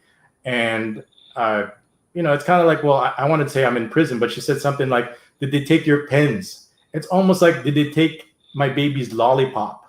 kind of statement. And I wanted to say, yeah, and like cry like a baby or something like that. It was just like a surreal moment. I am really something over. It was like something I took for granted outside. And here I am like struggling and desperate just to hold on to my humanity through these pens. And so I can write even in the dark, so I can continue talking to my family. So it was just things like that. But like, I adjust. I've been through shocks and changes when I first came here to the Philippines, when I came to America in the 80s. So I've had similar shocking experiences also. And once you get over the shock, you just adjust and you get into a routine, which I did, but you just do little things like that to keep your sanity. But it made a big difference once I became the person in charge. So there was nobody above me after that. And it made my life easier and made time go by. I made it to where it was like one big slumber party. Yes, it's still physically grueling, but psychologically, I took out the psychological torture. These were my brothers. This was my family now, and I'm not here because you have people over there that are mayors that they use their power there to build a house outside. It's a business. It's a racket. Okay, and I can't get really go into detail how that kind of system goes in, publicly like this. I think I probably already said enough, and I have even telling you any information that will get the police not only removed from the job but also arrested and go to jail can get you killed also. Yep, absolutely. They'll kill people for much less. I'm so glad I tuned into this live stream, because now I'm scared to fucking hell about any kind of interaction with the justice system here. Hi, Naka. You just, like I said, I was telling Joel, this is what you do. If you can easily get out of it, because the jealousy part, it'll go away once they see you, and once they've degraded you and they kind of like put you in shackles and paraded you around on TV. Okay, so I'm not jealous anymore. The jealousy will go away. But the payoff, you got to have like a doomsday button where all your accounts, everything you have to shut them out. And that wasn't something, I was thinking, okay, like I said, I was telling Joel, I was in denial. I didn't think that they were going to touch my phone and reset my accounts and hack it and empty it out, because I was in denial. They could do it. They have the means to do it. They have the capability. They have the knowledge. They have the wherewithal, and I couldn't do anything to stop them. And I was in denial, thinking that they wouldn't do it. I just stuck my head in the sand that like I should be fine, right? I think I should be fine. They should, because that's kind of silly. And you're supposed to be able to trust them. See, you're just as in denial as me. Yeah. That's what I was saying to myself. See, then you would spend 3 years also in jail like me too. Do you have any nightmares? Do you have any nightmares? I did. I was explaining. I had this double nightmare where I am dreaming that I'm free, but I woke up from the dream that I'm in jail, that I'm not really free. Then I woke up that I was just dreaming that I was in. It was like a dual layered, like Inception dream. Inception. It used to be. It used to be in the beginning a lot, but I think I'm forgetting it more. I had a lot of nightmares in the beginning when I was in prison, like I was being chased like by pitchforks and torches, and I would dream a lot of like I would go back to college or high school where I couldn't find my car. I would go out to the parking lot and like, where's my car? I was like completely lost. Like it's just like lost dreams. So I After I stopped working within the actual walls, I worked with contracting with reentry programs, prisoner reentry programs. And so I was basically a social worker. And the majority of the long-term convicts still had nightmares. And it was specifically that they were back in jail. They had done something horrible. It was a life bid. They were never getting. I when I first And got when out, they I'll tell wake you- up, they like jump up and they're like, "Oh my God, thank you, God."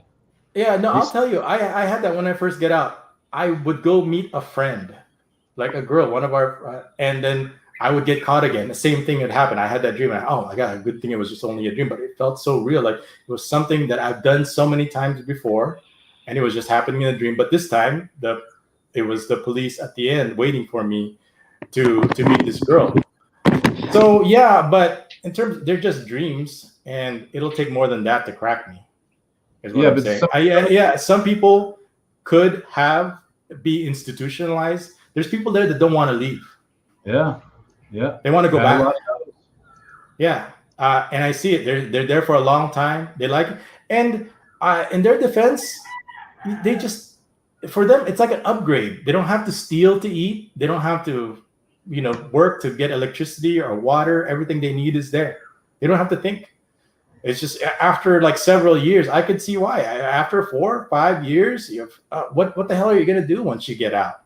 Right? I mean, to worry before you didn't have to worry. The only thing you had to worry about was nothing, and now you got to worry about paying bills. And what is a person supposed to do after they get out of prison? Yeah, were there any like training programs, like welding programs, or any like vocational programs or anything, or no? They had like if you didn't finish elementary school, which I actually filled out myself. So they had those kind of things. Okay, for people that didn't, here's these tests. So they would give it to me. I filled out one and I handed it back to them, and they all copied it and they all passed elementary situation in school. I just did it because I was bored. Everything is corrupt. When you got out, what was the first place you went to when you got out? When you were everything was closed. So I wanted to go like, hey, let's go to like some fancy like buffet and just go.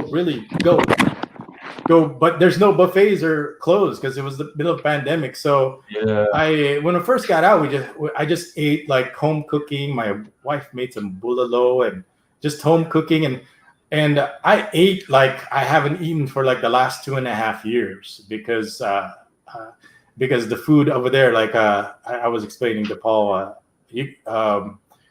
one person died of malnourishment because all you get every day is just rice. You get 3 cups of rice and broth. Now there's no protein whatsoever, and if that's what you ate every day, after a couple of years you'll die of malnutrition. And one person did die slowly of it, and he wanted to die because and he was glad he died because the rest of his story was it was a retiree kind of OFW pensioner lady. She adopted a baby. The maid, the driver, and the houseboy killed the pensioner lady, stabbed, like in Julius Caesar, stabbed the pensioner lady, OFW, and stabbed the baby that she adopted.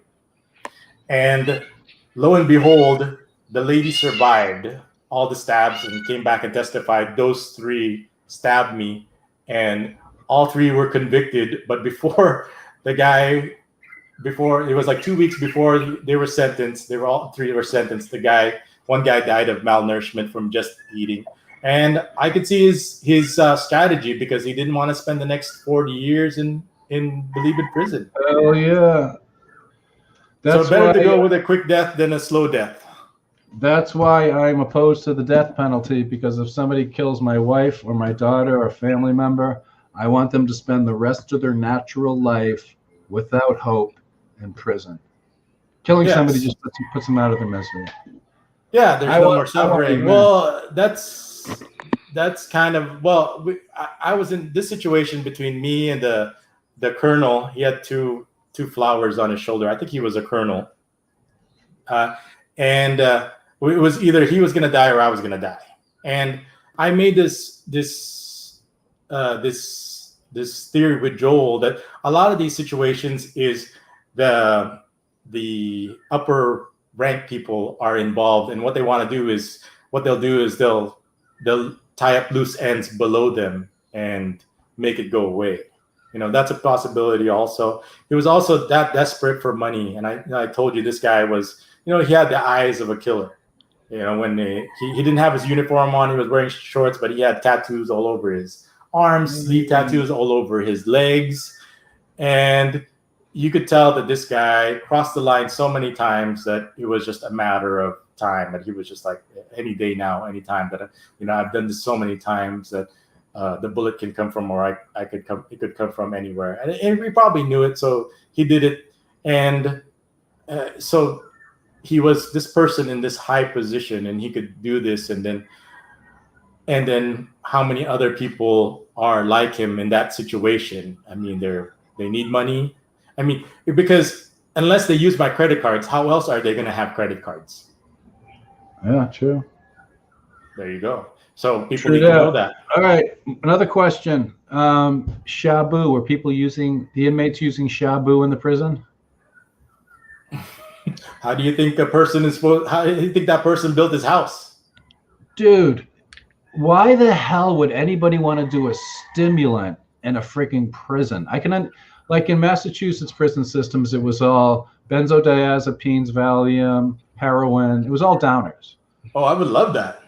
Nobody brought in coke or anything, because you're gonna sit there all geeked out. You can't sleep. Yeah, their eyes are bugged out. They're up Dude. for like 3 or 4 days. They're tweaking. They're doing this kind of weird motion. Yeah. I don't know if you've ever tried that stuff, but it is the worst drug ever invented. They love it. It's the addiction. It's the addiction. So I can't get into detail, but I got it. Yeah. So it's a business, and business is good. All right. So so everything is dismissed. You're in the clear. It's all done. Yes. Okay. Has your experience changed me? Your outlook? Yeah. Changed your outlook on how you're going to move forward from here on? Well, so the first thing people ask me, when you're in prison, when you're looking at a 40-year sentence, you're just like, it's nothing but darkness, and you're just kind of trying to just accept when I'm just taking it one day at a time, but also this is my whole, when I was being brought back from court, I was getting to a point where, like, okay, we're coming home now. This is home for me. Yeah.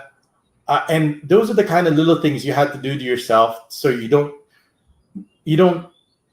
make it as hard on yourself possible. You have to be good to yourself as much as possible, and you have to make yourself as comfortable as possible with food, with your sleeping arrangements. And like I said, I was telling her, I mean, you're so interested I know why you're so interested in it and how it works. You have to pay for everything. You have to pay for. You're required to have a haircut. You have to get a haircut. You have to pay for your haircut. I think it's like 50 pesos for a haircut. You have to pay for your own yellow T-shirts, and you have to get it printed. They print it there. You have to pay for that also. I mean, for someone like me, I could pay for it $5-6, but for somebody in prison, somebody that's poor, $5-6, you might as well say $50,000-$60,000. So you had family bringing in, because like here in the Dumaguete, they got the federal lockup here. I've been inside it a number of times. It's basically like a little village with a wall around it. So they got sari stores, barber shops. They got everything, TV repair shops, chapel.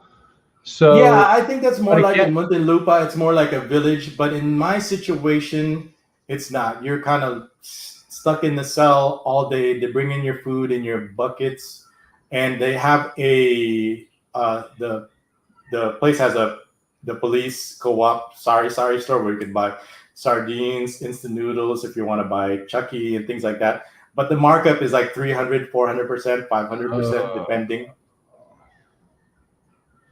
So you have to pay for your imprisonment. Because everybody is so wealthy that's in prison. And well, when you're in prison, the biggest business over there is loan sharking. So you can build a house loan sharking in there.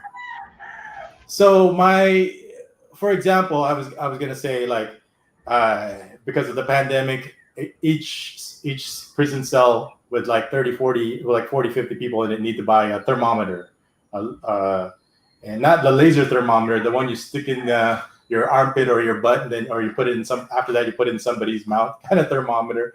And I always made the arrangement that I have to pay. Okay, I'll pay for half. The rest of you guys pay for the other half to manage it. And and I will do it in exchange for favors. Like they want the walls painted. They want to make the prison as homey as possible. Good. For me, I could care less. God bless. But I have to pay for it. I usually make an arrangement. Okay, I'll pay half of it. Right, it's fine. But when I have to pay for it, that becomes an issue. But then, like I said, I pay for what I'll do is like, okay, I'll pay for half the paint. Let's say the paint is like $60. I'll say I'll pay $30 of the paint. But here's what I want. I want to be able to keep my light on longer instead of where I want to be able. I think the first arrangement I made was I want to have a solo bunk, my solo bed. I don't want to be sharing it with 3 or 4 other people because it's hard for me to sleep if I'm like touching other people that are not my family. But I'm sorry, Joel, if I'm boring with you. There's other questions, but these are all Ned's questions. Keep going. No problem. No, this is interesting. It seems it's just. I actually used to teach a class at Tufts University, a history of corrections, and this is just a topic that really interests me. And again, that's the reason why I visited the prisons here, to see how it was. And there was like no security. The gate was unlocked. The guard was asleep. They brought out a lifer. They brought out a lifer to give me a tour of the place. And I asked him, I'm like, dude, you're doing life bid. Why don't you escape? It's so easy. He's like, dude, where am I going to go? It's an island. I'm like, yeah, good point. He said, plus they'd kill us or they'd do something really bad to us. So our situation is the hardest part was probably no exercise. Like you're just kind of in a veil. You develop, if you don't move, you'll develop bed sores. You'll because it's sweaty, it's hot, it's like a sauna. You're like in a hot box the whole time. So it's not like a village like in a longer term. And I was already, because the longer term, you can get your own condominium, you can get cable TV, you can get internet, because it's a business. You just grease the wheels to get those things, and then you never have to go anywhere. You never have to get out. You can conduct business over there. If you want tilapia. If you're a long-term inmate, I can make my own little condo with a split-type aircon and everything. Yeah, cable. You want LCD.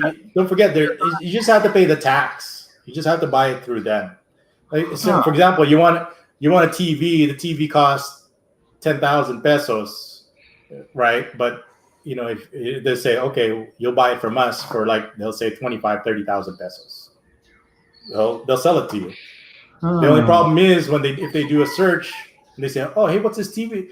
I'm shocked. There's a TV in here. So they confiscate it and they just wait a week or 2 and just buy it back from them again. Well, I'm sure Joel was getting a kick out of your story because comedy is based on tragedy. And this is a plenty of it. Tragic situation all across the board. But again, and I hate to go over this one more time and beat that dead horse, but you have a really unique experience to give out some really good advice and just to share your story. And I know that now how the payoff works, the structure works. You're gonna say, okay, I know why they're doing this. And I know you're not low profile anymore. I know you're not low profile. So you have to understand somebody out there is scheming a scam because that's what attracts money. You know what I mean? Yeah. So I know you've been there a while, a lot. You've kind of developed a lot. a high profile, and that's what I was. I was no longer high profile. I mean, I was no longer low profile. I attracted the attention. I was just getting too much success, and it went to my head, or I wasn't careful enough, or I was, I was there in that situation. Remember, you're probably asking, why? I'll pose the same question. Everybody went through this already, so you're gonna have to, since you only came in, is when the question you're gonna ask, or the people will ask is, why did you go to that hotel room with those girls? Okay, yeah, because the first thing because you could say no, right? You could say no. What do you think the girls are gonna do? Are they gonna take are they gonna accept that if you said no? The police are waiting. You got two medias, social workers there. So you can say no. What do you think they're gonna say? So they were encouraging you to go to the hotel. Their initial affidavit was against you, but then they had a change of heart somewhere along the way, it seems. Well, it's you. You can't. Yeah, but you just have to wait several years in prison, and then and where you're at, it might even take longer. We got some guys. I was telling the story. If you have some guys that are like in prison 5 to 7 years, waiting for finally to get their hearing, 5-7 years to finally get their hearing, and what they'll do is like they'll plea bargain, and it's usually less than the 7 years. So they'll plea bargain and they'll get 5 years for their drug offense. We'll plea bargain to a lesser, because depending on the court, instead of getting 20 years, we'll plea bargain to 5 years. But I already sent 7 years, so they just go and plea bargain and get out right away, like in several days after that. Yeah, plea bargains are huge in America. If they didn't have plea bargains, the court system would just collapse. Yeah. I think it's like 90% of cases in the U.S. are plea agreements. Yeah, and so one last question. How much should I have in my emergency money bag to cover any type of contingencies, as far as financials, to get myself out of a bad situation? Because the problem is they could just take the money and still want more. Yeah. you already know right there, right? So there you go. They could just take the money and still go, where's the rest, right? Keep going, and they'll still throw you in jail. So you run into that problem. You have to set up a system where it's like exchange. Here you go there, and it has to be done through a intermediate. Well, the first thing you got to do is you can't let them steal the money in the first place. If that happens, you're screwed. Period. Yeah. Right. Now you can negotiate. What you could do is like let it expire. Let the inquest expire, because you're supposed to be 3 days. Let me stay in prison for 5 days. You can still keep me, and then I'll give it to you. Will release me now that I know that you can still hold me. Kind of something like that. But, oof.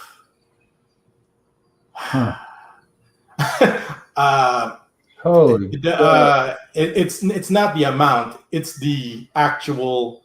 How do we? Right? Because they'll do it for a pack of cigarettes or a bucket of chicken. Right? But just. The exchange is where it gets kind of tricky. But so Marco, you mentioned before that it was because of the news media, the publicity that maybe caused the prosecution to say, "Hey, no negotiation this time." Is that a correct statement? I can't be what do you call that? Facilitated into taking this, because I'm going to get some attention, some negative attention from this. Okay. Because there's like NGOs involved. Okay. There's FBI, CIA, State Department involved. I mean, whatever you want to call it, right? Because I'm a U.S. citizen also, so everybody's saying I should be prosecuted in the U.S. as well as the Philippines. Oh, yeah, but there's no evidence anymore. They still have all. Okay. What do you mean no evidence? They raided my whole entire house. Were the girls underage? Yes, they are. Okay. They're not but underage anymore. but If you're interested, you're a They're Filipino not- citizen. You're a Filipino citizen, so you were okay, right? I think the rule. I was reading the decisions on that. I was reading that just as long as the girls weren't coerced or tricked or scammed, if they're doing it because they want to, then there's no wrongdoing. You can't say, like, for example, oh, come with me to the hotel and I'll give you chicken joe. Then that's coercion right there. But if they did it because they like you, they're into like old guys with bad hair and an abrasive personality. Yeah, that's me. Then you're free and clear. So that's why. That's why there was. That's why they couldn't get me. That's why they had to go with like rape. Because I've always heard, and everybody's like, never be in like a room alone with an underage Filipino that's not related to you, or a Filipino. See, here we go. I don't know. I mean, yes, I was, but I wasn't guilty of that. They didn't charge me with that. Okay. They could. I don't know what the thing was that why couldn't they charge me with that also? Well, they were waiting to crack open the door, get the cameras in there, and film that porno with all those naked girls running around and the sex toys. Yeah, and they show. I mean, and I was saying, the sex toy thing. I mean, come on, the sex toy. Let's talk about this. I mean, guys our age, and you got two girls, right? So, so you're gonna need some help here, because after you're done, what are they gonna do? So that's where the donkey and the midget and the sex toy comes in. Oh, animal right? porn. And it doesn't mean that I'm a criminal. It just means I'm kinky. Yeah. I'm not no more. There's no law against kinky. I mean, if you're a libertarian, as long as it's not illegal, not illegal, you're not hurting anybody. It's what they want to do. There's this whole backlash against one of the vloggers here. He's over in Cebu, Rike, and I guess he did some bachelor course, and in one of the bachelor courses he talked about sex toys or something. So now there's all these people that are horribly upset over this. They're contacting all the authorities, trying to get him blacklisted and deported, and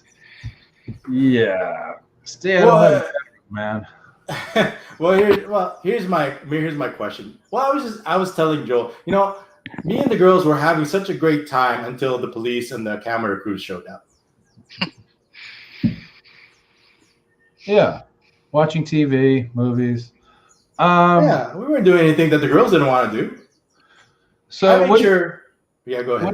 What are your thoughts on Aaron Wilson to this day?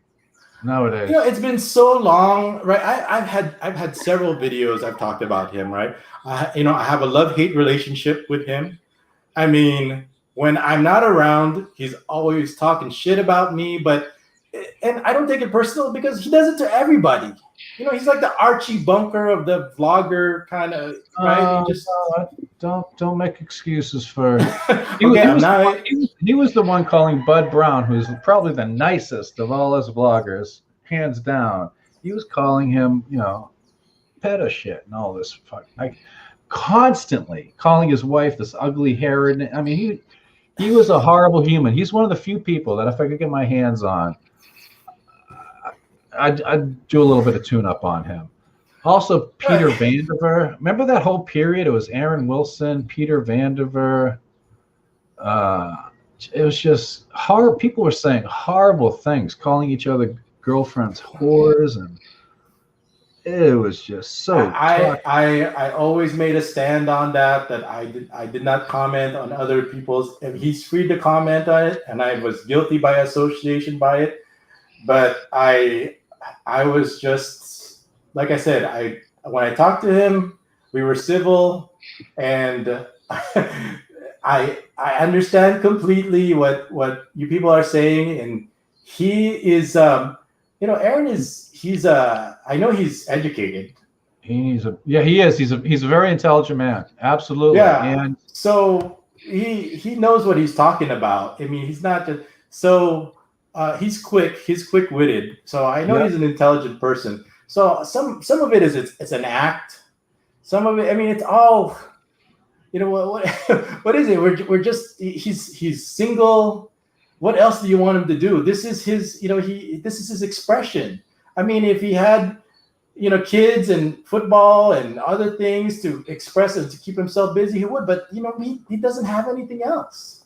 So instead, so like I said, I'm not making excuses for the guy. Assassinate decent people, just scumbag. He needs a severe beating. Peter Vandiver did too. I had an opportunity in Cebu, but he canceled it the last moment.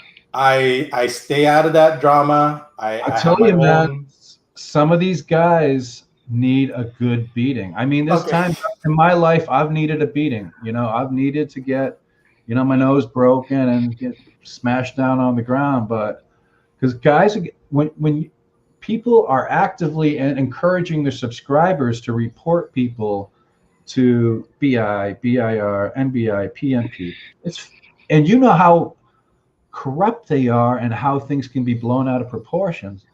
So I have a little experience with that. And just a wee bit. I'm waiting for your book, man. I want the book. I'll edit it. I'm a professional editor. So I will look into it. Go ahead. And it's gone to the point now where people come up to me and they're like, "Hey, Ned," or "Hi, Chichai," and it's just like, I don't want to talk to you. I'm sorry. So I just give them the look, and so now I'm getting a reputation as a dick, which is good because I don't want people coming up to me. So that's because I think the YouTube, you only get like $400 or $500, and then you get your Patreon and shit. But it's a headache. It's toxic. And I'm tired of being recognized, and Chichai being recognized, and there's creeps out there too, Yeah, it's terrible. For me, I don't, because with the face mask and everything, it's okay. And me, it was just such a blurb, and I kind of have one of those forgettable faces that I don't really get recognized out there. But when I run into people that know what happened to me. And they talk shit about me while I was gone, and of course I'm here now. Kind of like in the same situation that you're familiar, that kind of parallels what you're doing. It's fine. My next question is, what do you know about Sissy, and how do we bring him back? Says I have no idea. He's the admin of, I think, Americans in the Philippines. He's an admin. If I can find his Facebook address, do you have his Facebook? Oh, I don't have anything. If I find his Facebook, if you do me a favor, do you have Facebook now? Yes and no. Facebook is pretty toxic. Also, I'm kind of been gun shy about Facebook, but you can email it to my vendetta, bebotsonly vendetta@gmail. I'll take a look at it. Vendetta bebots at Gmail. That's not going to cause any problems with the cybersecurity. Hey, we got one going. I don't know. Once they get their mitts on something, that's why it's never good that they know your face or your name or where you're at. I mean, you just want to stay away from them because I have VPNs with kill switches. I have Bitwarden for my password manager. I'm using VeriCrypt, TrueCrypt on all my files. I'm a little paranoid. And I'll also send you the links to the 2 videos that I made private. You're not going to like them. When you see them, you're going to be like, oh, Ned's, and you'll see the joy in my face as I'm like, yeah, they finally got that scumbag, blah, blah, blah. Yeah, but I'm glad that we're able to get past that, and that you came. And like I said, I'm kind of vague. What possessed you not to?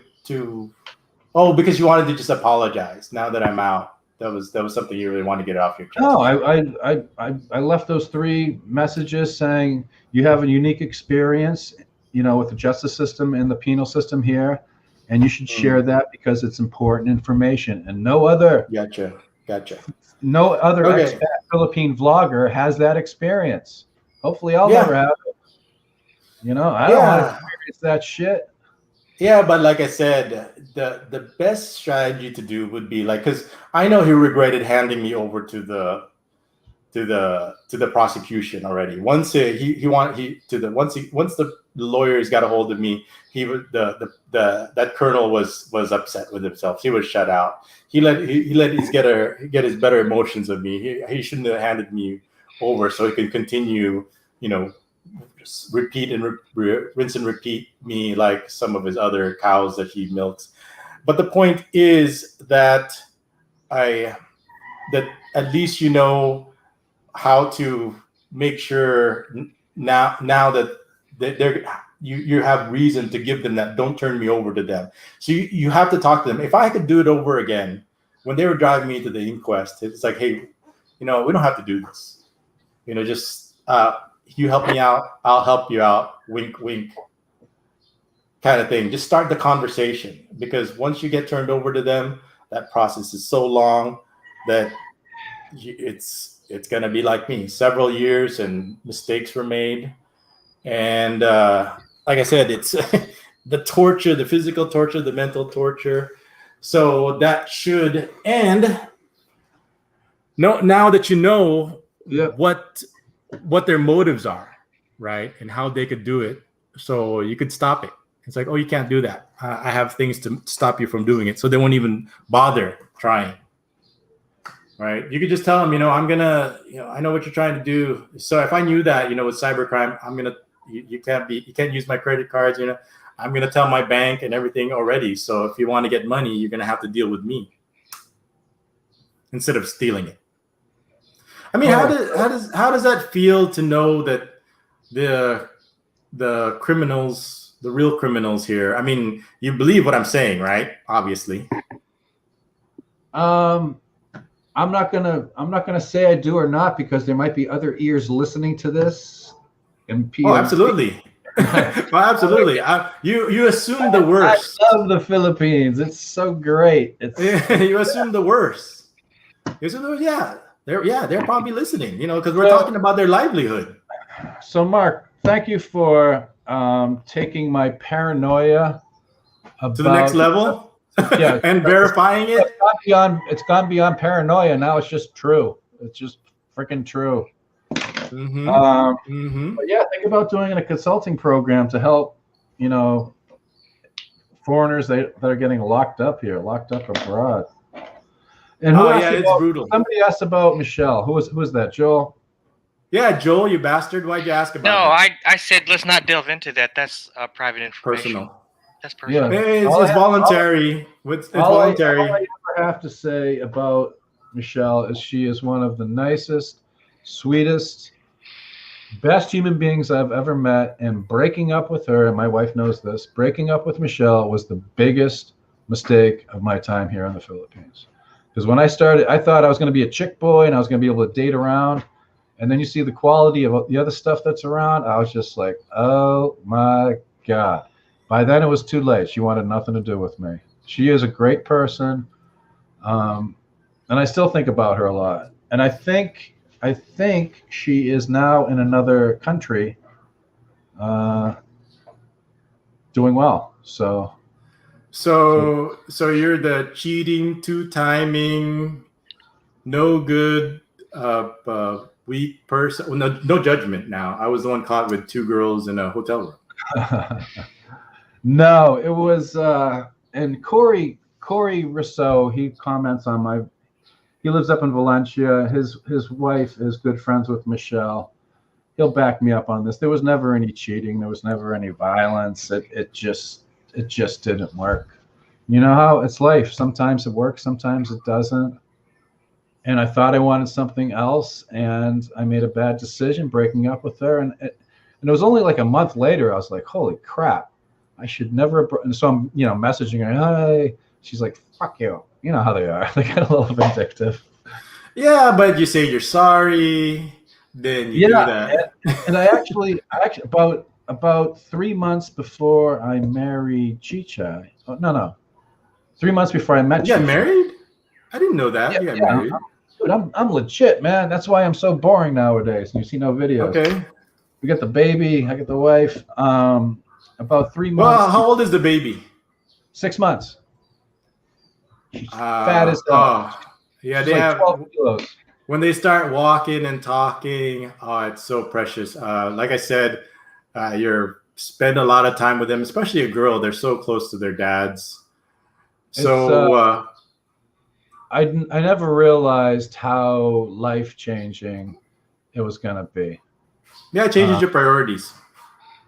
Yeah, and we have no life now. Me and Chichai are just slaves to this little monster, and we're good. Yeah, with that. that's the center of the universe. Yep. And Okay. every little thing. There was one more thing I wanted to ask you. Wait, I have a question. Is Oh, it true that Sissy and his wife got divorced? I don't know. I Okay, don't know. All I remember. Here's my question to you that I always ask everybody. Go ahead. Does Sissy have a penchant or have an inkling for ladyboys? I don't know. I wouldn't care. No, you have to form a opinion. I don't care, dude. I'm a libertarian. I'm a libertarian. Anybody can do whatever they want to do. They As can long fuck as it's legal. As long as it's legal. Yeah, as long as it's So you're saying yes. No, I don't know. It's not like I've never met him in person. Well, that's why we're saying, you're entitled to an opinion based on what you know about it. You're just busting his balls. I'll tell you what, though. His wife they were married? Yeah. Yeah, she was gorgeous, and I'll never forget the spaghetti dance. I was like, man, that's a good spaghetti dance. That was like his first video. Then I tried watching his other videos, and he was just not good presenting content. It was just not for me. There's some that are for me. But then again, I watched all of Peter Vandiver's videos. Listened to all of Aaron Wilson's videos. Wow. I got to a really dark place listening to all that freaking shit. And do you remember there was these other guys, the Alliance, Ala Winter, and what's going on with those guys? You think that they would be all over me when I got out? They're all suing each other. They're like bringing legal documents to Manila and filing them, and it's, dude. Wow. Just get a gun and kill them. It's the Philippines. They're really not going to do that much investigating. Wow. Okay. Dude, it's crazy. It's crazy. Good. And hey, so go ahead. Are you going to be live streaming anytime soon? No, maybe. I don't know. Dude, I'm tired of YouTube. I really am. I don't know, maybe take a break, shut it down for a while, close down my Patreon, give the guys the refunds. Mm-hmm. But we got money, but some of the money on our Patreon, I'm getting my permanent visa soon, so I'll be able to do Spaghetti Fest again without the freaking Bureau of Immigration contacting me and saying I'm working illegally on a tourist visa. So that'll be cool. Mm-hmm. But yeah, all the money that we get from the Patreon goes to the Spaghetti Fest. But we haven't done one in like 7 months, so there's like $2,400 in it or something. I don't know. Ned, is that where you and Bud Brown are distributing spaghetti? Is that it, or I don't know? Bud did it with us for a little while, and then he seems to have lost interest. Okay. He actually let me use his chariot to bring it down, but he doesn't want me using his chariot anymore. So now we just put it on. I got a Hyundai Tucson, so we use the Tucson. It's a great program. What's great is we know everybody, all the kids, all the adults, all the parents in that neighborhood. It's a squatter area. It's called Tinago, and they organize everything. They give the kids little tickets because we give out if we buy 100 meals, we put out 100 tickets. The kids are all lined up. They're all sweet. They all say thank you. It's a great thing. And the kids like McDonald's spaghetti. They do. They like McDonald's spaghetti, and it's a little thing, but they enjoy it. It's like a party to them. We enjoy it. My Patreons enjoy it because we always do a little video showing, hey, here's this, and it's not a big thing, but I enjoy it. Plus, I have all Filipinos, like my friends down in Tinago control it. I stand way in the back because I don't want them to see the like white savior, the white knight doing this shit. I hate that. So I hide in the back, face covered, and I got my GoPro a couple times and take some videos. But that's fun to do. And another thing, oh, I know I'm going off weird tangents here, but Marco, you mentioned something about being born in a first world country, being born in Europe, Australia, New Zealand, USA. Yeah. Even though I had traveled in the military, I spent a lot of time down in Central America. Coming to a developing nation, and once you figure out how things are working and how much people are getting paid and how hard they work, those guys out in the street laying the freaking asphalt, the sugarcane workers, that's like my real nightmare, to be reincarnated as a sugarcane worker. It really gives you fucking appreciation and gratitude for just blind luck of being born on a certain landmass on this freaking green and blue marble. Because, dude, you see the guys collecting the trash on the side. It's just, and they work hard and they deserve better. They got a freaking English-speaking, college-educated. I mean, the BPOs are doing good. I think BPOs actually made more money than remittances for the first time. Okay. But they got to get rid of this corruption. They got to start locking these people up and not putting them in hospitals when they pretend to have freaking heart attacks, right, Mark? Every time a politician. I don't even know where to begin when it comes to corruption. It starts. It starts with the. I always go back to it. Starts with that man in the mirror. I hate to sound like Michael Jackson, rest in peace, but it's starting with me, like you said. Do my consulting. Reach out to people and don't let this happen to someone else. But you know what? Before I forget, I'm going on a tangent. I just thought about one thing because I'm kind of jealous that you watched all Aaron's stuff. And yeah, then, dude, he's a freak. All the shit. He does it to get attention. If he's, I figured it out. It's like he wants my attention. He'll talk a bunch of shit about me. So okay, fine. I know what you want. I'll give you attention, and he's perfectly happy as a fat kid with cake once you give him attention. That's all. If you came on his channel, he says all this shit about you. But if you came just like you did with mine, he would treat you with just the same civility. He says, hey, dude, thanks for coming on, kind of thing. And that's what I did also. If you would have given him that chance like I did, you would have had just a civil conversation. But like, he's different when you're actually there also. Because I listened to that live stream. That live stream is still up somewhere on YouTube, as a matter of fact. I don't know who posted it. With me and him? Yeah, you, him, and Says with the French fries and laughing about it. And Aaron Wilson is a vile human being. Vile. He's Would you rather hang out? Would you rather hang out with Says Style, or would you rather hang out with Aaron Wilson? Look, I am non-confrontational, and I accept and I do what's best with what's been handed to me. I'm just making lemonade over here. I have no control over. Yeah, I have no control over. Right, but when I talk to him, if you've heard him and I's conversation, where we talk about that, we'll make fun of Sissy, then we'll make fun of each other, we'll make fun of other things. But anyway, where is he now? What's the update on him? Have you ever seen a picture of Aaron Wilson? He's kind of got this long hair. He looks like the Crypt Keeper. Because from his voice, he's got this deep, manly voice and everything. And somebody finally sent me a couple pictures of him from up in Thailand, hanging out with a ladyboy. No judgment. And I was just like, holy shit, this is Aaron Wilson. But he's like a perfect radio host, and he has a face for radio. But he's doing it for shock purposes. No, but not when you're not when you're attacking somebody like Bud Brown's wife. Yeah, my girlfriend at the time. I agree with that. Yeah, Bud Brown is a saint. You know, Brutal. you shouldn't be attacking Bud. But if you know better, if you know better, that will just force you to defend him. That's my technique. Also, I let trolls on here. It forces the people to support me.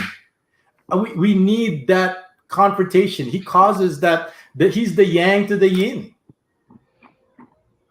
No, there's constructive stimulation, and there's just toxic, nasty, vile scumbag needs a punch in the face. And Marco, do you think attacking somebody's wife is not off limits? Look, and he watched all his stuff. See, that was the ends. I listened to his stuff. He never showed his face. You listen to all his stuff. That was the end. That was his purpose, for you to listen. He was doing that to make you listen, and you did. But my favorite was Peter Vandiver, because some of the shit that used to come out of his mouth, he was just so, and using his real name, because he's a sociopath, so they like to have their own name. Using his real name. So when you type in Peter Vandiver now, it just comes up all this stuff, stealing photos, getting kicked out of Samoa, everything that he's ever done. They got a webpage on him. He got a Samoa. Crazy. And this is why I'm really careful about who I associate with. And I don't want people message me, hey, Ned, we're coming in. Can we meet up? I don't know you. No, I'm sorry. Because there's a lot of freaking weirdos. And I'm not saying I'm not a weirdo. I got my idiosyncrasies. Okay, my question is that what was it? I lost my train of thought over here. My question now is why could the next time you join your live stream, is it okay if I oh, you know what, this is my question. What about you getting associated with me now? No, I want you to immediately delete this video after we're done. I don't want this. Too late. Too late now, right? Yeah, you came on my live stream. What are you worried about? You being associated with me now? If you're still doing what you were doing before, my opinion of you is still the same. Nothing personal. It's just if you're still doing the same thing, it's kind of creepy. Fair enough. I guess the question is going to be, if you look at, you even saw yourself, there's so many beautiful girls over here, right? Yeah, billions. Not billions. It's still rare. And don't you feel like it's such a waste? Don't you feel that? Don't you get that feeling that? Yeah, but I look at it. I mean, yes, sometimes the white knights, the foreigners are going to be able to come in, bring them, have a better life, raise a family, because that's all. You know, that's all they want. They want to get married and they want a family. That's what they want, and citizenship. And I mean, it's not even. You give them a chance, because right now they have no chance. They're gonna get pregnant. They're gonna become single moms, and then what? Yeah. Right? You see that? You see the cycle, right? Yep. And I've had like 7 cups of coffee, and I know I'm babbling. Let me tell you a quick story. Okay. There's this medication. It's called RU486. There's some other name for it. But what abortion it does, pill. The abortion pill, exactly.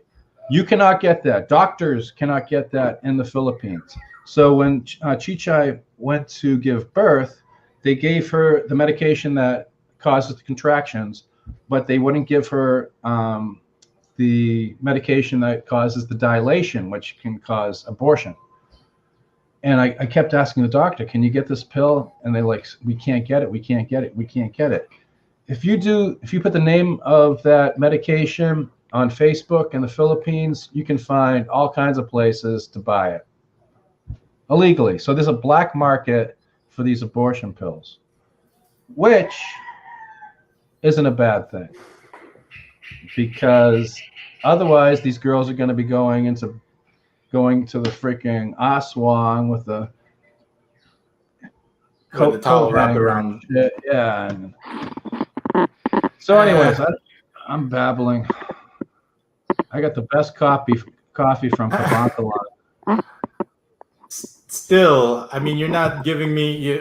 We got a problem, right? It's the waste. Okay, you know what is the proposal over here? Giving them a chance. Because here, I always said, okay, here, if you could disagree with me, right? There is one effective cure for poverty, okay, that everybody has access to, that it doesn't matter where you are, is that marrying well. I didn't say wealth, but marrying well. Okay, that's the number one solution to poverty. Permanent, tax-free, right? It didn't cost any taxes, then you're no longer in poverty as you marry well. And these girls have the looks. They've got these drop dead looks here that they could use that easily. And I'm not saying they should get a fat old slob or anything like that, but even nothing against fat old slobs, because they could be loving people also. But the stereotype that's included with it. But I'm just saying they could use their looks so they can marry well. Yeah, I mean that's one solution, but you can't do that with every single Filipina in the Philippines. No, I'm not saying that. I'm not saying that, but I'm just saying, is it an option? Is it a viable option? Is it an option that you can live with? Yeah, I mean, when I see Filipinas that I know going off on a not a 13A, the fiancé visa, I'm happy for them, because I know that they're going to have a great experience. They've never been out of the Philippines. They're going to see the 4 seasons. Their worldview is going to expand. I usually know the to-be husband, so I know he's a pretty decent guy. So yeah. Wait, back up here. Yeah. What okay. So the to-be husband? You're upset that I still have a low opinion of your business plan. No. I was just saying, let's talk about viable solutions, viable options. These girls are going to get married anyway. Why don't they marry well? Because some of them, I don't know, have rotten personalities or dumb. I don't know. You could screen that out. I screen a lot of people out. It's easy for me to do it because I have a rotten personality also. You have a rotten personality? Okay, screened out. Next. Yeah. Right? Okay. Because like I said, right, it's I'm trying to figure out the word here. Is how are they supposed to meet? How are they supposed to know each other? How are they going to discover? How are they going to discover?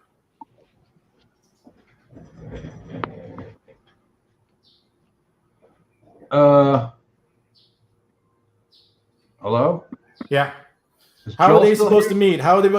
In order for this girl to marry well, to use her looks, I'm thinking of an answer myself, but I mean, Filipino Cupid, Pina Love. Oh God, if you're a lady boy. Oh God, you're actually recommending going on the internet. I'll tell you what, those internet dating sites are garbage. Although I'll tell you, I met Michelle on Pina Love. The one. Joel, comment on this. Yeah, I've never used that, but I mean, I get a lot of referrals, I guess you can call it that, from people who frequent the Philippines, and then they would say, "Hey, come, I want you to meet her," and I'm like, "No, I'm not going over there to do that." So see, but you're only limited to people they know. Yeah, exactly. Yeah. So you're kind of like, is this it? Right? Did you exhaust all your options and all your this is so because the biggest problem for you for a relationship to happen to successfully is they have to be together, right? We all agree on that. Like in the same country. I think proximity is a factor. Can we all agree in the same country here? right? But they don't have the luxury like you have of being in the same country, because they're actually like you said, somebody, you might not have to be working in the jails, but somebody's got to work in the jails, and they can't be here because you're here and they're not. Mhm. Hello? Yeah, Is he still I there? agree with that. Is he? All right. Yeah. So that's a logistical problem, right? Well, how can they be together? How can this relationship happen then? Mhm. So somebody has to be a go-between. Yeah. Somebody has to moderate it, right? Because they can't be here together. Well, then why don't we have the person? Matchmaker, make me a match. Find me a match. I prefer kingmaker, queenmaker. Oh, Ooh. That's power. Now, if you have that ability, then yeah. Because I remember it's like, because these girls, another big problem is they don't want to get out of poverty. They say it, they'll say one thing, if their actions say the other thing, that means they don't know what they want, or they didn't want it in the first place, right? And then I remember Rick was saying that it has to come within them. I go, these people don't know any better. You've got us that know better and them that don't know any better. Who's going to be the responsible party if things go wrong? The people that know better, obviously, because these people don't know any better. It's a And nation. who's going to make them know better? What? We got to train them? Now you sound like another vlogger who says, "I'm coming to the Philippines and find some young thing with an empty mind, and I'm going to train her to be the perfect wife." Good luck, because Filipinos are the most stubborn people on the world. Like I said, you've heard me. If you ever watch me, you've heard me say they don't listen. Dalagas don't listen, and nobody can tell them what to do. They only do what they want to do. God bless our way, right? You see that on all the trikes here. But like I said, I'm just saying that, like I said, if Joy and Christian would have never been introduced, her family or her kids wouldn't have had that opportunity, like you said, of being born in America and being born half white. Two advantages right there already. Yeah, they like the half white. I'll tell you. Yeah. So like I said, I think it's a option. It's a viable option, but she wouldn't have married well with those that gave. He might not be rich, but he was able to give her the opportunity, the access to that world. Yeah, and she could always work at Walmart. Seems like every Filipino I know that goes over there works at Walmart. They love Walmart. They're like all managers. Okay. Let me ask you, Mark. Let me ask you a question. And Joel, Sure. You were born here, right? We were both born there, yes. And we were both born here, but I was actually here longer than him. Oh, okay. No, I was born in where you're living. I'm gonna stereotype right now. Sure. And I don't want to sound like that fucking Kyle Jennerman, fucking annoying fuck. But at least here in the provinces, I don't know how it is in the cities because I don't hang out in the cities. But Filipinos in particular, are some of the nicest, sweetest, most decent people I have ever met in my life. I don't know. Maybe it's because of the families are tighter and there's more structure growing up as compared to American families. And that's why I see when guys they're set on this one woman and they're coming over here, and I'm like, dude, there's millions of beautiful women, and there's a good percentage of them that are some of the nicest people you're ever going to meet. Now, is that a stereotype? Am I off there? Is that the rose-colored glasses? I think so, because there's also really not so nice. Yeah. Yeah. But I think the percentage, like Bacolod is up in Negros Occidental. Every woman that lives here that's from Bacolod is just the nicest, sweetest, and I don't know what's in the Bacolod water, most beautiful Filipino I ever seen. I don't know. I guess I'm still got the rose-colored glasses on. No, I think it comes down to, and I've experienced this in my visits to Negros and Mindanao and Cebu. The ladies in the city have a little bit more sarcastic and a little bit more citified. I'll say citified versus Dumaguete, maybe Dipolog, Bacolod. They're still, got the, country attitude, a little bit more simple life, coming from more of the agricultural background, where maybe the father figure had much more of a say so in their life. I think that's the difference I see. And the city makes you it makes you more jaded, I think, and they literally speak faster. Even in Dumaguete, they speak Bisaya faster than they do in Darwin. Darwin's only like 15 miles south. Oh yeah, Right? Definitely. Everything's faster. They're seeing the bad stuff, like the drug addicts, the homeless people, the shootings. But Joel has a question that he's afraid to ask, but I'm going to ask for him. Well, it's my question. Okay, go ahead. Thanks, Joel. Now that you're married, Joel is saying the temptations are still there. It's not like just because you got married that they disappeared all of a sudden. You see where Joel's going with this question? Wait a minute, I never asked that question. That's your question. Joel was going with that question. Kids in candy stores. Joel has a point. Would you like to comment on it? That was not my question. So Joel's asking, now that I'm married, am I not tempted by other beautiful Filipinas?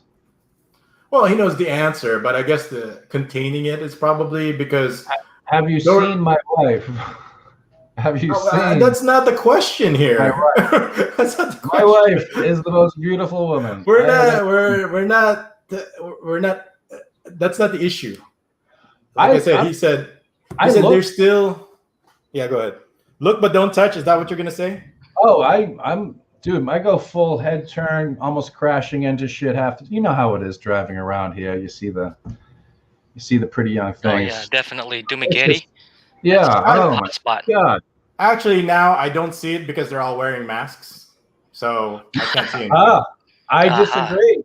I disagree because I actually like the masks because every Filipina is beautiful with their mask on. That's like you know what? You're drinking too much coffee. That's like saying beauty is only a light switch away. No.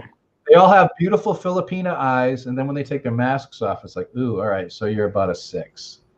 But up until that point, when they have their masks on, and all you can see is those beautiful almond-shaped Filipina eyes, they're fucking gorgeous. Yeah. All right, guys, No. My life has come to this. I have to now do chores. I have to sweep the house and mop it because wife is at sister's house with the baby. And I'm basically a house husband now. Plus, I get to listen to podcasts. Jim Cornette. So listen, it was good talking to you guys. What I'm looking forward to is somebody is going to take our conversation. They're going to splice it all together. So I'm saying something like, "Oh, Mark, I am so sorry. You are so great. Everything is so great. Yes, I can't wait to be a part of your," you know what I mean? So, someone's going to do that. Yeah, probably. Yeah, probably. Okay, go ahead. Go ahead and address them. And I'm not going to give a fuck because I'm just tired of YouTube. Good. All right, guys. Again, it was good talking to you. Thank you very much. Thank you very much for coming. Thank you very much for coming. All right. I'll hang out just a little bit more. All right. Take care. All right. Bye-bye. Are you going also, Joel, or are you going to be hanging out? No, I think I'm going to head out. You're done? Yeah. You're done. I think you need to head out too, Mark, because you probably need to get some rest. I went past that point, when you're really tired and then now you're just kind of wired. Wow. So I kind of went past that point. What's really weird is the people were so quiet. There wasn't really I was expecting a lot of questions, but I didn't see it. Are you guys still there? I think Mask Love. I looked at the questions.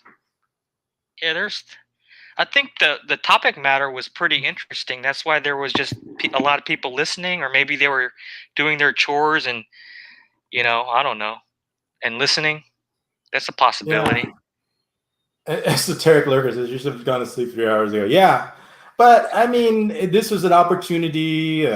I liked it, enjoyed it. I was shocked. Maybe we should have had this conversation a long time ago. And yeah, we still agree to disagree. But I do have a point about the simple solution that's tax free, that's legal for people to solution to poverty that everybody has access to is marry well. That's a solution, but I guess It's a viable solution. I'll give you a different perspective. What's wrong with marrying well to a Filipino person? I didn't specifically say foreigner or white people. If I could find like well Filipinos, I would prefer that. Yeah. I didn't say anything about race or color, or it could be anything, just as long as it's a decent person and they're not in the military. Okay. You ever heard? Did I ever tell you I had a friend? Okay, he was the first person that I introduced to a Filipina. Never had a girlfriend before. Never went to prom. He was like 30 already. Never been kissed. And this was back in the early 2000s when the internet was just new.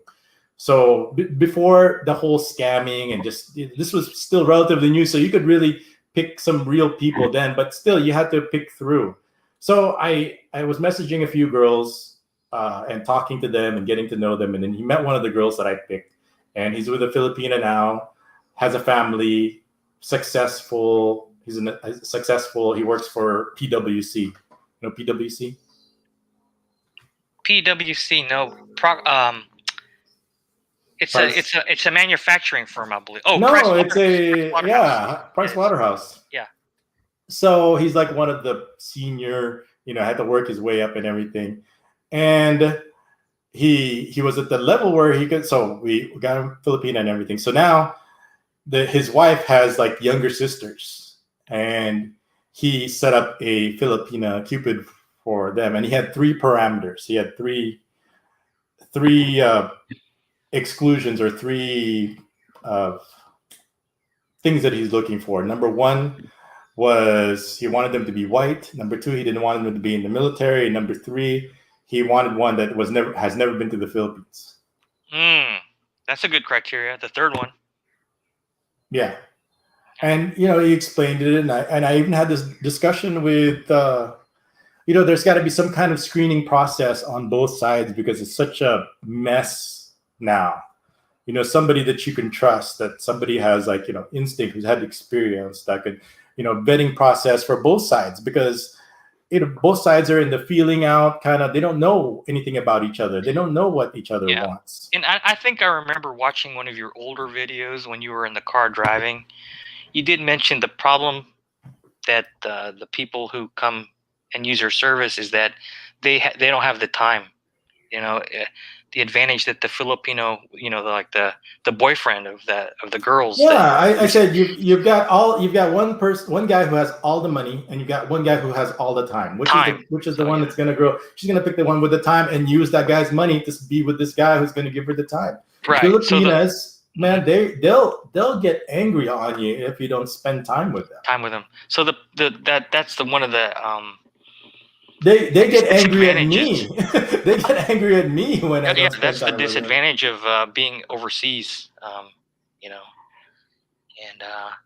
I don't know. The only way to solve it really is you apply for your 3-month, 6-month visa, and you go over there, hang out in the Philippines. Get to know the person for 3 to 6 months. But still, then if you don't know anything about the culture, you don't know anything about the language, guess what you're going to be stuck with? Yeah. Right. What are you going to attract? Yeah. Right. The Filipinas, you got to hunt them down. They're shy. You're not going to come out and say, "Oh, hey, foreigner, everybody go wild and start running around. Look at me. Look at me."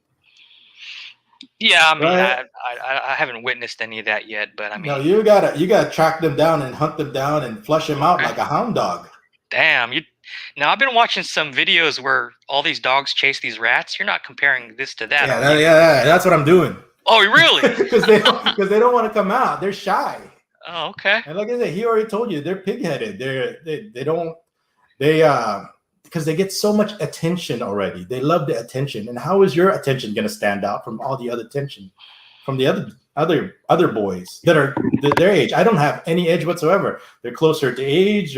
They can spend more time with them. What's my only advantage is your money. Yeah, that's. I don't have any advantage whatsoever.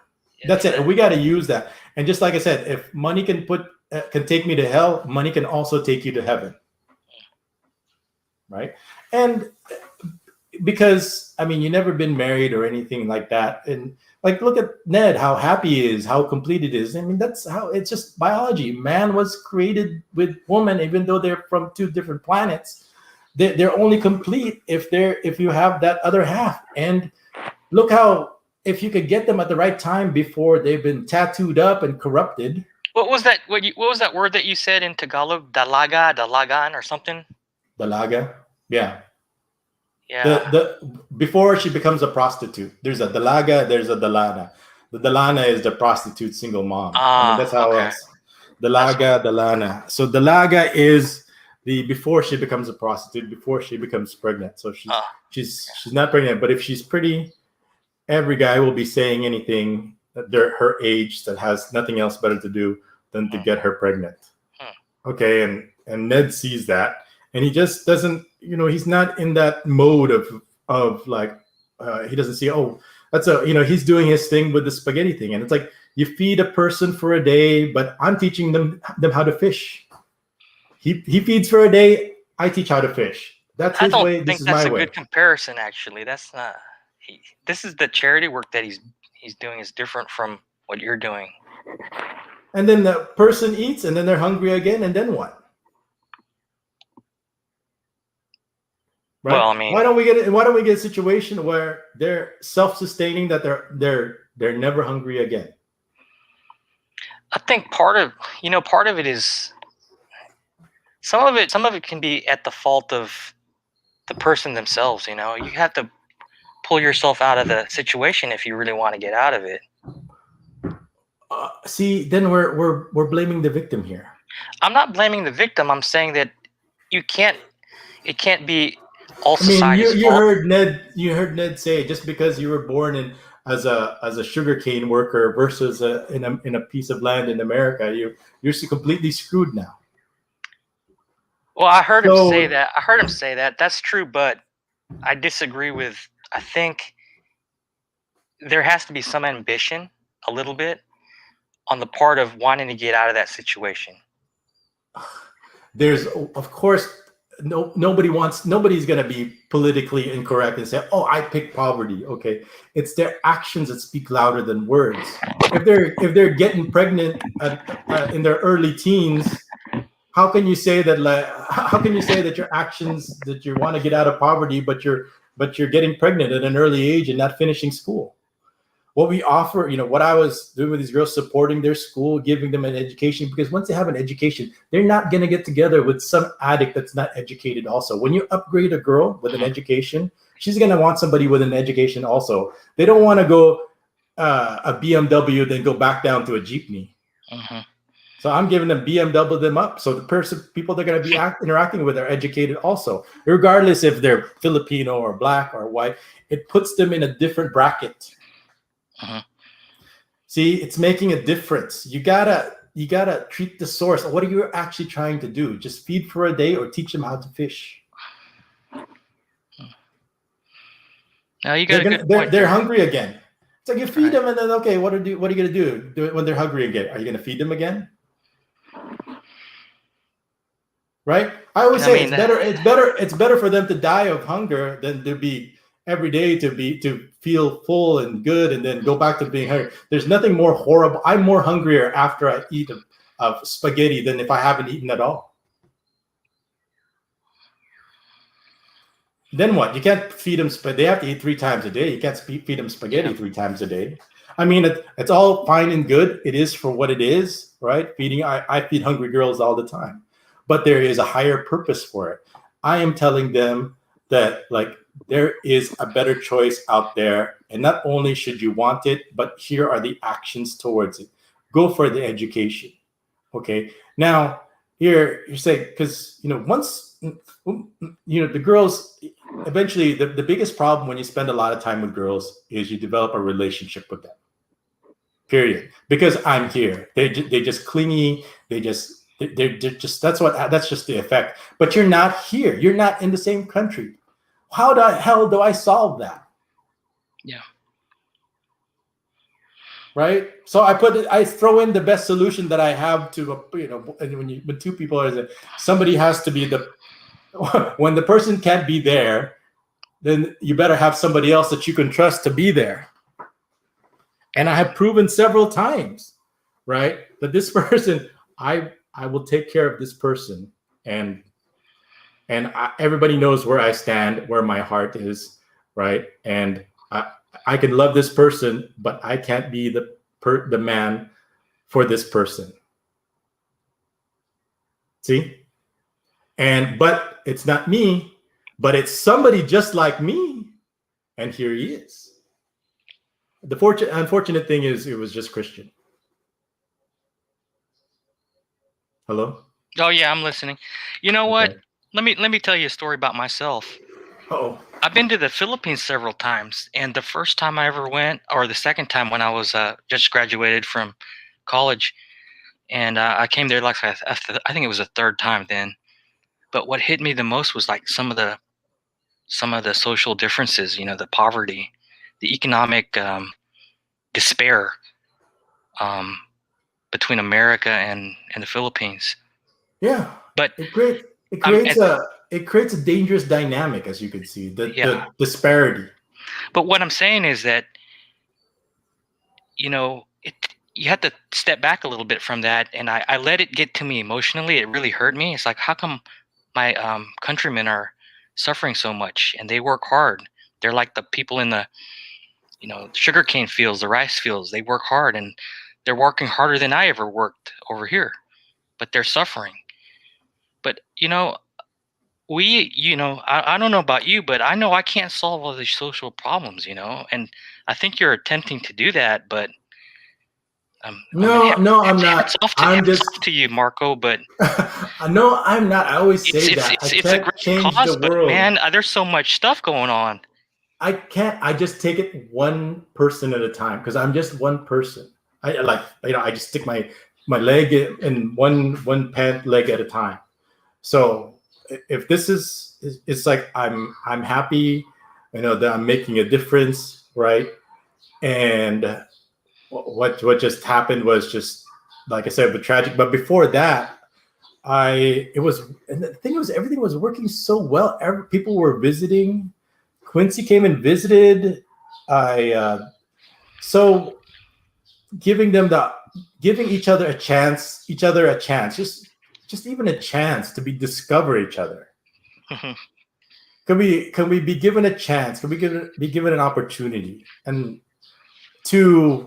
how do we show them that there's a better way? Because they won't take it on their own. They won't, they would rather be poor and be pregnant again. I don't know about that. I kind of disagree a little bit with what you just said. Okay, hit me with it. Go ahead. Because we know what it's like to live in the U.S. and what it's like to live in the Philippines, right? But they don't know what it's like to live other than what they're living. So we're taking our values and saying, "Hey, we know what's better for you." I don't know if I agree with that point. No, but what we're talking about now is like poverty. All right, you can't really say that choosing poverty is good. Okay. In general, poverty is bad. I agree in general, right? Okay, because you'll have lack of access to quality education, right? You'll have lack of access to good jobs, right? What are your kids are not gonna have the things that like my kids have. And how terrible is that? It'll be just like me. I didn't have football or anything like that, but because I said, you know what, I'm going to work hard. I didn't have it, but I'm going to make sure my son has it. But hey, I was able to do it for my kids. My wife was able to do it for my kids. I think other women should do that also. They should, if they're beautiful, there's nothing wrong with using your looks to get out of poverty. Judge me if you want, but I think it's hypocritical for feminists to be, oh, girls shouldn't be looking. But you don't know that. You don't know what it's like if you don't have any opportunities, no education. Like my complainant girls, Quincy will tell you, after high school, what are they going to do after that? Yeah, that's tough. What's going to happen to them with no college education? They can't just like work at Jollibee or SM because you need a college degree for that. Yeah, well, that goes back to my first point. I mean, you're not trying to rescue the whole world, are you? No, I'm just trying to rescue you. Oh, me? Just you. Just me? No, I don't need to be rescued. I don't see anybody else talking here. You must be you. Oh, no. I'm good. Playing around. I'm playing around. Just talk. I'm just talking. There's people that are listening right now, and they, the conversations that I have, because they'll come to the Philippines and it's going to be an epic fail. Oh, definitely. I agree with that. All right. Because remember when I told you, Rico, he goes, oh, how do I get started in the Philippines? Well, start digging your own grave first. And then go ahead and dig one for me also. And let's do this together. And yes, people are just be given a chance.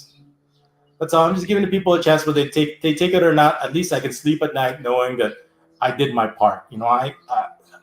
I'm looking at this at the humanity. You were put in a situation where you could make a difference, and did you actually act on it or do something? I have a gift where I could see things clearly, right?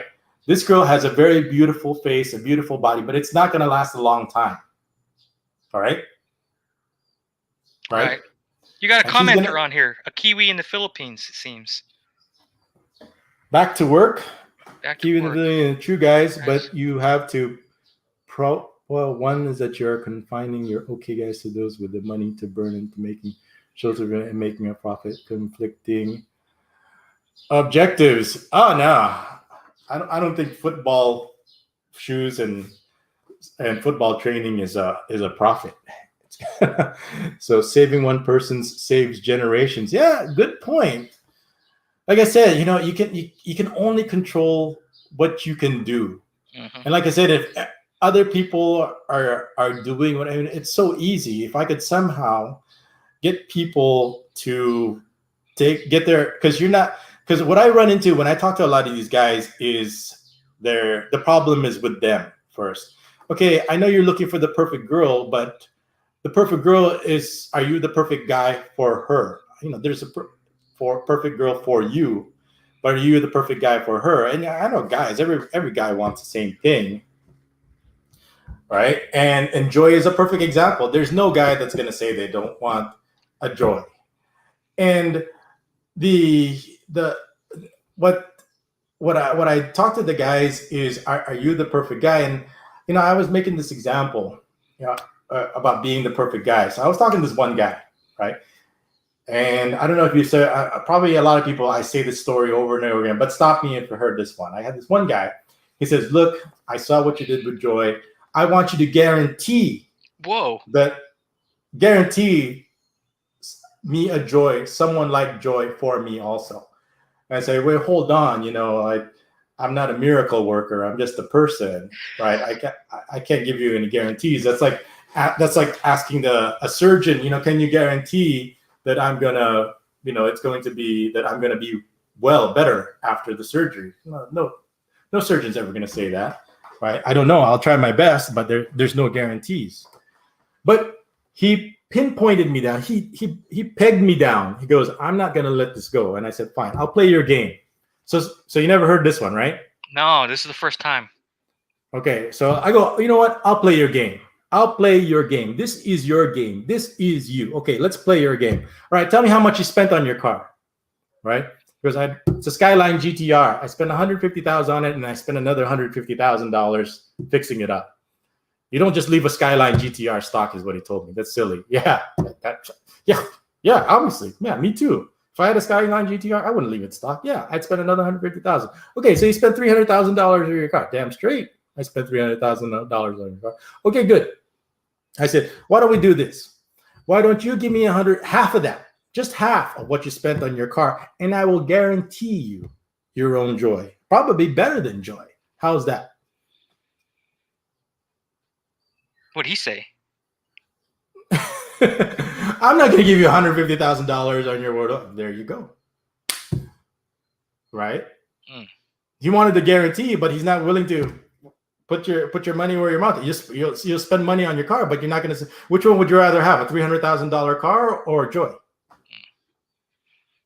See, the question is, he wants the car instead. Well, what am I supposed to do with that? You're not the right person for this person. You see the point I'm making here? Yeah. How am I supposed to find the perfect girl for you when you're not even the perfect? Go marry your car instead. Right. I actually had this conversation. I'm not making it up. No. Right? Yeah, you're gonna definitely meet all kinds of crazy people, you know. Yeah, I do. They are. That's the reason why they're single. That's why nobody wants to stay with them, because they're crazy. Well, you could go uncrazy then. Somebody has to say, look, you're crazy. Because if you told me I'm crazy, oh, okay, that's true. First thing is you have to realize, and then you could do something about it. Just like when he's saying, I have triggers, I have trauma, but you have to know that they're there so you can deal with them. It's the people that don't know that they're there. How can you deal with the problem if you're skirting around it? Mm-hmm. The truth is, you don't want. Just like my conversations with most people it's really angry. Sometimes I can tell. It's a nasty vetting process. They'll talk to me and I'll say, "What's up? You signed up for our website. You paid your $30, right? What do you want? Right? What do you want? Oh, I want a wife. Okay, so then I ask, okay, so what have you done for it? What have you and I start asking him questions, right? So afterwards, I'll say, okay, that's, why do you want a wife? Why the Philippines? I start asking questions. Eventually, what I'll get into is like, okay, that's, are you? I'm trying to. So what they want is, I go, why? Why do you want to come to the Philippines, right? And I told him, I would tell him, look, this is what you need, right? If you want sex, get a prostitute. If you want companionship, get a dog. Is what I told him. You'll be much happier than that, and never call me again. Never talk to me again. All right. So that's my first thing. So that's kind of like, I kind of shocked them. And if they don't talk to me ever again, good. But there's some people that come back. I go, wait, right?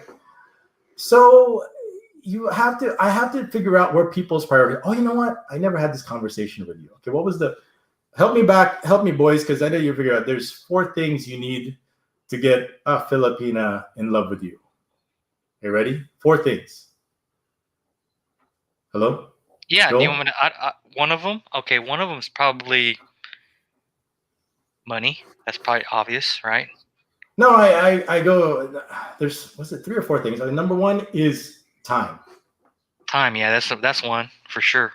Strike 1 already. Yeah, because they don't have time. 2-week vacation. Strike 1 already, right? 2-week vacation. Strike Looks. 1. It's like patience. If you're ugly, you don't need looks. If you're ugly, then you got no chance. No, you don't. And I wasn't born with looks myself compared to the girls that I'm with, so that's not an issue. Number 1 is you need time. Okay. Number 2 is, God the hell, I had all 3 or 4 of these already in my head. So number 1 is time. Number 2 is priority. Okay, priority, because you pick GTR, Skyline GTR, or Joy, or someone like Joy. Her sister was just as beautiful as her, and she was available for years and years, and nobody said or did anything. I want a Joy. I want a Joy. I want a Joy. Oh, look, her sister is just as perfect, just as sweet, just as beautiful. No, I just want a Joy. I just want a Joy. I just want to say it, but I don't want to really actually do anything about it. Oh man. I just want to say it. It makes them feel good at night. It makes them that, like, because when people sign up for bebotsonly, they just, it's like buying a lottery ticket. Are you gonna win? That's part of the lottery. It's a chance. You're high. Right? When I look at a lottery ticket, I look at it as a waste of money. Mm. Right? There is no chance in hell whatsoever that you're ever going to win. And I'm right. Right? Yeah, there's very little chance you're gonna win. Yeah, exactly. So you have a higher chance of winning a lottery ticket than finding your joy. That's for sure. Yeah. So the point I'm making here is number two, it's got to be a priority. You know, for Christian, yeah, he might not be the best looking one. He's had 3 divorces with no money, but it was a priority. He came here like 3-4 times a year to be with her. Yeah, I think I remember seeing that video. I remember. Yeah, I'm forgetting what the other ones are. I know money is there somewhere, right? And priority is, and the number one is you got to be open-minded. You know, you got to be open-minded to the culture, because if you're not open-minded, I can't teach you. Because you'll fail because you're not teachable. We're not here to learn your culture. We don't want to learn your culture. But if you want a Filipina, you better learn or understand. We're not asking you to accept it, but you better be open-minded to it and know what it is, right? I was like, for example, what was it? So Gail actually told me the story. Joy's sister, right? They met one of the people from the site that they met. They arranged a meeting. They ate at a restaurant, right? Right. And after they were there, her mom was there, Gail, and maybe little LJ or something. But it was a group of them. There was all chaperone. It was all on the up and up, right? And so I go, okay, so what happened? After you finished dinner, and what did you do? Well, after the dinner was finished, we went home and we just packed the leftovers that we had for dinner, and that's what we took home. Okay. I go, wow. No pasalubong. No pasalubong. Wow. Ouch. Yeah. That's like going on a date and running out of money. Yeah. Right? And the mother was there too, right? You said? Yeah, mother was there. And it's Nothing for the mother. Really? So only the leftovers? They didn't buy like another whole chicken or anything for the pasalubong? Wow. This is the first date. Yeah. Right? It means that like, oh, I got this. I already know what to do. Everything like that. See, in the Western culture, they're not into like pasalubong or bring over here. That's a big deal. You don't do it. That's a death warrant. That's like spitting on them. That's You might as well disrespect, spit on. I spit on your culture. What's this pasalubong? I know you're from the West and you're a foreigner. But I'm not asking you for money. But pasalubong is a tradition over here. It's a sacred tradition, and you don't do it. I poo-poo on your culture. Are you gonna get a dalaga, or are you gonna get a prostitute dalana? Whatever happened to that situation? It just ended. Gail has a story herself that I haven't finished. Okay. But anyway, I helped her. I helped her have a better life abroad. Oh, okay. She's in America now. Cool. So her and her sister, and I like to think that's part of my legacy also. So her generations, just like Digital Underground said, her generations from now on, and maybe somewhere they'll have poems, or in the hills sing about bebotsonly, because if your great grandma never knew bebotsonly, it would still be sugarcane planters, single mom prostitutes, right? So let me tell you a story. Sure. When I first started bebotsonly, I would get like once a week. I would get calls from local Filipino guys asking me, I like the girls in your videos, right? Mm-hmm. He goes, yeah. So, how much? Oh, whoa. I always get local calls. I go, where are you from? Quezon City. Wow, Quezon City. Right? That's pretty close. I go, if you're looking for prostitutes, what do you need me for? You're in Quezon City. That's like prostitute capital of the world.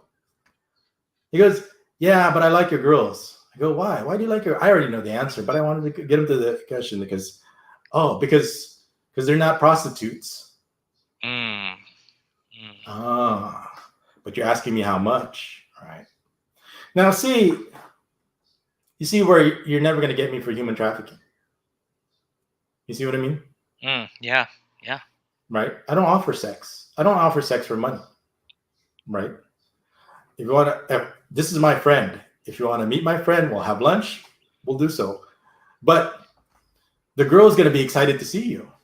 She's going to be happy to see you. She wants to know you. You know why? Not because he's a foreigner. Not because he has a lot of money. What's the reason why, Joel? What's the reason why? What's the reason why she's happy and excited to see you? Quincy can answer this question. Yeah, Quincy, answer that question. I don't know the answer. Let me see. Not because of you, not because of the foreigner, not because he's white, not because he's money. Quincy on money. here? There's lots of white foreigners that have a lot of money, but the Laga's not going to be excited to meet her or spend It's time got to with be her. because you introduced them, probably. Here's what's good. This is what's going to do. There was this one girl. She was so disappointed because the guy was not just like me. Oh, wow. Okay. She goes, I thought he was going to be just like you.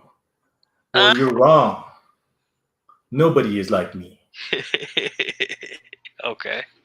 Right? But they want, because that's what they want. You see, people want to believe what they want. Okay? So you already have an advantage. You see, because they want to know you. They're excited to meet you because of me, because of my actions.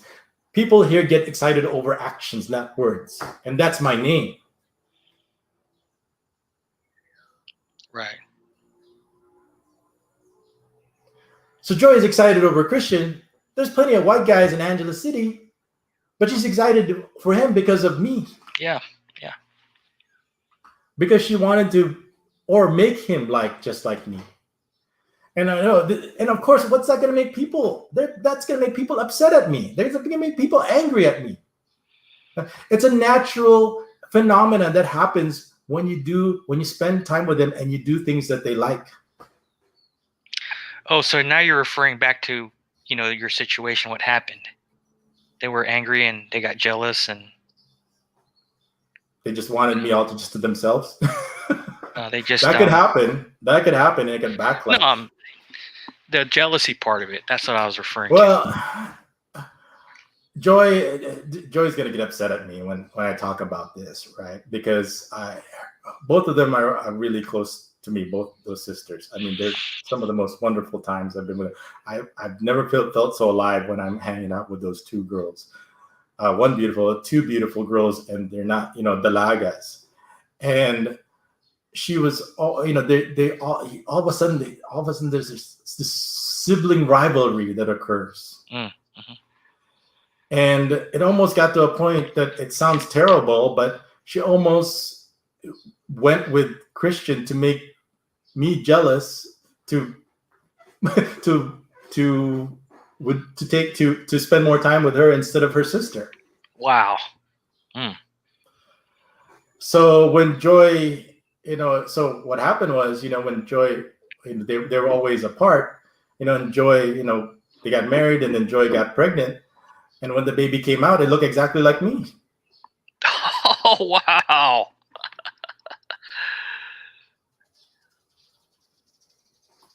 That joke I must have told 100 times, and they're not laughing anymore. But you haven't heard it, so it's the first time. Hello? Yeah, Bill? yeah. You're there? Yeah, like that joke? I've heard of that joke. It's like a Filipino old joke, though. It's I've heard it been told by some other people. But like I said, the ends justify the means. Okay, whatever. Just as long as it gets the job done. just all results. Yeah, there's no principles here. Just get results. If you want results, you come to me. Okay. So for people that but if you give up, then it's not a priority. It's like, how long does it take? How much money does it take? As long as it takes. Oh, you know what? I have a question to ask you. Right? Sure. Which one's more expensive? Okay, we have 4 houses here, right? Okay. I don't Beer know. houses. Beer houses. I don't know. Here, I'll ask you this question. Beer houses. Let's just say there's beer houses here. There's places where you pick up prostitutes, right? Well, yeah. Well, all right. Okay, there's 2 kinds. One that caters to foreigners, one that caters to the locals. Right? Okay. One's mostly foreigners, and one's mostly just the locals go to. I would imagine that's the case. Yeah, probably. Yeah. Okay. Which one's more expensive? I'll probably guess the one that caters to the foreigners. Probably, my guess. Yeah, I'll take that guess.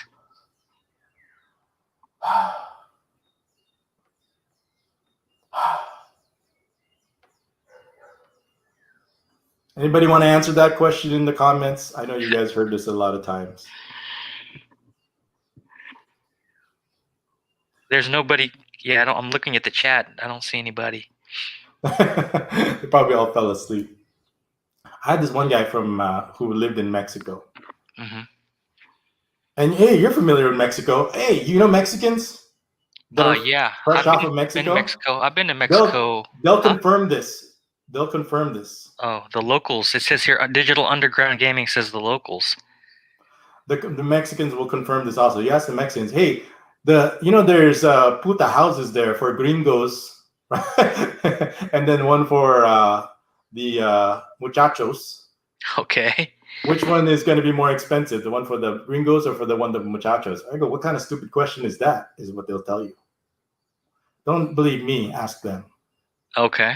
The drug lord locals are going to have better, more expensive, and which one's going to have more quality? Probably the local one. Probably if you're going in that direction. Exactly. See? So if you want quality hookers, you go to where the locals hang out. And man, is it expensive. The next question is how expensive is it? You're asking me? Yeah. I don't know. That depends on the quality. That's true too. So that's the answer. See? You're thinking that you're going to the gringo places. You're thinking you're getting high quality. Man, you're getting the crappiest crap that none of the locals want. Just like when going online. You think that's what everybody wants? That's what locals don't want any part of that, because the ones that are online, nobody here wants them. Nobody. I mean, I didn't want to get into that, right? Because you're going to get the scraps, because the ones that get played, I don't need to go online to get attention. The Lagas, what do they need from you? Tell me what they need from you. Absolutely nothing. Okay, but for me, I give them experience. That is the key. And good experiences that they want again. Okay, the first one's free. But the second one, that's going to cost you. You know how drug dealers, the first one they always give you, they don't charge you any money for it. No, I've never dealt in drugs. Sorry. Yeah, but people will confirm. Okay. But after that, after you get hooked, you get addicted. You're addicted to the experience now, huh? That's what makes me dangerous. Because I understand, because they're simple people. So I was talking to Hiro. Hiro went on, while I was in prison, Hiro went out on a date with this girl, beautiful girl. I know this girl. Hello? Yeah, I'm listening. And so while I was in prison, I told the boss, I go, don't do it. I'm not here to help him. Don't do it. Well, they still went on their own. They went on this, group thing. Yeah. And so afterwards, so what happened? Did she return any of your messages? No, she's ghosting me. Right. So I got into detail, what happened, right? I said, I told him, he said, so what'd you guys do? We did this, we did that. And Oh, tell me, did you guys get ice cream? Yeah, we went to a place where we got ice cream, but she didn't. She said, "Oh, I there's no flavors in there that I like." So I didn't get any ice cream also. So you went to an ice cream, 31 flavors, Okay. and she said she didn't like any ice cream there. So both of you didn't get any ice cream. See, I was explaining to him, this is the girl when you're on a date and this kind of the girls are doing it subconsciously. They're testing you. Can you give me what I want? And if I put some obstacles on it, can you still give it to me? So she put some obstacles in there. And he wasn't able to produce the ice cream. I told him, she wants ice cream. Who doesn't want ice cream? Every girl wants ice cream. She just wanted to know, could you figure out what she wants? And that's what every girl wants, is a guy that could put two and together and figure out what kind of ice cream that I want. If you can't figure out what kind of ice cream that I want, you're done. That's a good story. Yeah. Right. So, but you're young. Don't worry about it. We don't need to worry about girls anyway. I don't need that kind of hassle right now. I have enough problems with his other stuff. Right. I'm kind of glad that this doesn't work out because she was really beautiful and this was going to derail any of Hiro's football prospects. The more beautiful a girl is, the more it's going to destroy your life. And, and him at such a young age, it's kind of a blessing in disguise. But I told him, just for future, when we're ready, this was a good learning experience. I go, hell, the girl that you're supposed to be maybe your future wife or your soulmate, she might not even be born yet. Yeah, that's true. Right. So I go, don't sweat it. Okay. But you need to understand, I needed to teach him how to become a man. 31 flavors. And she said she wanted to find out if you could figure it out. Okay. See, here it is. You got to be able to put two and two together. It's in the culture complicates things, right? When a girl comes over here, and the first thing you got to do is you ask her, are you hungry? What the hell is she gonna say? Yes or no? Probably no. No, and then she's been starving. She's like skin and bones. She hasn't been eating for 2 months or 3 years, and she's not gonna say she's hungry, right? And you go, oh, she's not only gonna say she's not hungry, she already ate, and you don't know any better. You go, oh, okay, well, just wait until you're hungry. Now you got a wild animal that hasn't been fed. It just wants to scratch your eyes out and then leave, so look for food because it's hungry. Wow, that's a good example. So now you feed it, right? Now that it's fed, it wants to run. Where does it want to run back, right? Wants to run back to its other friends, right? Okay, fine. Go ahead and run back to your little friend. But guess what? You're going to be hungry again. First one's free, right? Next time you're hungry, you're hanging out with me. You can't eat and then go take off. The first one's free, right? This one's going to cost you time because time is their advantage. And I'm buying their time with Jollibee. See? Simple. You could do that if you're here. But you can't. Right. So I get her all worked out. Well, let me introduce you to my friend. Is he exactly like you? You betcha. That's a good model. Right? Just as long as I'm with him, he is. But if he's out here by himself all alone, you're going to go to 31 flavors and you're not going to have any ice cream. Damn. Because he won't know what to do. Ding. Did you guys understand that? All 8 of you in the comments? Oh my gosh. I used up all my StreamYard because of you, Joel. You owe me some money. I only have 8 hours of StreamYard. Oh, man. You want some more stories like that? No, you like stories like that? We'll cut it off then. I'm going to have to probably make some dinner for myself right now. But no, it was nice talking to you, Marco. And really appreciate that you told a story about what actually happened to you. That's... Well, thanks for listening. Yeah, no problem. Okay, my question to you is, did you understand what I meant about Aaron? You know Aaron, right? Bud Brown. I and never everything. really talked to Aaron that much. I don't know. Does he go by Aaron or a different name? I call him Aaron, but what's his video freedom also is? But I call him Aaron. I remember one video that I saw of him attacking Bud Brown and his wife, and I was like, wow, that's kind of vicious, you know. I think that's wrong. Have you ever heard him attack me? No, because I rarely went to his videos or your videos back then. Oh man, he attacked me also. He just doesn't did he? attack Bud Brown. He attacked everybody, including me. Okay. I mean, you guys can confirm. We're still here. He attacked everyone. He doesn't play favorites. Well, he attacks Sissy. He attacks me, right? But that's his way of saying, "Hey, give me some attention." I see.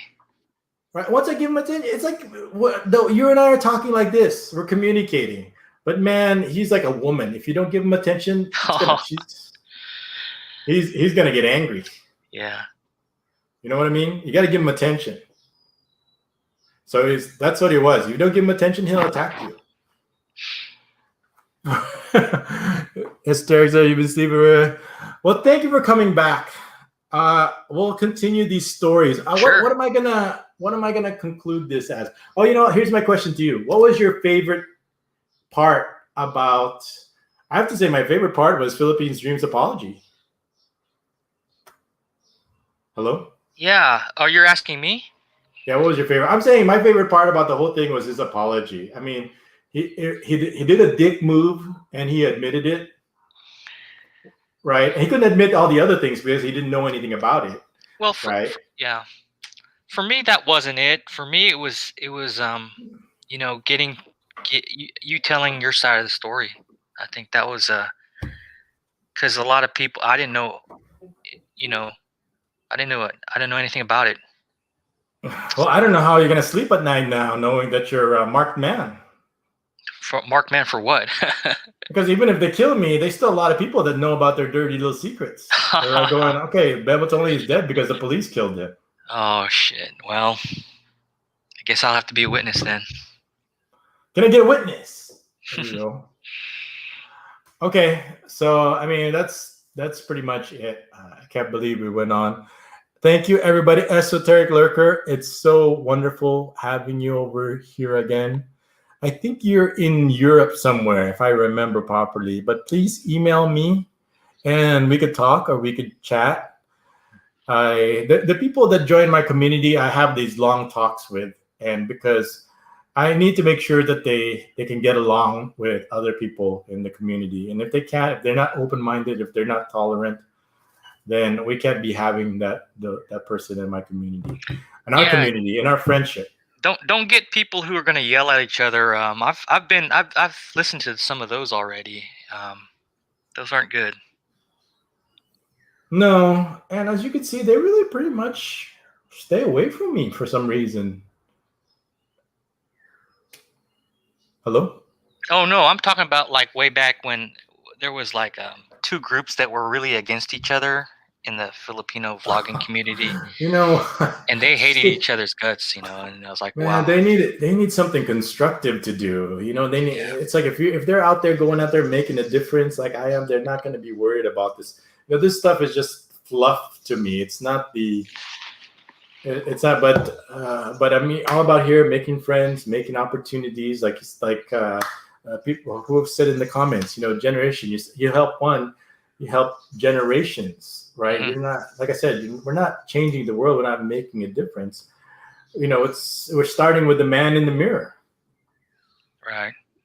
What can I do as a person right now is like I've got this big huge problem that's got the police written all over it. I got to dodge their bullets right now because I made it public that they're criminals. Mm. So we're all marked men right now. Oh, okay. Esotericus, I've only seen in half of this stream. I guess I'm fortunate to have missed the first 3 hours. That's not fair. I think he's just being funny. You were in the first few hours, Joel. keep calling it. I was here in the middle. I think you started, and then I came in like around 2 No, o'clock. but you were the one who got me talking about what actually happened. Oh, because okay. It's hard for me. You didn't miss it. I was just talking about general nonsense stuff. Okay. And Ned had a point that I do have like the most unique, horrifying experience, but I also like I've had the most experiences with the most beautiful girls in the Philippines, not only meant in terms of quality, but quantity. I mean, he has experience when it comes to, but he only dealt with 2 Filipinas and one miserably failed. Hello? Yeah, that's probably, I don't know. That's arguable. Okay. Yeah, it's miserable, but maybe it wasn't such a bad thing. Wait. Miserably failed wasn't such a bad I thing. mean, a fail means like a permanent fail, but he found somebody else. So he ended Yeah, up but that with relationship, he was in 2 relationships and one of them failed. Okay, here, one of I'll them take out the miserable. We're pulling hairs over here. Is that better? Yeah, one of them failed, but if it didn't fail, then he wouldn't end up with his current wife and He a just child. told you it was like the biggest mistake he ever made. Regret.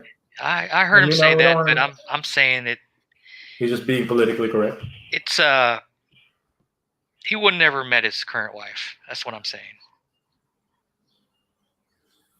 Yeah, I think he's happy with that situation. I haven't seen his videos with his family. Like I said, I wish love, peace, and happiness for his family. I'm glad he found his happiness and everything. I'm happy that go with that. I think we just kind of, it's probably best to let the past stay in the past. Now we've all kind of moved on. What's going to be more interesting here is, okay, let's talk about something fun. What are we going to do for fun now? You mean right now? Like moving on now, forwards.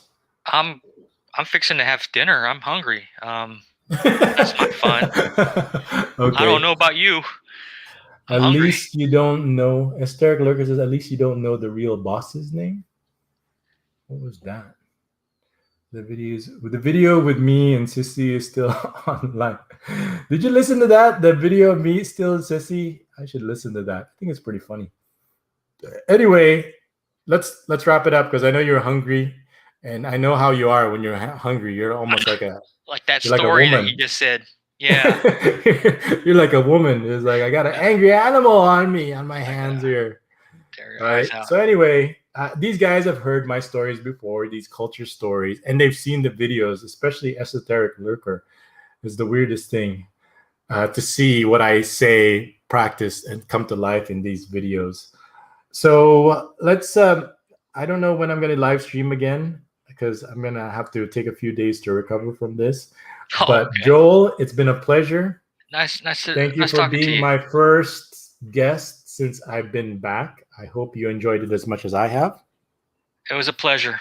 You want to thank our audience members over here, especially Quincy. Thank you very much for the contribution to Hiro's Football Fund. I appreciate it. Every help counts, especially since I've been unemployed for the last 15 years now.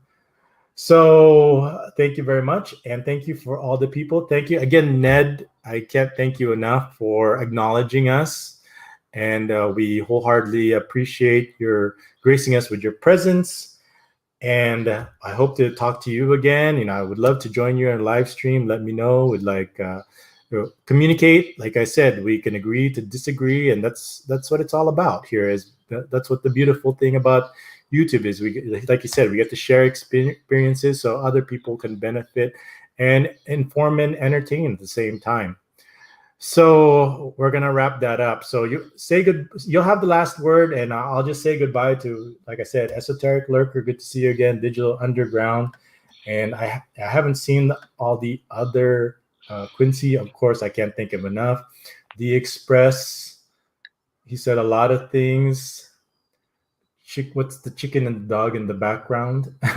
Yeah, there was Ned had some chicken and dog. But no, I think like there's some live streams you have like really out of control commenters, but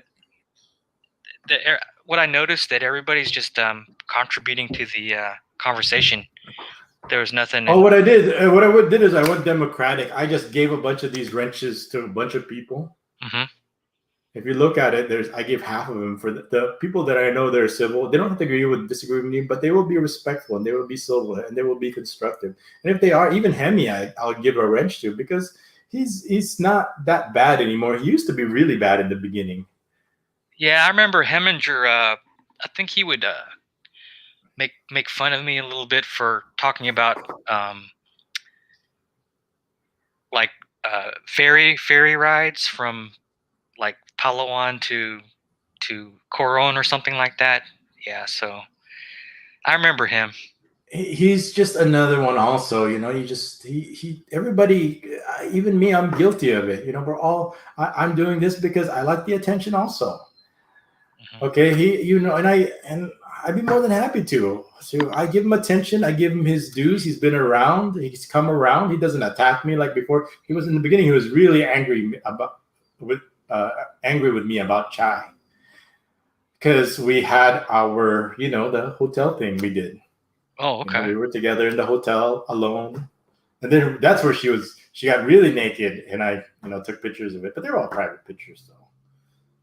Does that make me a criminal? But he was. Oh, it took him a long time, several years, to get over that her and I were in a hotel, and and I was actually doing the things in the hotel with the when I was taking pictures of her and everything, and I was actually sharing it and uploading it. But Chai, she's beautiful, and I didn't blame him. But even, like I said, even Hemi came around. Mm-hmm. So I'm just shocked that Hemi and John are not here. I would have loved to see the look on their faces when Ned was here. Yeah. So there you go.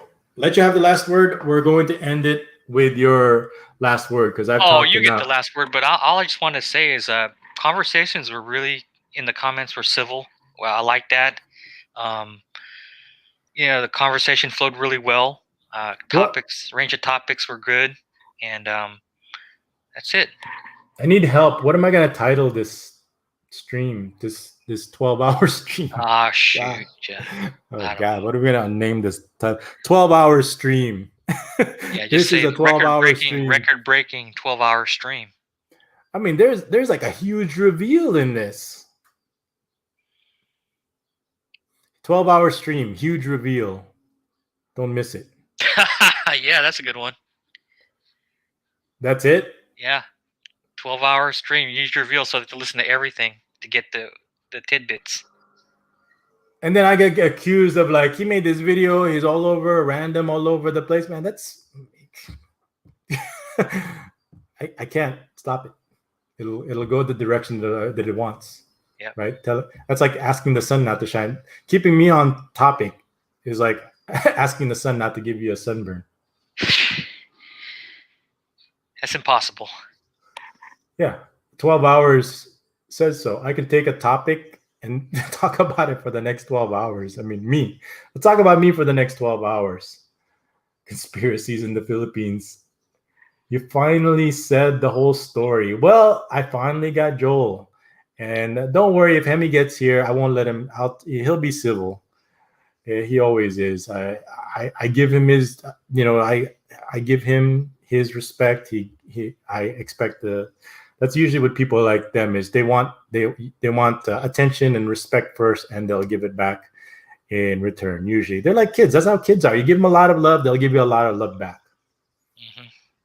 Okay, and I'm glad that I was able to get along with him, and he wasn't attacking. And but I've had people come on my live streams, and that's what it is. They just want to go full bore attack, and there's nothing. Yeah, I've heard one of 3 or 4 years ago when somebody came on full bore. I was like, wow, that's pretty bad, And I allow it, and I let them, because what it does is it polarizes people. It makes people more supportive of me when they go crazy like that, because people don't like crazy people.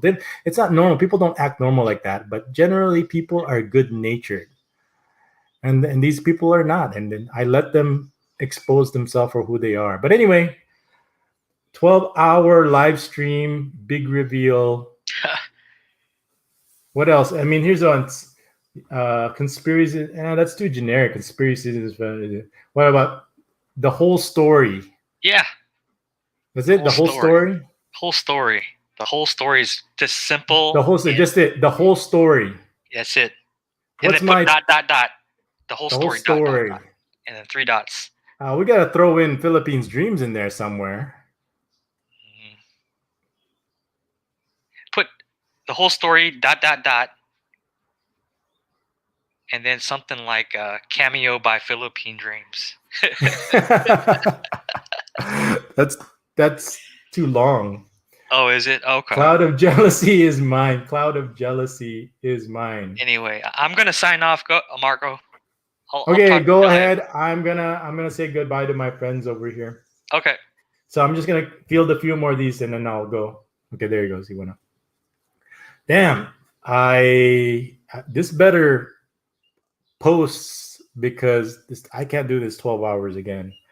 I just want to take a minute to talk to you guys. If you guys want to say anything to me or any other comments before I go.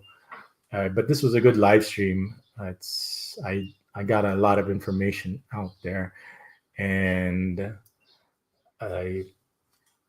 so I'm fielding just a few more of your comments just to make sure. This picture of Chai, I can never get tired of this picture of Chai. Gosh, wow, what a beautiful girl this Chai is. And there's a lot of girls like that here, but you have to find them. You have to hunt them down. They're not gonna come out at you and say, look at me, because like most beautiful women, the more beautiful they are, the harder it is to get their attention. Cloud of jealousy is mine. I think that's just too specific. Cloud of jealousy. Anybody agree or disagree with that? Can I get a yay or a nay on cloud of jealousy? I mean, I'm not saying it's bad. I'm just saying it's kind of I'm not saying it's clickbait or no. I think Hemi has probably more updates on her. I know she's on her second child. She still looks as beautiful as ever. She has like a parlor store, which is probably not doing too well during this pandemic right now. But I think she married well because she has her own business. And if she weren't married well, I didn't have anything to do with it. But look at her. She is perfect. She has a great body, great rack, great face. To me, the face is the most important because that's the window to the soul. I mean, to be honest, if you're talking about from a sexual nature, you're literally face to face. And how can I keep my erectile dysfunction at bay if I'm looking at their face and it's not something that I want? That's what happens to me with like tattoos. That's why I don't bother. To the future. Well, like I said, as long as I'm out of jail, anything is possible. I don't want to say no. I don't want to say yes. I just want to take it the one day at a time and just go and see what develops. Okay. Right now, like I say, I like to think I'm the Count of Monte Cristo without the treasure at the end. But my treasure is really you guys. I mean, if there's you guys that are still out here listening after 12 hours, I mean, that's real. That's real valuable to me anyway. It gives me, I mean, I wouldn't go 12 hours on my own, but Joel's here. Even Ned came. That's a miracle. I mean, with my small amount of views and all the negative attention, he still had the strength and courage to come and talk to me and have a conversation and say his apology. So it was a good day. I'm very happy with the way things go. And if it wasn't for the people watching, you guys, then I would have probably went to sleep 6-8 hours ago, like Esoteric wanted me to do, like 4 hours ago. So thank you very much, Steeler50. Jealousy and corruption in the Philippines. You guys like that? 12 hours talking about jealousy and corruption. So everybody likes jealousy and corruption. Let's be democratic about this. Jealousy and corruption in the Philippines. We've got Digital Underground saying yay on that. Esoteric hates tattoos. If I can get one more, jealousy, corruption, and Ned from Philippines Dreams. What do you think of that? So to kind of add him in, because it's a big deal to have another blogger come in. So I'll do that. Jealousy, corruption, jealousy. What about jealousy, greed, corruption, and Philippines dreams? Or it would be kind of taken out of context. Nothing. Okay. Let me see if I can probably. I'll just edit it once the live stream is done uploading. Okay, I will give you guys a nice hearty goodbye. I would give you all hugs if you guys are all here. But I think you guys understand what I'm doing here. I'm not changing the world. But like you guys said, it's just making a difference one person at a time. But I needed to survive this. So I'll see you guys in the next live stream. I don't know when that is. Probably in June, because I used up all my 18 hours for live streaming. So we're going to have to save that up and do another one. If I do another live stream, we'll just let it run out. And we'll just say, oh, too bad I ran out. Stay away from me, COVID. Okay. All right. Thank you, everyone. Thank you. And we're ending the broadcast after 12 hours and 28 minutes now. And I'll see you guys on the next video. And if you guys want to contribute to Hiro's Football Fund, please use the Gcash number that I have posted in my About, or the PayPal email. And Rick, I'm sorry I didn't get to hear you, but this you can watch this 12 hours on demand. So I'll see you guys on the next video. And everybody, I wish everyone love, peace, health, and happiness. Good night, wherever you are. And broadcast.